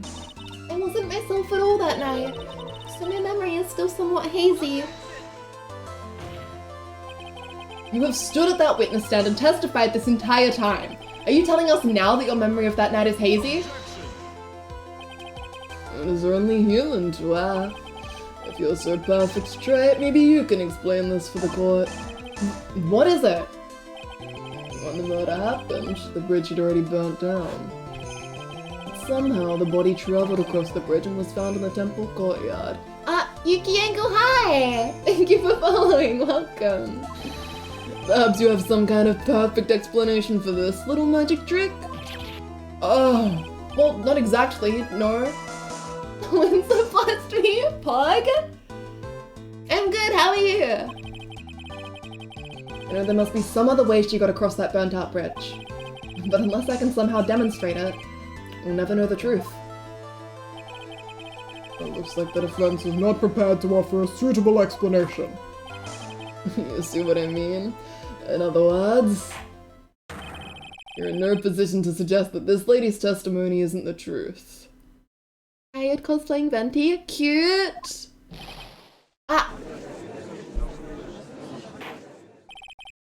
Alright then, witness, let's hear your testimony once more. About what, Your Honor? You've admitted that you moved the victim's body. Nevertheless, your prior testimony contained a rather large inconsistency. Please add an explanation for that to your testimony. Yes, Your Honor. Will this be her final testimony? Moving the body.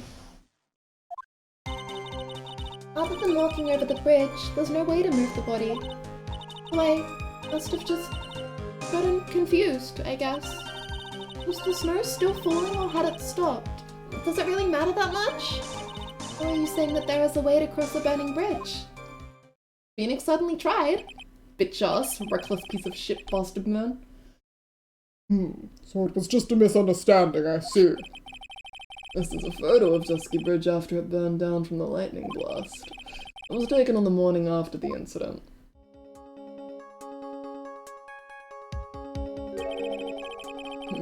It certainly was burnt to a crisp, and one of the suspension wires even snapped. It's amazing the whole bridge didn't fall.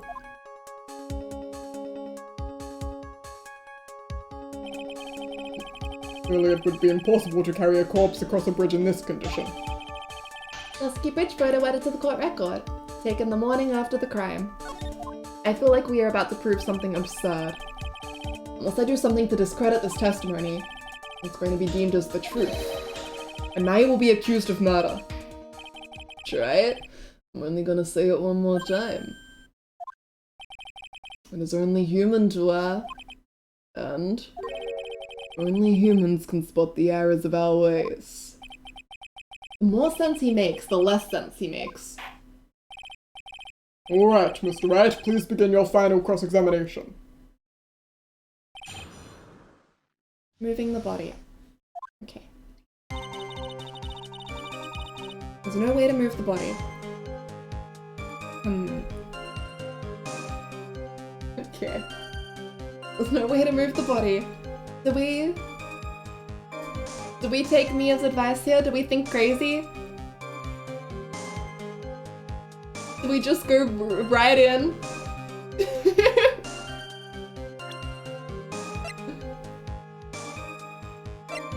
Go crazy, go stupid? This is sort of deranged to just jump right into, right? But Mia says go, and I always follow Mia's advice. No way this works. A dead body flying over a burning bridge. I wouldn't exactly rule out the possibility. What? You're saying it's possible. Don't make me laugh. The only thing that's possible about your claim is that it's been pulled out of thin air. I don't know about that.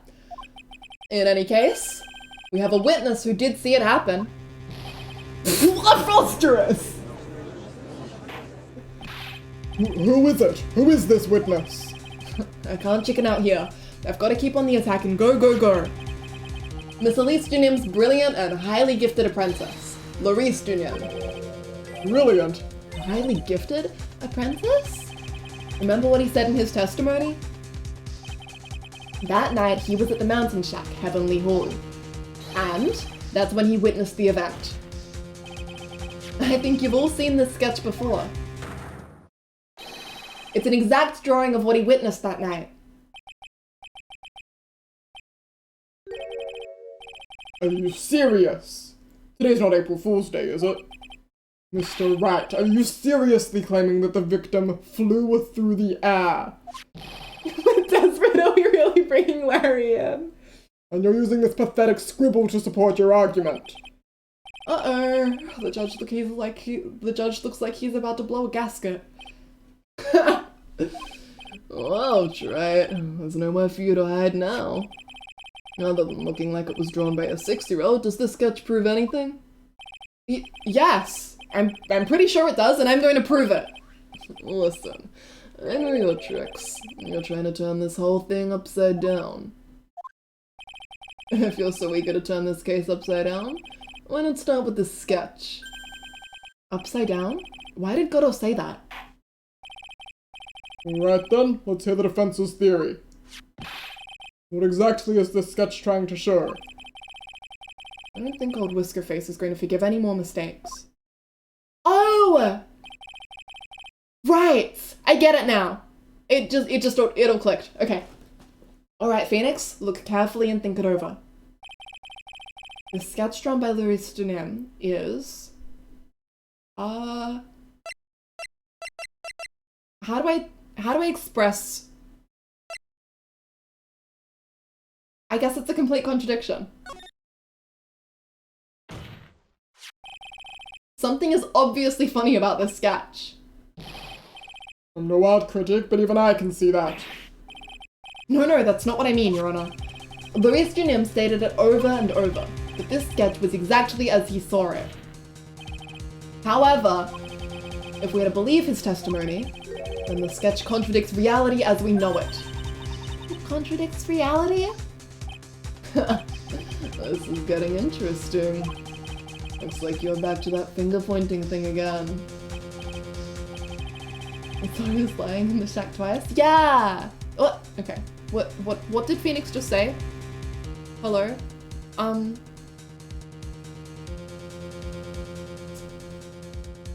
Something about the contradiction, I presume? It's gonna be either the lady or the suspension wires. I'm gonna take a wild guess and say it's probably the suspension wires is what we... I completely missed what Phoenix said we need to present. It's fine. It's this wire connected to the bridge. Hell yeah. Wire. Is that the thing that contradicts reality? It is indeed. And show us the reality it supposedly conflicts with. Unless something that will point out how the sketch contradicts reality. Ah, thank you, dear.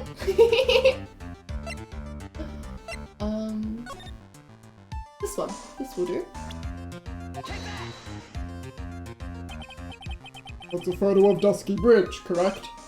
Yes. Now, compare the sketch and the photo for a minute. In the sketch, the wires appear to be above the guard wires. But on the actual Dusky Bridge, Jumping Jehoshaphat! Why is it? the wires are below the guard wires. The best time I would have chalked it up to Larry lying and not being in the shack. Yeah. What?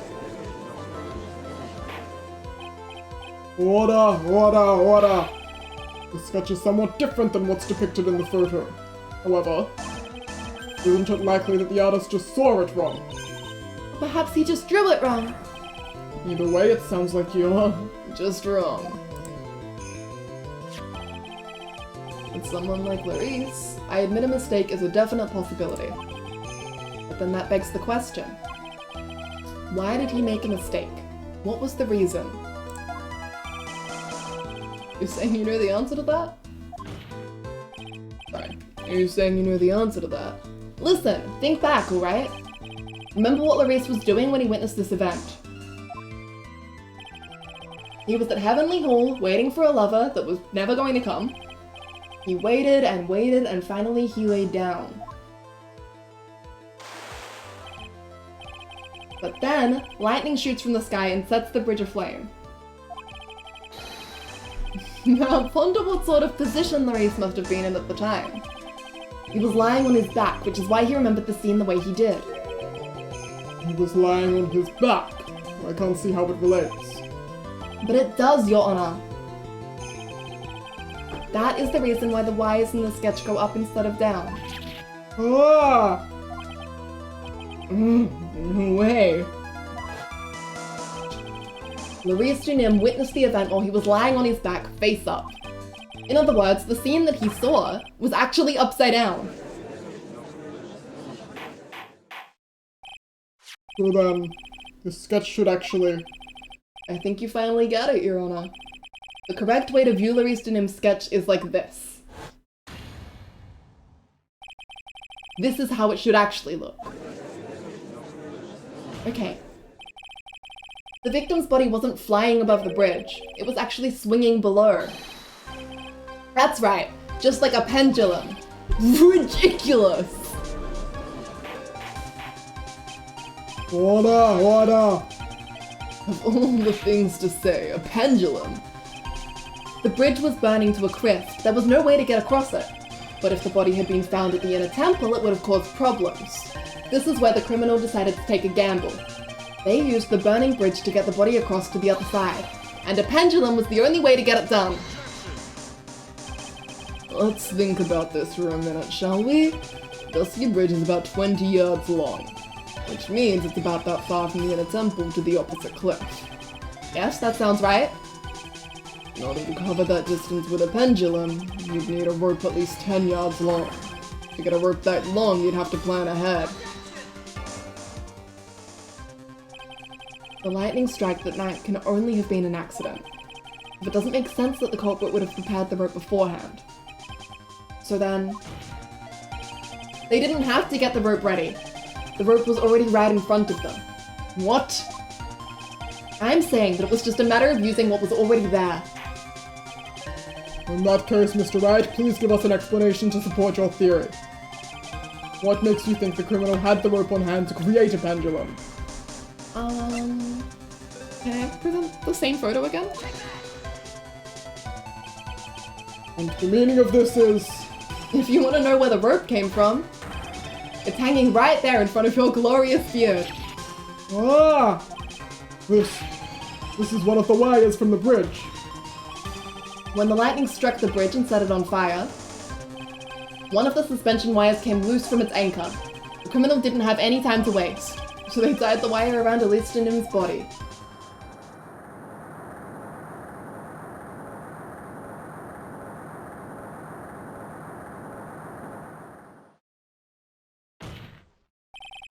Because there was simply no other way to move the body.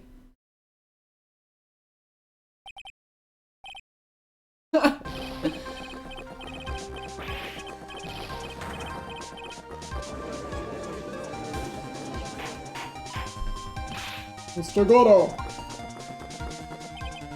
It seems that Mr. Goto is more focused on his coffee than answering my question.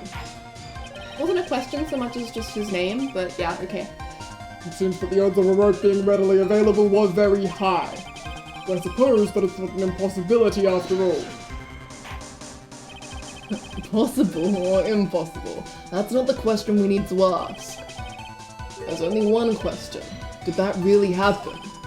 Right. I wonder if you can prove what happened to us. Do you have any actual evidence that the body was swung over like a pendulum? Well, I've got the drawing, I've got the sphere, and I've got her body. Let's go with the sphere. Before I present my evidence, let me review what we know so far. According to this photo, one of the wires snapped. Looking at the map, we can see it's the one that was in front of the inner temple. So that was the spot by the criminal. Yes, precisely.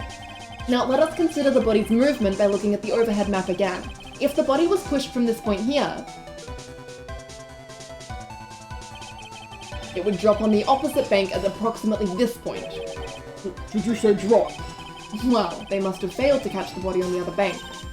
What? What makes you think something like that happened? Because I have evidence that suggests her body dropped some distance. What kind of evidence? Take a look at this autopsy report.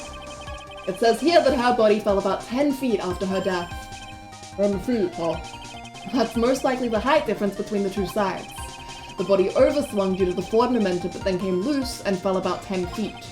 And then, as a result of the landing impact, this crystal sphere was knocked loose. That's... Yes, this blood-stained amethyst crystal, it's the one that came off of Miss Elise Dunham's staff. And even more important is the place where this crystal sphere was found. Indeed, and I believe it's already marked on this overhead map. The crystal was found... Precisely, Your Honor. In the very spot where the pendulum would arrive if given the right amount of speed. Explains your theory quite well, Mr. Wright. You have provided us with the way the body could have been moved that night. An impressive deduction, Mr. Wright. Most impressive. Mr. Wright! Oh, the theme! I thought this cold coffee might help you cool down. What is the meaning of this, Mr. Goto?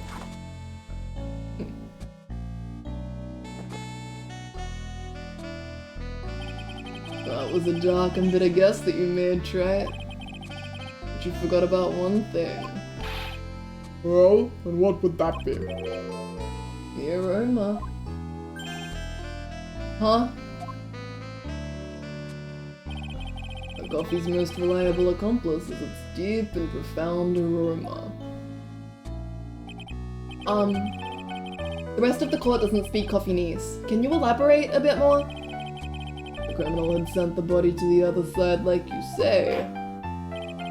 And naturally, there must have been an accomplice lying in wait to catch it. An accomplice? The criminal wasn't able to cross Dusky Bridge. So, who collected the body?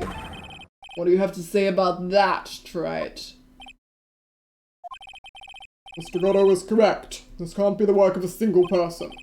Well, Mr. Wright, you know what you must do. Yes, Your Honor. The body couldn't have made it to Hazakura Temple without an accomplice. Very well then. If you please, Mr. Wright. Who was the person that received the body on the Hazakura Temple side? Okay. So... unfortunate, but I guess it's time to implicate our own client.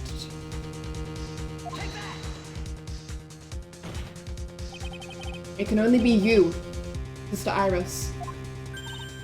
Huh? But I don't see why you're so surprised. The only way to transport the body from Dusky Bridge is by snowmobile. But with her bad back, Sister Bikini could never pick up a body like that. You're the only one that could have managed it. Right. We've been listening to the witness's testimony. On the night of the crime, this little cutie pie was on cleanup duty in the inner temple garden after the mother-daughter bloodbath.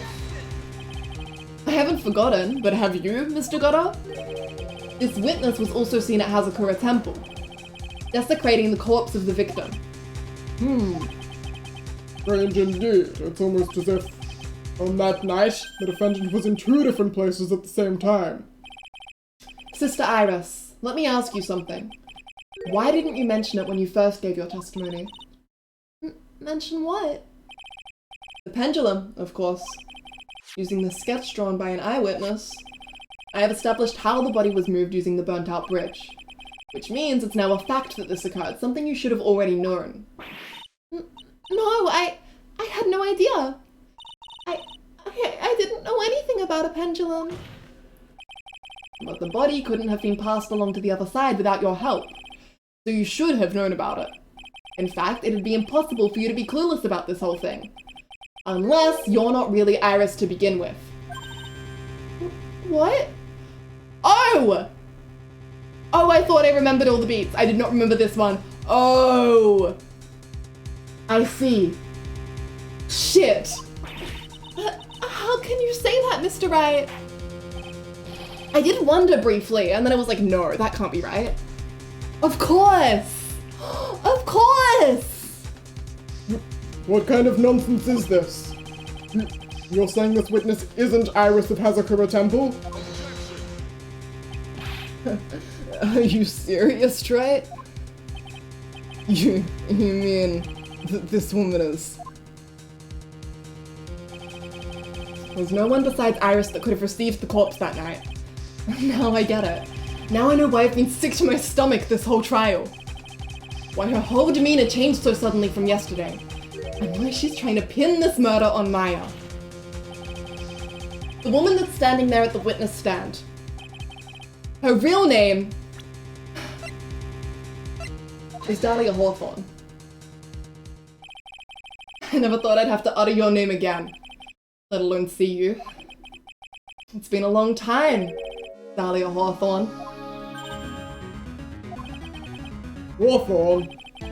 Sister Iris had a twin sister, and you're looking at her, Miss Dahlia Hawthorne. That name rings some bells. Distant bells, but bells nonetheless.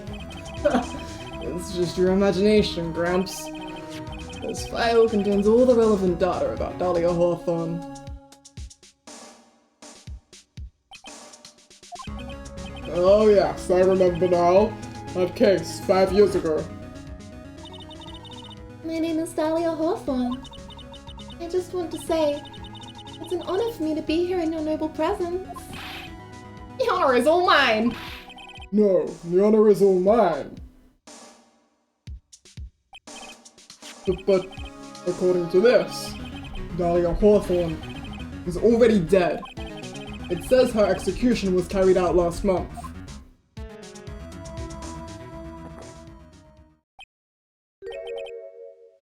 So what?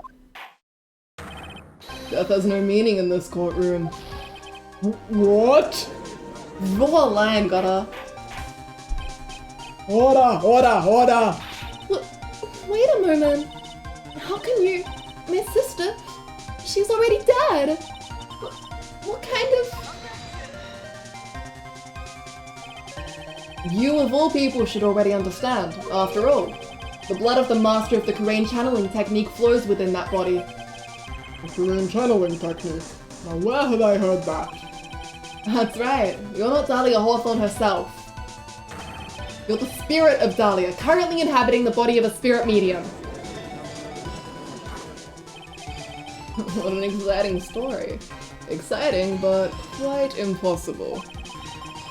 You're asking us to buy that Dahlia Hawthorne just happened to be channeled by someone on the very night of the murder to a temple where her twin sister Iris was.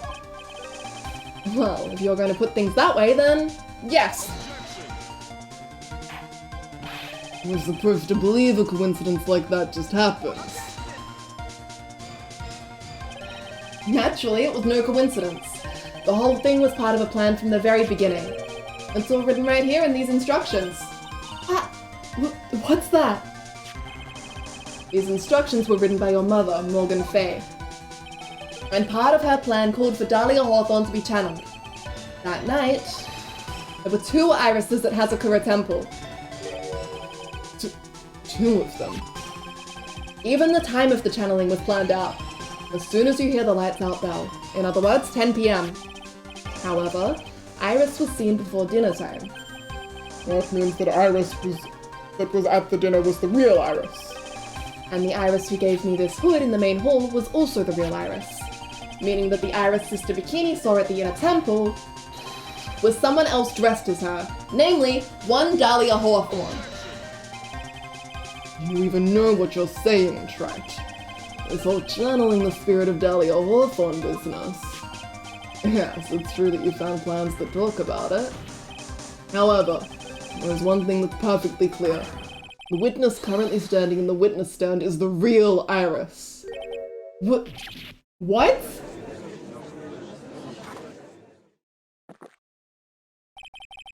Calm down and remember what you know about the night of the crime. After meeting Sister Bikini, the Dahlia Hawthorne that had been channeled would have been stranded at the inner temple due to the lightning strike.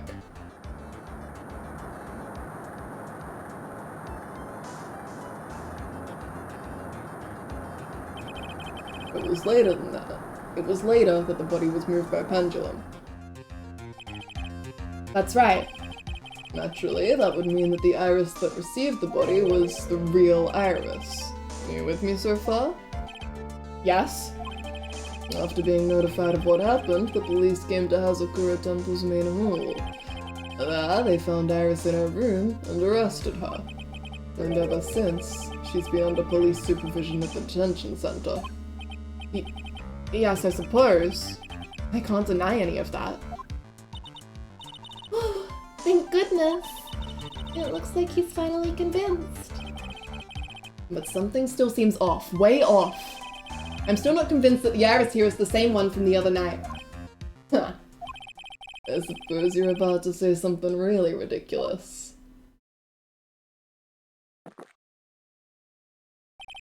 Like the real Iris and the spirit of Dahlia somehow switched places? Switched places? Yep, that's exactly what happened.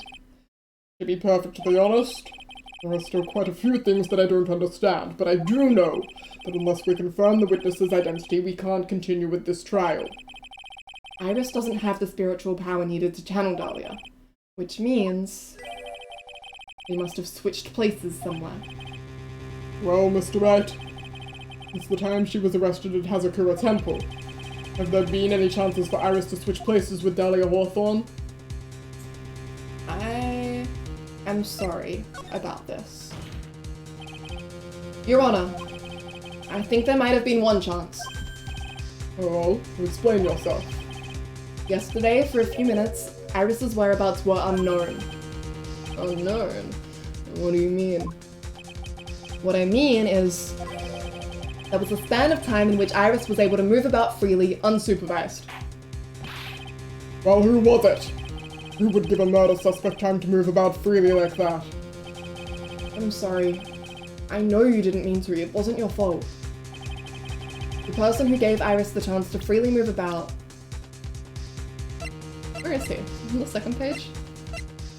Miles Edgeworth. This is Mr. Edgeworth, isn't it? Your Honor, there was a fairly large earthquake yesterday, was there not? An earthquake? Right? Earthquake! Oh my god, Rain! Oh my goodness, the inner temple! This kind of tremor might...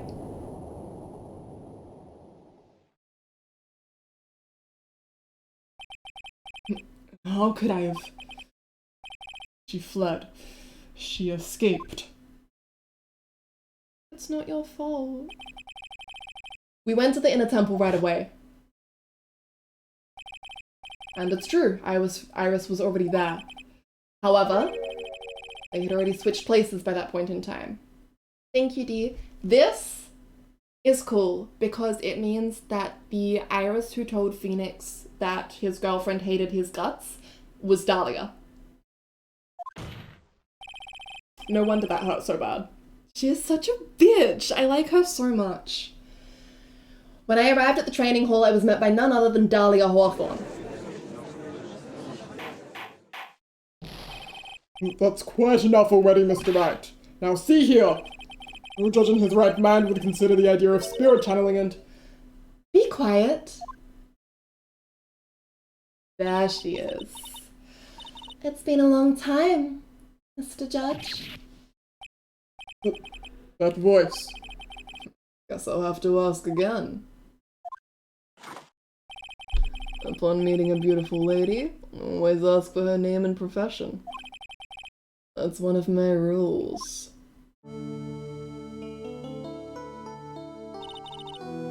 Dahlia Hawthorne. And my current profession?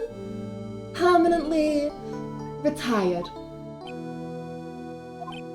So you're not going to bother hiding your identity anymore, huh? Why should I? After all, I'm dead. There's really nothing you can do to punish me. What is going on here? Dahlia Hawthorne. I never thought we'd meet again. And I never thought we'd meet like this. But this time I'll end it. For her and for myself. To be continued. Oh boy. I would indeed like to save. Thank you. Oh, 2 parts to go. Okay. We're gonna do it. We're gonna make it through tonight. 1 stream, 1 case. That was intense. Holy shit, thank you for the hydrate, Viv. Appreciated.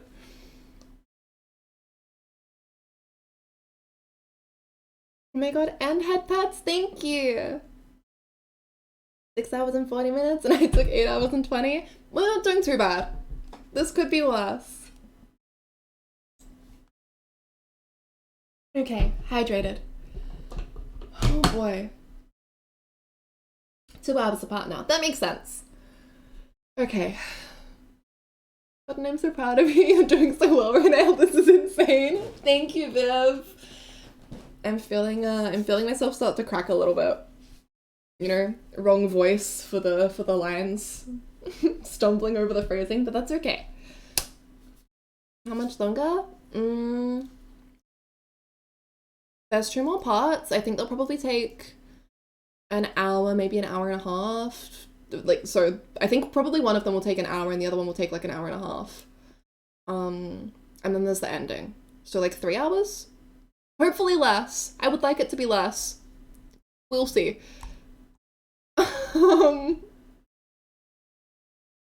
Yeah, we will definitely see. I'm looking at how many like parts are left. And it's not matching up with my memory of how much plot is left, so I'm worried that I'm forgetting like major things. I guess we'll find out. Speed ran at 8%, baby. I'm hoping we'll be done before the sun rises. But we'll see.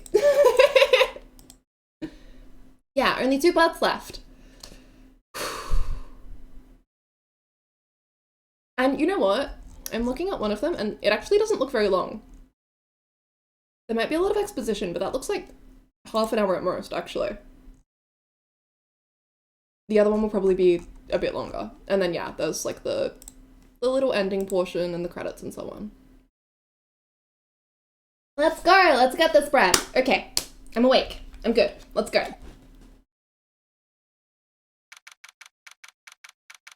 February 10, 1:06 p.m., District Court, courtroom number 7. Let's incriminate her for like the 3rd time now. Holy shit. Now then, let's continue where we left off, shall we? Well, witness. Yes? How can I help you, Mr. Judge? Well, it seems that if we're to learn the truth, we need to hear your testimony. I have no problem with that. But when you've seen what I have, Sometimes the truth is better left unknown. In any case, let's hear your testimony. Tell us about the plan that was carried out that night. The plan? The whole plan began with my death. A stupid plan hatched by Morgan Fay to install her own daughter as the next master. But for it to work, Maya Fay would first have to die. The idea was for me to kill Maya and then have the blame pinned on Iris. The plan went wrong, but it seems to have succeeded anyway. So that means you really are... Wait a minute! Did you just say the plan was to kill Maya Fay? Yes. You have a problem with that? Don't give us that nonsense. There's no way that... Watch yourself, Trait. If you've got a problem, solve it during cross-examination. That's one of my rules. Mr. Gatto is correct. And by the way, that's one of my rules as well. Kill Maya? Could it be true? The plan. Okay. How? Tell me more. You were executed last month, correct? Yes, I was hanged. It wasn't exactly pleasant. How did you manage to discuss the plan? When did you talk with Morgan Fay? Last year, she was transferred to the same detention center as me. Since I was on death row and she was my mother, it was actually pretty easy to meet with her. Oh, I see. So that's when you discussed the plan. Are you crazy? At first, that woman was planning to kill me as well, even though I'm her own daughter. And to make Pearl Fay the master of Karain. She's a cold, twisted woman. She thought she could finally regain her lost honor. The honor she lost when her younger sister, Misty, took her place as master. Ever since that day, she's been working on this plan. A plan, huh? Stupid plan hatched by... Okay, sure. Okay, tell me more. Maya would have to die? But why? For our bloodline to succeed as the main family, thus making Pearl the new master. The remaining descendants of the current master had to be taken care of. So Diva? She has a parasol and butterflies normally, you know? She is Diva. The Pearls would never agree to a plan like that. She adores Maya. How sad. You still don't get it, do you? What Pearl wanted had nothing to do with it. Morgan didn't care one bit about Pearl. The only thing she cared about was the position of the master. That's all. That's ridiculous. She was willing to sacrifice anything and anyone to achieve her goal. The life of her daughter, and naturally the life of Maya Fay as well. How could anyone do that? The idea was for me to kill Maya and then have the blame pinned on Iris. You were going to kill Maya.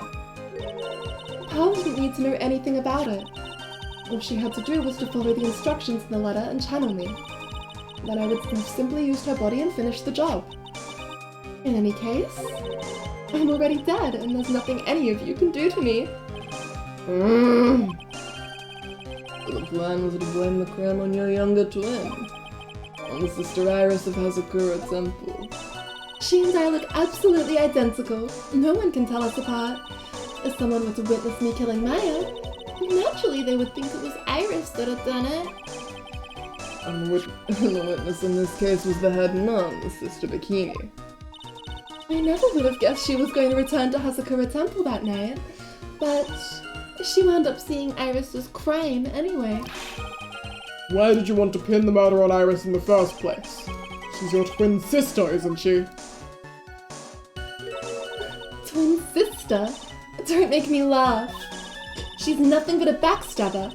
I couldn't care less about her. The way she's like, well, I'm dead. You wish you were me, peasant. Backstabber. You just don't understand. You never will. Anyway, the plan went wrong, but it seems to have succeeded anyway. None of these are like statements that I can... None of these have facts in them, you know? Like numbers or quantifiable things. It's all qualitative, which means that it's probably press everything, to be honest. You think the plan was a success? I'm literally neurodivergent and dead. You heard me. Just as that woman had hoped. Maya Fey is dead. Now the title of Master will pass on to Pearl Fey. That's absurd. Maya is just... She's just trapped inside the sacred cavern. Phoenix? Think. Phoenix, use your brain. Really? You're as foolishly optimistic as ever, aren't you? My darling Feeny? Do you want to know the truth? Ever since we met, I've despised you. Your sniveling naivety and your pathetic faith in other people. I can't believe it. She meant to kill Maya. I've got to keep a cool head. And I need to get more information out of her. It's the only way to understand this plan and what she was after as well. What haven't I pressed on? The second statement, I think? You're talking about Pearl Fey, is that correct? Yes, though at first she had high hopes for the two of us. You and your twin sister Iris. That's correct. Fortunately, neither of us had much spiritual power. That's why we were abandoned by her, along with our father. Abandoned? The only person I ever really cared about in life was myself. My sister was a nuisance, so I convinced my father to leave her at an old temple. You mean Iris? Yes, my father remarried a woman who also had a daughter. The less children you have, the more money there is to go around, right? And on top of that, my father had absolutely no interest in children in general. How horrible. The really horrible one was that woman. That bitter, vengeful woman. It was her stubbornness that gave birth to that child. Pearl Fey. She was born with an abundance of spiritual power.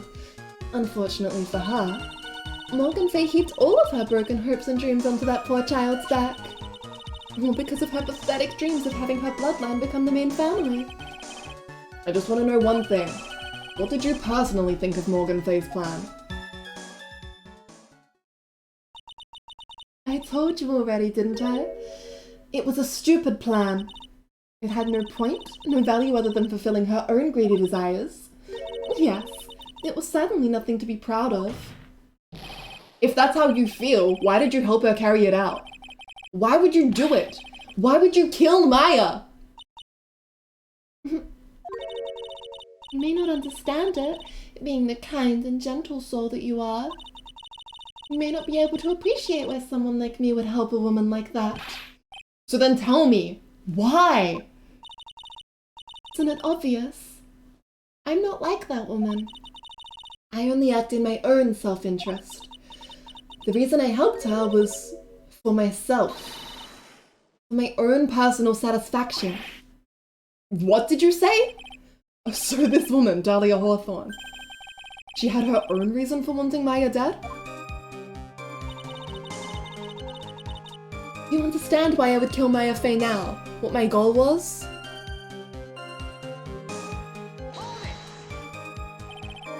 Obviously. It's because you were helping Morgan Fey. Phoenix? Helping? Don't make me laugh. From the day I was born to the day I died, I never helped anyone. I lived for myself, and in the end I died for myself. I thought that was obvious. So she wasn't actually cooperating with Morgan. She was just using Morgan as her plan so she could accomplish her own goal. All I wanted to do was kill Maya Fey. That was the only way I could think of to get revenge. Revenge?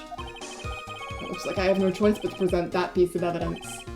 I can't believe it. She meant to kill Maya. I've got to keep- okay, we've had this. Genuinely took me so long it was embarrassing. No! I think I have it. We just need to get back to that piece of- please? What? Please. I'm having a stroke. you understand why I'm killing Maya Fey now? What my goal was? Yes. Do I just prevent the profile?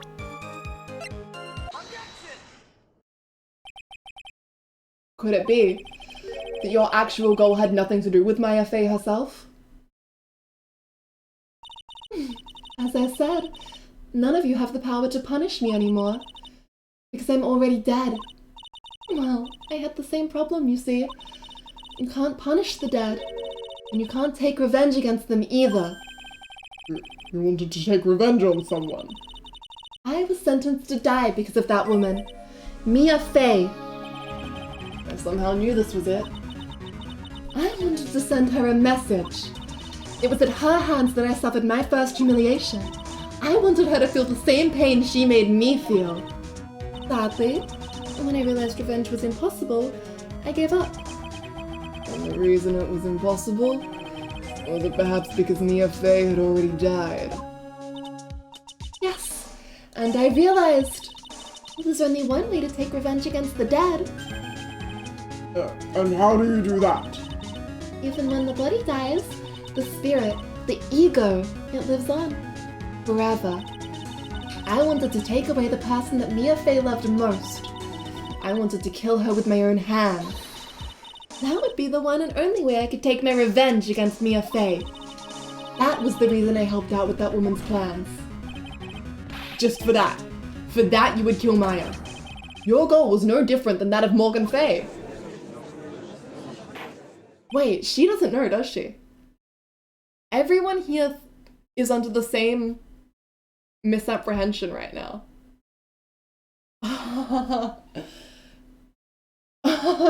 Of course they are. Alright. As they say, the apple doesn't fall far from the tree. What a cruel plan. Cruel, cold, and heartless. Don't waste your time preaching to the dead. I've already told you, there's nothing you can do to me. That night, at about 9:30 p.m., I materialized into this world. I quickly pinned my hair up and put on a demon warding hood. Then I picked up the staff that was by my side and left Hazakura Temple. For her, it was Elise Dunim who channeled her after all. That ridiculous head nun never noticed a thing. She left Maya Fey at the inner temple and wobbled back, clutching her poor old back. What did you do then? That kid was easier to handle than I had hoped. I caught up with her in front of the stone lantern.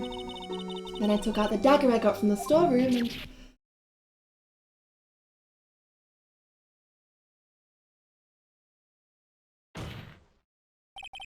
So then you're saying you stabbed Maya? It's strange, but I don't have a clear memory of what happened after that. What does that mean? No clear memory. I don't know. I think I was stabbed. You were stabbed? At the last minute, Maya Fey must have stabbed me. I'm sure of it. That's not like her at all. Maya wouldn't stab a french fry with a plastic fork. Anyway, I suddenly lost consciousness.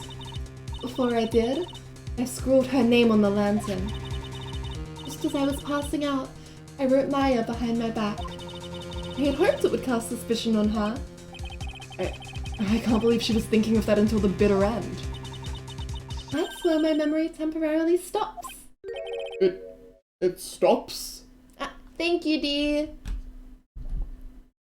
Hydrate.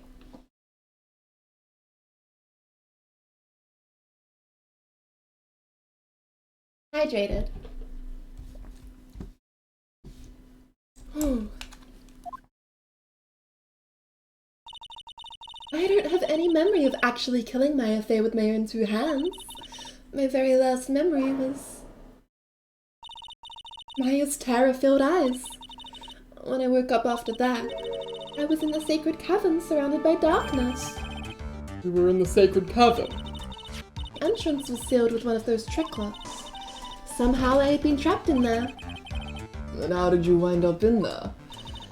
I'd like to know that myself. Anyway, I was worried. I didn't know whether or not Maya Fey was dead, and I swore I wouldn't return to the underworld until I knew I had killed her myself. For a ghost, you're one tough cookie. I wanted to get out of there and make sure she was dead, but I couldn't do it. I couldn't get out. The trick lock stopped you, huh? I didn't know how to remove it. And then you're saying you were actually confined against your will inside this sacred cavern. Yes, I wanted to get rid of that annoying look as soon as possible, but it wasn't easy. I kept getting interrupted while I was working on it. Interrupted. It was early in the morning, but someone came into the training hall. What? Who? Could it have been Maya? I thought the same thing, but I couldn't see. Why not? Someone had spotted me, I would have lost my chance to take revenge. So I made sure to hide myself well at the back of the secret cavern. That morning, only 2 people could have gone into the training hall. Maya and Charles. Charles went there to cover the hanging scroll and gravy. Still, I finally managed to remove the lock. But I was too late. What do you mean by that? The flights had already started to gather. The bridge had been fixed and the police had started their investigation, correct? Naturally, I couldn't go out. So instead, I returned to the cavern and put the lock back on myself. I realized I wouldn't get a chance to see Maya's corpse as I had hoped.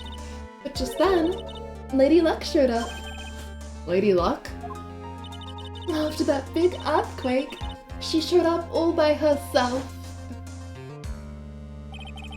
The real Iris. She said she'd come to make sure the sacred cavern was alright. Stupid girl. I came out from the sacred cavern and got a feel for the situation.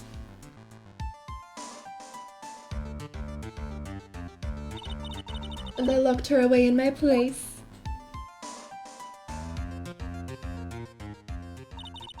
I had finally learned exactly what had happened. It was then that I learned that the plan had actually succeeded. What do you mean your plan had succeeded?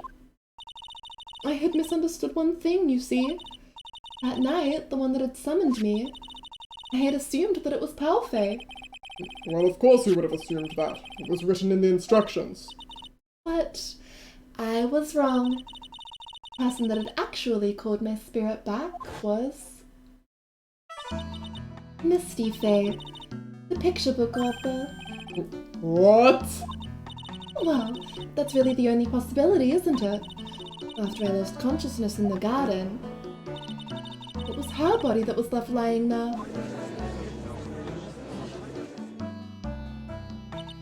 Maya Fey. I wasn't able to kill her with my own hands after all. But even so, I made her commit the most vile sin a human can commit. And that is? Matricide. The sin of killing her own mother. Oh. No way! Order in the court. What is the meaning of this? It's true that I was the one who attacked Maya Fey, but even so, the murderer who actually snuffed out Misty Fey's life was none other than your darling little Maya. Ridiculous! That's nonsense! Are you sure about that? Just think about it. There's even evidence supporting these facts, isn't there? What? What do you mean? What is this so-called evidence? The fact that Maya Fey has disappeared is evidence enough, isn't it? Huh? The idea that she's still in the sacred cavern is just ridiculous. She wasn't able to escape from the inner temple, that much is obvious. In that case, there's only one place that she could be. Where? Do I have to spell it out? The bottom of the Eagle River. Where else? Eagle River. Maya Fey killed her long-lost mother. Can you imagine the guilt she must have felt when she realized that? That's why she threw herself into Eagle River.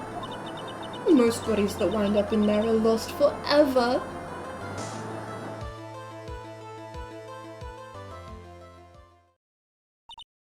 So, what do you have to say now, Beanie?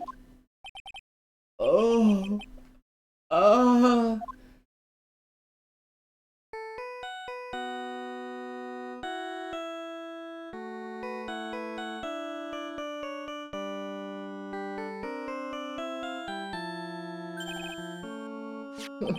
Oops. Sorry, that's my phone. What kind of ringtone is that? Got her here? Okay. Thanks. Was it something important? They just finished removing the locks from the sacred cavern. That's great! What about Maya? There was a woman in the cave. Was it Maya Fey? It was the accused. Sister Iris. Huh? Don't look so surprised. I looked her in there yesterday. I just finished telling you that. So, what about Maya? Where is she? There was no one else found inside the sacred cavern. No! It can't be! I told you, didn't I? She's dead. No! No! No! No!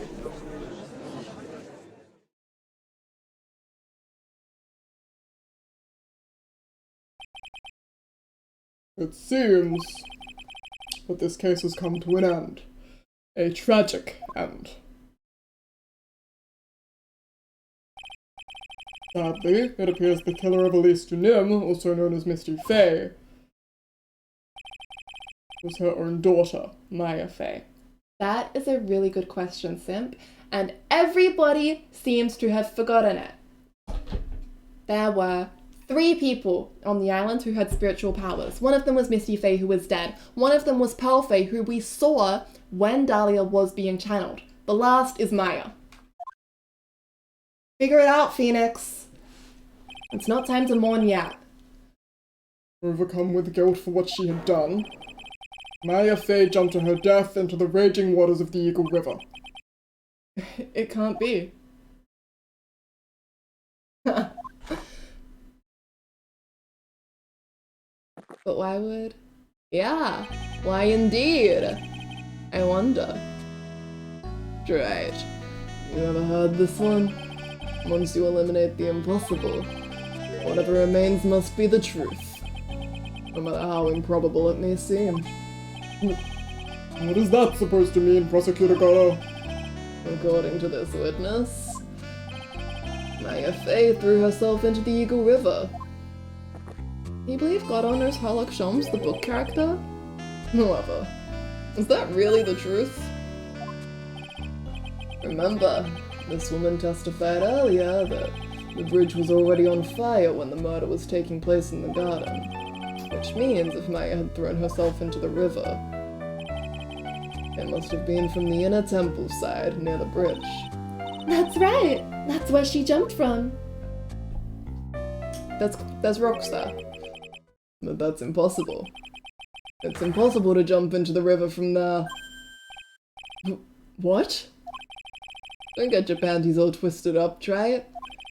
Just relax and think through the whole thing again. Of course he knows this, because he was there when Mia proved that. Oh my fucking god. Once again, Mia is coming through to save us. So it's impossible. Maya couldn't have thrown herself into Eagle River. Well, Mr. Wright, Miss Hawthorne claims Miss Fey threw herself into the river from the inner temple side. Do you have any evidence that refutes this claim? You've been given gifts. Does this photo show it? Yeah.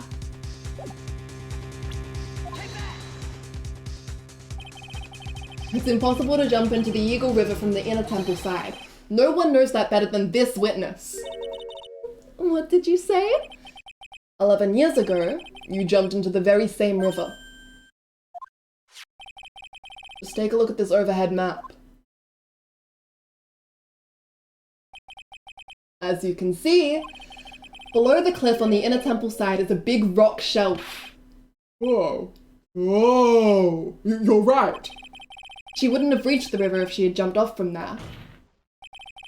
In other words, if she had jumped, we should be able to see her body in this photo.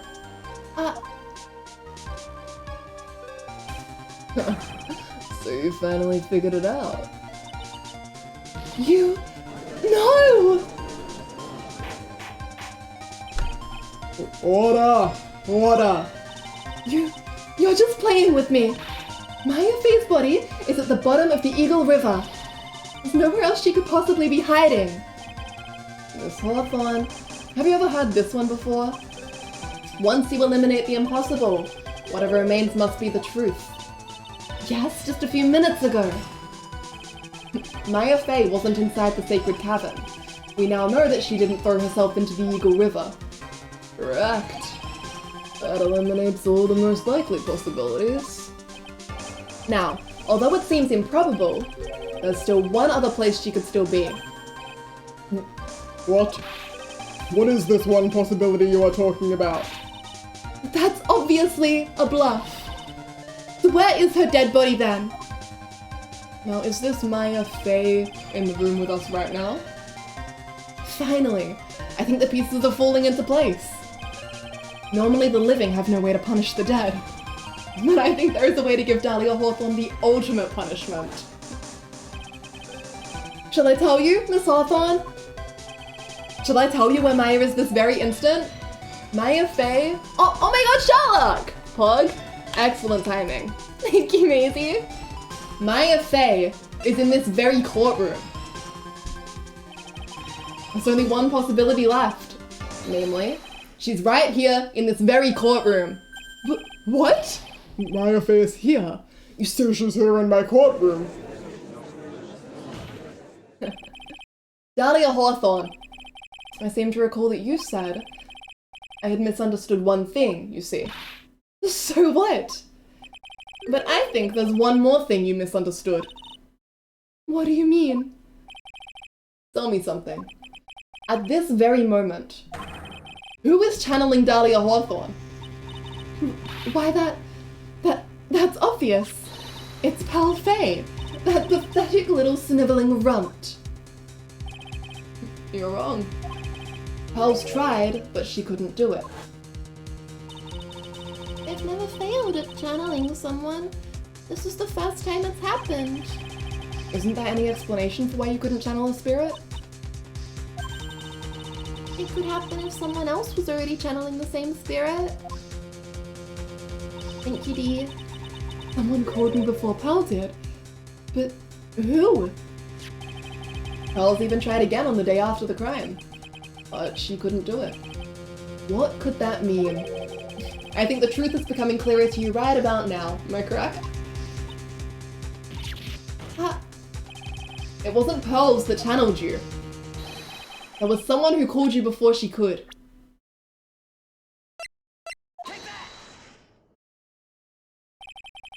This is an easy one. Stretch! Yes, sir. Pearls couldn't do it, and Misty Faye is gone. There's only one possibility left. Come on already, I can't stand the tension. Dahlia Hawthorne. The person channeling you right now must be Maya Faye. What? There we go, baby. But how could that be? And this witness Dahlia Hawthorne said about her goal. Enjoy your lay down, Astuka.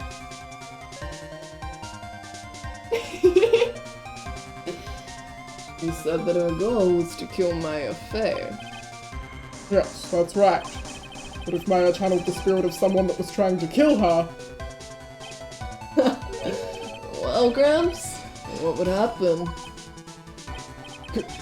Could it be? It looks like you finally understand, Your Honor. Well, I don't. What are you going on about? What I'm going on about is the reason Maya channeled you. And there's only one reason. To protect herself from you. Protect herself? From me? Yes. On the night of the crime, you were only interested in one thing. Killing Maya Fey. The path back to Hazakura was closed off and there was nowhere for her to run. So then the problem became, where would be the safest place to hide? You mean that's when she channeled me? All this time you thought you had been channeled by pals. That's why it never occurred to you that Maya's hiding place was you. No, don't say that! Azula moment. You're saying that I, Dahlia Hawthorne, was played for a fool by that little whelp? Maya Fey killed herself. Isn't it obvious? Sorry, but no. It would have been impossible for her to jump into the Eagle River. This was the only avenue of escape open to Maya. The only way that Maya could disappear from the inner temple. I don't believe you. A stupid little girl like that who has never been out in the real world. She could never have come up with a plan like that. Who could have ever given her such a brilliant idea? Well, me, of course. Mia Fey! Mia fucking Fey! It's been a long time, Dahlia Hawthorne. Oh god, so it's true. It was you. Yes! You're something else. But what? What are you doing here? That hair. It's Pearl's, right? Tell me something, Dahlia. I want you to think back to that night one more time. You had just cornered Maya in the inner temple's garden, and then, in the final moments of the fight, you lost consciousness.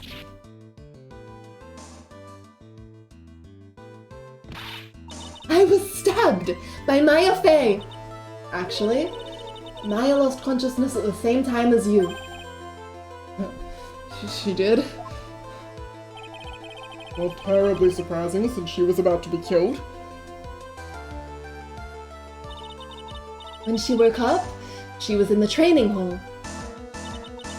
That's when Maya decided she needed help, so she channeled me.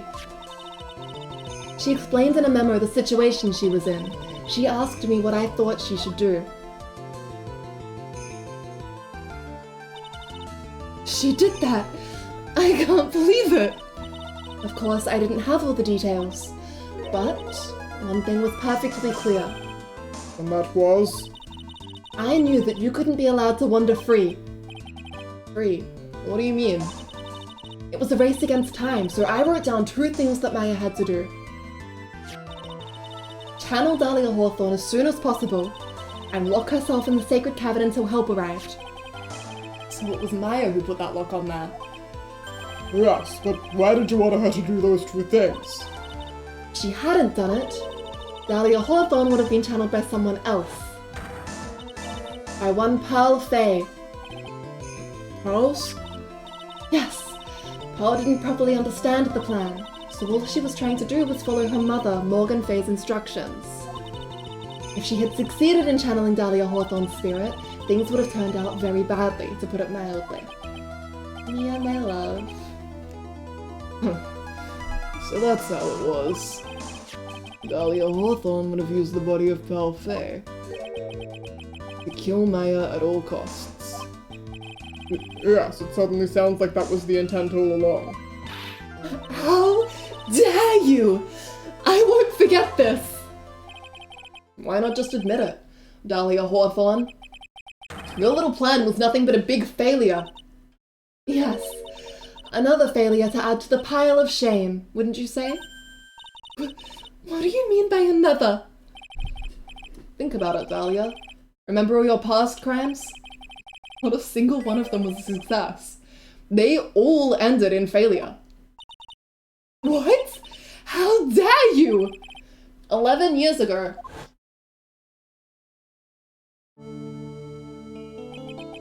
The fake kidnapping. Your very first crime.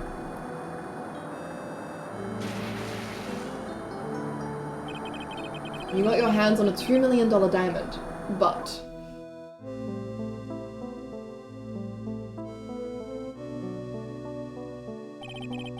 after Terry Falls escaped and went to meet with Valerie Hawthorne, the truth was exposed.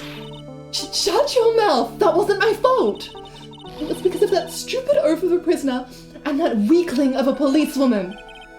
And then, 1 year later, you tried to kill me. Well, I'm still alive, but...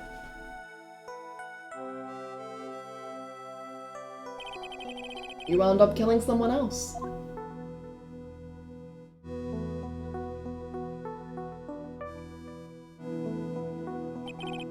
As a result, you were sentenced to death.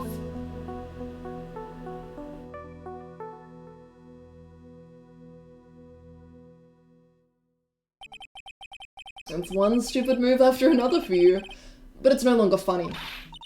You wipe that smug, happy-go-lucky smile off your face. And now this. You've messed up again. You let Maya Fey escape, even though she was right there in front of you.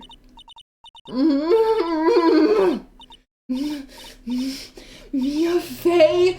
Mia Fey! Mia Fey! Mia Fey! You spinster! I was supposed to kill Maya Fey like I swore I would! And if only you had gotten the spiky head jerk the guilty verdict, I wouldn't have been hanged to death! True. But I think you finally understand, Dahlia Hawthorne. You will never defeat me. What? What did you say? Whether you're alive, dead, or somewhere in between, you will never defeat me. As long as I'm around, you're destined to lose for all of eternity. I remember what you said earlier in the trial. You said there was no way we could punish you, because you were already dead. What about it? Then you said, even when the body dies, the spirit, the ego, it lives on. Forever. That's very true, Dahlia. And that's exactly the punishment you'll never be able to escape from. For all of eternity, you'll have to remain as Dahlia Hawthorne, a miserable, pathetic, weak creature who can never win at anything. And for you, there's no escape from that. No hope of freedom. Since the day you were executed, the narrow bridge that once stretched out in front of you has burnt to a crisp. You're wrong! It can't be! How could I lose to the likes of you? It no longer matters. I don't care whether you win or lose anymore. The only thing I want is for you to come out of Maya's body right now.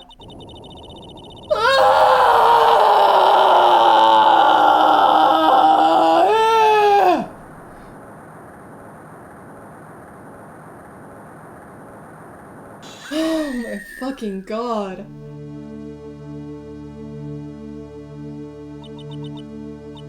I'm not ready! Not ready to go!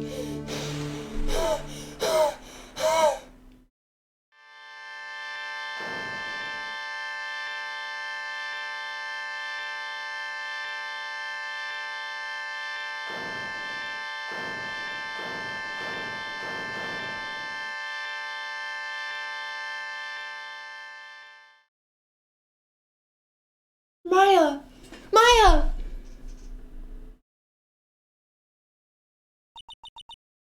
Nick.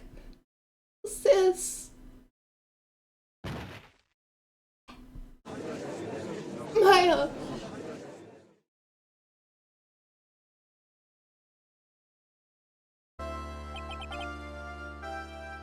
Oh my god! Holy fucking shit! That was intense! Wow! That was a lot! Mia earned her ass so hard she went to hell! She's gone to super hell. It's over. Right?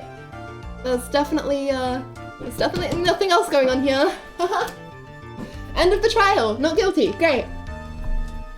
Well then, I assume you are the real Iris. Yes. I was just rescued from the sacred cavern. I must say, you and your twin sister are indeed identical from what I can see. In any case, it appears that everything has finally been cleared up. Mr. Godot, what happened to Dahlia Hawthorne? If you ask me, Your Honor, it looks like she went back to the hell she came from. Seems that Misty Faye wasn't the only victim of this crime. Maya Faye, as well as the young Pearl Faye, who are also victims of this wicked and selfish plan. Yes, Your Honor. The tragedy of Medium Valley has finally come to an end, it seems. Iris is so sweet. I like her so much. It would be best for everyone if no further attempt was made to channel that spirit again. Your Honor? Yes, what is it? About this whole spirit medium thing. It's almost weird how comfortable you seem to be with the concept now. Well, to be frank, my younger brother is quite judgmental. He often criticizes me for not studying hard enough. That's why I made a concerted effort to study up on the Korean channeling technique. Hey, isn't that the New Year's issue of Occult? I've seen quite a few things in my many years on the bench. And in all that time, I've finally learned this one thing.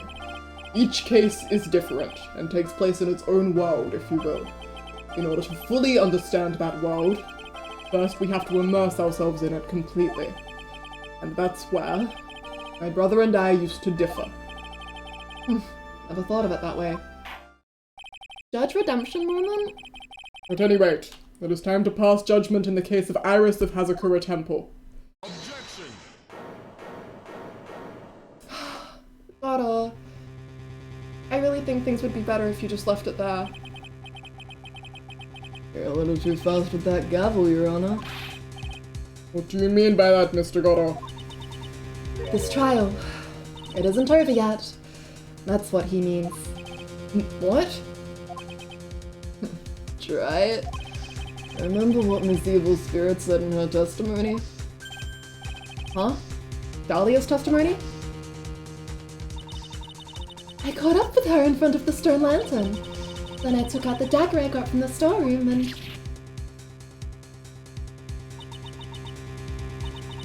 It's strange, but I don't have a clear memory of what happened after that. I think I was stabbed.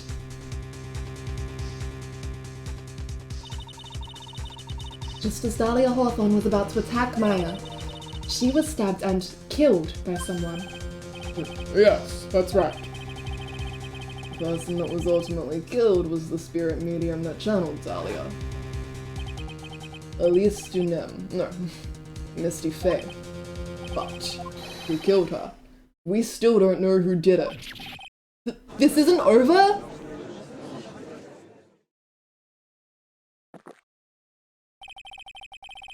Unless someone is found guilty, the accused is still on trial. We can't let her walk until there is evidence that proves her innocence. No way. But this court isn't prepared for any further testimony. Prosecution is ready to call our final witness. Final witness. This one will clear up the whole mystery. The mystery of who killed Misty Faye. Indeed. Is it really alright, Mr. Prosecutor? Of course it's alright, Madame Attorney. Oh, Miyako. Very well then. Who is this final witness? Isn't it obvious? There's one person who saw the whole event and will put the final dagger in this case. Someone who saw the murder take place. The very person who saw her mother killed in front of her own eyes. You mean Maya? You can't. She can't testify after what she's just been through. We need to find the truth. The prosecution calls Maya Fey to the witness stand. Can you please give her a break and maybe some food? Very well. But first, we'll take a brief recess. Thank you. We'll have to wait for Miss Fey to recover before summoning her. Once we receive the doctor's permission, we will proceed with the trial. Okay, try it. I've got something to say to you, so listen up. What is it? I don't think much of you as a lawyer. It's always the same with you. You somehow manage to just squeak by without even a faint understanding of the case. Some beautiful woman always seems to come dashing in at the last minute to save you. You've got some nerve. But that's not going to happen this time. This time, you're going to have to do this by yourself. That's enough. This court is now in recess. It's the prosecutor and defense working towards the truth no matter the possible consequences. I don't want to do this. February 10, 2:56 p.m. District Court, Defendant Lobby number 1. Yeah, I love it when people come save me. If a pretty woman isn't gonna come save me, can, like, a pretty man come save me? Someone interrupt the trial. Edgeworth, just come on in. At any time. I believe Misty channeled Dahlia to prevent Pearl from channeling Dahlia. That's so wild. We really come here, do a quick little exorcism, and we're still not done. We've got the witness breakdown, you know? It's happened. Oh, I'm truly sorry about everything. You're working so hard to defend me, but I was missing all day and we didn't even have a chance to talk. She's right.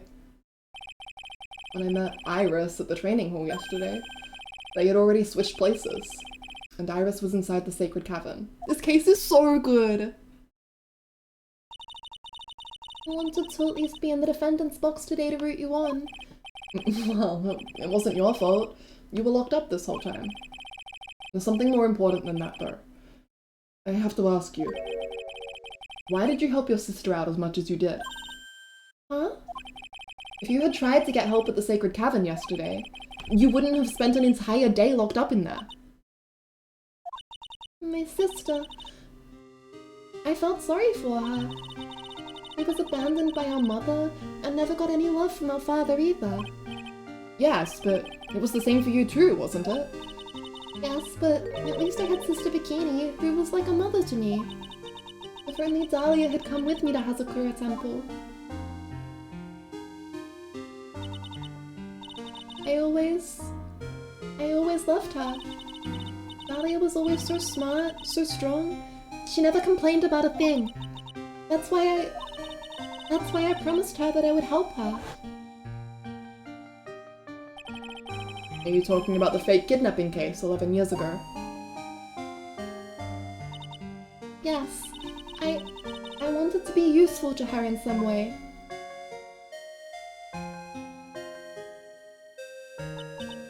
But, as usual, I was too cowardly. At the last minute I ran away. Because of that. Dahlia's stepsister, Valerie, ended up...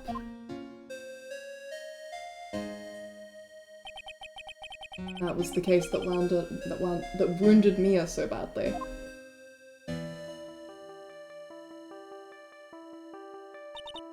But things didn't end there, of course. Some people suspected that my sister was involved in the murder. Some people? You must mean... Yes, true defense attorneys. Mia Fey and Diego Armando. After poisoning Mr. Armando, who was getting too close to learning the truth, Dahlia even tried to kill the person who had unknowingly hid the poison for her. You. That's right. Iris. There's one more thing that I have to ask you. Yes, what is it?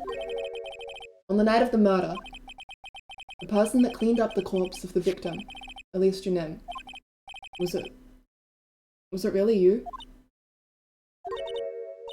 Yes. It was me. That night, after I rang the lights out bell, I went back to my room. Around 10:30, I received a call on my cell phone.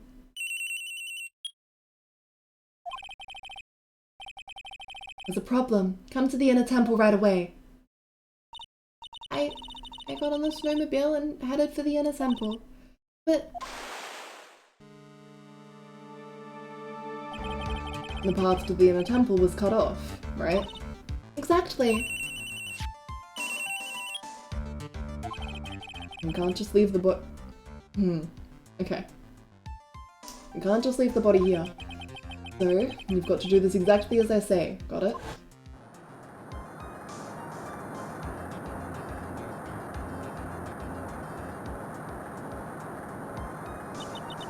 It was me. I was the one that received her body. A murder weapon had been left in her body so she wouldn't bleed too much. The staff that Mr. Galise always held. I knew it. So the actual murder weapon was the staff. Yes, that's right. I brought the body back to Hazakura Temple on the snowmobile.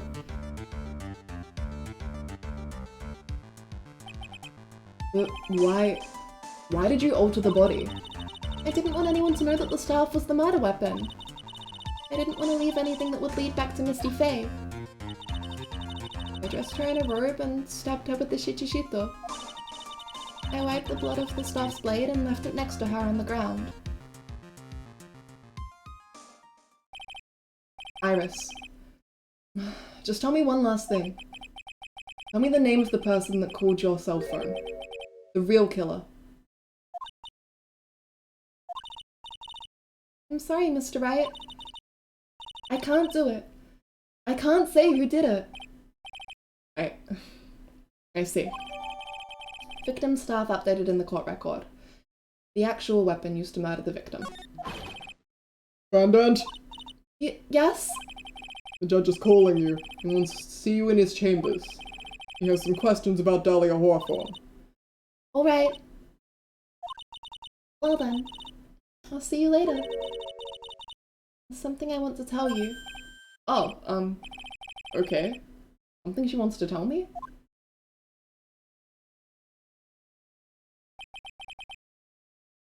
So it's true. Iris cooperated with the real killer. Maybe even from the very beginning.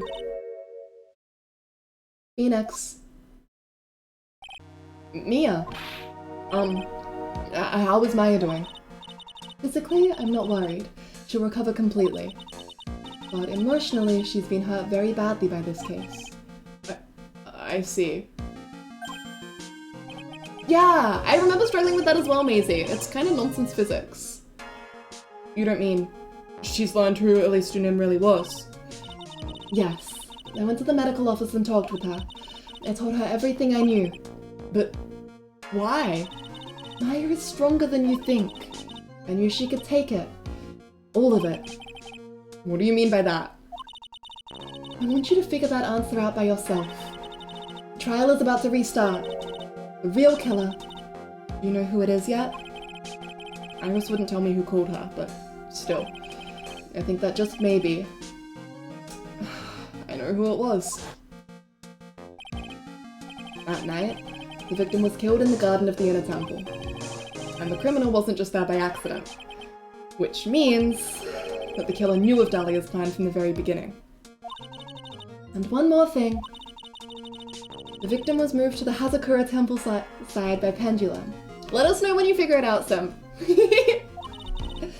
In other words, the criminal couldn't cross the bridge. That means they were stuck on the inner temple side for almost an entire day. Exactly. So the culprit was someone that wasn't in Hazakura Temple the following day. That's as much help as I can give you. The rest of the battle is yours to win. Or lose. Okay, I've got it. Thank you, Mia. Finally. It's almost time to bring this case to an end. What exactly did Maya see, anyway? And who was it that actually killed Misty Faye? Whoever it was, I have to prove it. Me, all by myself. Sorry, Sim. To be continued. This is indeed a hard one. Oh boy. I'm scared. Okay. Oh my god, we're exactly 2 hours off. I'm about to offset that time a little more because I have drunk 2 liters of water, so I need to fill up my water bottle. Give me 1 second.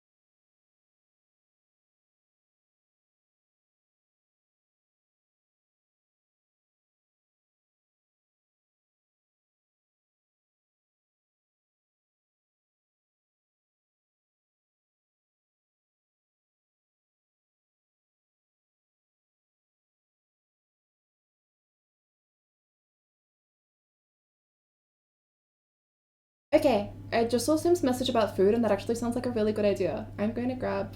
I didn't turn the Spotify on for you guys, sorry, I just left you in silence. There it is. I'm gonna grab a little bit of sugar real quick. Give me 1 second.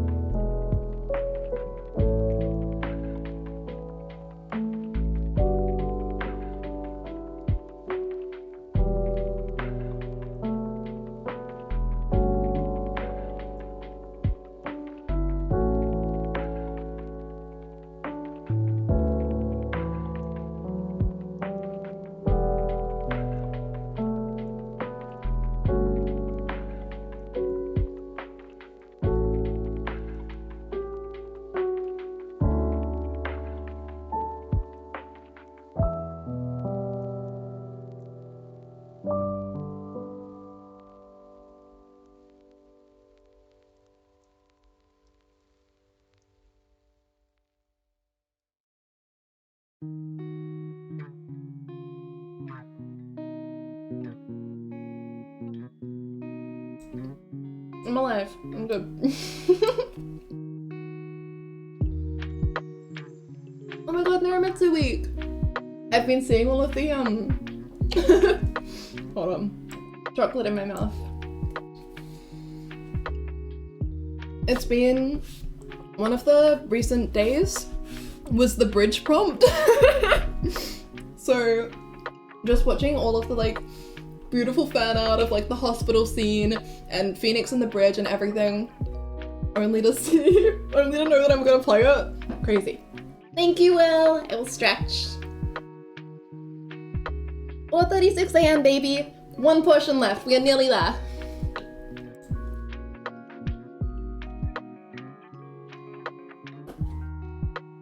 Oh my god, greatest family week. So cute. I'm sad.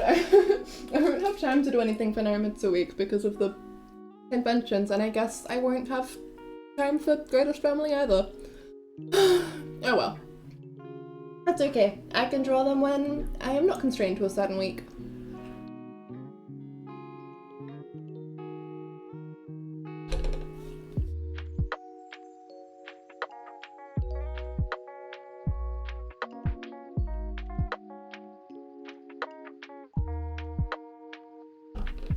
Okay.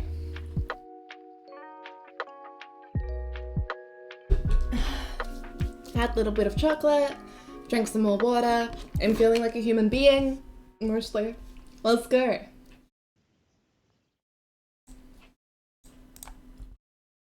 On the sleepiness scale, I was hitting like a 7, but I've knocked it back down to like a 4.5. So we're good. That last bit of trial really woke me up. Oh my god. It's such a good fandom, right? There are so many just incredibly talented people. It's bonkers. Once again, pushing my reader brief for the defense propaganda. 11 hours sounds about right to me as well. Alright. Last trial portion. Let's go. February 10, 3:36 p.m, District Court, courtroom number 7. Please do that, Bunny. Take care of yourself. Now then, before we proceed any further, I'm going to announce the results of the test we had performed earlier. Tests? Yes, tests. On the bloody dagger that was found stuck in the pine tree. Oh yeah, that. I totally forgot about it. That's the weapon that Maya Fey used when she fought with the victim. So what are the results? Was it the victim's blood, or...? Due to the time constraints, a full test wasn't possible. However, there's one thing we can say with certainty. The blood that was on this dagger was not the victim's blood. That is all. Now then, let's restart this trial. So it wasn't Misty's blood on the dagger. Then whose was it? Dagger updated in the court record. Found stuck in a pine tree in the inner temple garden. The blood doesn't match the victim's. I'm sure both the defense and the prosecution know this, but this trial is rapidly coming to a close. Both sides will need to show some firm evidence with their claims. I understand, Your Honor. What I've heard, the witness is dangerously weak, physically speaking. So let's finish this quickly. Agreed. Very well. Please bring in the last witness. Hi, baby. Witness, please tell us your name and profession. Maya Fey. My profession is, I'm the assistant manager at Writing Co Law Offices. Maya. According to the magazine I have here, you're a spirit medium of the Korean channeling technique.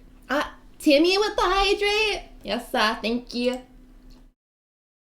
Timmy with 2 hydrates. Timmy with 3 hydrates. Timmy with too many hydrates. Okay, that's 2. That's 3. And that's 4. Thank you, Timmy. Alpha. Why are you awake, Alpha? Timmy, I expect this from. Okay, 1 hydrate for Alpha. 2 hydrate for Alpha. If I still will come in here, I'm gonna lose my shit.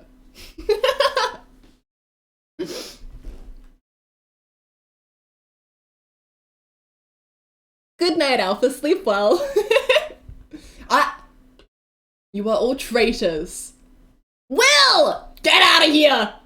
About to ban you from chat! All of you! Everybody is so fucking mean to- Ronnie. Everybody is so mean to me! I have drunk 2 liters of water tonight. You are going to make me drink 4? I'm gonna look at you right now.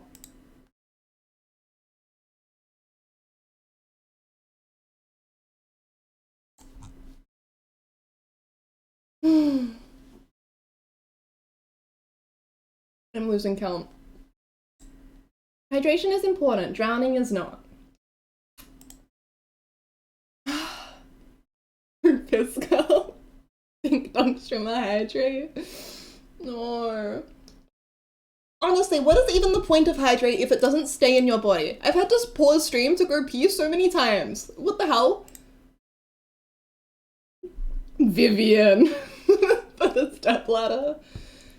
Oh, I'm sure you didn't collude. Anytime I see it, aw, I get head pats. Never mind, not mad anymore. Happy, not mad. Anytime I see anyone who's not Will, but isn't enlightened, come in to hydrate me, I immediately assume that you were in collusion. Yay, head pats! Happy! Sorry, I'm taking a sip and then checking these off one at a time. Toilet gamers? The bowl? I'm starting to feel a little ill, to be honest. This is too much water in my tummy. Simp!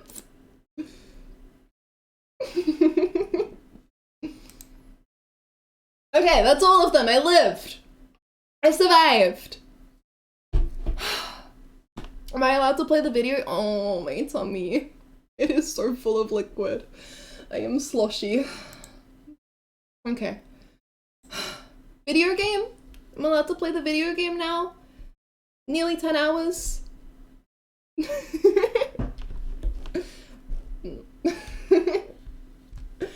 Alright. You're a spirit medium of the Korean channeling technique.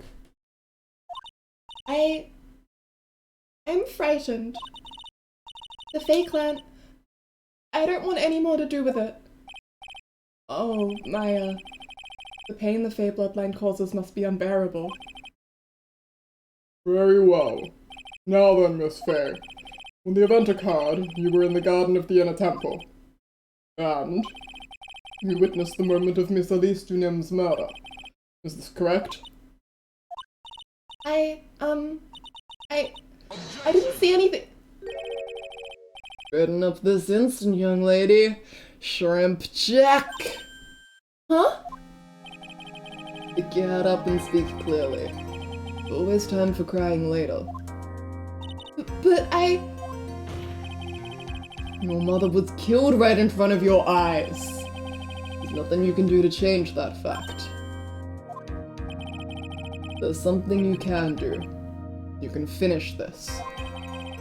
You've been watching the whole thing, right? You've seen the witnesses come out, and you've seen us squeeze the truth out of them. Now it's your turn. Let's hear your testimony. On the night of the crime, what exactly did you see happen? Witness, if you please. yes, Your Honor.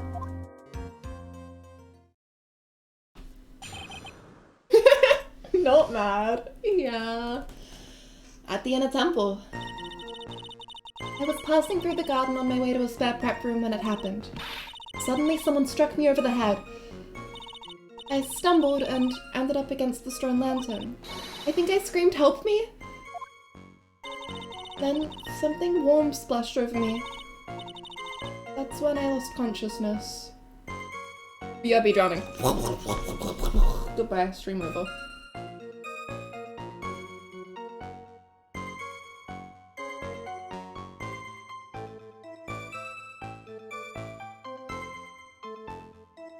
Okay.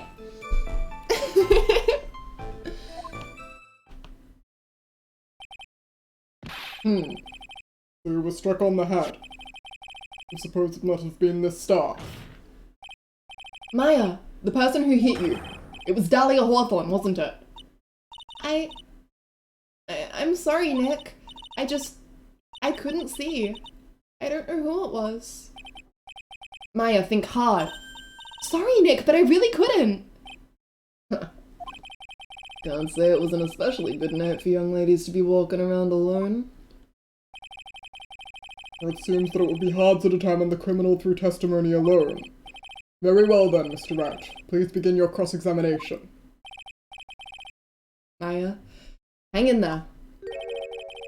Doesn't look well at all. He's so sad. Okay, what have we got? Passing through the garden on the way to a spare pet room. Someone struck her over the head. Stumbled and ended up against the stone lantern. Screamed, "Help me." Something warm. That's when she lost consciousness. Okay.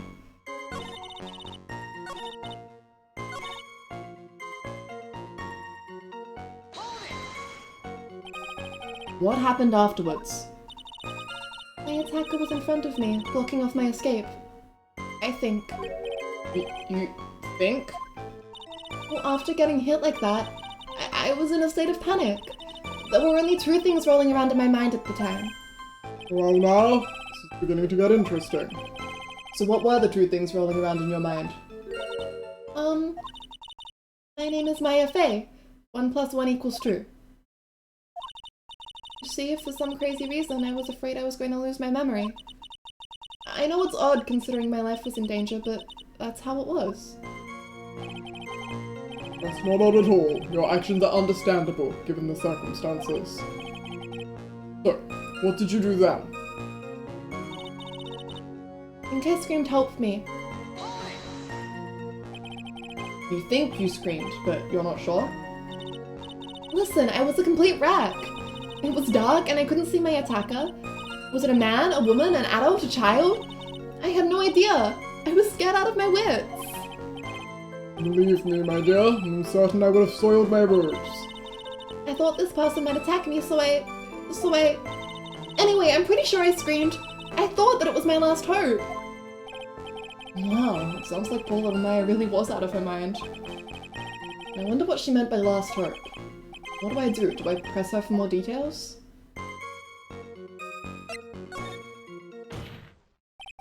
Wait a minute, Maya. What's this my last hope stuff? What? What do you mean by your last hope? No, that's what you said. You said, my last hope. Huh? What? I said what? Look, you were facing an attacker that you couldn't see and you screamed, right? You screamed, help me. Oh my god, him. Yeah? But you testified that you screamed that because you thought it was your last hope. Oh, well, you know, that's like... What do you call it when that happens? Maya's not doing so well up there.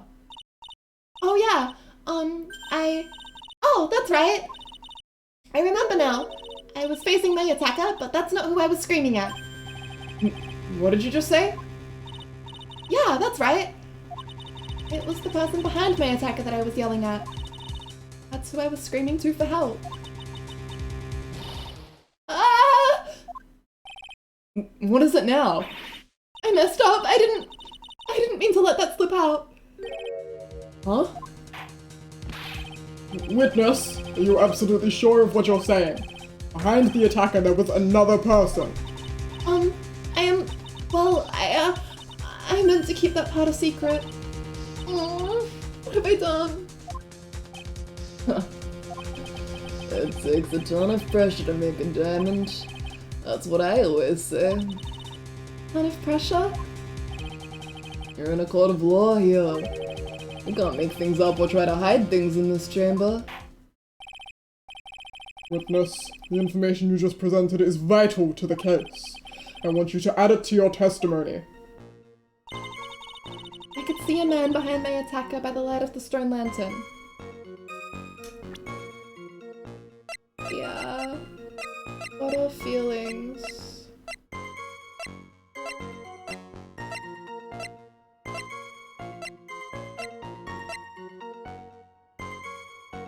Maya? You're lying again, baby. So there was a man standing behind your attacker. Yeah. That man, he's the killer. He stabbed her from behind. He's the one who killed Elise Junien, otherwise known as Misty Faye, your mother. The killer? Maya, you know who killed your mother, don't you? What is the meaning of this, Mr. Wright? To be frank, Your Honor, I think she's in shock and still quite confused. That's why she hasn't noticed the huge problem with her testimony. Huh? What do you mean? What problem? Maya, on the night of the crime, that stone lantern was out of commission. Huh? What? That's true. There was no light anywhere in the garden that night. No! Order! Order in the court!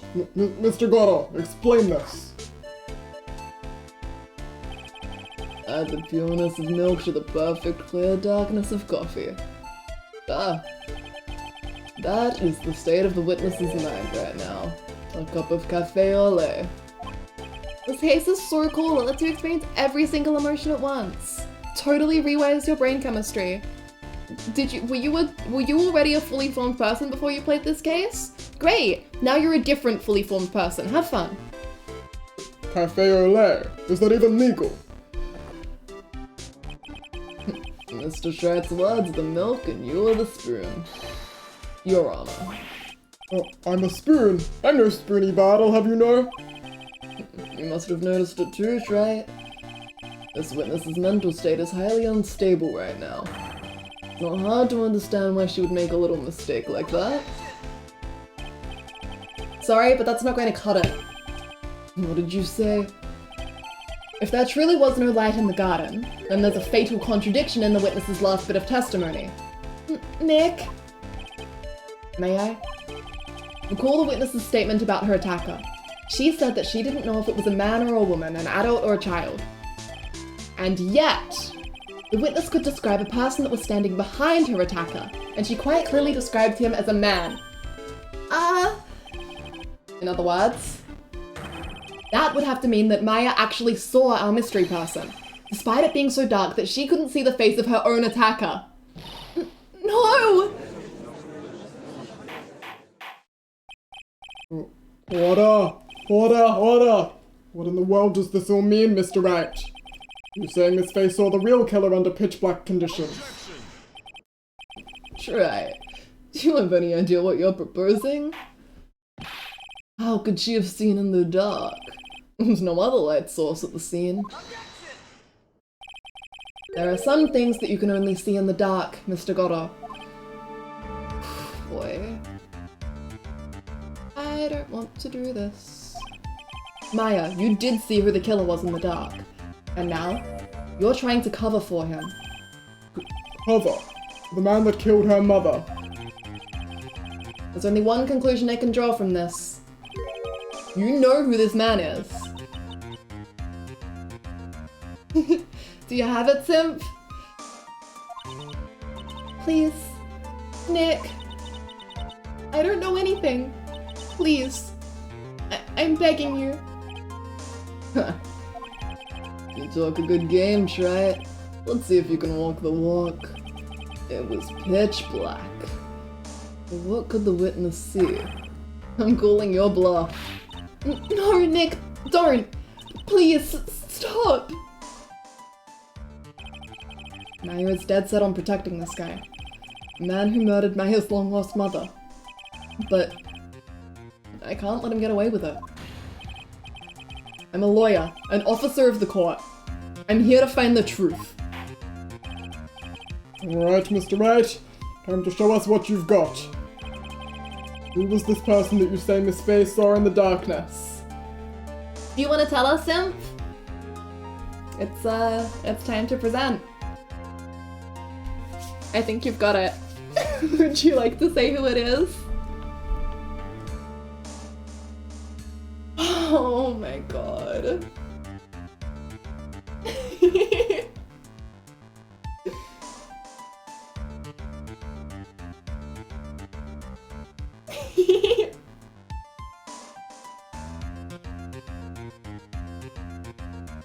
Thank you, Simp.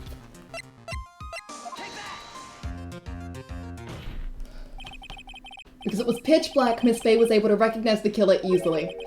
I'm sure the court would like to see for itself how this is possible, yes? What? But how do you propose to show us something like that? It's easy. We just need to recreate the conditions of that night. Conditions? Your Honor, the defense officially requests that all the lights in this courtroom be turned off.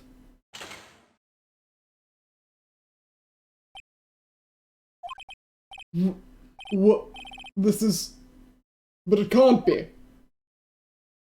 That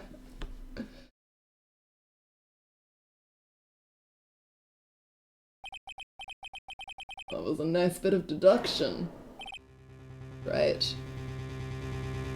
Oh, God. Oh, man.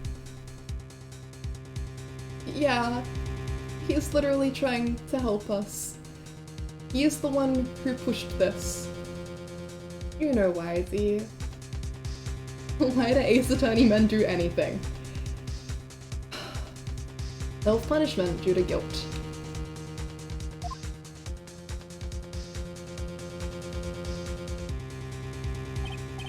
Well, everyone, this is the man Maya saw on the night of the murder. Order! Prosecutor Goto, what is the meaning of this? Surely you must be shocked to hear yourself accused of such a thing. Why aren't you denying it? Your Honor, you're asking the wrong person. What do you mean by that?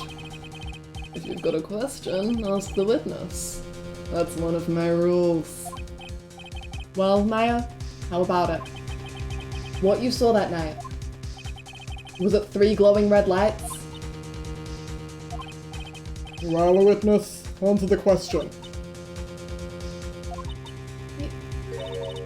You're wrong. I never saw that. Maya! I thought the person that stabbed my mother was a man for a totally different reason. What? Witness, Mr. Wright, what the...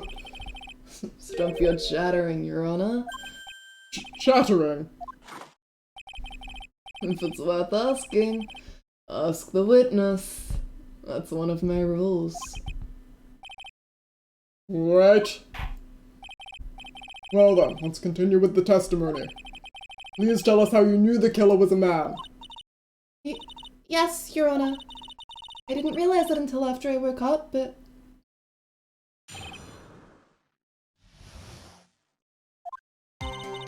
When I came to, I was just lying there on the training hall floor. By the time I got back to the garden, the place had totally changed. The torches were lit, and the body was gone. And all of the snow around the stone lantern had been carefully cleaned up too. Since the person did all that work alone, I just assumed it was a man. So it was after the crime took place that the witness came to think the killer was a man. Yes, that's right. I'm sorry, Your Honor, No need to apologize. It's as Mr. Goddard said. You're utterly exhausted. It's only natural that you would be a little confused. Also, if you consider the situation you described, it doesn't seem too much of a stretch to assume the culprit was a man. Mr. Wright, proceed with your cross-examination. Thank you, Dee! 10 hours, baby!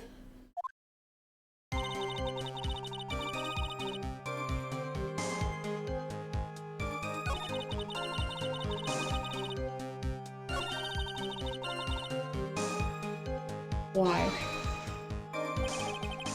The torches were lit? Yes, that's how I noticed that the whole scene had changed. I'm going to say it was the killer who lit the torches. I mean, who else could it be? The killer probably lit them since it'd be impossible to do any cover-up work in the dark. However, if that's true, there's one thing that still bothers me. Why did the killer go to the effort of moving the body? That's true. It's hard to see how that would be of any advantage to the killer. The only one who would gain anything from that would be the only person that was at the inner temple, Maya. Very well. Let me hear some more about the condition of the crime scene. All of the snow around the stone lantern had been carefully cleaned up too. So you're saying the killer cleaned up the snow? It did look really odd. The snow was removed in an unnatural-looking rectangle shape around the lantern. There were a lot of shovels around the inner temple, but they're all really heavy. Way too heavy for me to use. An odd fellow indeed, this killer. Good luck, Bunny. Why on earth would anyone want to take snow away? Well, there's one thing I can think of. Didn't you say that a lot of the victim's blood sprayed onto the snow? Yeah. The area collapsed and ended up being splattered. In other words, the killer's purpose was to hide the bloody snow. Maya, just in a pool of her mother's blood. Jesus. I think that's the most reasonable explanation. Perhaps. However, there's something that's been bothering me. If the killer just wanted to hide the snow with blood on it, there was no need to remove that amount. Sorry, Dee. That's true. You could have just scooped up the snow that was stained with blood. Yeah. Unless, you know, you can't see red on white. It looks like there are some mysteries behind this issue. But I think this will help explain them. Since the person did all that work alone, I just assumed it was a man.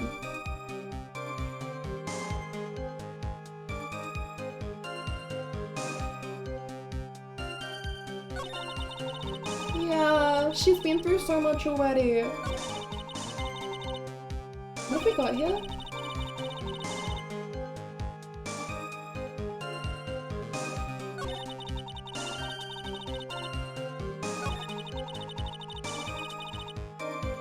I want her to...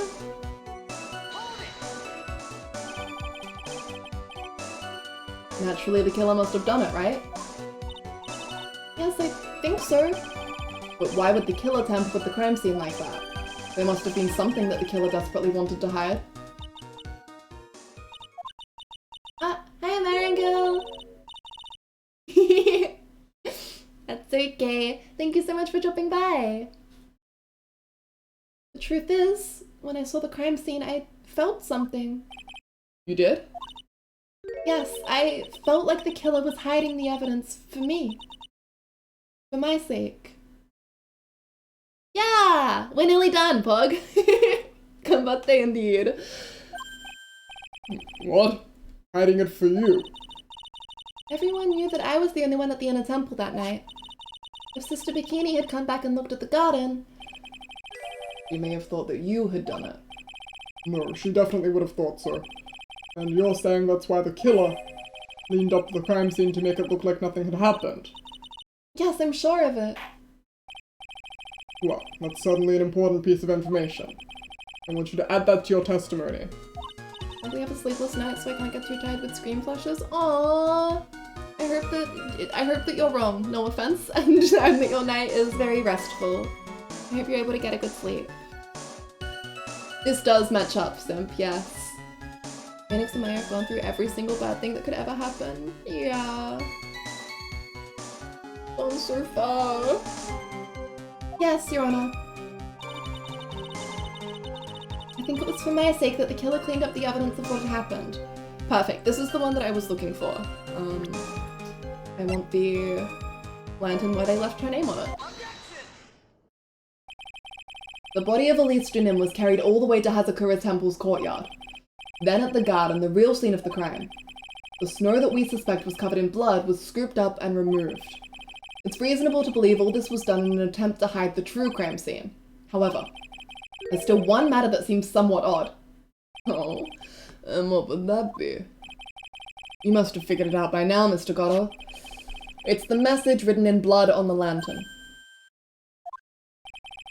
It was written very clearly on the white stone lantern. Maya. If the killer was so motivated to protect Maya from suspicion, then why didn't they wipe the writing off the lantern? Ah, you're right. Order. But Mr. Wright, isn't it a fact that the killer was trying to cover up the crime scene? Indeed, but it doesn't make much sense to move the body and remove the bloody snow, then not wipe off the most incriminating thing of all, the bloody writing. But if that's the case, do you have an explanation for the killer's mysterious behavior? Why would this killer move the body and remove all that snow, but then leave the bloody writing on the lantern? I don't know what the killer's plan was, but it's a fact that the killer left the writing on the lantern. There must be a reason for it.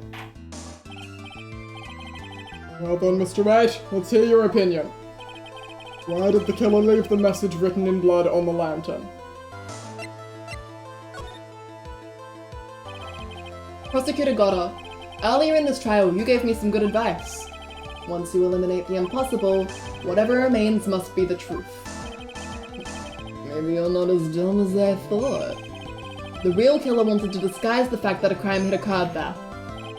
If that's the case, they wouldn't have left the bloody writing on the stone lantern on purpose.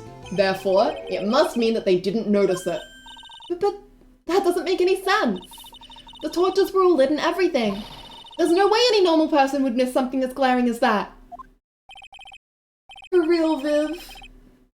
You're right. There's no way any normal person would. What? What are you trying to say, Mr. Wright? There's only one person involved in this incident who could have missed seeing the bloody writing altogether. And who would that be? Who was the person that could have failed to notice the bloody writing? Mr. Goddard, this is what you said yesterday. My eyesight is pretty messed up. Even with these huge goggles on my head, I still can't see everything. You can't see everything. Is that correct, Mr. Goddard? This lantern was submitted as evidence today. I would like the court to think back to the moment it was first presented. This lantern. There's something written on it. Why? It's written in blood. Nonsense. This lantern, it's as clean as a whistle. Mr. Goddard, just admit it. There are certain colors you can't see, correct? You can't see red on a white background, can you? That's right. We went through this once before, during the poisoning case at Trebian. This is the apron the delightful Miss Bird was wearing at the time, and somehow spilled coffee on. There's something still bothering me, Mr. Goddard. Why have you not explained the bloodstain to the court? Bloodstain? What bloodstain would that be? Don't play games, prosecutor. The blood-colored stain that's smeared all over the apron. That's ridiculous. No one told me anything about a bloodstain. You could see the coffee on the white apron, but you couldn't see the ketchup, because it was red.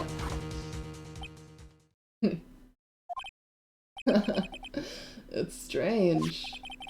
In a black and white photo, those letters would have appeared black to me. I wonder, why am I the only one that can't see them? So then, Mr. Goddard, are you admitting it? Are you admitting that you can't see the red writing on the white lantern?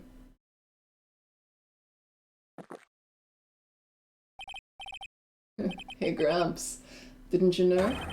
That's the reason why I don't drink red tea. I wasn't sure about it until now, but I just can't believe it. Prosecutor Goddard was the murderer. But there's no going back now. I finally figured out the truth.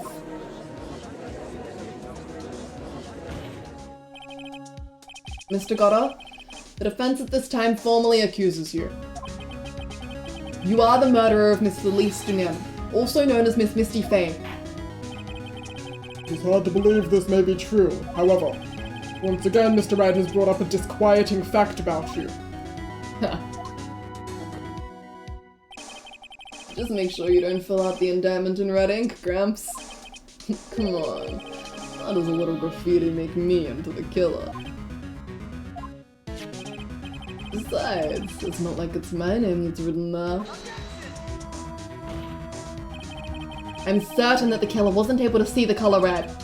This is rich. You go on, right? The answer is right there at the crime scene. In the snow. The snow? How so? Well, for example, why did the killer move all that snow? Your Honor, you said it yourself. If he wanted to hide the bloody snow, why not take out just that area? Yeah, exactly, Maisie. It's not like a color blindness, it's just that he's like literally wearing red tinted glasses at all times. And if you are wearing red tinted glasses, then especially light colored things are going to just appear red. So it's not that he can't see red at all, it's that red on a white background, it just all looks red.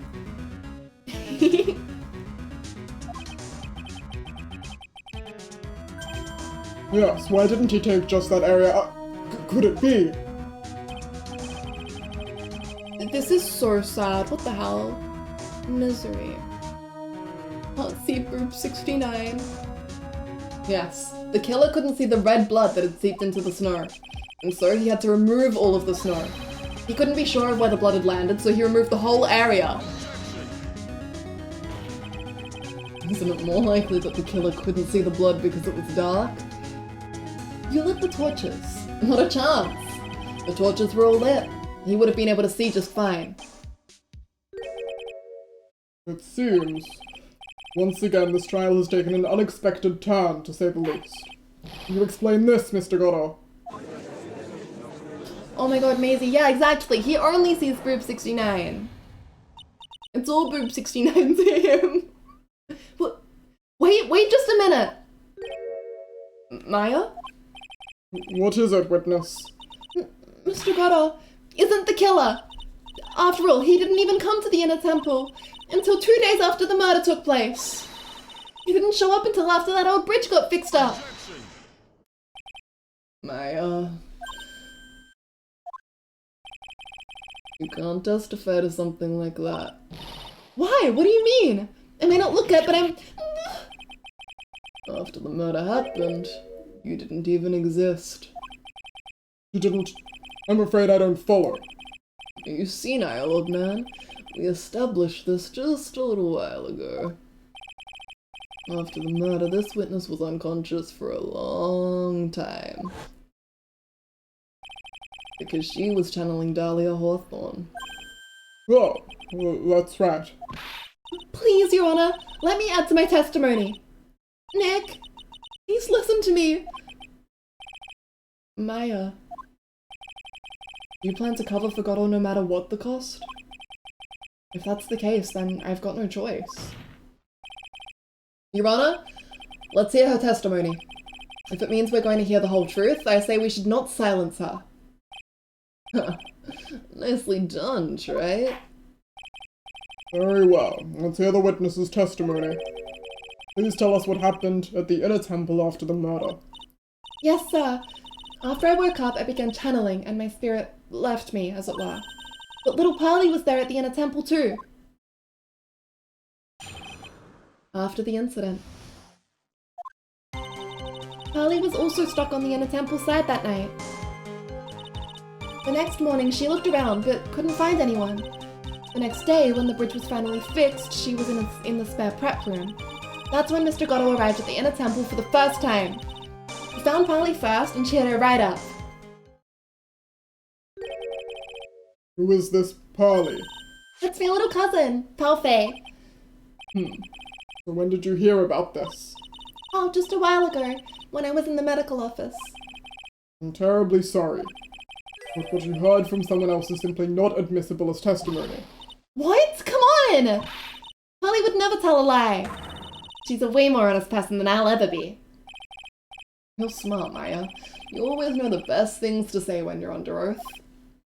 The prosecution has no objection. We believe the witness. Mr. Godot.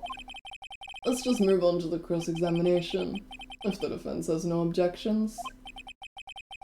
This is highly unusual, but... Well, Mr. Wright. Let's get this cross-examination started.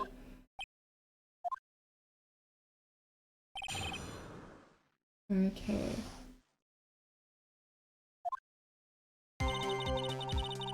He's fighting for his life. God. Misery.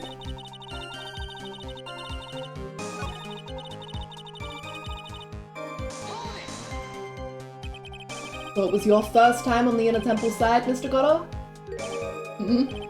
That's funny. Am I imagining things, or did the defense ask me a question? Mr. Wright, please save your questions for the witness. What you heard from someone else is simply not admissible as testimony. Those are your words, Your Honor. Touché, Mr. Wright. Very well. What do you have to say, Mr. Godot? Hot nights and even hotter coffee. That's what I always say. If I hadn't been for this case, I never would have visited there. Freezing cold temple in the mountains? I think I'll pass. But he had never visited Hazakura Temple or the Inner Temple, huh? You wanna say something, Trey? In any case, I have to find a crack in Godot's armor. Well, I cross-examine Maya, that is. Very well. Please go on with your testimony. After fixing the bridge, the policeman came over to the inner temple side, right? Yes, then Mr. Godot. He found Pearlie first and cheered her right up. He cheered her up? Well, that's what Pearlie said. She said he was a very nice older gentleman. Thank you for looking after my cousin, Mr. Godot. And here I was thinking you were nothing more than a coffee addict. Cut it out. You're making me blush. This guy is really beginning to get on my nerves, in more ways than one. Truth is, there aren't that many places to look on the inner temple side. The policemen were all busy going over the garden with fine-toothed combs, so I decided to carry out an investigation in my own way. Goro style. I'm the same way. I like to hound down verdicts in my own way, judge style. Maybe I should ask some questions Phoenix style. You said that you conducted an investigation of your own. Did you find anything? It looks like my investigation went about as well as yours, try it. After all, I did miss the bloody writing on the lantern. Well, I didn't miss it, so speak for yourself, Goggles. The only odd thing I discovered was the beauty in the training hall. Beauty? Misty Faye, naturally. Clad in her stunning Japanese garb, surrounded by the hue and aroma of Western tastes. Western tastes? Could he find a stranger way to describe gravy? From there you headed to the prep room. Wait a sec, what did Goro say just now? I think I just found his proverbial weak spot. There's only one thing of any importance here. Where was Goro when the murder was taking place?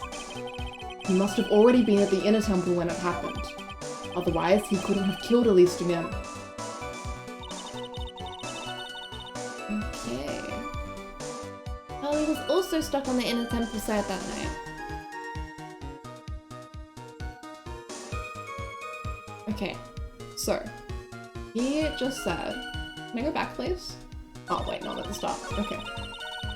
Then when the bridge was finally fixed, she was in the prep room. That's when we got arrived for the first time. On Pally first. No, wait. In a temple for the first time. He can't have known about the gravy.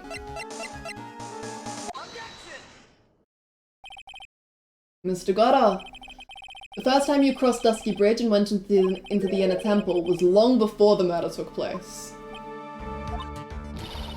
Why do you say that? Because he just made one fatal slip-up. The hanging scroll in the training hall. Hanging scroll. But Mr. Goro was right. That scroll shows a picture of my mother. Maya, I know you know who it is, but here's something you didn't know. At the time the bridge had been repaired, 2 days after the murder, the hanging scroll in the training hall looked like this. What's that wonderfully delicious smell? The morning after the crime, someone covered it with gravy. Gravy? But why gravy, Nick? Because gravy was much more than a condiment to the culprit. Well, Mr. Goro, if you really hadn't seen the hanging scroll until after the murder, you wouldn't have had any way of knowing that it was Misty Faye.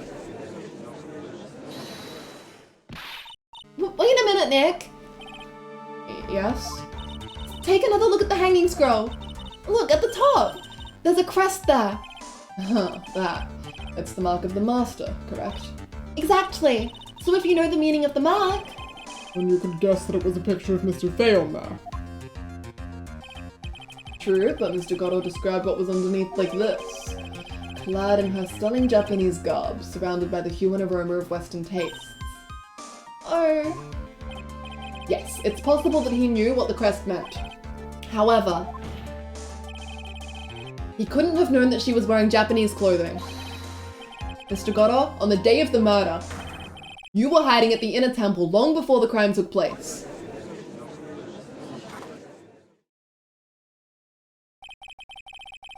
Can I ask you just one thing? Try it. What is it? This whole theory of yours. It all rests on a certain assumption. But I knew beforehand that a crime was going to be committed. That's right. Otherwise, there's no reason for him to sneak onto the crime scene. Of course Mr. Goro knew about the plan. Uh-huh. What did you say? It's really possible that another person knew of the plan. This one.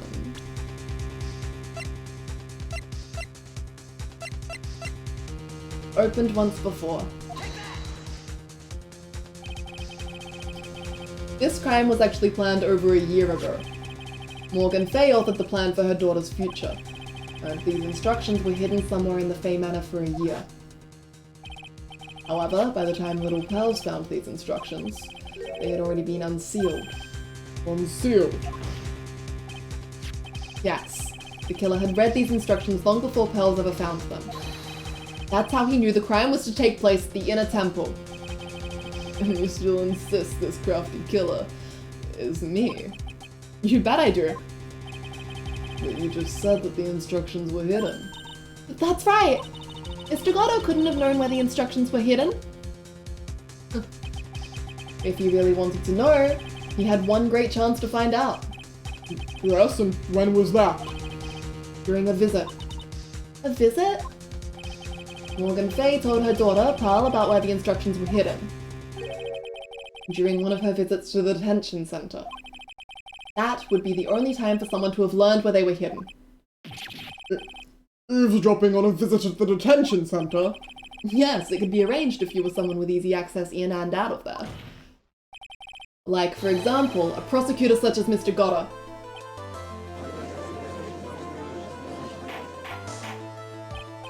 What? Mr. Goddard, you're under fire again. This murder could not have been carried out without prior knowledge, and you were the only one that could have acquired this information before the murder.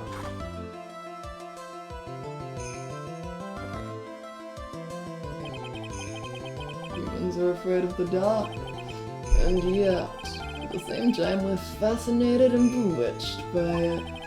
Maybe that's why humans drink the darkness that is coffee. Sorry for always asking, but what does that mean? It means there's a reason for everything. According to your theory, the killer in this case eavesdropped on a conversation during a jail visit where he learned of a hidden plan for a crime. After discovering the plans, he hid in the Inner Temple and waited for the crime to occur. Then, he ultimately took a person's life. And he did all of that just to protect this witness? That's right. If you're accusing me of this crime, I have to ask you, why would I do this? This girl is nothing but a stranger to me. I've got no reason to go through that kind of trouble to protect her. I am what you see. I am certainly not the type to rescue the damsel in distress. The killer's behavior is certainly extreme, for lack of a better word. Even considering that the killer wanted to protect this witness's life, his behavior is still a little too unnatural. However, you had a good reason, didn't you, Mr. Goddard? An unshakable reason that forced you to protect this witness at all costs. I knew it.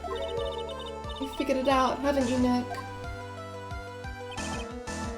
Maya, I guess you were doing your best to cover for Goddard. For the same reason, huh?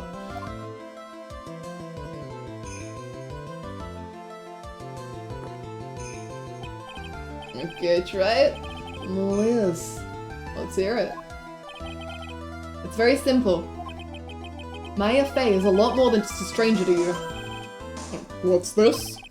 There's one person who lies at the very center of this whole story. One person that ties you and Maya Fey together inextricably.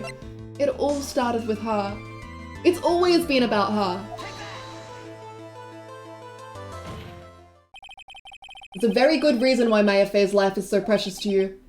After all, she is Mia Fey's only sister. Mia Fey. You once worked alongside her. That was when you were a defense attorney. Wait a second here. Mr. Goddard is a defense attorney? With your honest piercing intellect, you must have figured it out by now. The real name of this man who calls himself Goddard.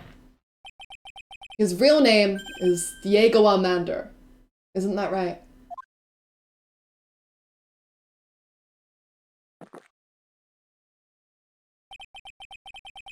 Last time someone called me by that name was over 6 years ago.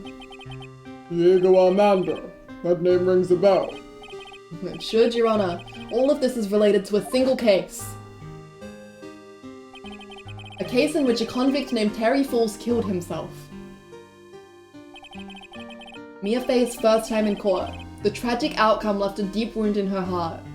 Hey, you guys ever think about how, the reason Mia was killed by Red White is that she was investigating a string of forced suicides, due to blackmail.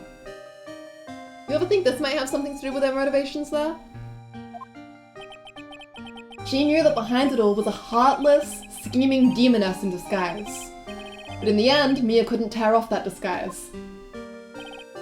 However, there was one man who reached out to help her. Diego Armando, a senior defense attorney at the office where Mia worked. It's my fault! It's all my fault that Mr. Falls killed himself! Mia, you can't cry yet. Oh, God. The only time a lawyer can cry is when it's all over.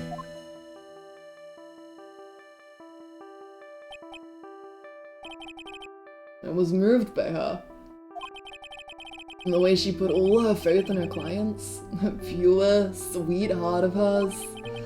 That's why I could never forgive Dahlia Hawthorne. Mia and I thoroughly investigated that fake kidnapping incident. And one fateful day, Dahlia wanted to meet with me. It had been 6 months since the trial. Met in the courthouse cafeteria. Oh, I just remembered. 6 years ago, right here in this courthouse, you were poisoned! Even I didn't see it coming. Dahlia Hawthorne slipped some poison into my coffee.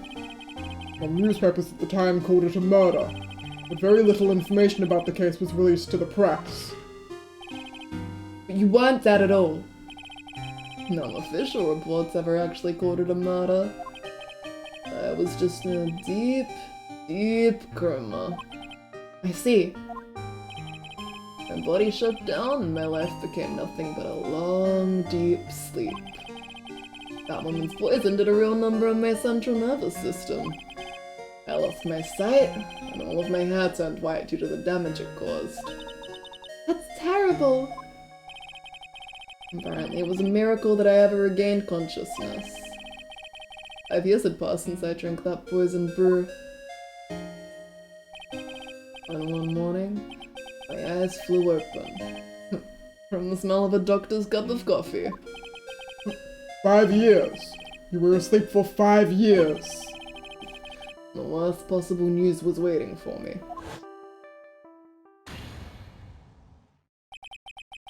Mia Fey was dead. At the very moment I opened my eyes, I had already lost everything. I thought I had. The woman I loved had been murdered, and the woman I loathed had been sentenced to death. The woman you loathed. The woman who had spiked my scalding hot coffee. Dahlia Hawthorne.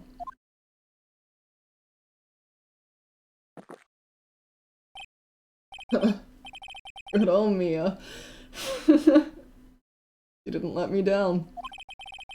She got her revenge before she checked out. In the end, there wasn't anyone waiting for me when I woke up. That's so sad. For someone like me, for someone who had slept away their best days, there were only 2 reasons left to live. And it was for those 2 reasons that I decided to become a prosecutor. If I may ask, what were your 2 reasons to live? First was you, try it. Huh? Me? If I hadn't drank that stupid poison, Mia Fey never would have died, much less the way she did. You were the only one who was there to protect her, but you let her die. It was all your fault. It wasn't like that. I wanted to see for myself what kind of a man you really were. Well, that's why you became a prosecutor. Isn't that an invasion as well? becomes a prosecutor to confront a defense attorney. He and Phoenix have so much in common. My other reason for living? She goes by the name of Maya Fey. Huh? You mean me? You were the only way I could make up for the sin of not saving Mia. 1 year ago, when the Karain village incident was resolved, it was obvious that Morgan Fey was planning something. Whatever her evil plan was, I was determined to stop it. My role as a prosecutor put me in the perfect position to do something about her. That's how you overheard Pearl's visit with Morgan at the detention center. I knew that the time was drawing near. Since I knew the plan, I thought I could foil it. My goal was to outwit the plan. I thought if I could do that, I could keep that girl from being caught up in it. That makes sense. If Pals had known that the actual purpose of the plan was to kill Maya, she never would have helped out. Finally, the day of the plan was drawing near. I contacted both of my accomplices. Accomplices? Iris of Hazakura Temple and Misty Fey. I especially needed the help of Iris. She was to take the fall in my backup plan. in case we couldn't control Pearl Fey. But how did you contact my mother? She had been missing for almost 20 years. Officially, yes. Thank you, dear. Hydrated. This music. What? What do you mean officially? You've heard about it, haven't you? About the strong ties between the main family and the government. Now that you mention it, Bikini did say something to that effect. She said that the Master of Karain had great authority. Even without her official position, Misty Fey still wielded great influence. Police have been keeping an eye on her movements all this time.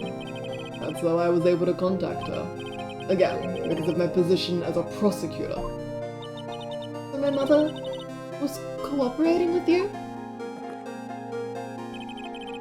Don't ever forget. No matter how far away from you she was, she never stopped thinking about you. She was always... That's why. I knew she would do anything to protect you. If you want to know how strong her resolve to protect you was, look at her staff. Her staff? The one with the sword in it? The day the plan was to be carried out arrived soon enough. We met for the first time at Hazakura Temple. Crazy, oh my god. That's when your mother showed me her special staff. I realized it then. Just how far she was willing to go. She was ready to use that sword to protect you from Morgan Fey, if necessary. Yes. Even if it meant paying the ultimate price. Mother... That night, the night of the crime, that was just one way to stop Morgan's evil plan. You mean Pals, don't you? We had to make sure she didn't channel Dahlia Hawthorne. Well, Pearl, what are you going to do tonight? Well, if you'd like, you can come to my room. Perhaps we can read some books together? We thought we could prevent her from playing her part in Morgan's plan, but she never showed up. He was worried and followed me to the inner temple. That was the thing we were most afraid of. And that's why Misty Fey had to do the channeling herself. She channeled Dahlia Hawthorne into her own body. What? What do you mean? She channeled the spirit first. Then Pals wouldn't be able to do it herself. As Master of Karain, Misty Fey's power was supreme. But that's how it went down. She channeled Dahlia Hawthorne so that Pearl Fey wouldn't be able to.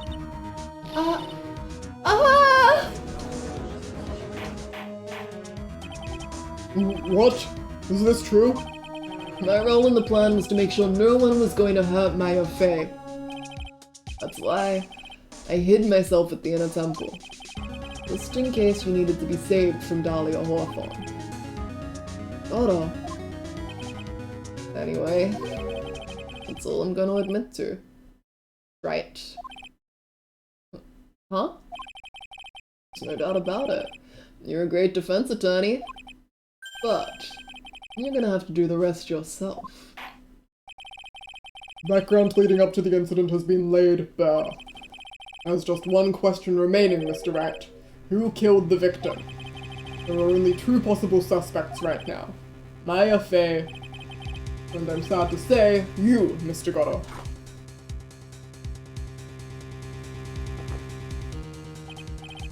Wow, try it. If you're the real deal, and finish this thing once and for all.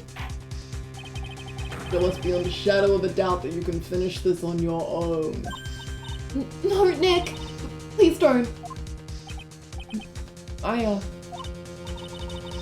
I heard the whole thing. From my sister in the medical office. That's why I have to protect Mr. Goddard. I can't do it. I can't testify against him. After all, he's the man who put his life on the line to protect Mia. And me too. Maya. I know that. Nick. But even so, it doesn't absolve him of his crime. Please, Maya. Testify. Miss Fey, your testimony, please. This is the final testimony. Don't bother trying to hide anything, because I'll know. I want to hear the truth from your own lips. I understand. I'm sure you're right. I'm ready now, Nick. Alright, young lady. Tell us about the moments before you lost consciousness. What exactly happened at the time of the murder? The time of the murder. Just before it happened, I think I saw some red lights. 3 of them. I thought I'd ask for help, but just then I was splattered with blood. She wasn't dead though, and she struck back at the enemy behind her. Suddenly the red lights went out and the whole area was dark. Just at that moment there was a horrible scream. Right after that, Dahlia collapsed and I lost consciousness. These red lights. I thought you said you don't remember seeing them. I'm sorry. I thought I saw them, but then they disappeared all of a sudden. Things break, right? Even the best of theories. Who was it that stabbed Miss Dufay? Looks like you still can't prove it. Maya is telling the truth this time, I know it. Rest is up to me. Well then, Mr. Wright. Proceed with your final cross-examination of the witness. She's insane. Okay. You saw got all that. Part of the blood. Back at the enemy behind her. That's when having that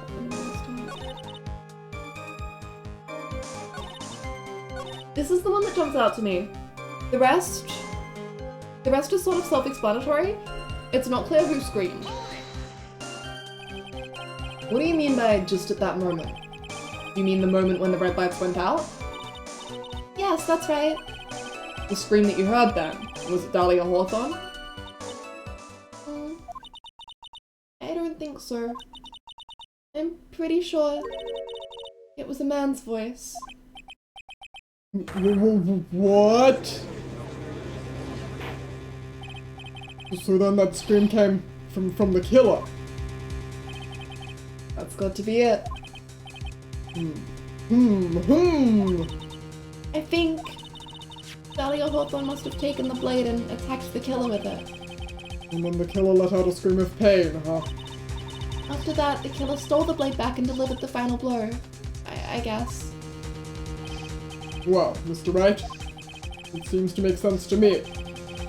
It sounds like a reasonable deduction, but still kind of wonder.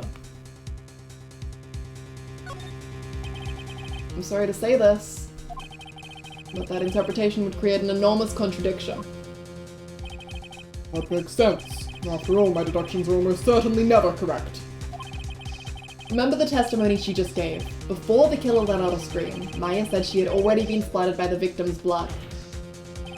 In other words, the blade and the staff had already been plunged into the victim. Is that right? She couldn't have struck back with a sword that was already stuck in her body. The weapon that caused the killer to let out a scream must have been something other than the staff. If you're so sure about that, then don't keep us waiting any longer, Trent. There's only one thing I can think of that could have been used as the weapon here. If Dahlia Hawthorne already been stabbed in the back by the staff, what could she have used to strike back at the killer?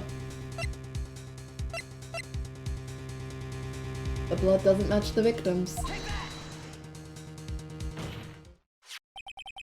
Naturally, the dagger the killer brought to the scene of the crime. Oh, that's right, I forgot about that. This dagger was found at the crime scene, stuck into a pine tree. Yes, the detective found that this morning and brought it to me. Dahlia Hawthorne struck back at the killer with this, and she managed to wound him as well. Just because he let out a scream doesn't mean that he was wounded.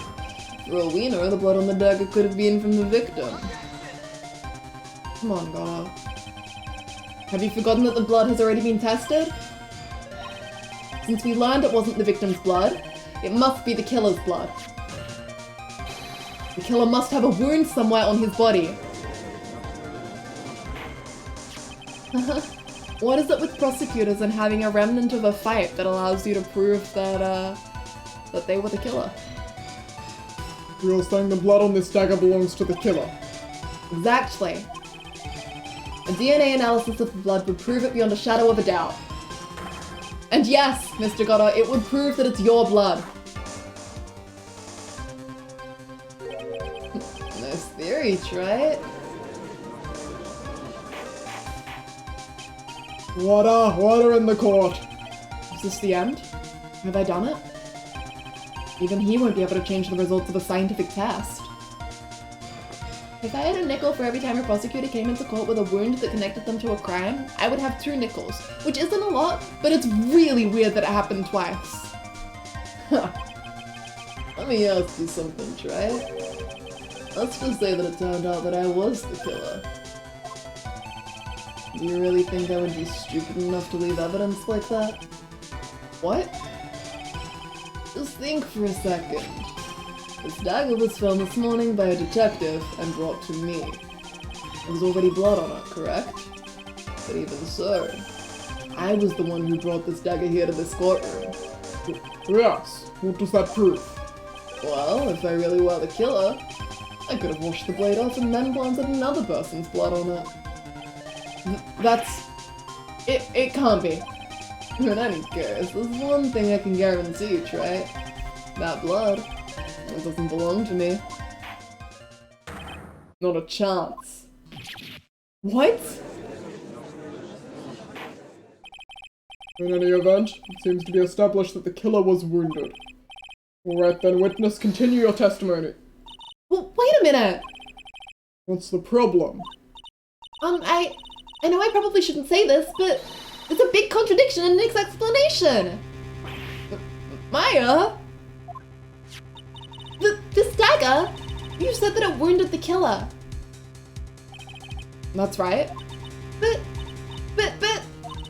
if Mr. Gatto had really been cut with the dagger, his clothes should be bloody or have a rip in them, right? Maya? Maybe he just changed his clothes? That'd solve the contradiction pretty easily. What are you talking about? It's not that simple at all. Remember back to the day of the murder.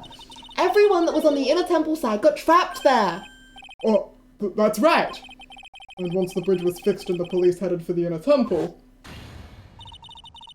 Mr. Gatto was already there waiting for them. He never had a chance to change his clothes. Maya, my beloved, Order in the court. What the witness... Well, maybe he brought a change of clothes with him. But... No one could have predicted the lightning strike that shut down the bridge. Why would anyone have brought a change of clothes? Did the judge take smart pills during the last recess? Well then, maybe the killer took off his clothes before he committed the murder. That way, he wouldn't get any blood on them. That's impossible, right?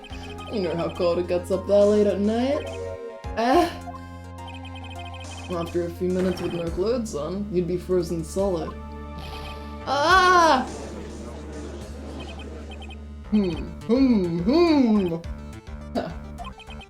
So that's all you've got. I knew you weren't tough enough to finish this. Right now, if Mia Fey were here, she would have closed the book on this case already. If Mia Fey were here. So come on, try it. Can you do it or not? How about it, Mr. Wright? You accuse Mr. Gatto of being the killer, but can you prove it? Have you got even one piece of evidence? Yeah. Question isn't whether I can prove it or not. The fact is I have to prove it. That's the only choice I have. I was taught that it's one of the rules of being a lawyer.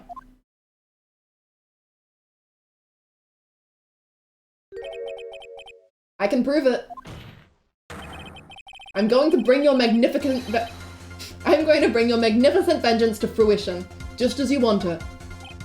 That's good. A fighter till the bitter end, try it. This was just one piece of evidence that can prove your point. Why don't we go for the unlimited penalty? Are you trying to pressure me, Mr. Gatto? Because it doesn't matter to me. I've got the one piece of evidence I need.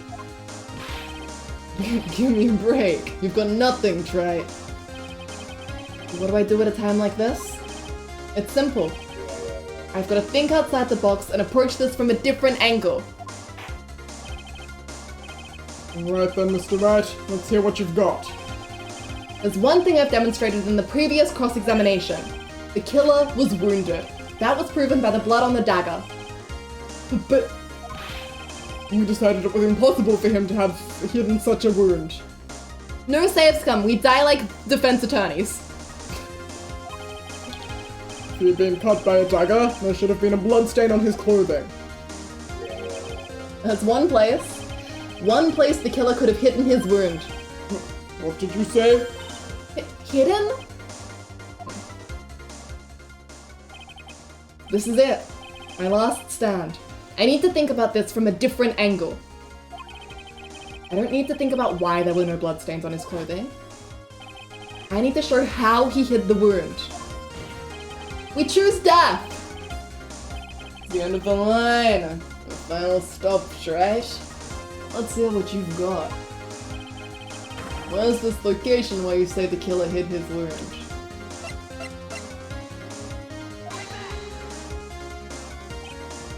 I don't know what you're talking about. And frankly, I don't need to know. What I do know is that you'll never be half the lawyer she was. Isn't that right, right? Oh. What was that just now? Mia? It can't be. You're living on... through him? Even as we speak, you're still hiding the wound.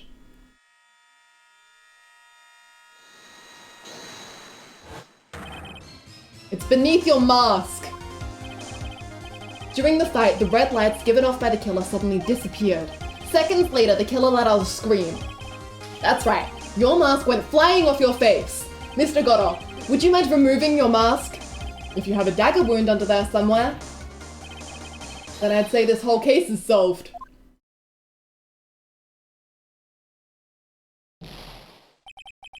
Ugh!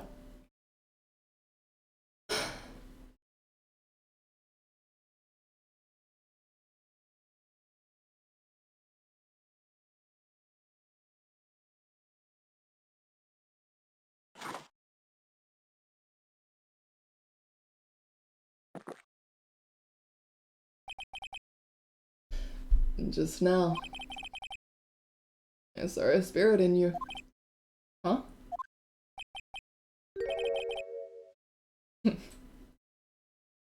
I never liked you.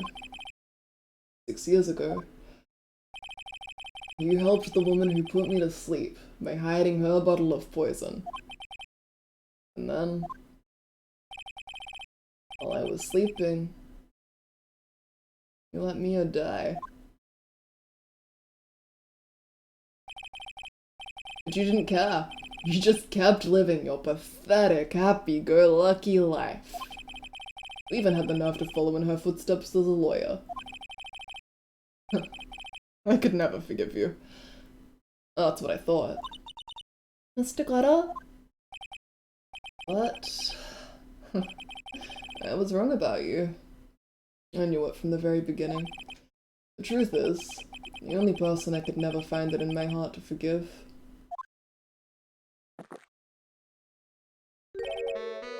was me.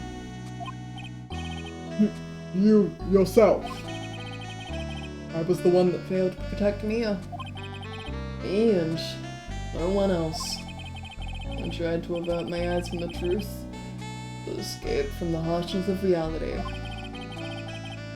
just couldn't face Mia's death head on, so I ran.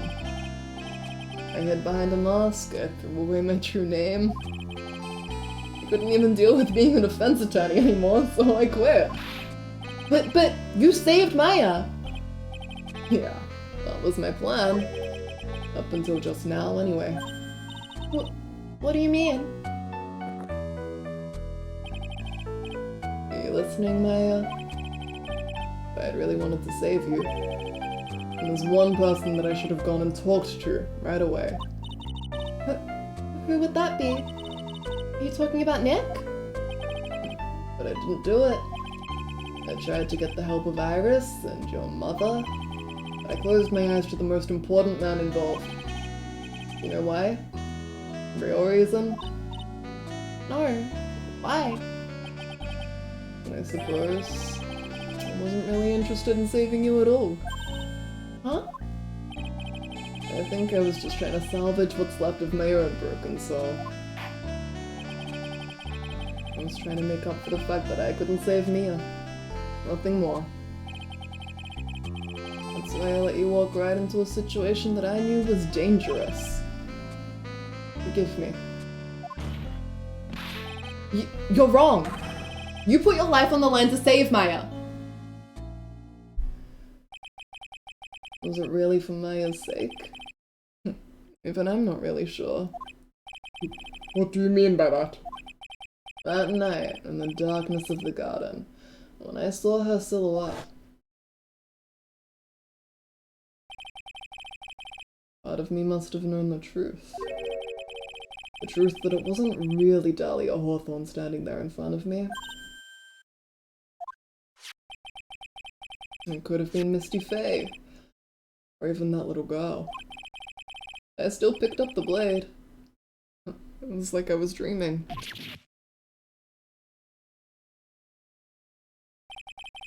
I'm not sure exactly what was going on in my mind at that point.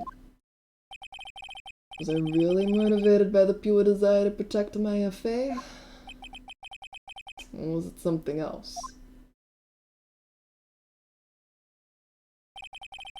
Was it my hatred for a woman who had stolen everything from me 6 years earlier?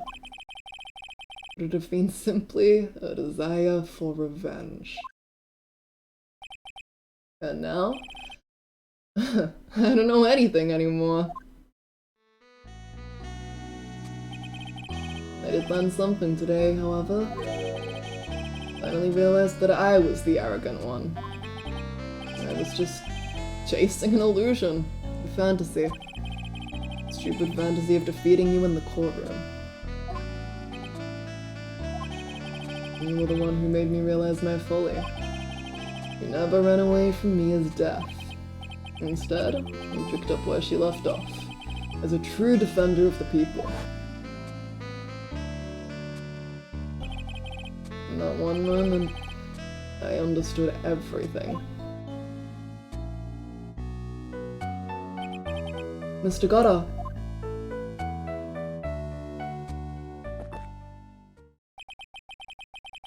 think you already know this, but if you don't, my name is Diego Armando. Mr. Armando, I believe in you. I know you were trying to save me.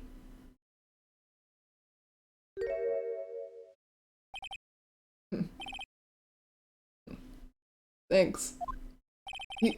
Your wound, it's bleeding. Did you forget already? In my world, the color red doesn't exist. This must be my tears. Yes?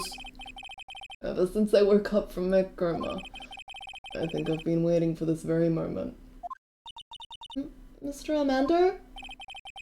And you want to remember this, Maya? The only time a lawyer can cry is when it's all over. It's all really over. Thank you, Timmy, for hydrate. I'll drink some water. This time, it really is all over, isn't it? Defendant, Yes, Your Honor. although you weren't directly involved in the murder, tampering with the body and the crime scene is a serious offense in itself. I understand, Your Honor. Mr. Armando explained that to me very carefully.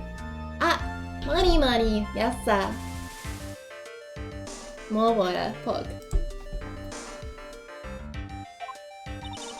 I knew the risk, and I willingly cooperated anyway. Very well. Before I hand down my verdict, is there anything you'd like to say? Well, there is one thing. I'd like to say something to Mr. Wright. I want to apologize to you. Apologize? To me? For what? For the case 5 years ago, of course.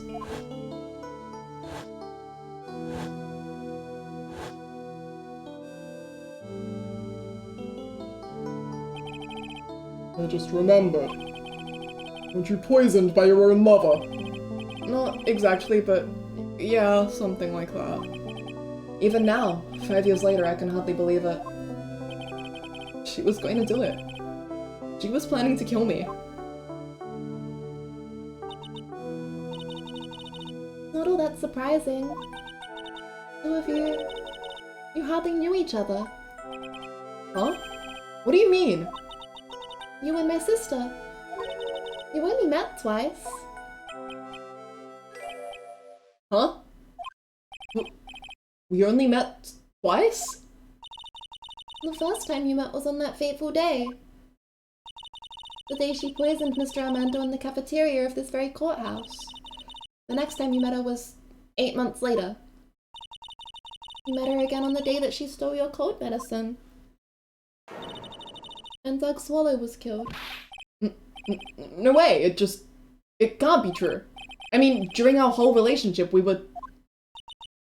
For those 8 months, the woman that you thought was Dahlia Hawthorne wasn't actually my sister. Huh? It wasn't Dahlia? I hope one day you can forgive me, Beanie. You mean... That's right. I lied to you for 8 months. But why? Why would you do such a thing? Ever since she gave you the bottle that day, my sister was trying to get it back as soon as she possibly could. Because of the police investigation and their surveillance, and she couldn't move about freely. So that's why you... My sister, from the beginning she was prepared for the worst. Prepared for the worst? She thought that you might somehow discover the truth.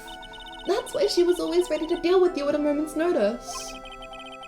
You mean she was ready to kill me, don't you? I already had so much to answer for. I didn't want any more sins on her soul. I begged her not to do it, and she agreed to give me a chance. And that's why you came to me. You came to get the bottle pendant back from me in her place. But I couldn't get you to give it back. I failed at something even as simple as that. 8 months passed and I still couldn't get it back from you.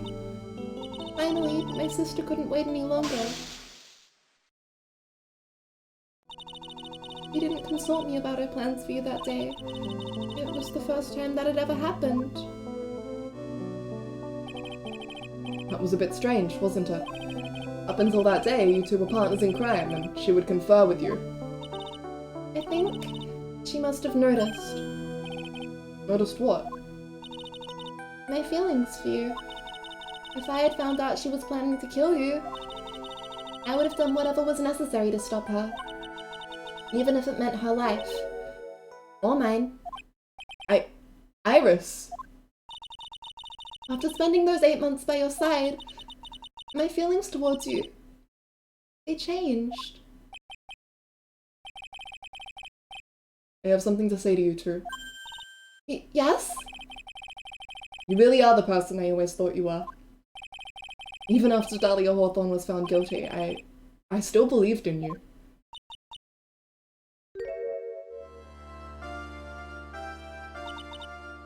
Thank you.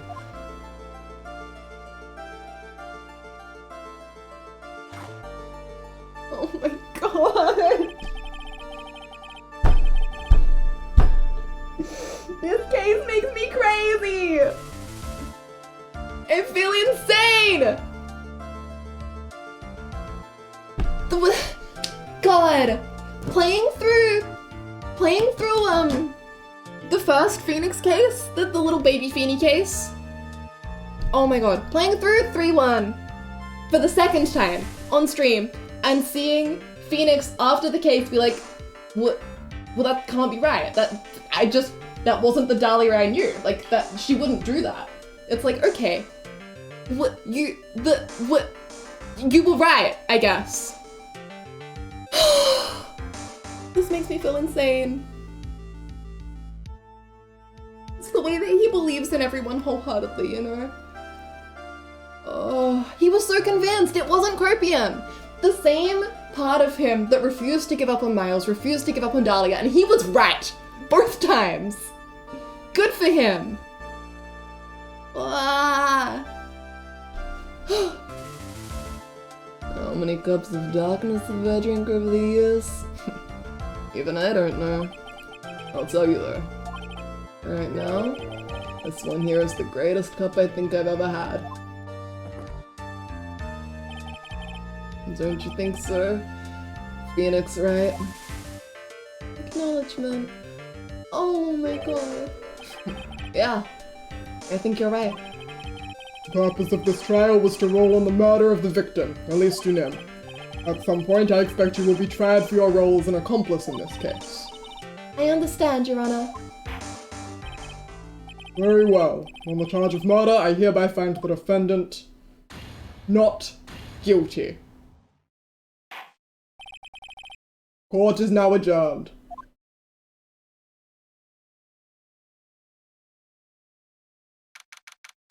February 10, 4:51 p.m. District Court, Defendant Lobby Number 1. So I guess it's all over. The way everything ended. Was justice really served? The man who risked his life to save Maya is being sent to prison by my own hand. Of course justice was served. Mia! I'm proud of you, Phoenix. Your defense was truly brilliant. But I couldn't save Mr. Armando. A man who cared so deeply for you. You're wrong, Phoenix. You did save Diego. You saved him in the only way possible. You mean, with that verdict? I think one day you'll understand too. Phoenix, I want you to remember one thing.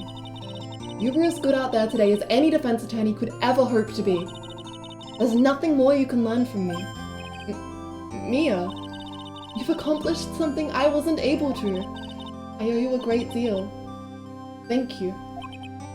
Mia, I'm sure we'll meet again someday, Phoenix. Handled lots of cases and seen a lot of things.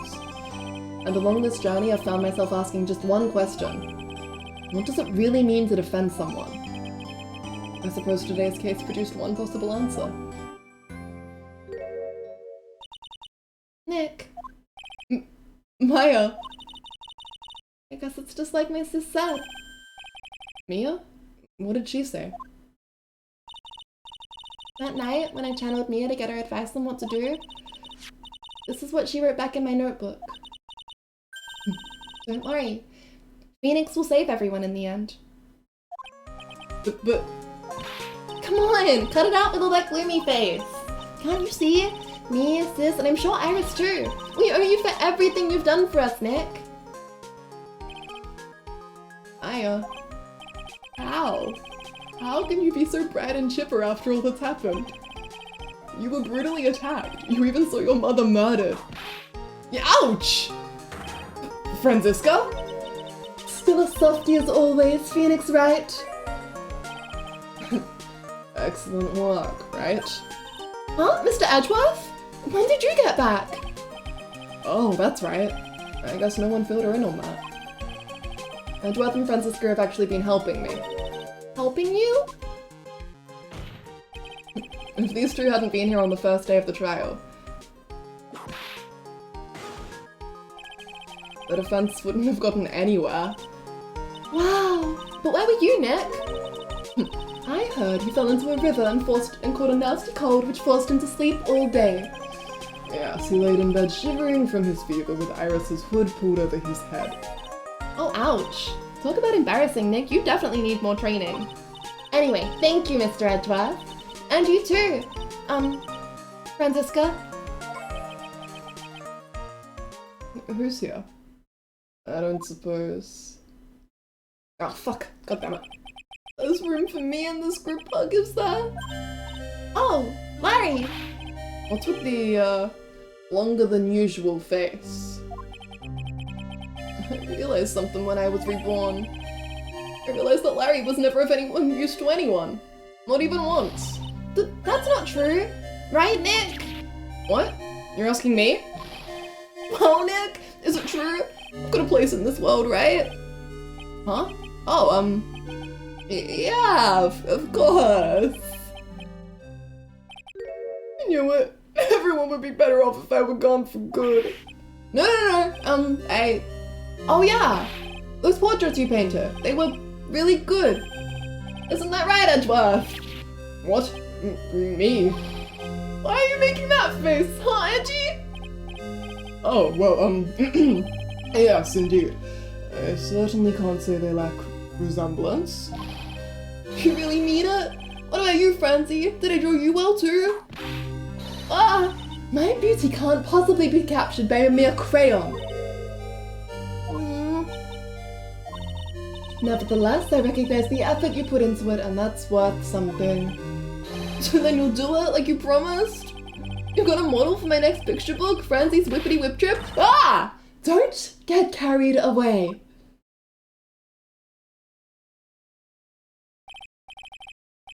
Well, how about that?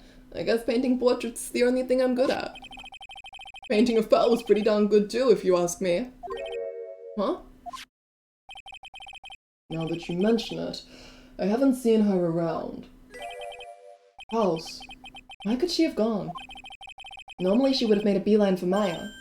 Oh, I'll go look for her. Be right back. Hey, Polly!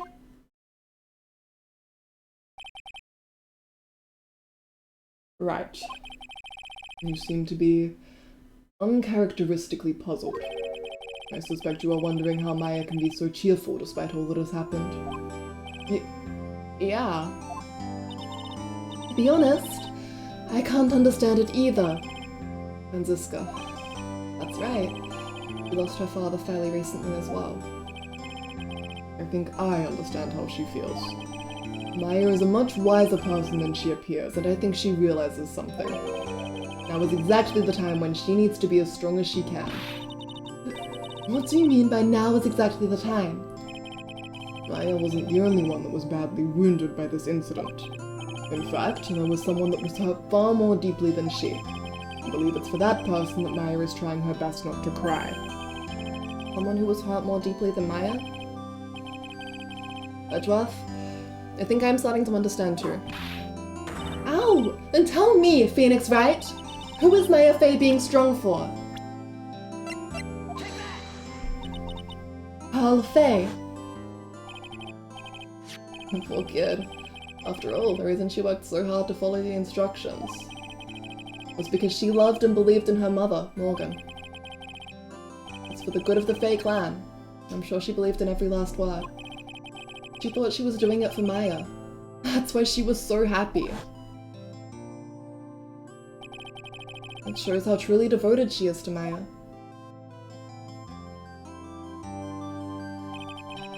But it's cruel irony that it was her exuberance that led to this tragedy. Maya Fey's mother was killed, and Maya herself was put into the deepest peril imaginable. And that's exactly why Maya is putting on a brave face. She's doing it for Pel's sake. Until she can see her smile again. Oh, hey! So this is where you will, Wow, looks like we've got quite the bunch here today. Ouch! What was that for, sir? Sorry about that, Scruffy. My whip just seems to have a mind of its own. What's up, Detective Gumshoe? Oh, you know, listen, Matt. Anyway, congrats on your win! Let's go out tonight, pal. Dinner's on me. My salary's just sorta kinda gone down by a teeny weeny bit, but it's alright. I made reservations at a first-class French restaurant tonight. Ah! Pretty good work, Scruffy. That whip was your reward. Detective Gumshoe? You said a first-class French restaurant. You don't mean... Trivian! Where else? I knew it. We're doomed. Come on, let's go, everyone. Can't keep Maggie waiting, pal. Hey, you, Crybaby, you're invited too. Oh, forget about me. Paul and I will be at the loser's shack eating potatoes. You know, Maya's taking an awfully long time to get back. She's still out looking for pearls. Oh, Maya, what's wrong? Nick, what did I do? Polly, I can't find her anywhere. Huh? I'll bet she just went back home. That's all. I thought so too, so I called the village. But no one has heard from her. This has never happened before. As I figured, she has been badly hurt by this incident. She feels responsible for the tragedy that has befallen you, Maya. But none of this was her fault. What should I do? Detective Gumshoe? Yeah, what is it, pal? Could you guys go on ahead? But what about you? Maya and I will join you guys once we find pals. Nick? Don't worry about us, Detective Gumshoe. We may be a little late, but we'll definitely be there. We have a lot of celebrating to do tonight, and I wouldn't miss it for the world. Yeah, but you're the... Ah! Very well, Phoenix Wright. We'll go on ahead. Don't keep us waiting, right? We won't. But where should we look? Where could Pelly have gone? Let's go, Maya. There's only one place I can think of that Pals might have gone to.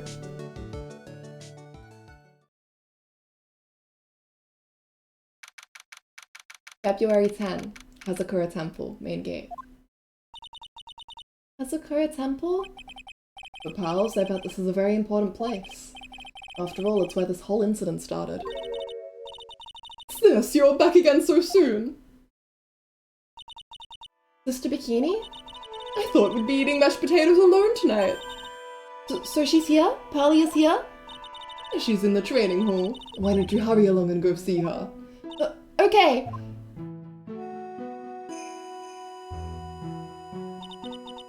Pally's not here.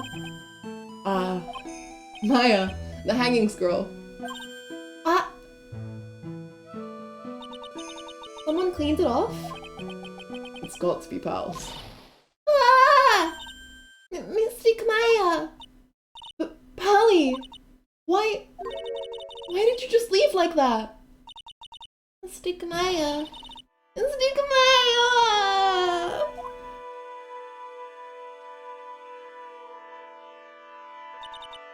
I swore that I would never trouble the two of you ever again. Because It's all my fault that Mystic Maya's mother. That's why you came here. It's the least I could do to pray for your happiness. You don't have to do that, Pali. It wasn't your fault. You didn't do anything wrong. Of course I'm sad that my mother is gone, but how do I say this? I'm still happy. You don't have to lie just to make me feel better. No, really. It's true. The only reason I'm still here at all is thanks to everyone who was there for me. My sis, my mother, Mr. Armando, Nick, and you. If even one of you weren't there, I'm sure I wouldn't still be alive right now. That's why I have to be strong. For all the people that were there for me when I needed them. That's all I can really do. Mystic Maya. I'm impressed. You truly are the daughter of Mystic Misty. Mr. Bikini. Your mother, Mystic Misty, was a strong woman indeed. I want to tell you what she said to me that night. After dishonoring the good name of Karain, I don't have the right to face my daughter. But still, Maya is always in my thoughts. It's true. She'll always be with me until the day I die. Your spirit was with her. That's why your mother was so strong. Even at the end, I'm sure she had no regrets. She'll always be with me until the day I die, huh? There's a rule or something all masters that are follow, isn't there? You never take the charm off until the day you die. That's the master's talisman. A thing that Misty kept by her heart and would never take off. It wasn't the container that was important. Rather, it was the contents. That's... a photo? Mother. It's only natural for living creatures to fight to protect their own lives. But what makes us human is that we fight for others. But who do you fight for? How hard must you fight? That's the true measure of what human life is worth. We defense attorneys are warriors who are constantly challenged by that question. Oh, it had been broken before. Even when the battle is over and the bonds that connect us are severed, we always return, time and time again. Mia, Maya, Pals, Mr. Armando, and Maya's mother too. I learned that from all of them.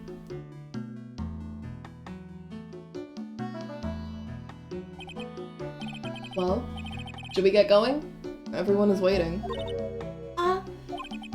This is the day to remember. A day when a lot of things were finally put to rest. I think we should celebrate what we've overcome today. But I still can't. Oh, go on, sweetie. You can come back for the training anytime. Okay. Alright, I'm going to make a brand new start too. Sister Bikini, I'll be back for more training, I promise. I know, and I won't go easy on you just because you're the future master. I'll make sure to prepare reservations for 3 when you come back. Alright, we're going to have a great feast today, Pali. You know why? Because training is a battle of endurance. Okay, Mystic Maya, I'll eat lots and lots of food tonight. You know, there's one thing I don't get, and probably don't want to, but... What is it, Nick? Reservations for training is fine and all, but why for 3? Come on, what do you think? You're one of us, Nick. Next time, you can train right alongside us. Huh? I'll be waiting for you. Mr. Bikini will take special care of you. Huh? Huh? It'll be great, Nick. We're going to do the special course, naturally. Huh? Huh? Huh? That's a great idea. After all, Mr. Nick, you'd do anything for Mystic Maya, wouldn't you? Even walk on hot coals, right? We'll have a nice big meal before we come next time, right, Nick? You know, I was wondering if I can say just one little thing. Sure, of course you can. Oh, I love this part. I can't wait to hear it. I'm getting goosebumps too. Well then, here goes nothing. Objection! Objection! We did it! Yay! I'll really have to work extra hard now.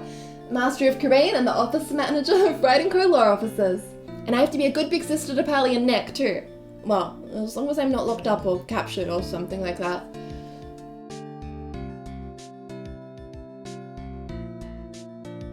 I love the credits. This is my little voice acting workout.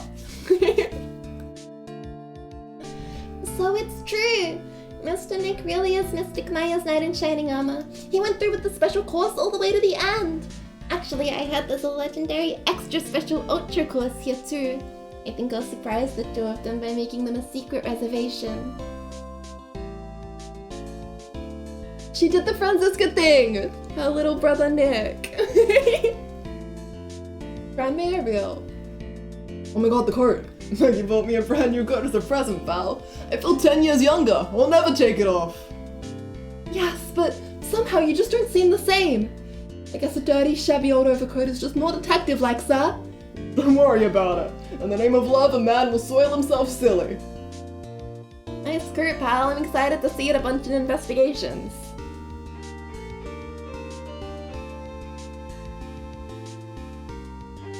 Mr. Wright, I am once again in your debt. Thanks to you, the Treasures of Karain exhibit was a great success. I even got to see Miss Von Karma, who I hadn't seen for almost a year. She taught me how to use a whip and said that I must show you what I've learned.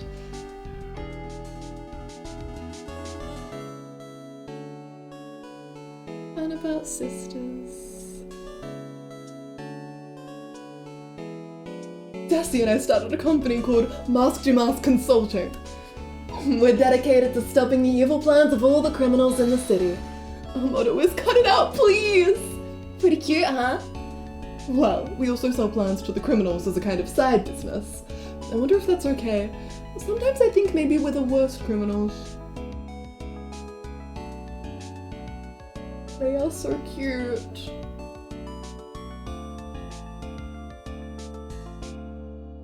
I wanted to show my appreciation to Mr. Wright for exterminating Don Tiger, so I lent him $500,000 in the tea set, a special thick tea, one I mixed with my own two hands.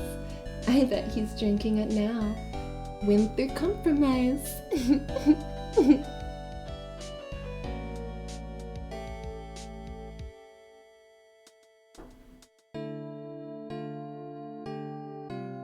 I'm just old and in the way. A wrinkly, grumpy, clown-nosed waste of flesh. At least, that's what I thought. And my grandkids had a birthday party for me the other day. Talk about embarrassing. 69 years old and I cried like a baby with a dirty diaper. Pog, congratulations on the Run to Light agenda. Hell yeah. As usual, we have an abundance of work to do. We've hired a new programmer to replace Glenn Elg. I do hope everyone will get along. His name is Adam Mata. As soon as I heard his name, I knew our brain circuits would align perfectly.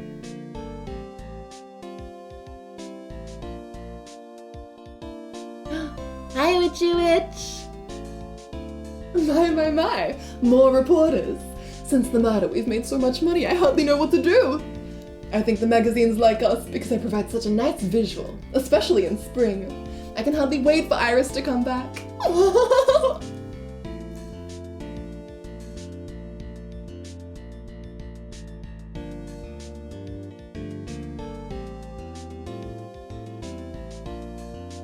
Where are they? Show me them. Oh, Iris, you've turned into such a respectable man, Feeny. It was so sweet of you and everyone else to come and visit me here the other day. Of course, I was happy that you constantly had your eyes on me, but I felt kind of bad when the little one slapped you so hard you got a nosebleed.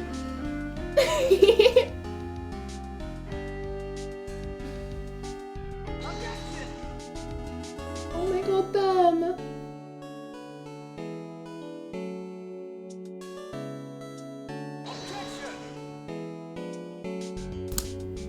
I get heart palpitations when I hear Miles. Mia. Everyone fucking clap. my god, the hair flick. Yes! Excellent. Oh, gotta. Gotta. Fuck. Francisca's is good. Why is Janetsu otherwise familiar? Okay, fuck you. Did Janet do some of the translations? Oh, posture check. I am sitting good and straight. Everybody on shrimp. Oh my god, huh? What's this? I'm back from a long and tiring vacation and no one is here to greet me? I guess while I was gone, my little whippersnapper buddy up and quit and now I've got no one. What kind of lonely, crazy security room is this supposed to be anyway? Oh, with all the flashing lights and switches, I feel like some sort of space alien. And now what am I going to do with all these macadamia nuts I brought back for everyone? If I bring them over to Edgy Point, I know exactly what he'd say the instant he saw them. I really can't accept these, I'm afraid, or something just as painful to my fragile heart. Oh, when will I ever find a gentleman to treat me like a lady?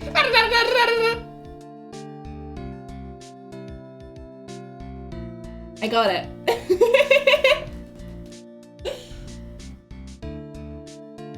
I finally found something I love to do. Franzi's whippity whip trip is gonna turn the art world on its head. I should have realized it sooner. Self-centered, lazy, antisocial. I'm an artist. A really good portrait artist. I'm not a loser after all.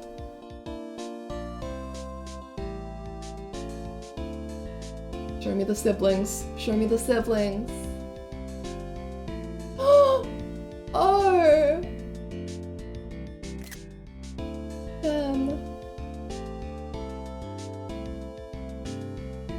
Them.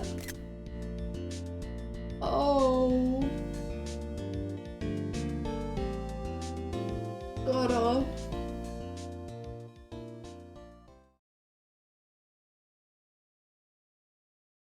Oh my god. We did it. Thank you! Advance. Oh, we did it! Congratulations, everyone! It only took us 11 and a half hours! 6:31 a.m. We started at 7 p.m. We're all good. Not even 12 hours, baby! 11 hours and 30 minutes! Thank you for the head pats. Why is Goto with the dead character? Right, did he get, like, executed? What the hell? Oh, we did it. This case makes me so crazy. There is so much in here, you know? Let's have a little fun little recap, you know? We had the Faye sisters' mother reveal. We had the Iris and Dahlia are actually true people and twins, and also they are Morgan Faye's daughters reveal.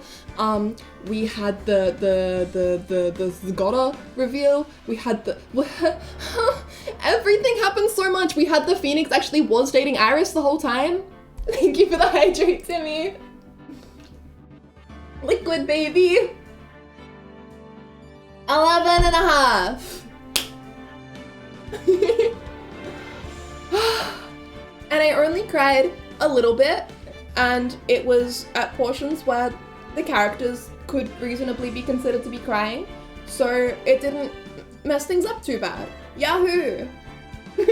Sleep is definitely immediate priority. And yeah, info dumping on the server. Oh my goodness. Oh boy. Really the case ever, huh? See you all in #trilogy. Oh my god, Simp, you can join #trilogy now. Hog. These past few months have just been, oh, Naramitsu, now Osaru. But wait, what's this? The tragedy of Miego with the chair? Yeah. Yeah. But yeah, oh my god! We completed the trilogy! Let's go! We did it. That's everything. Oh, the other reveal we got, Larry Bikini Mother? What? Huh? Pardon? But yeah. Thank you so much to everyone who has come along with this journey. A shocking number of you have been here for the full 11 and a half hours. Everybody go eat something or go to sleep, depending on what time it was. Thank you for hanging out. I'm gonna go to bed.